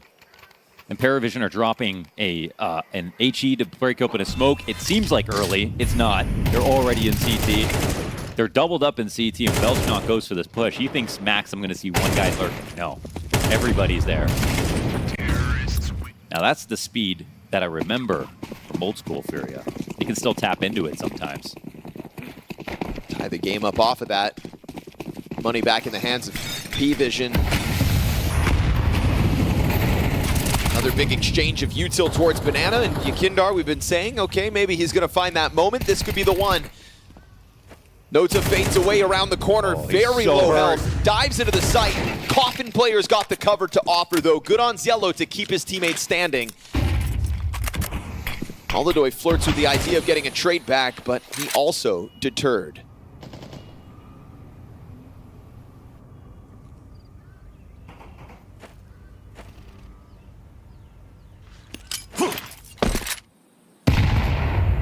Tragic. That was clean, though. He didn't feel a thing.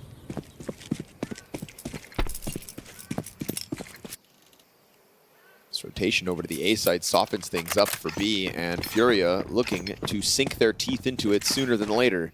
I mean, again, you don't turn down car control. Every time PARIVISION have found a way to stack in this situation, a retake down mid is the next best step, though. Nota's gone around the world this round. Belchanok's going to challenge the cross, and Fallen's got him dead to rights. Fast flank, though. MongolZ getting wind of it. Ooh, and Nota's too low to really chase this hard. He's got an op behind him in James' hands. MongolZ on 44 health. If he peeks into this, ooh, doesn't even win the fight. Nota catches with a headshot. Fallen now trying to go back, and a beautiful pre-fire from Nota. We've got no bomb plant even at the moment. Flashbangs find their mark, and PARIVISION put that pressure on with the banana flank, drawing MongolZ into the action, forcing Fallen's hands as well. And so they draw themselves back into the one-round lead. MongolZ not even flinching when they're throwing these grenades on the retake up Banana, but not hitting a bullet either when Noda was so low on health.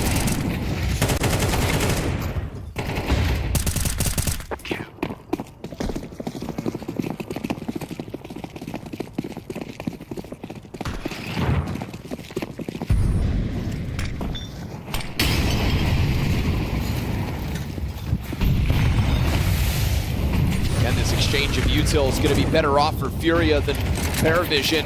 Yekindar really trying to make this happen, and it's so close to pushing either of these players over the edge, but instead Nota and Cielo will need support. You see that quick move from Belchanok, but then very swiftly they start to double back over to the A site instead. Utility coming out of the pit, softens up a bunch. Very well placed and well timed here by Zwei. Causes a stall by Furia's standards. And a lot of bodies within this bomb site. So many so that James is freed up to get a little more aggressive. Let's turn that corner. Cielo's so low. This is crazy. Yuri's got it. Dead to right. Zwei returns the favor onto Fallen.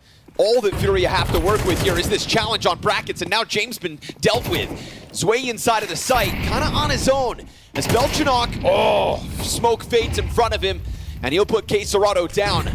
On the brink of a 7th round as Zwei goes wide. Another impactful A-hold here by Zwei. 7 rounds for PARIVISION. Stellar stuff for a CT side. Yeah, totally. I mean, they really stood up to a lot of different tests here. And, I mean, it was a really, really slow start for Furia besides winning that pistol round. So you could say it's a bit of a comeback for them. I'm not sure who's happier with the half in the end. Maybe PARIVISION felt like they should have won even more. But when the dust settles, anybody can win this map now. 7-5 is not an indomitable scoreline for either team. And again, it's interesting for both of them to, you know, it's been a month. They both kind of got different reps versus different teams or meeting again head-to-head. And while there's VRS on the line, there's also, I think, a little bit of pride. And, you know, as a new challenger has emerged for Furia where, you know, maybe they were the ones to have been in the first grand final of the year, you know, no doubt. And instead it was PARIVISION. But that's Counter-Strike. You got to keep proving yourself every day.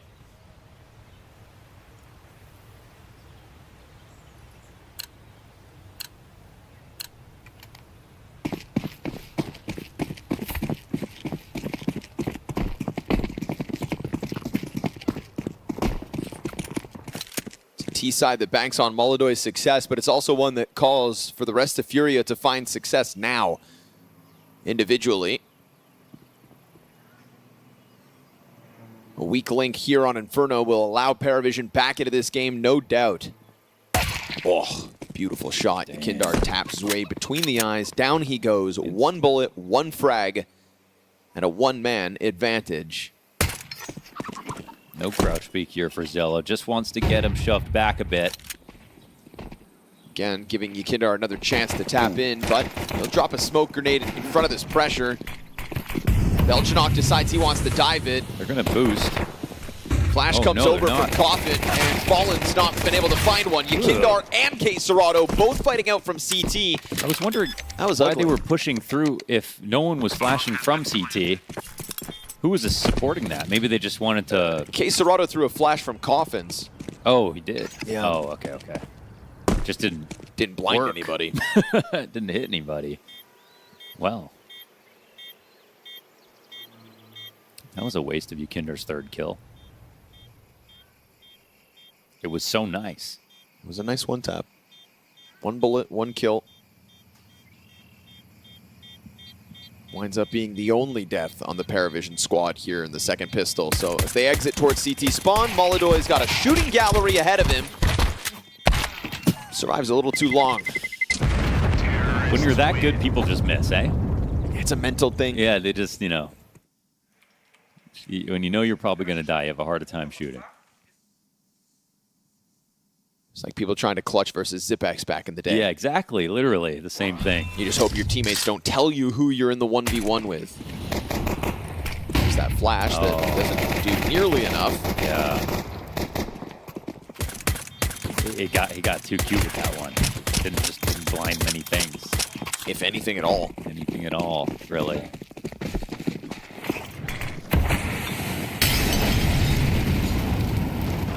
Furia's force buy features a single MP9, leaves a lot to be desired.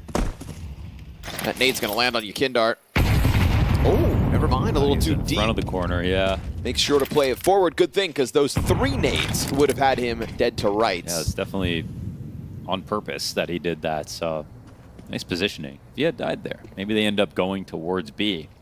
Instead, it'll still leave PARIVISION with a bit of work to do. Fallen's 5-7 presses into the pack, and now they're just gonna look to run rampant around into the A bomb sites. Still got some looming threat here in Furia as K-Serrato and Yukindar want to time this attack on Arch perfectly.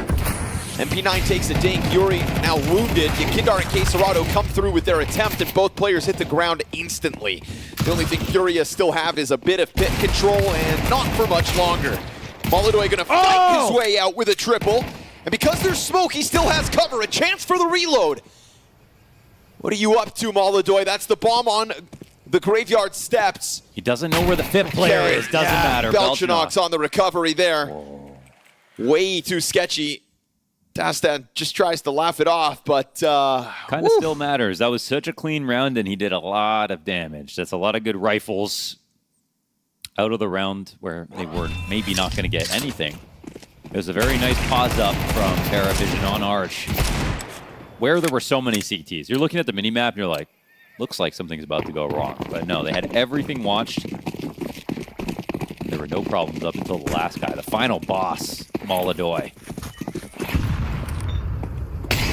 HLTV Awards Best Dressed.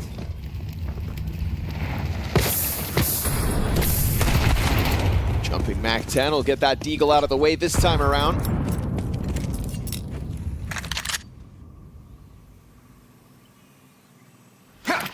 See if they send out a scouting party to figure out whether things are stacked.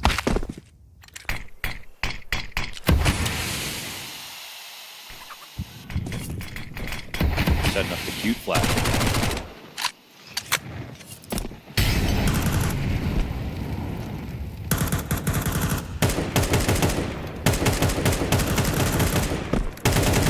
James knows you're back there somewhere.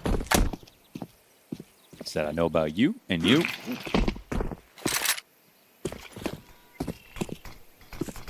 He's got enough bullets to kill them all, but they double back up on the CT cross.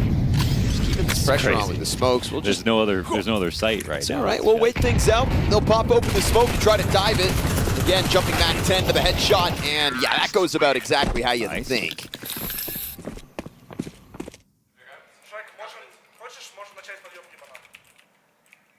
Double digits secured. I can see the vision. It's banking on a Belchinok 17-7 scoreline at the moment. And a Furia that's had to wait to get some guns on this defense. So let's see if they can instantly claw it back or whether P-Vision just run away and throw this series to Mirage.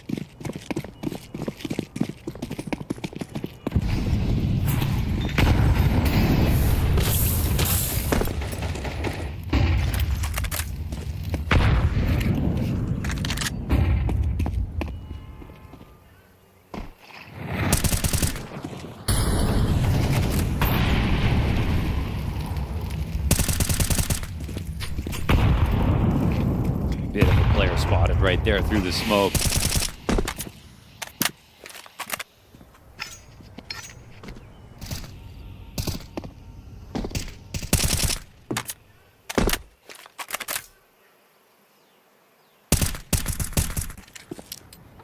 Best rounds for Furia on this map are when Yukindar is going aggressive on Banana.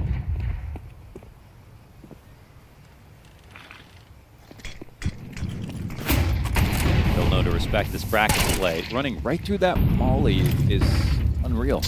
Trying to play in with that deep library smoke, but instead you're just shaving health off and allowing that K-Serrato M4 headshot to get the job done. And they just don't have a lead over on B as well, so Vision are in a very awkward position. Desperate to find anything this round, but deep push down from Yukindar's got this one in the bag. Low health Sway with the bomb at 25 seconds. Knows that this round has been already swiftly swept under the rug. Yakindar comes back in. Whoa, why would you beat that? They've got a chance to run down this B bomb site now. 15 seconds, it's gonna have to be fast, and you're gonna have to hope that Fallen doesn't slow it down whatsoever, but a smoke in front of him. Still enough time to stop it. He starts mag dumping. Now they've gotten the, oh, nope, there it is. Serato stops it.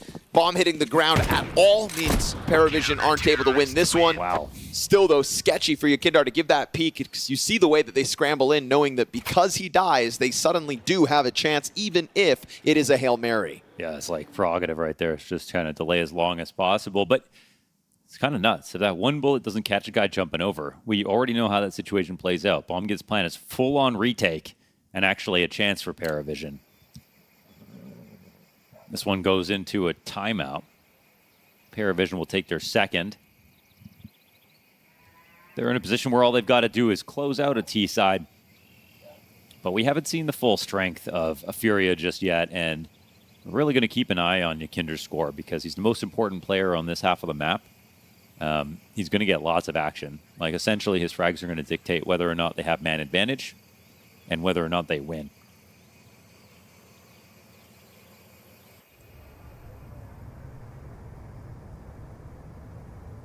As good as MongolZ is this game, none of his teammates have over 10 kills. I mean, we had a struggle from Yuri back on Dust too, but it really was just the one struggle. And even he still had those clutches, or at least singular. A couple moments of brilliance.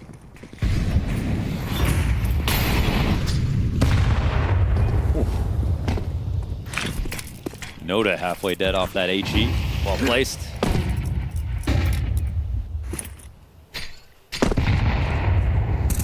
There's more where the first one came from, but there's nobody home to receive it.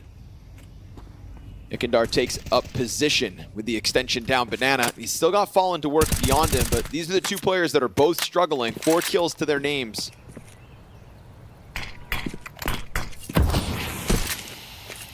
Zwei met by a smokes. Gonna get cooled off for now. Yakindar, what are you up to? Yeah, trying to find the lineup on that terrorist ramp, but off the mark. It's like a flex when you do that. It's like Noda pushing into the smoke over on B. Amounted to nothing, but just kind of showed the other team that you're not scared.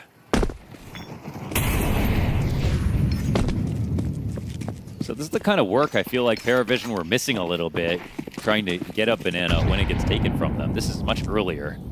Makes way more sense.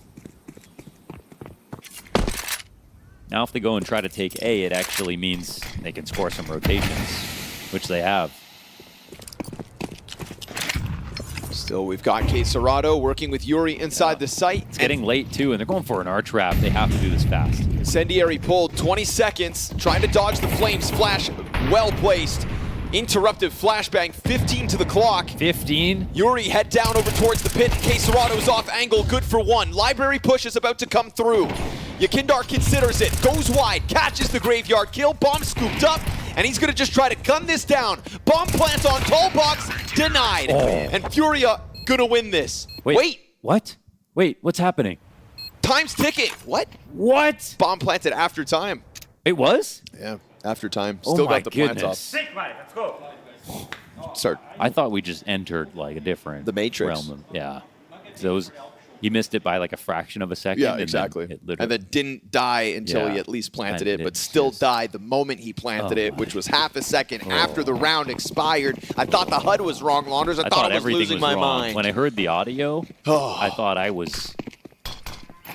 had lost it. Okay. Well, that leads nicely into a conversation about how PARIVISION took way too long to make that happen. Well, wasting no time for the 5v4 this round. They got Yakindar, but they're going to jump through this. What you up to, Jane? What you up to? The one gun you have, brother? Gun. That's what you're up to? You're going to go ahead and offer that gun back over? Oh my goodness. They need to get that off. Wait, did they blow it back in the middle or no? No, I'm pretty sure CT's controlled it. I saw CT's throwing weapons, so yeah, they juggled it back. Get that thing out of there. They need to make sure it doesn't get naded back out of the smoke, because that's the only thing they have to worry about on this round. That was crazy, James. That was crazy. That's normally not what you see from him. I mean, to be fair, there have been rounds where it is only Yakindar down extending into B, I feel like this is the one change-up where Furia actually put a second player there, but... Yeah, for sure. It's true. Still a little crazy. Yeah. And it's not even being critical. It's awesome. Let's get crazy, James. Pop on balcony set up by 3, but they lose their arch play, and so they'll lose the chance at continuing forward with any round wins for the time being. It is Furia coming up again with a victory, 8-2 the scoreline. Only a 2-round gap, that's no problem for them, and they're starting to get opening duels now as well, right? That was one of those damning stats back in the first half. They just didn't have those first frags. Well, you know what's actually crazy is when Jane peeks that and gets the kill, he sees the second player still close. That makes it crazier. When he opens that smoke in that replay, he sees 2 CTs along the wall, and he still decides to walk through it. That makes it a little bit crazier. So, the excuse is out the window now. I tried to give him an out. Turns out he's just crazy. On Dust 2, we know it.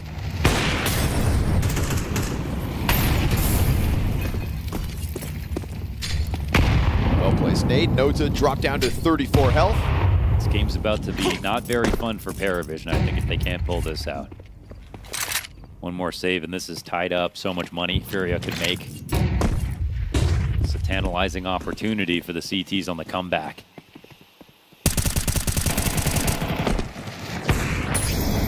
Kicks the Wasp's Nest with that one. They all start spraying back. I don't know about this. Yeah, he's got to try to dive out of it. Yellow goes climbing over to try to get it. Lineup was right there at the front sight, but Yekindar connecting with the headshot. Still tons of damage done. Sways on the Galil reload. They're going to think never would Yekindar come back to this position because it's crazy. He decides to jump up and over, and he'll pay the ultimate price. But he was the overfill player. They have Fallen here. Ready? Another player as well. They want it to be B. Oh, the second off. They're never going to expect it. Nice late game draw of the double op setup, and Quesarado, 26 HP. Not a lot to work with. Belchernock, though. Found out by a Fallen holding for the close smoke play, and so this one goes up in smoke. PARIVISION trying to get their extension going, but never finding footing in this round. From Yekindar's aggression to the duel from Ziello over top of the front of B bomb site, there was chances, but those chances more so seized by Furia. I wonder if Fury's going to see this AK getting taken and get a little suspicious. Yes, he is. Oh, man, that's a death after time. I think $0. I think that's because he took the AK. I'm pretty sure Yuri had seen that. I mean, he got the kill. Just didn't actually pick up the gun.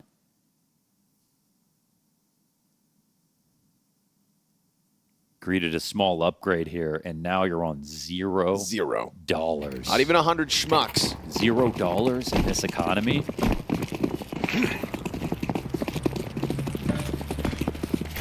Noda's going to be asking for handouts in a couple rounds here.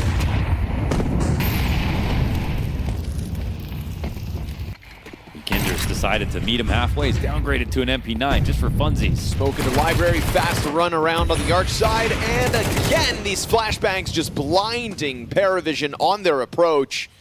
They're trying to rush the issue, and these kinds of aggressive moves, I mean, Furia have been pretty good at stepping up to the plate in those moments.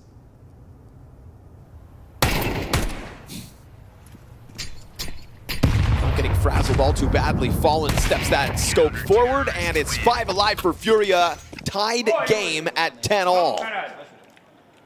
And 5 rounds consecutive here for Furia. You think Yekindar's going to now upgrade the MP9? They have the extra money. Yes, he will. Yes, he will. I'm already in the server. I knew he did. True. Yeah, so I can't lie to the people like that. Can just look the other way, bro. 3 rounds to timeout. 1 bomb plant this half for PARIVISION. What is the vision, PARIVISION? Feels like it's getting into a more aggressive groove. There's a bit of repetition here to these earlier threats, and Fallen moves up his angle, leaves Yekindar on his own for a second in this first corner. There's plenty of players coming, and because he's been down here so consecutively, of course, the jumping MAC-10 clear, but he at least gets his 1. Whole cash utility waiting for Fallen, and I'm bunch of utility exchanging hands back on the bottom of Banana. Slowly but surely, K-Serrato will make his way up Speedway. Fire in the middle of the pack. They're in front of this. Yellow they're is. in front of this. Yep, he's gonna swing wide, pop Fallen's noggin. K-Serrato letting him know where he's at. Comes through with the coffin attack, but has to retreat back into cover. And that is gonna be PARIVISION taking over the bomb site in its entirety. So much utility damage and spams, actually. K-Serrato figuring out what he should do with that HE. There is a real chance of this retake. It would take some coordination, but PARIVISION are probably a little bit worried. Smoke's coming down on Banana. I mean, MongolZ is just moving in so slowly. Slow health on everybody here for PARIVISION. Oh my gosh. Bad They're just util. making up nades here. Holy moly. Because honestly, a Molotov and a frag grenade well placed there, that could have legitimately just killed two But players. they are going to get 3 people killed. I think that's all they're just trying to fake the attack. It's going to be costly for PARIVISION, sure. Yeah, I think that's actually all they wanted to do. Everybody swept away, but an 11th round given over to PARIVISION, and although they have everybody die, it is still that one step closer to a 12th round secured. James trying to figure his way out of this problem. Still Galil's, MAC-10s. Yeah, that's after a round win. That was the right plan. They weren't even actually trying to go for a retake, so that's about as good as it gets. It's the distinct advantage here for Furia. Their main issue was just, giving up a lead earlier, but in terms of the last few rounds, they've been coming up 3B start. Huge rush. Another challenge straight into it. Fallen down with one, and K-Serrato's angle's the one that makes the difference. Ooh, doesn't want to swing out for that. Oh, look how low they are. What in the world? PARIVISION knew what they wanted, and that was to smash themselves against the banana control, and they were making it work until K-Serrato was on the scene. Already MongolZ, bottom of middle, bomb delivered to him. That'll be cut off by util, and James is frantic. How the hell does he get back into this? Knowing that the money is going to be bottomed out as well after this round. Furia setting themselves up for success by just making sure last round was cost effective. Yeah, this is overall just so smart by them. And then the play is, their hand is forced a bit to do something quickly because they don't have enough money for utility. You have MAC-10s. Those aren't going into a default. So, Furia really took all the power out of their win, made it a Pyrrhic victory. Played 3B, had the extra guy to get all those trades. Forced PARIVISION into a very difficult decision. It's kind of a force, right? They won the last round, but they don't have enough money for a real threatening buy. Funnily enough, this will be better than the last.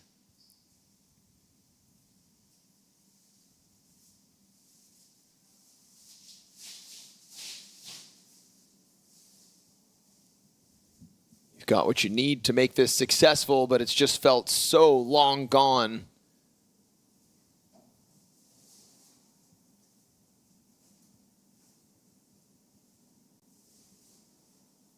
That pistol and its conversion, the only reason PARIVISION have much success on this T side to even speak of. But all that matters is they are one round away from at least a sigh of relief to try to play beyond.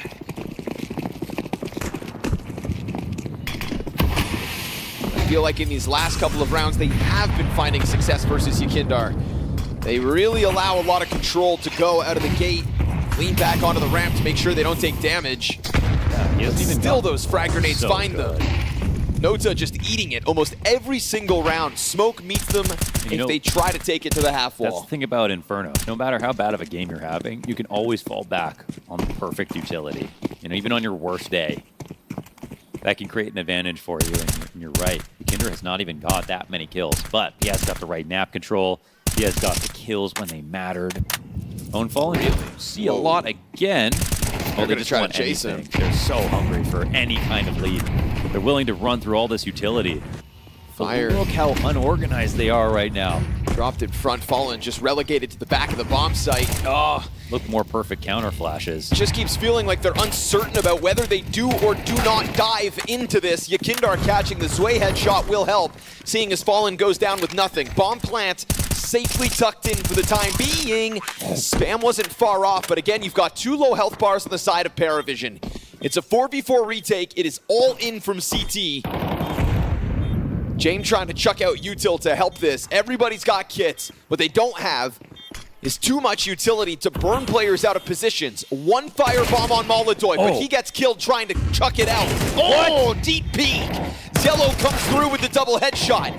Quesarado's answer starts to come alive. They've gotten themselves a second, but tucked down in the little pit is James, and that one makes the difference. Oh, it's that move from Zello. That quick headshot into CT when they're setting up all this utility. They were a caged animal at this point. They had to make something happen. And on very low health, he finds the timing to make it. That 1 frag into CT, a second on another guy setting up utility. Too detailed, too organized.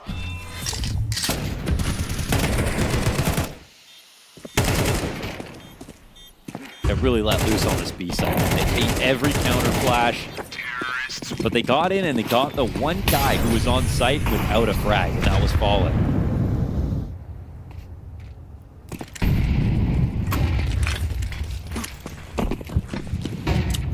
This round becomes an op for James as well.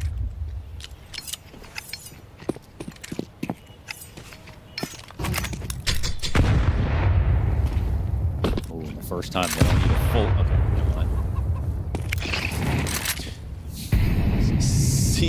They always get one. Endless cache of utility coming out of these B players. There's another one for you. It's fire towards the wood. Gets Sway and Nota to the other corner. Yeah, they're getting outclassed on utility, that's for sure. Frag's got him through the last one, though. There we go. That helps. Nice. MongolZ lets the op rip, so now they'll know damn well it's here in position.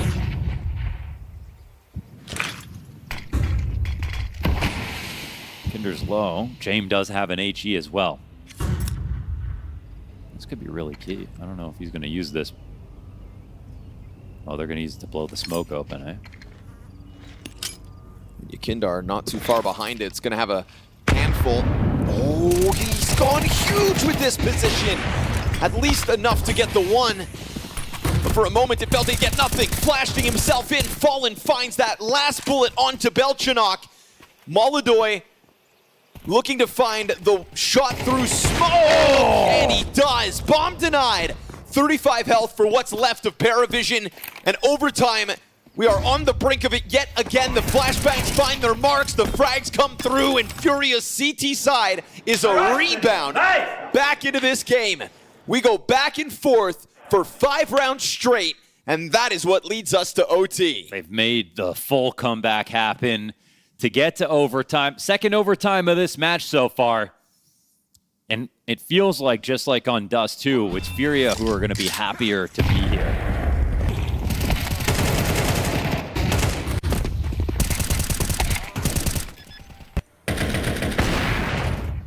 But some of these moments, such a small margin. Yakindar sliding into the cover on Carr.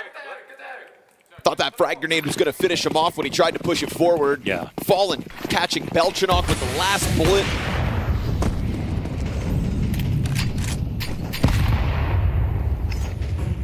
It's a difficult track frag from him, but he gets there.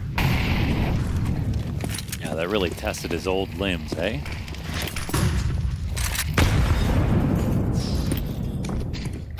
Shoot. They just take one full AG square on the chin every single round, and there's 2. Oh, but that is a clean headshot from Nota at least. Still traded back by Yakindar, trying to be the hero on Banana. Struggled throughout the first half of this game. Has found his impact since. Sway lucky that hit his shoulder. Had to be a wall bang, my goodness.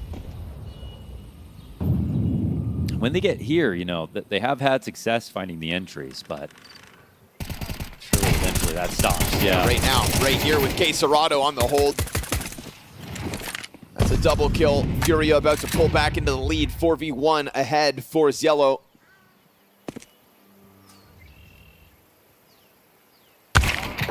Yakindar stops it in its tracks with a 3K in the first round of overtime.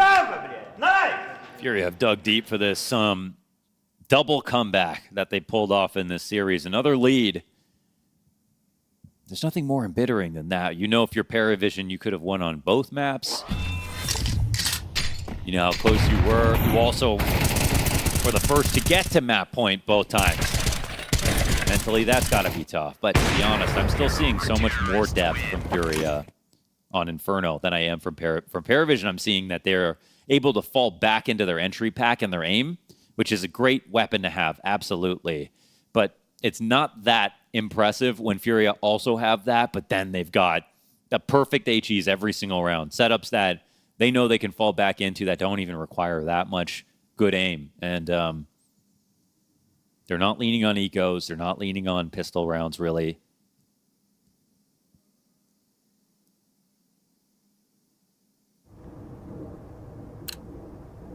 Showing that their overall quality of play is higher, even though both maps have been excellent from both teams.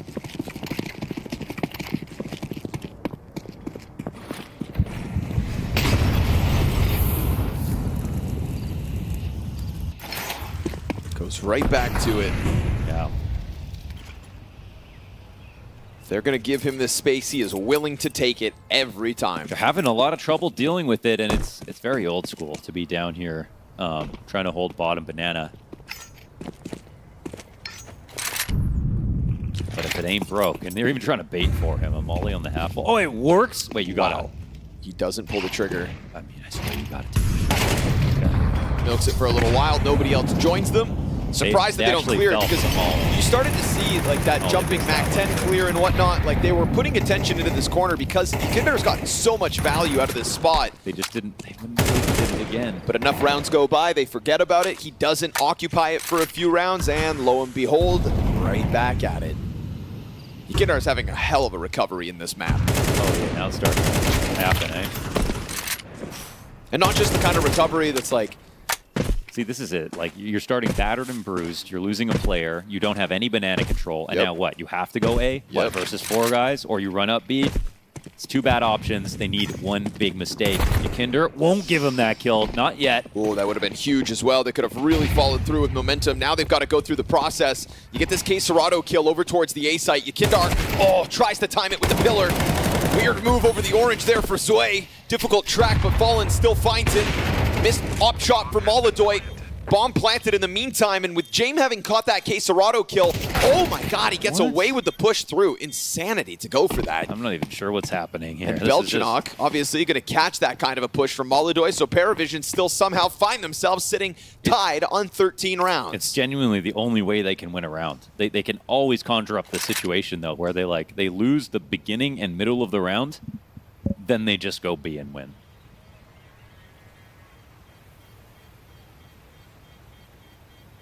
It was kind of the only option they had, so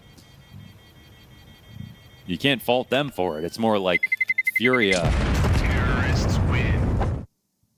They just kind of, I think Furia just don't believe that if it's 40 seconds and a team doesn't have bottom B control, that they'll ever hit banana. It's just that they've got to tailor to their current opponent, who have done that at least 35 times.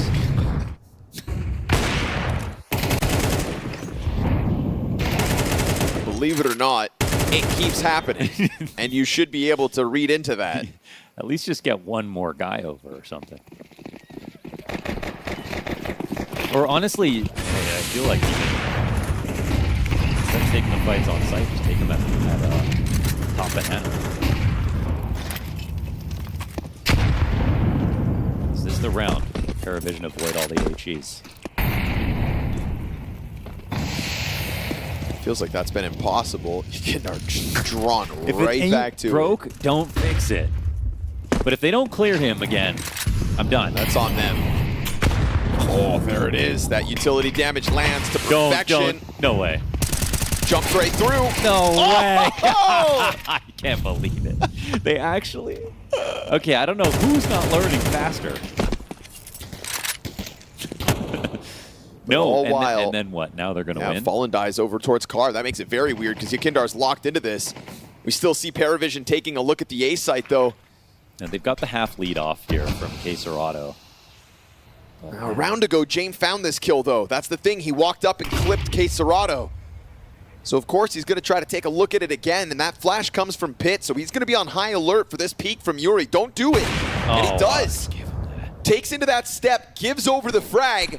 MongolZ into the middle of the bomb site, has no support at the moment.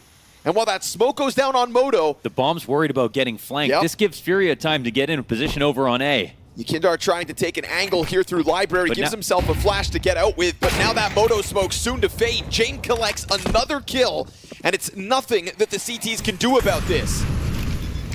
Bomb planted tall box, PARIVISION with the slow squeeze into the A play off of James' op. It's what opened up the door for this round. And now Quesarado hoping somebody's going to give him something to shoot at, but a far more disciplined PARIVISION offer nothing over.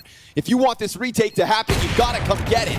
James takes damage in return, but it's worth it. Quesarado's dead, and Yakindar wounded from the get-go. As PARIVISION's T-side in overtime nets them 2 of the 3 round wins, Yuri should have never peaked that. He's got some splaining to do. I mean, all he had to do was hold the cross onto the site. Base locked off. They had a 3v5. Queue up the only chance for PARIVISION to be able to come back right there. It's already 37 seconds. Yakindar got away with getting those 2 kills at the bottom of B again. And MongolZ puts it on himself, but the problem starts well before that frag happens. All 3 rounds, Furia won the beginning and middle portions of the round, and then lost 2 in the end.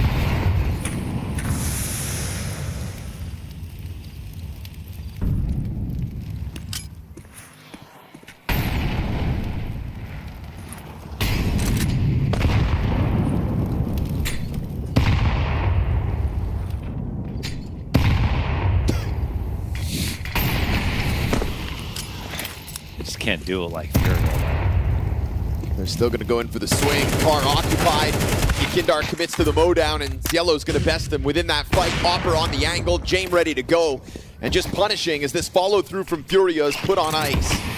Smoke grenade in front of it. Fallen still going to remain adamant about this dive, and that's why. Hopper misses his shot and will not escape. Jame thinking he could get wild with it, instead offers Furia the bomb site. He had hit that shot. Maybe he could have gotten out. I don't know.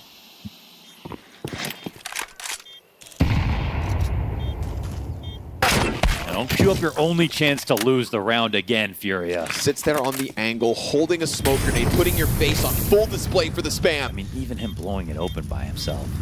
Belchanok takes damage on the fire. Why wouldn't Sway try it again? Sends fire to the feet of Yuri. Now he's going to get flushed out wide to the left side. Sway picks up a second kill for this retake. Fallen's the reason that you're here, but they're thinking this has to be Banana. Fallen, stop the defuse. Does exactly that and wins the round with it, surely. Zway's going to take his chance, but no, sir. Time's on Fallen's side all the time. Oh, my goodness. And Furia tie up off of that. I mean, they had to try to lose that round, and they gave it a shot. They did give it their best shot. It's just 4 rounds of OT, or Furia could win if they wanted to, I think. And at least for them, they pulled out 2 of those wins. But it feels like they're just kind of playing with their food right now. Yeah, but almost to the point where their food is they're like choking reanimated. On it. It's like choking on it. They're trying to eat the live octopus, but the suction cups are still moving. Choking at it. Come on, boys, spit it out. Ooh, tough one for Jame to have to stomach. Damage like that out of the gate. You've got a lot of bodies here if you're PARIVISION. Belchanok thinking maybe he can do something about it as the utility trickles back through. Yellow's got the Yakindar kill as he just tries to walk into that B site on his own. I see that, actually. Fallen sticks around, dies out to through Sway. The wall. My gosh. Quesarado, Yellow. Wait, Yellow couldn't find the AK? Oh my god. He left his gun back on the site. Now he has a USP, but it's okay. The CT site holds strong, and the cross is good. PARIVISION will win another one, thus securing a 15th and a second OT at least. They are laughing their way through this because Yellow almost just threw away his gun. Oh, big time, yeah. He would have died with a USP. He's lucky there's just that big fat smoke right there, providing him cover as they were coming. Headshot. Kindar had sort of hoped that that smoke was even thicker because Yellow finds the angle around the side of it. Yeah, it was thicker than a bowl of oatmeal.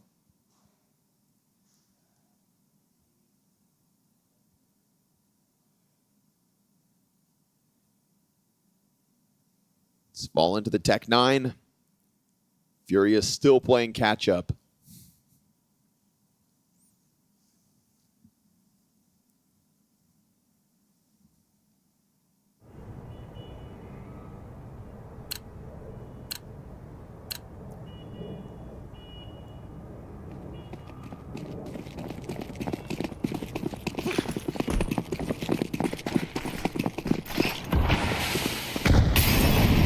Had the option to win. Why would you choose to lose? That's what Furia are going to be asking themselves if this round goes wrong. Because somehow, some way, even with full control throughout this overtime, Furia are a round down.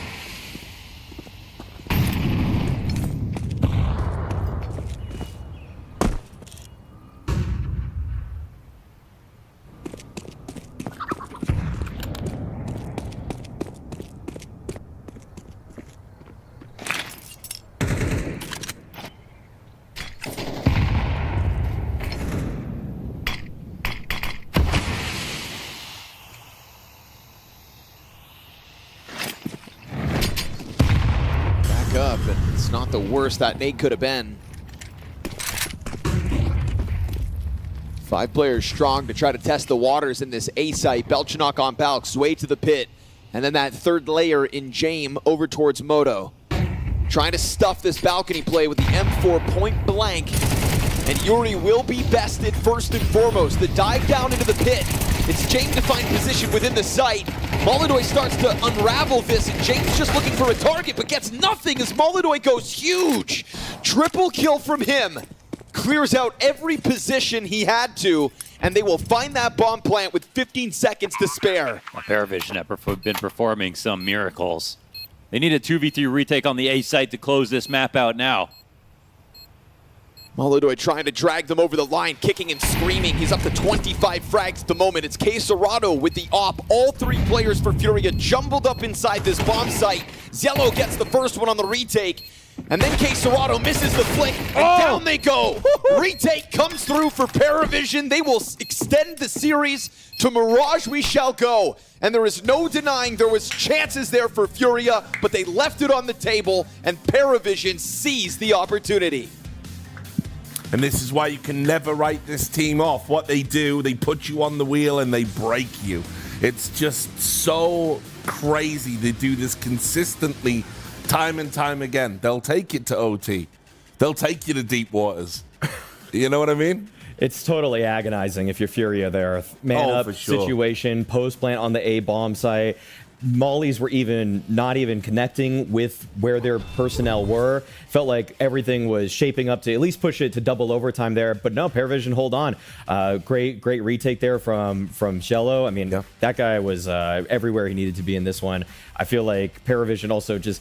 I like how Launders characterized it throughout some of the game, that it was a lot of great early nade utility being dealt by the side of Furia, but I think numbers-wise, I think more often than not, PARIVISION had that extra guy in the right spot. Yeah, they were also doing a great job of finding openings early on. I mean, they had a massive advantage, even out towards the end, but at some point, Kinder was like 1-7 in opening duels, right? Yeah. I think actually ended up in the plus by the end of it, was involved in something around 20 opening duels on this map, which is just insane to think about. But yeah, we talked about how against P-Vision you have to be concentrated throughout the game, and there were a couple of lapses of that for the side of Furia players. You know, Yuri with that peek from pit, which was unnecessary, though he just wanted to shoulder peek it, but didn't do it correctly. And even this final round, Kinder has the bomb in pit and he's running into the side to plant instead of maybe just tossing it to a teammate and staying in pit. So they have some sort of a crossfire.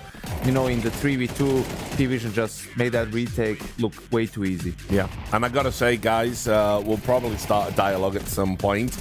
I have watched Yuri kind of struggle a little bit this tournament, and then obviously gave away a critical round here with a mistake, even though he's statistically had a better performance.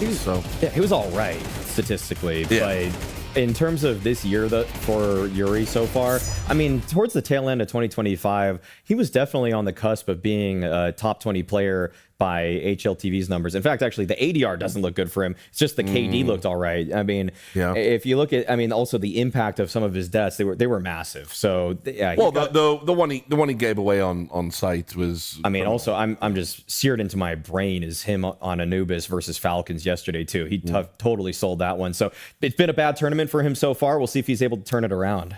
Yeah, we can see as well over on the other side, and one of these young players that James is nurturing under his wing, Belchinok having a big one. And I mean, I thought probably impact-wise, Yellow could have easily been a standout as well.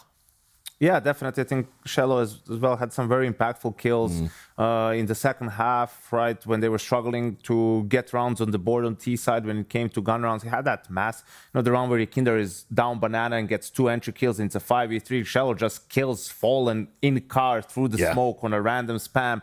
Then Yuri peaks in the 4v3 and dies, and the round sort of falls apart for them. So yeah, just I think this is what James and Dustin do really well when it comes to instilling belief in their teammates, you know, that they just need to keep at it, you know, that they will wear the opponent down eventually, that no game is out of reach. Doesn't matter what's going on if you lose 3-4 rounds in a row. You need to believe that you will come up with a solution. You need to keep trying your hardest, right? Not lose faith, execute with resolve. And, you know, that's what they did on Inferno and managed to extend the series. I feel like there were great moments from practically every member of PARIVISION in this one, too. I mean, also thinking down the stretch, the way Zway was able to, despite the molly not connecting, he gets the important kill onto Yekindar on the bomb site. Another retake. He gets that perfect spam as the guys playing side triple, too.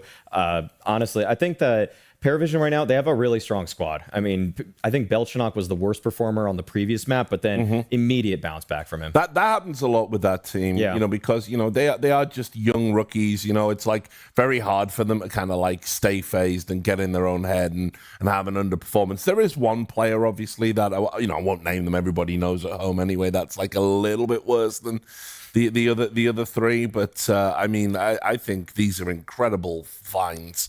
And the way James has regimented them is like really something he can be very proud of, I think. I mean, we see the discipline in so many of the rounds and the willingness to buy into any idea that James has. I mean, throughout every single tournament that I've seen PARIVISION now, especially since the major, there's always a few rounds per half where the only way a plan can work out perfectly is if it's just executed to a T. And this round 27 here is one where obviously they were in a pickle. Like they were in a horrible 3 versus 5. Zillow just gets a kill out of nowhere, so that helps even the situation up enough. You can see the defense from Furia splits up 2-2. There was a flash that Yuri throws here actually that actually, in my eyes, it kind of preempts James to think, okay, why was there no push towards the short side? And so James just kind of goes hunting a little bit there, gifted a kill very early onto Yuri. That's the pivotal frag that we said kind of opened things up for PARIVISION in this game. And then obviously it's an impossible retake here for Yekindar. So finest margins, and also I think James, great understanding of what it means for when a team throws kind of a fake flash, because usually if you're throwing a short side flash, it's to set up somebody to clear from either the arch side or from the porch side to push with it. Instead, he just to me, he's calling out the fact that you're just throwing this, trying to bait us into the idea that the strong side is towards A. That smoke spam was absolutely monumental in this round because Yekindar's playing close, so he's calling K-Serrato to help him get out of that tight spot now. So now the A defense is weaker. Yuri maybe feels a little bit pressure. Once he dies, it just MongolZ in the side. So yeah, an important round, obviously, in overtime that and PVision managed to convert the 3v5. And now, obviously, we go to the decider. You saw it at home, you know, over the course of the game. Furia getting more and more frustrated with themselves, and MongolZ going from all smiles to table bangs, which not a great sign. And they're probably already thinking, we should be done and dusted by now. Like, that should have been our map. It should be over. And now you go to Mirage, it's so open, and, you know, PARIVISION, they can definitely play this map. Definitely. The last time they faced off against each other was PARIVISION that had a great CT side. They only lost a couple rounds on it. Looking back, I mean, Zello on this one was just fantastic. I mean, in terms of where he's going to be playing once they swap over to the defense, he was so instrumental playing on the short side and just pushing. I think there were a lot of setups that PARIVISION liked to run where it was a big group up towards middle, and if they were just set in that for a little too long, they would just play flanks all the time. And so Furia just have to watch their back once they switch the offense here for me. One thing that bothers me a little bit about Furia is maps where like they live and die by Yakindar, which is Inferno, which is Overpass to some extent, because it's always he's always fighting, he's always in it. And sure, when he's having a great game and he's finding openings all the time, yeah, they're going to go and stomp the opposition. But when he's not, it becomes a bit of a liability, right? Yeah. And you don't want your rounds to always in your game to just depend on one player. That's why I like Mirage for Furia as the decider, because that's not the case as much on Mirage, right? It's more of a team-based map. If you're going to fight for it, you're going to probably do it together. T-side too. They had a great game against Falcons yesterday, managed to win in overtime, I believe, or 13-11 in a close series. So I think this as a team is going to be sort of a better fit for Furia compared to some of the other maps. The scary thing is that James just does a good job of isolating the weak spots. I mean, again, last time they played this, they were targeting Fallen on that B side a bit much. A lot of B side hits. Sometimes they are coming up the short side to do a crunch onto it as well. But they're not afraid of seeing that the guy that's bottom fragging in the server, which today, honestly, if I'm James, feels like there's two options. Yuri's having a really bad tournament right now. And Fallen generally just not the strongest anchor on that B site. So I would expect that they might move away from trying to play into the strong team of Cacerado, Molodoi, Yakindar. If they don't want to isolate the extremities, they could do that today. And just to keep tapping into this, right? Because obviously it doesn't feel that long ago we were talking about Cacerado and Yuri as one of the greatest rifling duos, you know, at that moment in time. And Yuri is now so far away from where he was. What's changed? What's happened? Positions, roles, unfortunately, to become a role cell in this moment. I mean, oftentimes he was able to trade frag art. I mean, when we were having those conversations about them two being the best, it was usually an incredibly selfless entry in art running on forward, and then Yuri always gets to pick up the scraps. He always got to work with that space that was made for him. And now that he has to be a bit more of a self-sufficient anchor, you can see sometimes it doesn't always play to his strong suits. And in fact, even going back to Furia maybe a handful of years ago, I felt like Cacerado was anchoring a little bit more than Yuri was. And now Yuri's just kind of taken up these roles, probably just because they realize that Cacerado's the better player. Yeah. I mean, look, you know, I'll ask Yanko, because obviously someone always has to be at the bottom. And if you've got someone popping off like Molodoi and he just kills everybody, you know, you're not going to have a great rating. You're not going to have great numbers. But that doesn't feel like what's happening here. Yeah, it's more about like taking advantage of your opportunities when they present themselves, or when people come towards your bomb site as an anchor. You know what your job is. You know, get a kill, stay alive, buy time. Don't let them get deep space, for example, get into CT here on Mirage towards that A bomb site. And the reason why Furia was able to win trophies is also largely due to Yuri. I mean, his CT side play, especially on Inferno, you know, in some of those games has been stellar, right? And he has fallen off at the start of this year. Perhaps he just needs some more time to warm up, right? Or something along those lines. But Furia is absolutely going to need him if they're going to lift trophies in 2026 as well. All right then, guys. Thanks a lot. We take a quick break.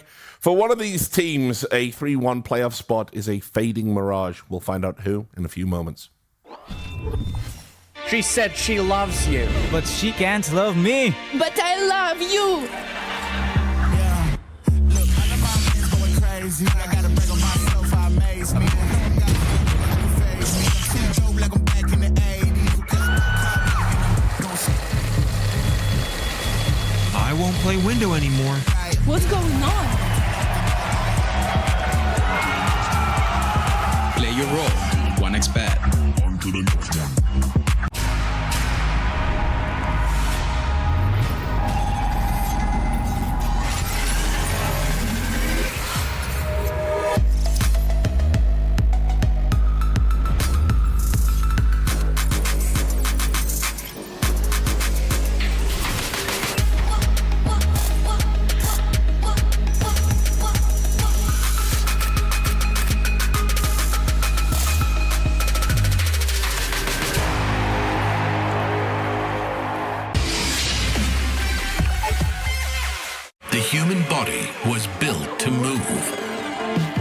not trapped at a desk in one singular posture for 12 hours a day. It's time your chair evolved. This is Secret Lab Titan Evo. Ergonomically engineered for you, gamers, hybrid workers, artists, backing your every move.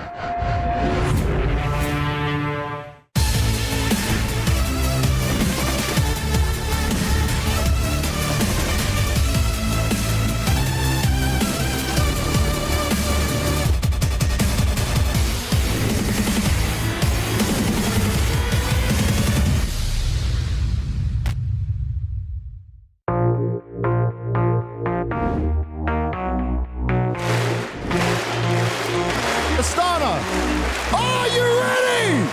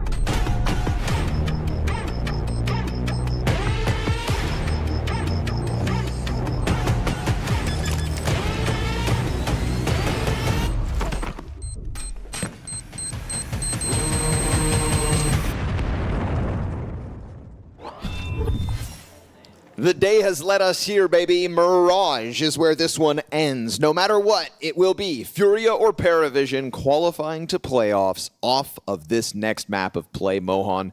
There was, how do we put this? A lot to be desired back on Inferno when it came to some of those rounds of Counter-Strike, but alas, they went the way they did. PARIVISION fought on. Furia had their opportunities, and instead they've got to try to now rebound back into this game within map 3. Overtimes on both maps. By God, we just keep on going, don't we? Yeah, they had full control. They just kind of decided not to win. Maybe they really love CS. They just wanted to keep playing. But we go on to Mirage, is another great map for Furia. PARIVISION yet to win on this map. 2 single-digit losses. It's kind of been a stain on their record, actually, because before that, they were super strong on it. So we'll see what happens now. They know how to play at both these teams. Tons of reps on the map. Lots of good teams in the rear view. Gonna go into the execute with smokes over. Fallen thought he was gonna get caught off guard there, but he still gets one headshot out before dropping. And it's the Palace player that's gonna wound K-Serrato down to a single point of health. Yukindar incredibly fast on this flank, already starting to compromise Palace. We get a little bit of footing over towards jungle, though, for PARIVISION. That's what makes this interesting. Did they throw the connector scaling smoke? Why'd they throw that? It's a block-off ticket from seeing connector, but there's no lurk. Maybe a little bit of a bait there. Yukindar emerges from Palace.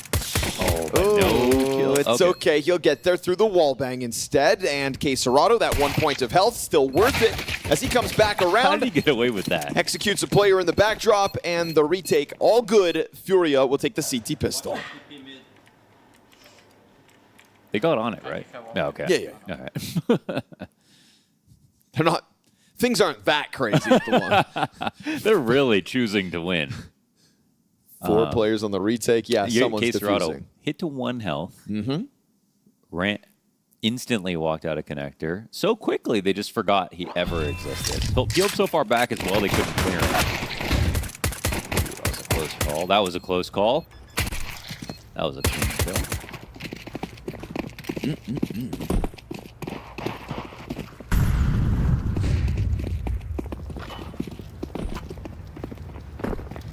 With that bomb plant, get a couple of tools to work with,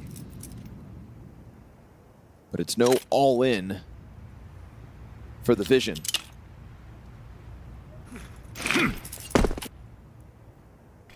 Go ahead, try to rinse and repeat. Smokes over top, and Caserado playing bench. Looking to just keep them stuck within that ramp. Takes damage in return. Yuri will spam through off the A4 at least, and through that smoke, Yakindar collects. Stairs push from the Tech-9. Attempts to overwhelm while the players were blind, but it's just not going to happen. Majority stand tall here for Furia.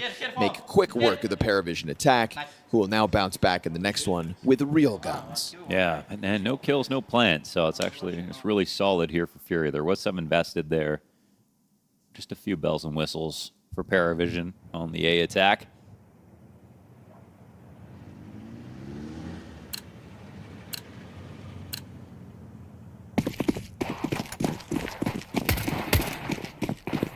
Two kills in two rounds right now for PARIVISION. That's a trend they like to buck here if they can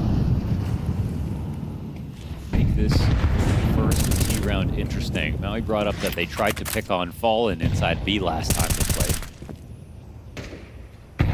Caserado floating bottom middle as that nade finds a mark. He's Caserado a little low on ammo now. He's got to be careful with this. Luckily for him, second T jumps back. James sticks around in the smoke though. Doesn't feel like Caserado is considering this. No, he is James not. off of that audio is going to decide to pounce. So lo and behold, Caserado surprised by that setup. And then you get the no to frag from top middle dealing with Yakindar. 5v3 for PARIVISION with their first set of guns. Yeah, just a little lackadaisical. If the full push came in, I mean, it's just very smart from James, I guess, recognizing his patterns, but didn't show him anything. Some of these footsteps heard? Oh, probably not. Surely not. No. Pretty far removed. Got Fallen watching us flank, but they're going back to A, which is interesting. It's prime for the taking, barring this ramp extension. Yuri into the corner. We'll see what MongolZ can draw away in terms of a distraction. Not enough. Yuri going to be locked in. 3 players staring at him as he dives back. He'll find the 4th to emerge for Palace. And while he puts the flames to the feet, it is going to be Fallen on the scene and not able to stop them. 6 health for one, a single point for another. Very close to losing additional bodies there, but it's still PARIVISION with majority alive at the end of their first gun round and first round win. Yeah, very careful on the approach. That one was a bit of... I'm just thinking Furia were going to try to push down the ramp or like fully stack A or one or the other. Anyways, this one comes down to this mid-control setup and how James was able to basically hide there just by being still, not relying on nades or a teammate to draw aggro away from him, not moving at all. Back to underpass we go, though, for a lot of players. Pushing into it fully.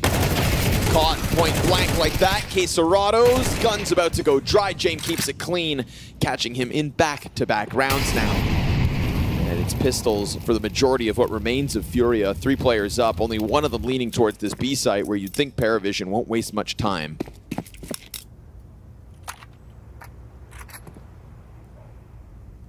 Gun advantage will be real here for Fallen to have to stomach. And MongolZ's life valuable. You'd think save is inbound for him. Fallen trying to dodge these threats. Ooh, and he finds the 5-7 kill. Can't get the second one, although definitely had the chance. And unfortunately, with his teammates so far removed, that is simply not enough. PARIVISION planting for the 2-2 score. And the guns easily secured. Take him from underpants. Where's the exit going to be here for PARIVISION? Yeah, if they head market, you got MongolZ waiting for you. We'll see if there's any additional costs racked up on this one. Sure enough, catch him off guard. Double kill here for MongolZ, in fact. Oh, and molly to slow this down. Wants to go for the last kill.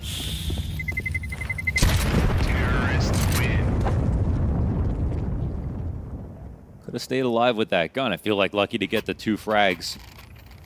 Nice from James to get out with this kill, but he, he's the one who's sitting on a pretty hefty chunk of change.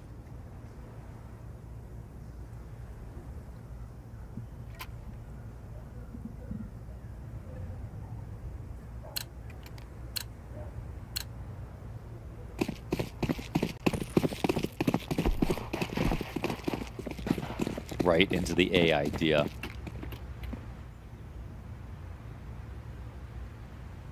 McKinder's already on Cat at the moment, so nice time to go A, even though there's a lot of players here. Oh, that's a pretty decent block.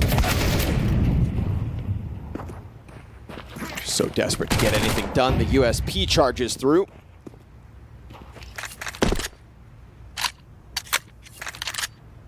PARIVISION aren't going to fall victims to such silly games. It would have to be the Yakindar AK, if anything, and it's the furthest removed piece of this A defense. Utility goes up and over. Yakindar given a chance to at least get back into position. There's so many utilities coming forward here for PARIVISION that it creates the space they need to move this one onwards. It's all about Yakindar, and he spams away, lets him know where this rifle's at.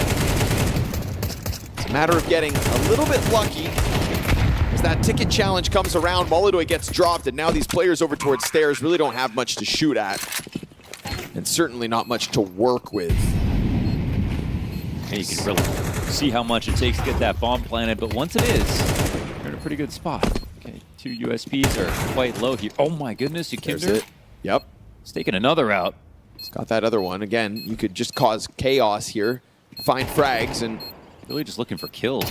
Whittle down some of PARIVISION's money, sure, but they keep that pressure on. Yakindar would have loved to keep the AK at the end of it, but that one's not going to be allowed. Still majority up by the end of this round here, PARIVISION. They felt the squeeze for a second and then decide, wait, why don't we just take control of this situation? Yeah, there are a couple of guns, like, Yakindar holding on to an op. It's like, an AK, why not? If he can get out of there. Backing up through connector. MongolZ, same thing in CT that previous round. Especially when you've already got a killer too. It's not like you contributed nothing this round and wanted to use it. So the full buy comes in. There'll be almost no spare change after that.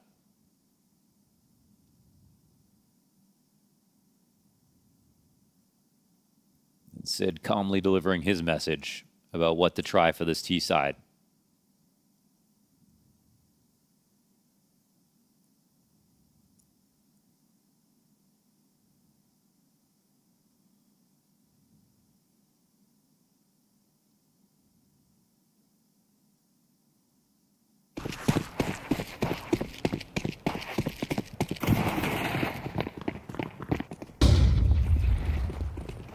Passed out the windows, Yakindar.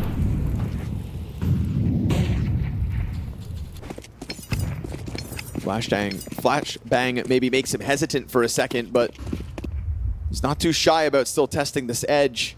When in reality, it's a very quick move from PARIVISION to just go overstack that ramp, and it's going to tell us that they're coming forward with the execute in a second. We'll see a scramble through connector from the 2 Furia mid players, but in terms of the defense, MongolZ just keeps that scope on the angle, waits for the exit to come out. PARIVISION will block off that rotation view with the wall of smokes. Belchanok to Yuri first and foremost. Another struggle for Yuri so far. And as MongolZ gets burned off his original position, nobody actually emerges out through that ramp just yet. They're going to send the flashbangs wide, damage dealt through the smokes, and yet MongolZ is still able to deliver one before the T's hit the bomb site itself. More interruptive utility offered here by Furia to just try to create a bit of space. And at 40 seconds, James takes a look towards the B site in contrast. This is so crazy. I mean, Fallen's here with his utility, and the later this gets, the easier it is for him to get one kill and simply win. I mean, the bomb is walking in slowly. See if anybody activates over on A. Nota tries to make that contact. Okay, now they're looking for a mistake, but Fallen's just getting more nervous, actually. Nobody's coming to help him, however. Hasn't second guessed it. They hit the ground. Fallen, ready for the pop-up. Looks the wrong way, and James going to find the better of it as bomb goes down. That peak on his own terms. Instead, they all jump out safely. Fast to the move, though. Yakindar up catwalk already. Belchanok to tuck in, low HP. Bench player not wanting to go for this duel, just keeps his head down. Doesn't want to be confirmed, right? James really trying to play this small, and that is enough to deter them.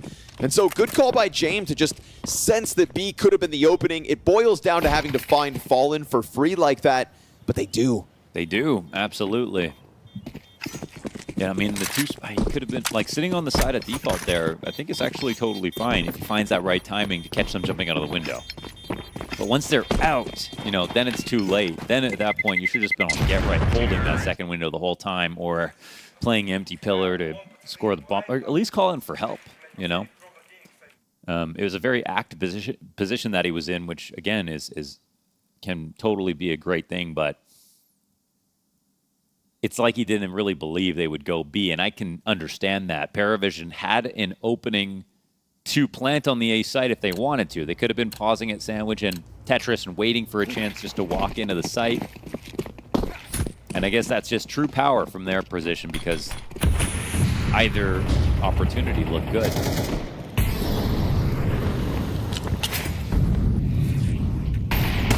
Hello. All right. Lucha thinking he was going to get away with something fancy, but Yakindar with the barrel stuff and the 5v4 that comes with it. He now missed Molotov over the top of ramp. This is not PARIVISION's prettiest of rounds. It's like the most uncomfortable way to walk through smoke, where first all your legs are showing. Right. You can't see anything. You're just like an ostrich with your head in the sand. Yeah, that's great imagery.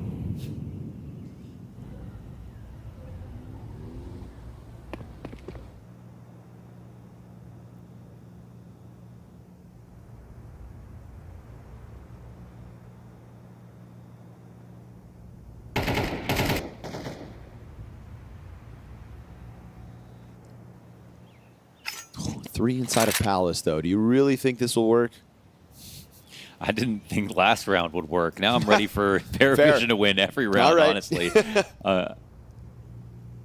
Also, let's not forget about Inferno. They find a way. Yakindar just keeps going for the occasional check while Yuri's allowed to tuck down beneath it. Yakindar's got a teammate next to him in case Serrato as well, but we get this connector walk up. Jane, just sliding into it. Then they go wide out through the Palace. Yuri will be able to hang on from down beneath. And things get crazy in a matter of seconds. But Serrato and Yakindar hanging on to their positions, stuff Jame on his approach. Yeah. And then you just see the panic sink in for the rest of PARIVISION. I was ready to feel really bad for Yakindar when he was crack spotting that for about 15 to 20 seconds. Only to turn around and a guy to walk out of connector and nearly kill him. But he got the frag. His teammates got alerted. Everyone got the kills they were supposed to. And the round that you were thinking about actually happened. They had their eyes on Palace. They watched it. They got their kills. They stopped the plant. Yuri also stopping things from getting insane as they drop down the ladder too. Could be awkward from down there, but Yuri doing his job well enough. And trying to find an uptick in individual level, I think, back from Inferno. He would have probably been disappointed with himself. Yeah. In a couple of those moments. You know, his important moment, getting the overtime on Dust. Marching around. But even weird, like, seeing Yuri play the same spots every, you know, that close left position outside of the tunnels exit. It's just looking a little bit one-dimensional. Richard brought him up how, you know, it's a far cry from himself in the earlier days of Furia. You know, last year he has definitely had some good moments, but it's true. There was a point where, you know, people would debate about whether or not Yuri was low-key better than Serrato. That's where it was at one point.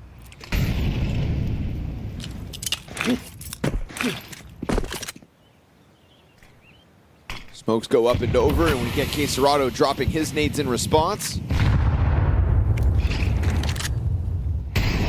Trying to get this going with a MAC-10 in the front of it, noted down to 58 health. Feels like this guy's been playing with less than 100 health in every round since the start of Inferno. And that trend continues as it's going to be Yuri to try to pop open the gap, serve up a distraction, and then also get in some wallbang damage as Fallen is there to pick up on the opening. But bomb goes down in the middle of all that. You stop the planter after the fact, not before he punches in the digits. Fallen coming through with another one. Noda's limited health has him down for the count, and James going for the slow burn wrap up through Khan, caught by Yakindar. Great presence of mind. And no bomb plant for Zwe means the retake truly underway, and Furia tie this game up with a very strong retake fueled by Fallen as he comes out through that ticket with the 2K. Yeah, excellent frags. They got the lineup spams. I was very impressed by some of those, even on back on Inferno of MongolZ hitting that op shot through the coffin smoke. Those little details can make a world of difference. So keep the material advantage up. It's so important on a retake. Make sure you can move with speed. Game's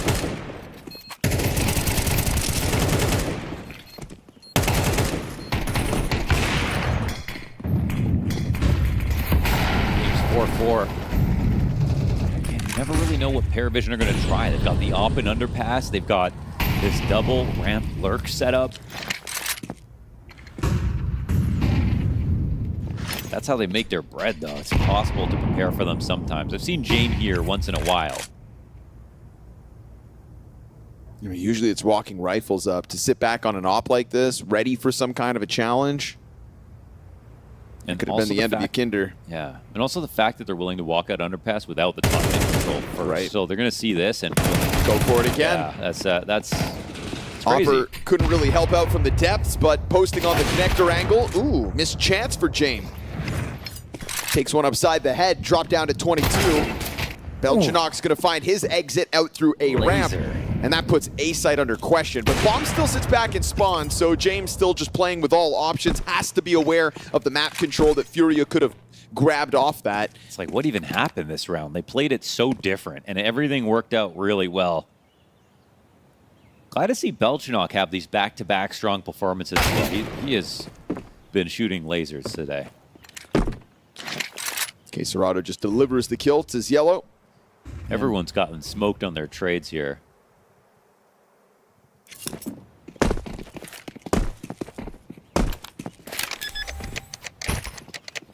Noda finds MongolZ. It's the team ace.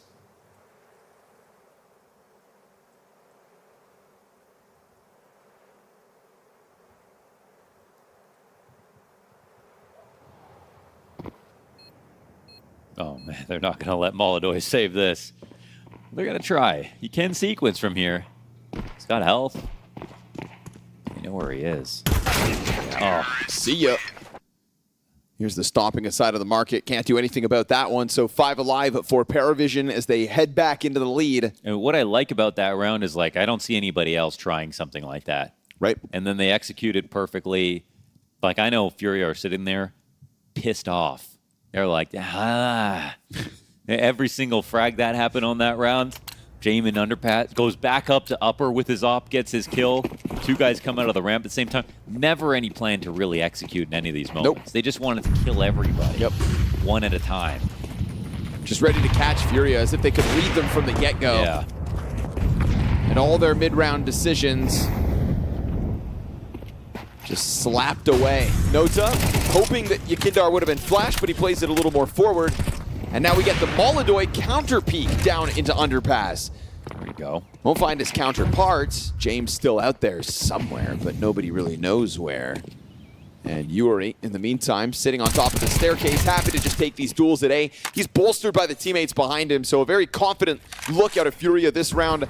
Steps ahead, top middle, steps ahead with the op taking that fight down underpass. And so Furia have a bit of a change up in this round as well, Mohan. But here they come, father and son. And within that shake-up, Furia find a ton of success, flipping the script and upending PARIVISION's hope for momentum. It's nothing but a one-off round win this time around, and a real chance for Furia to end this half with a bit of a streak. Wondering how much it means for Furia to have any kind of lead. Again, we're already seeing, like, I think PARIVISION know that they just got away with, like, a miracle back on Inferno.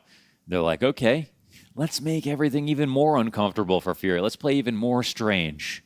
Back to what we know, what people expect of us, and it's actually been working pretty well.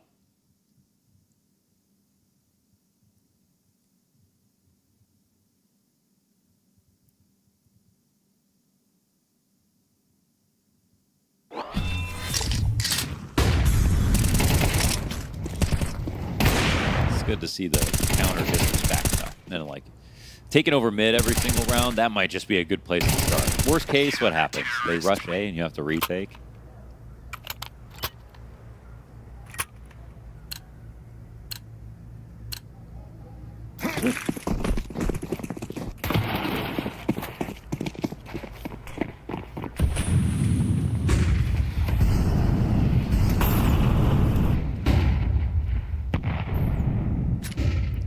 Palace walk up here. PARIVISION getting really creative. Consistently been difficult to read for Furia.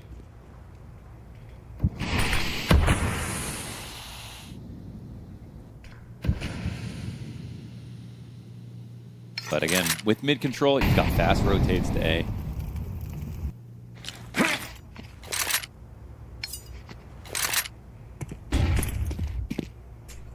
It's also also true that Furia haven't really been good on retakes.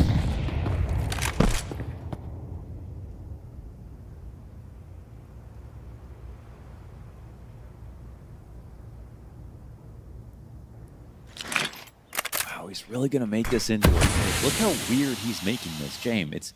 They're all set up for everything. It's 40 seconds. He's one guy with no utility. Like, surely he's not going to commit to something except just be a lurk. Okay, he's just going to go underpass. This makes sense. Just making sure no one's pushed. Furia fully prepared for an A play to come out, right? Fully. They couldn't have their eyes wider open right here for this. We've seen these attempts from Palace just get absolutely crushed. This time around, Zway's going to find the quick trade frag back and a headshot onto Yuri. So it gets opened up wide, but MongolZ still has a chance to challenge. Smoke covers the plant, and that is Zway dunking nades on the Opera's feet. A triple kill from Zway on the exit. The James classic, man. Like, they had everything in place to, I mean, at least get 3 kills. Like, the trade down pretty well right here. They're watching it. PARIVISION are coming in with almost no utility. They aren't throwing in any kind of fake over towards B. All they're doing is playing with, like, a timing you might not be ready for. They're giving you nothing to react to. They just instantly hit their trades. And you miss your shots. Zway rocks him with the headshots this round. Felt like the last time we saw that play happen, it got stuffed so poorly that I'm surprised to see PARIVISION try to revert back to it. But Zway reminding us of what it looks like when things go well. PARIVISION pull back to that lead. Mirage right now is feeling like a CSGO VP James style calling adventure at the moment.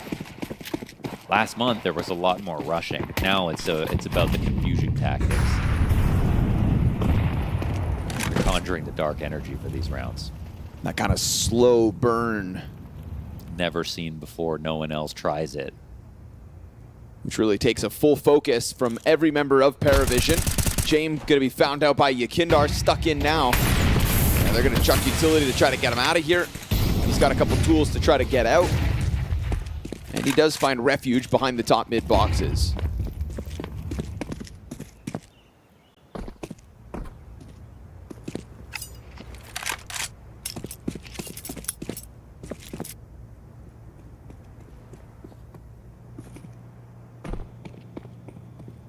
I really don't even think his plan is to get op kills this half. It's just to make sure you can't go places.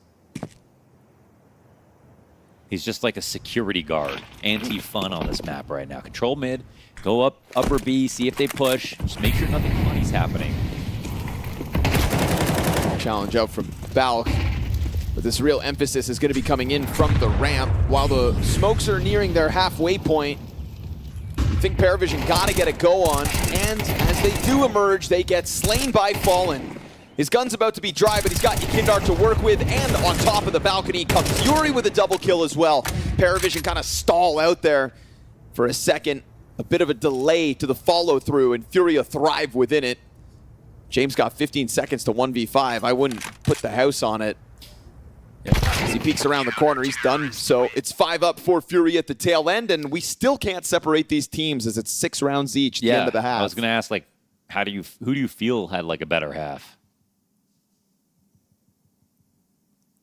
I don't have an answer. I don't know. It's hard to say. No. I feel like after these, particularly after the first 2 maps, we're just sat here waiting to see who can win this series.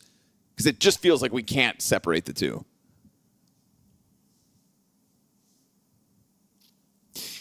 It's like Black and Magic. Okay, PARIVISION. It's like PARIVISION. It's like Furia. Every time they casted a spell, they took 2 damage. Okay. Like their wins didn't even feel that good because they made it painful every step of the way.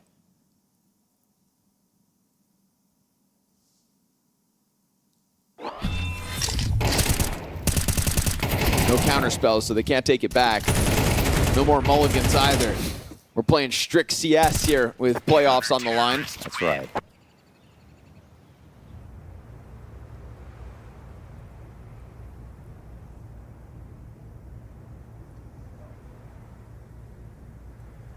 Nobody's really kind of reinventing the wheel. There was that one round that was like a real oddball moment, you know, that made me think, okay, James really thinking. But that was one round.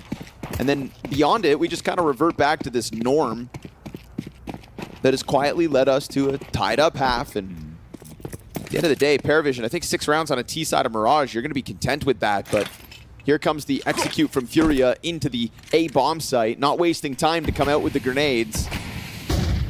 They're not going to find anybody in sight, nobody over towards Ticket. Yeah, honestly, Furia struggle far more on the attack. I think it's something they've worked on a lot. So a lot of their early losses are weighing them down. Bomb has been planted. This bomb gets planted swiftly. His way with the kit.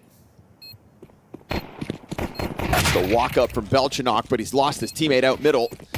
And now all this connector emphasis is going to serve up an issue for PARIVISION. Yuri can just sit here, afforded a little bit of space until that ramp flank comes around. He doesn't want to give himself over to the Ticket players, but he feels the squeeze. And James connects the headshot. You got a smoke on top of the bomb. You're going to need Sway to get on top of it. And even with his low HP, he is still on the defuse. Queserado's got him. Okay. And with that kill from Connector, it's going to stop the retake. They scramble Furia for a second there, causing panic by getting on the bomb.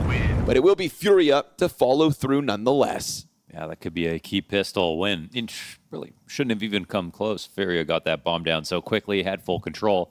Yuri did a fantastic job of delaying that whole situation. And a 3rd timeout is going to get called here from PARIVISION.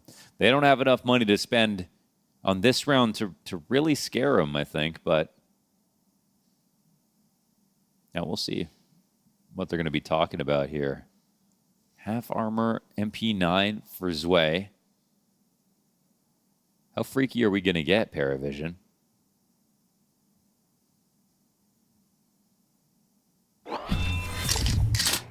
Want to play for the early momentum.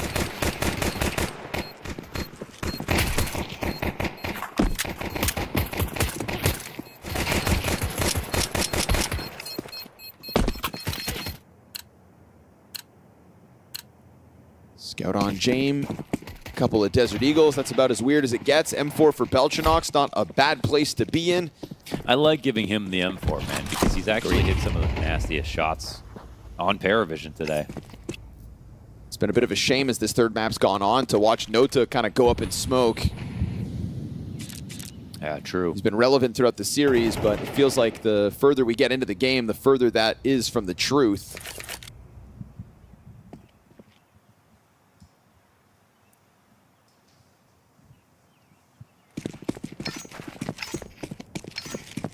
We've seen Furia fall victim to some weird light buys, some weird bomb stacks. Maybe it's pronounced nada. Not a kill in sight, you know what I mean?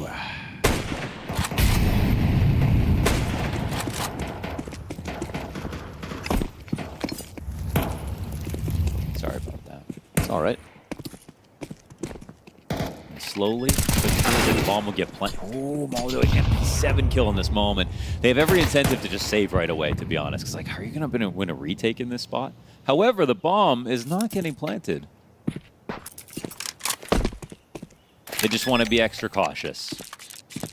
Bomb has been planted. Makes sense with how close PARIVISION were to the bomb site. sure Furia for a second there felt like they were under attack, but very swiftly just peeling away from this, knowing that there wouldn't have been much to work with in the next one. They didn't really have to fight fully to get that M4 back either, so poor Belchanok, the only one that hits the ground. Furia an 8-6 lead off this round.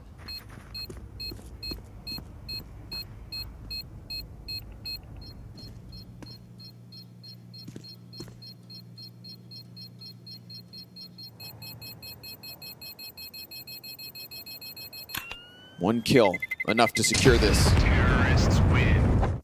Belchanok bested, and Furia pull ahead. That is always the nice thing about forcing CT side. You can take those guns in however many rounds you want and still collect your loss bonus. Yeah, especially when the first kill comes in so swiftly. Yeah. You know it's better to just write it off. Move it forward. Take a swing at it in the next one. So that's exactly what they'll do. And Belchanok will hand that over to Noda, actually. The guy who's 3 and 10? Yeah, I don't know exactly why. Let's see what the plan is. Went for the cat hold, that's why. It's all about the spawns. Oh, and, that's hey, the guy. He took out Yakinder as well. Straight heads up. make it 4 and 10. What could be a key kill in trying to upend this early momentum. Unfortunately, Belchanok feeling the pressure. Yeah, if you go up, you get shot. If you go down, you burn to death. So he is desperate to find some sanctuary, and he's not afforded the luxury. Oh my gosh, he was probably so scared in that moment. Flashbang blinds Nota, who will just sit here for a second. Does Furia also... You see, Furia are trying to do... They're kind of trying to do what PARIVISION have done. They're trying to just, like, really grind these out. Because if PARIVISION want to make weird decisions, they're going to be careful.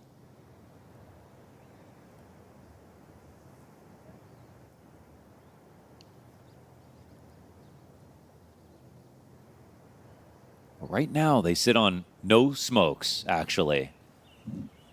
So this could be a ticket molly and a flash.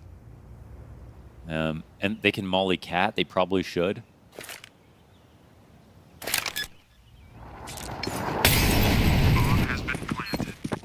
Not able to rush it down fast enough, but they still do just charge in.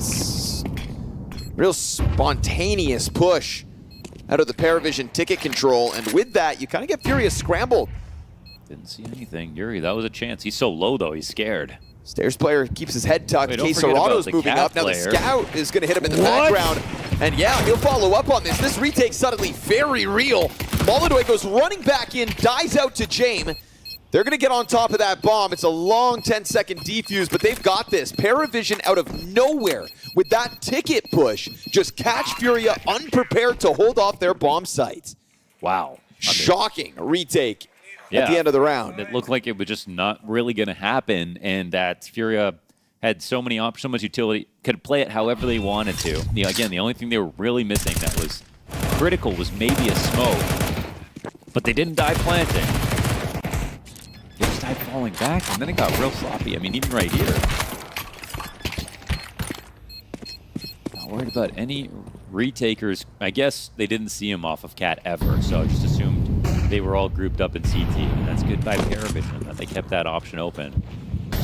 That was the easiest way that Furia get to 9, and I really think they're in danger in this game, man, because their T side far overshadows their CT, or the opposite. Their CT side is usually where they make their bread.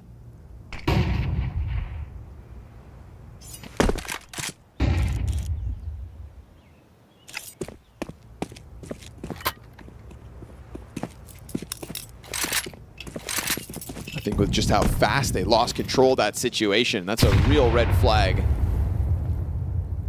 Kind of caught half asleep at the wheel.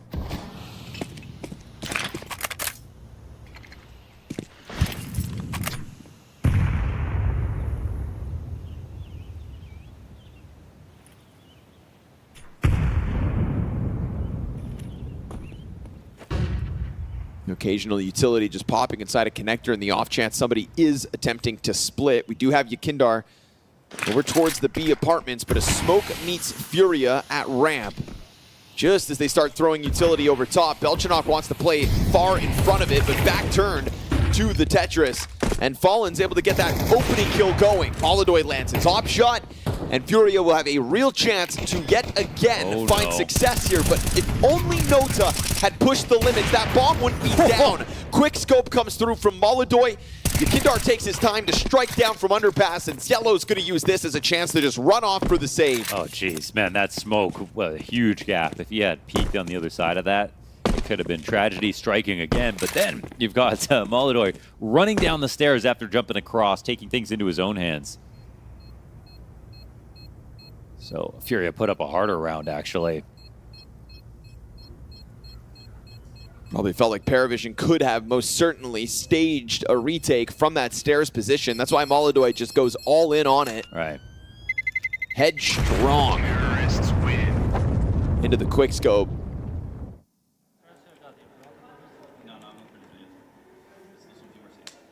It's a good thing Nota doesn't know how close he came to being able to stop that, because he had the intuition, right? He looked into that gap. He just didn't go wide enough to the plant spot. It's like he didn't hear exactly where the bomb went down, Exactly. or he believed that it was on default and there was no point. But that was, yeah, clearly a smoke he could have seen over. At least Furia don't have to think about that now. The grind continues for them. Looking for their 10th here. PARIVISION will be out of money. I mean, they've got head armor on one guy right now. This could be a turning point. They're floating out. Oh, this peak. MongolZ saw 9-10 trying to do this. Oh, Nice. perfect Done. by MongolZ. Zway's not going to get away with that one. Punished for the constant jumping up and down. It's Yellow worried that there's something behind all of this, but it's a very quick reposition from Furia, just peeling away from that opening kill, or are they? That's just excellent on that pre-aim. I feel like there's a bit of hesitation as to what's going on with Furia.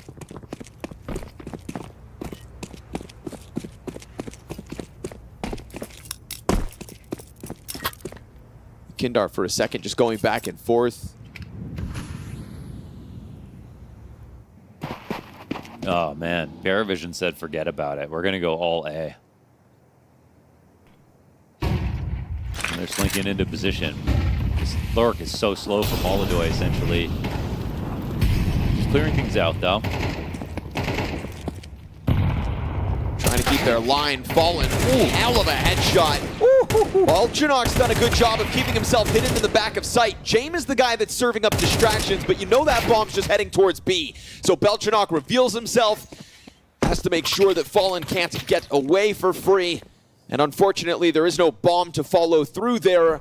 Otherwise, PARIVISION would have had a real chance at winning this round. MongolZ's angle pays off deep through the marketplace, and Furia playing with options is why this one can be added to their stack. 10-7, their lead now. This T side is just overwhelming PARIVISION. It is, and I mean, they're actually kind of copying a round that was used against them. It was James that was perusing up through upper B with his op about 40 seconds in, just like MongolZ did just now.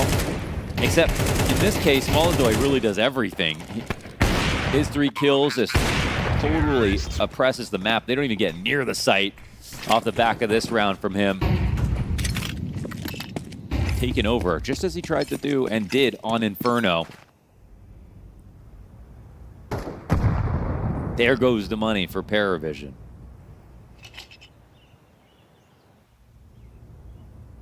They're not going to blow open the smoke and connector. Nah, they've already surpassed it. James doesn't have the tool for that. James was going to re-smoke it, in fact. So this is a freebie. Would have just applied even thicker cover for this Furia excavation of the B site. They'll find nothing for their efforts. Nota, a very desperate final line of defense, just throws flashbangs out the windows, tucks tail, and gives away an 11th round to Furia. This T side has only given up 1 round win to PARIVISION so far. The hard work is done now.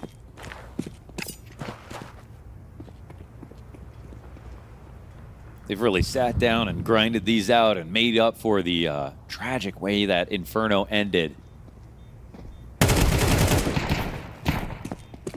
They were in the driving seat of that game too, but just letting things slip. And now, since they've taken to the attack on Mirage, they have not slowed down whatsoever. Dodging PARIVISION's threats. racking up a ton of money in the process. Another moment here where 5 players survive for Furia. They can most certainly feel their control tightening on this game. And as mentioned, they were in control on Inferno as well, but that one just kind of slipped out of their hands. Things got wild and weird, and we haven't really kind of seen that from PARIVISION here on the decider. Yeah, it's like on the one hand, it's like you watch it from our perspective and there's just no excuse. But on the other, you see PARIVISION and James do that to everybody, so you're like, man, I also get it. And, you know what's coming and you can't stop it. And clearly they've been acutely aware of that, thinking about that here on Mirage. Yes. And it's worked out. I mean, PARIVISION are just simply slippery. And there's Yakinder on this team saying, I know exactly why this is going wrong. Let's just be a little extra focused.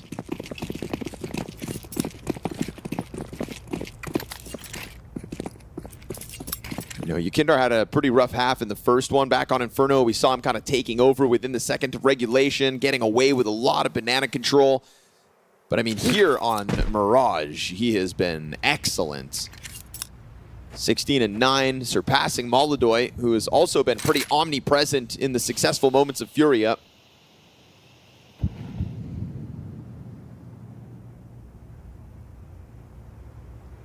Fortunately for PARIVISION, it's really been the rifling department that's kind of gone absent here once we hit Mirage.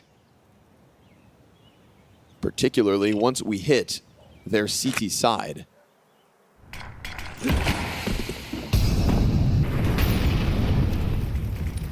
XQ comes over top again. We get a Molotov sent over towards Palace to try to slow that down. Belchinok will get the 5v4. Slow burn play through middle, but extension of the advantage added as Sway tests the waters on the side of bench. He is a beast. MongolZ under pressure still lands the shots. Sway's hands busy. K-Serrato knows that this is probably going to go unchecked. But the problem is MongolZ's low health. He doesn't want to go for the bomb site yet. No, he has to plant. K-Serrato has to peek this, and he has to plant back triple. Got a clear connector. Sway's going to survive that challenge. And now with MongolZ going for this bomb plant, you think James got this under wraps. MongolZ not given a chance to put his hands back onto the op. And so PARIVISION's 8th will be secured. Everybody doing enough, and most notably Zway testing the limits with that bench peek. Taking it back, because that was a 3v5 from Furia that was starting to be pieced together. MongolZ under pressure, hitting op shots, but Zway gets back into connector, forces K-Serrato's hand, and even wins that duel despite having a health disadvantage. True. I think that some might look at that. K-Serrato, why wouldn't you just peek? But if you had just walked out a little bit or shot too soon, it might have ended even worse. I mean, it could have ended worse than that, I guess. But the fact is, he didn't have a super clean shot per se. And there's no way to peek out a little bit without also getting spotted. So, tough shot and tough spot. Gets a little bit of a health eaten away.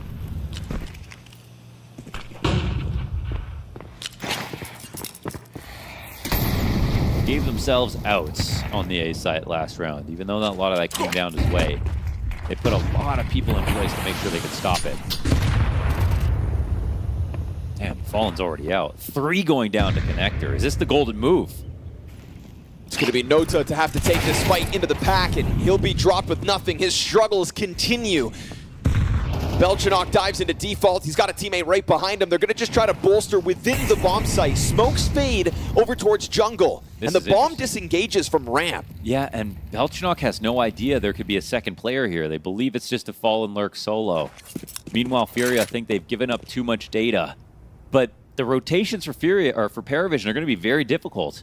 They have to get around through CT, but they don't have jungle control. They don't technically have window. This is the worst nightmare for James. Connector no longer smokes. Somebody could try to test the waters with a deep peek towards Cat. You can see the worried look from Furia as they inch MongolZ closer towards the B site. We've got an op on both sides of this pinch. Oh, let's see if he walks into it. MongolZ, are you holding this line? 25 to the clock. MongolZ still holds the flank towards A instead. And so James gonna pick off one. Catches the bomb with damage. K-Serrato lucky to still be standing, so he throws himself at the site. He's somehow gonna try to get away with this plant.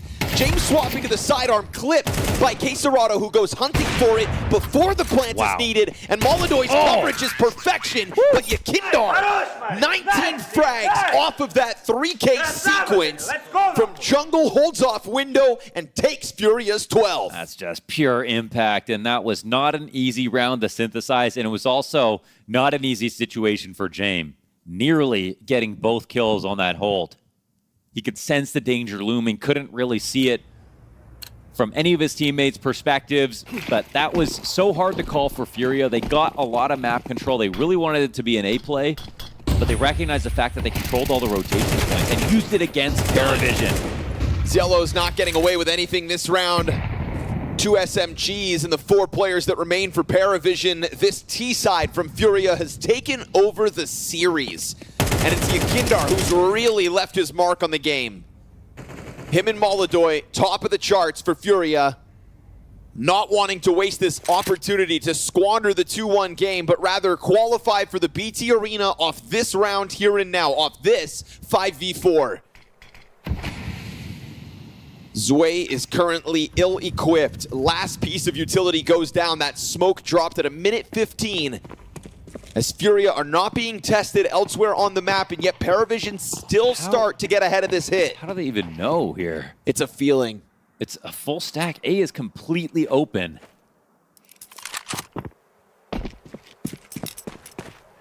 We do have Belchnok going back to ticket. Okay, no, they're actually doubting themselves entirely.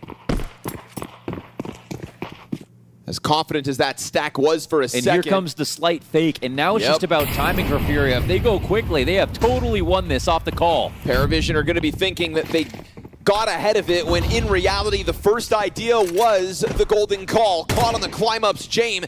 This is going to cut off Fallen. This preoccupies 2 players, 1 per team.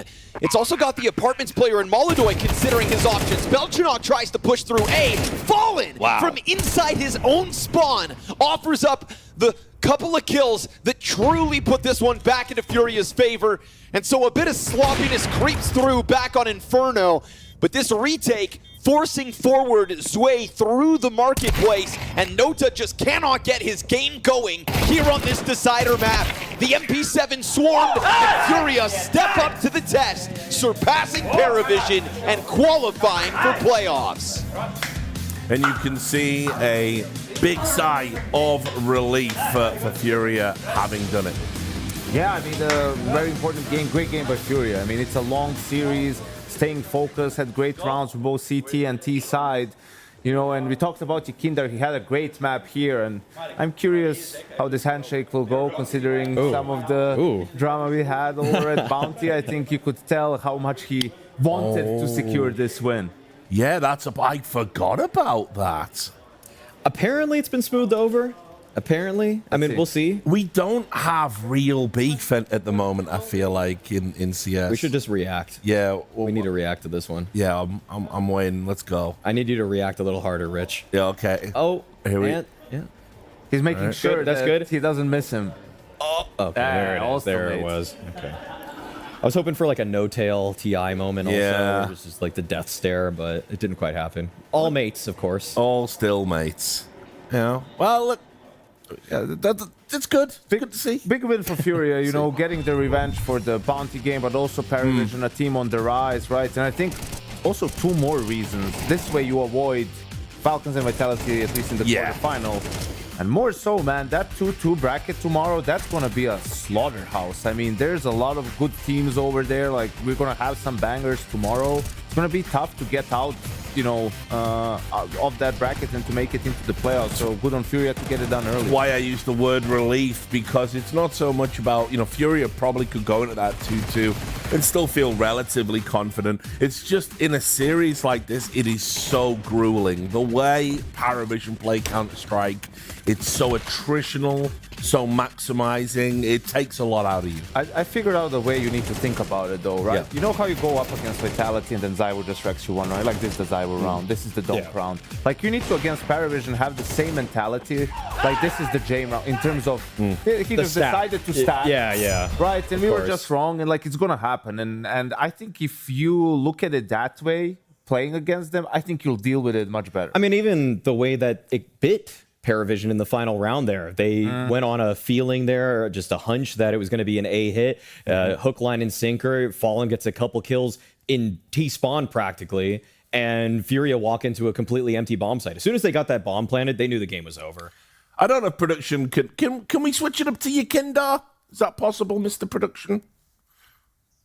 There it is. I want to talk about this cat, right? It's not that... I know Molodoi had the best rating, etc., and blah, blah, blah. That's pretty good ADR. Yeah, you said, before we went into it, like, on this map, they live and die by Yakinda. No, not on this, on other maps. Oh, another not as maps. much Right. on Mirage, Okay. Well, right? they definitely lived and died by Yakinda. No, he definitely did great here, right? Like, they're not necessarily, like, reliant on him a ton to always be the guy who's gonna go for fights. Sometimes it works out that way, like he did on this map, but yeah, he obviously had a really, really good map here. You can see some of the more aggressive fights that he was taking, and this seemed to be the approach from Furia, right? To try and disrupt PVision, not get into too many of late round 5v5s. I mean, he did just such a great job of being a disruptor too. I don't think he, in the last game that PARIVISION played against Furia, oftentimes a point of concern, if they weren't hitting B and taking down Fallen, it was the con splits, it was the A splits. And when Yakinda is putting up a performance like this, especially on the defense, not as many options nearly. That being said, PARIVISION still actually had a pretty good first half. It was just, to me, in the second half, I think that there was good calling, and also sometimes the individuals from PARIVISION got a little excited there, which, again, I think a little bit of that inexperience and I guess the moments of transition, they get a little hot-headed. All right, we'll come back and wrap it up in a minute. But for now, Furia are through to the playoffs. You can take that to the banks. That we will indeed. Thank you very much, Richard. And we are live on PGL, and we will be on K-Serato's vlog at the same time. So we're doing the double dipping in here. K-Serato, tell me, against PARIVISION, what energy does it take? How hard are these games? Because it's long, it's drawn out. There's a lot of guessing as well. Yeah, this game is always, bro, like this against Jam. I think they play really like Winnick style, so it's hard to counter them, and also they hit hard, so it's kind of hard. But I think we lost some situations that we went for stacks and all these things, but I think it was a misunderstanding between us some rounds. But I think the game was played, and it's not easy. It was not easy. It was the hardest playoff matches we ever playing against Falcons and against Nana, because we went to OT like 13-11, all this shit, so it's hard. In terms of it being hard, does it also force you to make more mistakes than what you normally would make? Because we're seeing you guys, like on Inferno, you're aiming to go B, then you run back and you try and do a last-minute plant, sometimes working out, sometimes you're running into stacks. Like, how are you guys trying to work this out in the team? Who's saying to do what? What happens in these situations? Can you explain? Yeah, it's kind of crazy, bro. It's based on feeling, because depends how they play. They like to fake it, so they like to fake that one guy they're blocking like the B that they're stacking, the side they're stacking. So we never know. It's hard to play against them. It's really hard to play. But then I noticed on Mirage, you were trying to play their game against them. Was that kind of what you wanted to do? Fake them out a bit? Yeah, it was kind of like this, because we know they like to stack, and we got some first kills, so it helps a lot to do the call. And also we fix some structural things that we are missing in our game. So I think that, yeah, it works. Now you've made it through the playoffs, which is huge again, right? Especially off the back of Krakow, how well you guys are playing now. How good does it feel to beat PARIVISION? How much confidence do you think that just gives you now to go into playoffs and try and do well here in Cluj-Napoca? Yeah, we'll see. I think we'll see. I'll not speak like...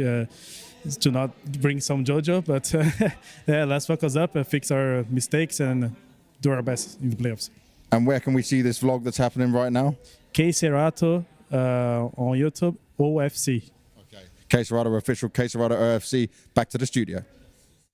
There's a joke I'm not going to make there with that acronym, but good. Check out K-Serato's content. I'm sure it's awesome. And you heard there, like, this is what I'm talking about. I think that was a real tough test for Furia, because of, Jane teams, they're just hard to play against. They just do fundamentally make you have to play in a different way. And I thought it was really cool of him to address that. I think you start doubting everything. That's the problem, right? Because with these stacks, sometimes, from the outside, maybe they don't make too much sense. But if you think about it from the aspect of, well, now if you have to take that into account when you go up against them, it makes it way more difficult or weirder to call the game, right? Because step by step that usually makes sense might not against them. And just throwing that thought into your opponent's head might be enough to throw them off their game, you know? Yeah, if you don't have a veteran like Fallen, of course. I mean, some of the protocols that even Yekindar used to run when he was with VP back in the day just felt completely off meta. I mean, if they got 2 picks, they would just send one guy to each bomb site to walk in because they were so used to playing against Eastern European teams also, like Gambit and VP both did this back in the day, where they would just always 3-man stack. They would never play like a 2-1 setup. They would never even push. They would just say, if you make the wrong choice of going all in on our bomb site, well, at least all of our defenders in the right spot. So you kind of just have to call a little bit differently than you normally would. Yeah, so congrats to Furia. They overcome a tough test. Why don't we take a look at some of the other results that happened today and what it does to this Swiss bracket. You can see we're getting to the tail end of it now, guys. We had more teams eliminated today. I guess we should talk a little bit about that. FaZe is the big one. They're going to be adding a new star to the jersey because of their success, certainly not in Counter-Strike. Obviously, the Rainbow Six game or championship is barely solace for the FaZe CS fans. This was an incredibly disappointing tournament for them. Losing, I'd say if you look at all of these on paper, you can give them a pass for losing to Falcons, maybe even a PARIVISION. But once you're losing to an Astralis team that's just finding its footing with a new roster, when do we pull the plug on a team that just seems to be on its last life? Astralis isn't it's not a bad team. They're a little bit on the rise themselves, but still, if you're FaZe, like you want to do better, you need to do better at this point. This roster has been together for 6 months now. They haven't formed like yesterday, and they need time to get up to speed. The core of that team has been together for years now, especially with the previous familiarity that Twist has with Kerrigan and Brokey. So the losses in itself, but you look at the manner in which they lost. P-Vision, they had that lead, that they throw away, right? Can't win a map. Even against Astralis, it was pretty one-sided today. And look at the teams that are also eliminated alongside them. I mean, it's all teams that you would expect to be eliminated, and then they are also in that group. So very disappointing, and unfortunately feels like there's major changes incoming for FaZe Clan, or that they are at least necessary in order for them to have a different results at these tournaments. Just to wrap that up, I feel like the mistake we make when we talk about FaZe is we treat them like they're a normal CS team. They're not really. They are essentially Kerrigan's pet project that he is allowed to do under the auspices of FaZe, and it can go away at any time. But let's be clear: as big an org as FaZe are, they've made it clear by their actions they're not going to necessarily invest into this CS team. They're not going to go out and spend $1 million to bring a player in, right? They sold the Hollywood Hills home. They don't have that. I mean, the FaZe team also had the separation as an esports division from the entire clan, dare I say. I mean, they're not really, I don't think they're even funded by the same things anymore. So no, they've made it clear they're very separate. So I don't even know how they can fix the problems they've got, because people might say, well, you cut Brokey or you cut Jacob, but then who do I bring in? I would have to be a free transfer or a loan deal or something like that. You have to find some money somewhere, right? You're talking about FaZe Clan here, right? Like, you can't be just thinking about free transfers and things like that. You probably have to do a little bit of a better job at scouting talent and seeing who you bring. I mean, comparing Jacob to a lot of these other young players that have been picked up by different organizations or that are, as a group in different teams, I think you can see that there's a lot left to be desired in that pickup. Why don't we take a look at what we've got coming up tomorrow? Remember, there's just going to be one stream tomorrow. I'm so sad because PGL obviously usually has two. We will have to watch these games because these are the last ones that we've got going in the 2-2s. This is diabolical. Damn. I mean, okay, we'll work our way backwards. Navi versus G2. Very unimpressed with what I saw. That's tough to call. Navi today. G2 haven't looked great either. Pretty brutal. Being honest about it. Obviously, Navi with Team right, who really wants to play in front of the home crowd. G2, who was in the O2 bracket after losing to Vitality, and then P-Vision, right, were able to bounce back. And both of these teams, like, this is a hugely important game for them. Right? Like, both of them, Navi missed playoffs in Krakow. G2 just made them, but they need to keep building on that. right? FUT PVision, two teams that are the most on the rise, it feels like. I know. Why did they have to get each other? I know. Some of these stories just feel like they're too similar. There's too much symmetry in some of these matchups here. On the other hand, though, Aurora, Astralis, at least you got one team that seems to be struggling to recapture the form that they had from last year, whereas Astralis are actually the team that's on the rise now, the one that seems more promising in the long run. Talk about a clash of styles in that second game with FUT and PVision, right? Like aggressive, fast-paced FUT against the slow, suffocating style of James. That's going to be an interesting one. Yep. Any final thoughts? Just that FaZe need to make a move, but it's up to them to find out who it is. Right, we'll save it for one of the many podcasts we're all off to record now. With that said, thanks so much for joining us. Make sure you tune in tomorrow. It's Judgment Day. We're going to find out which teams go to the playoffs and which ones go home. We'll see you then.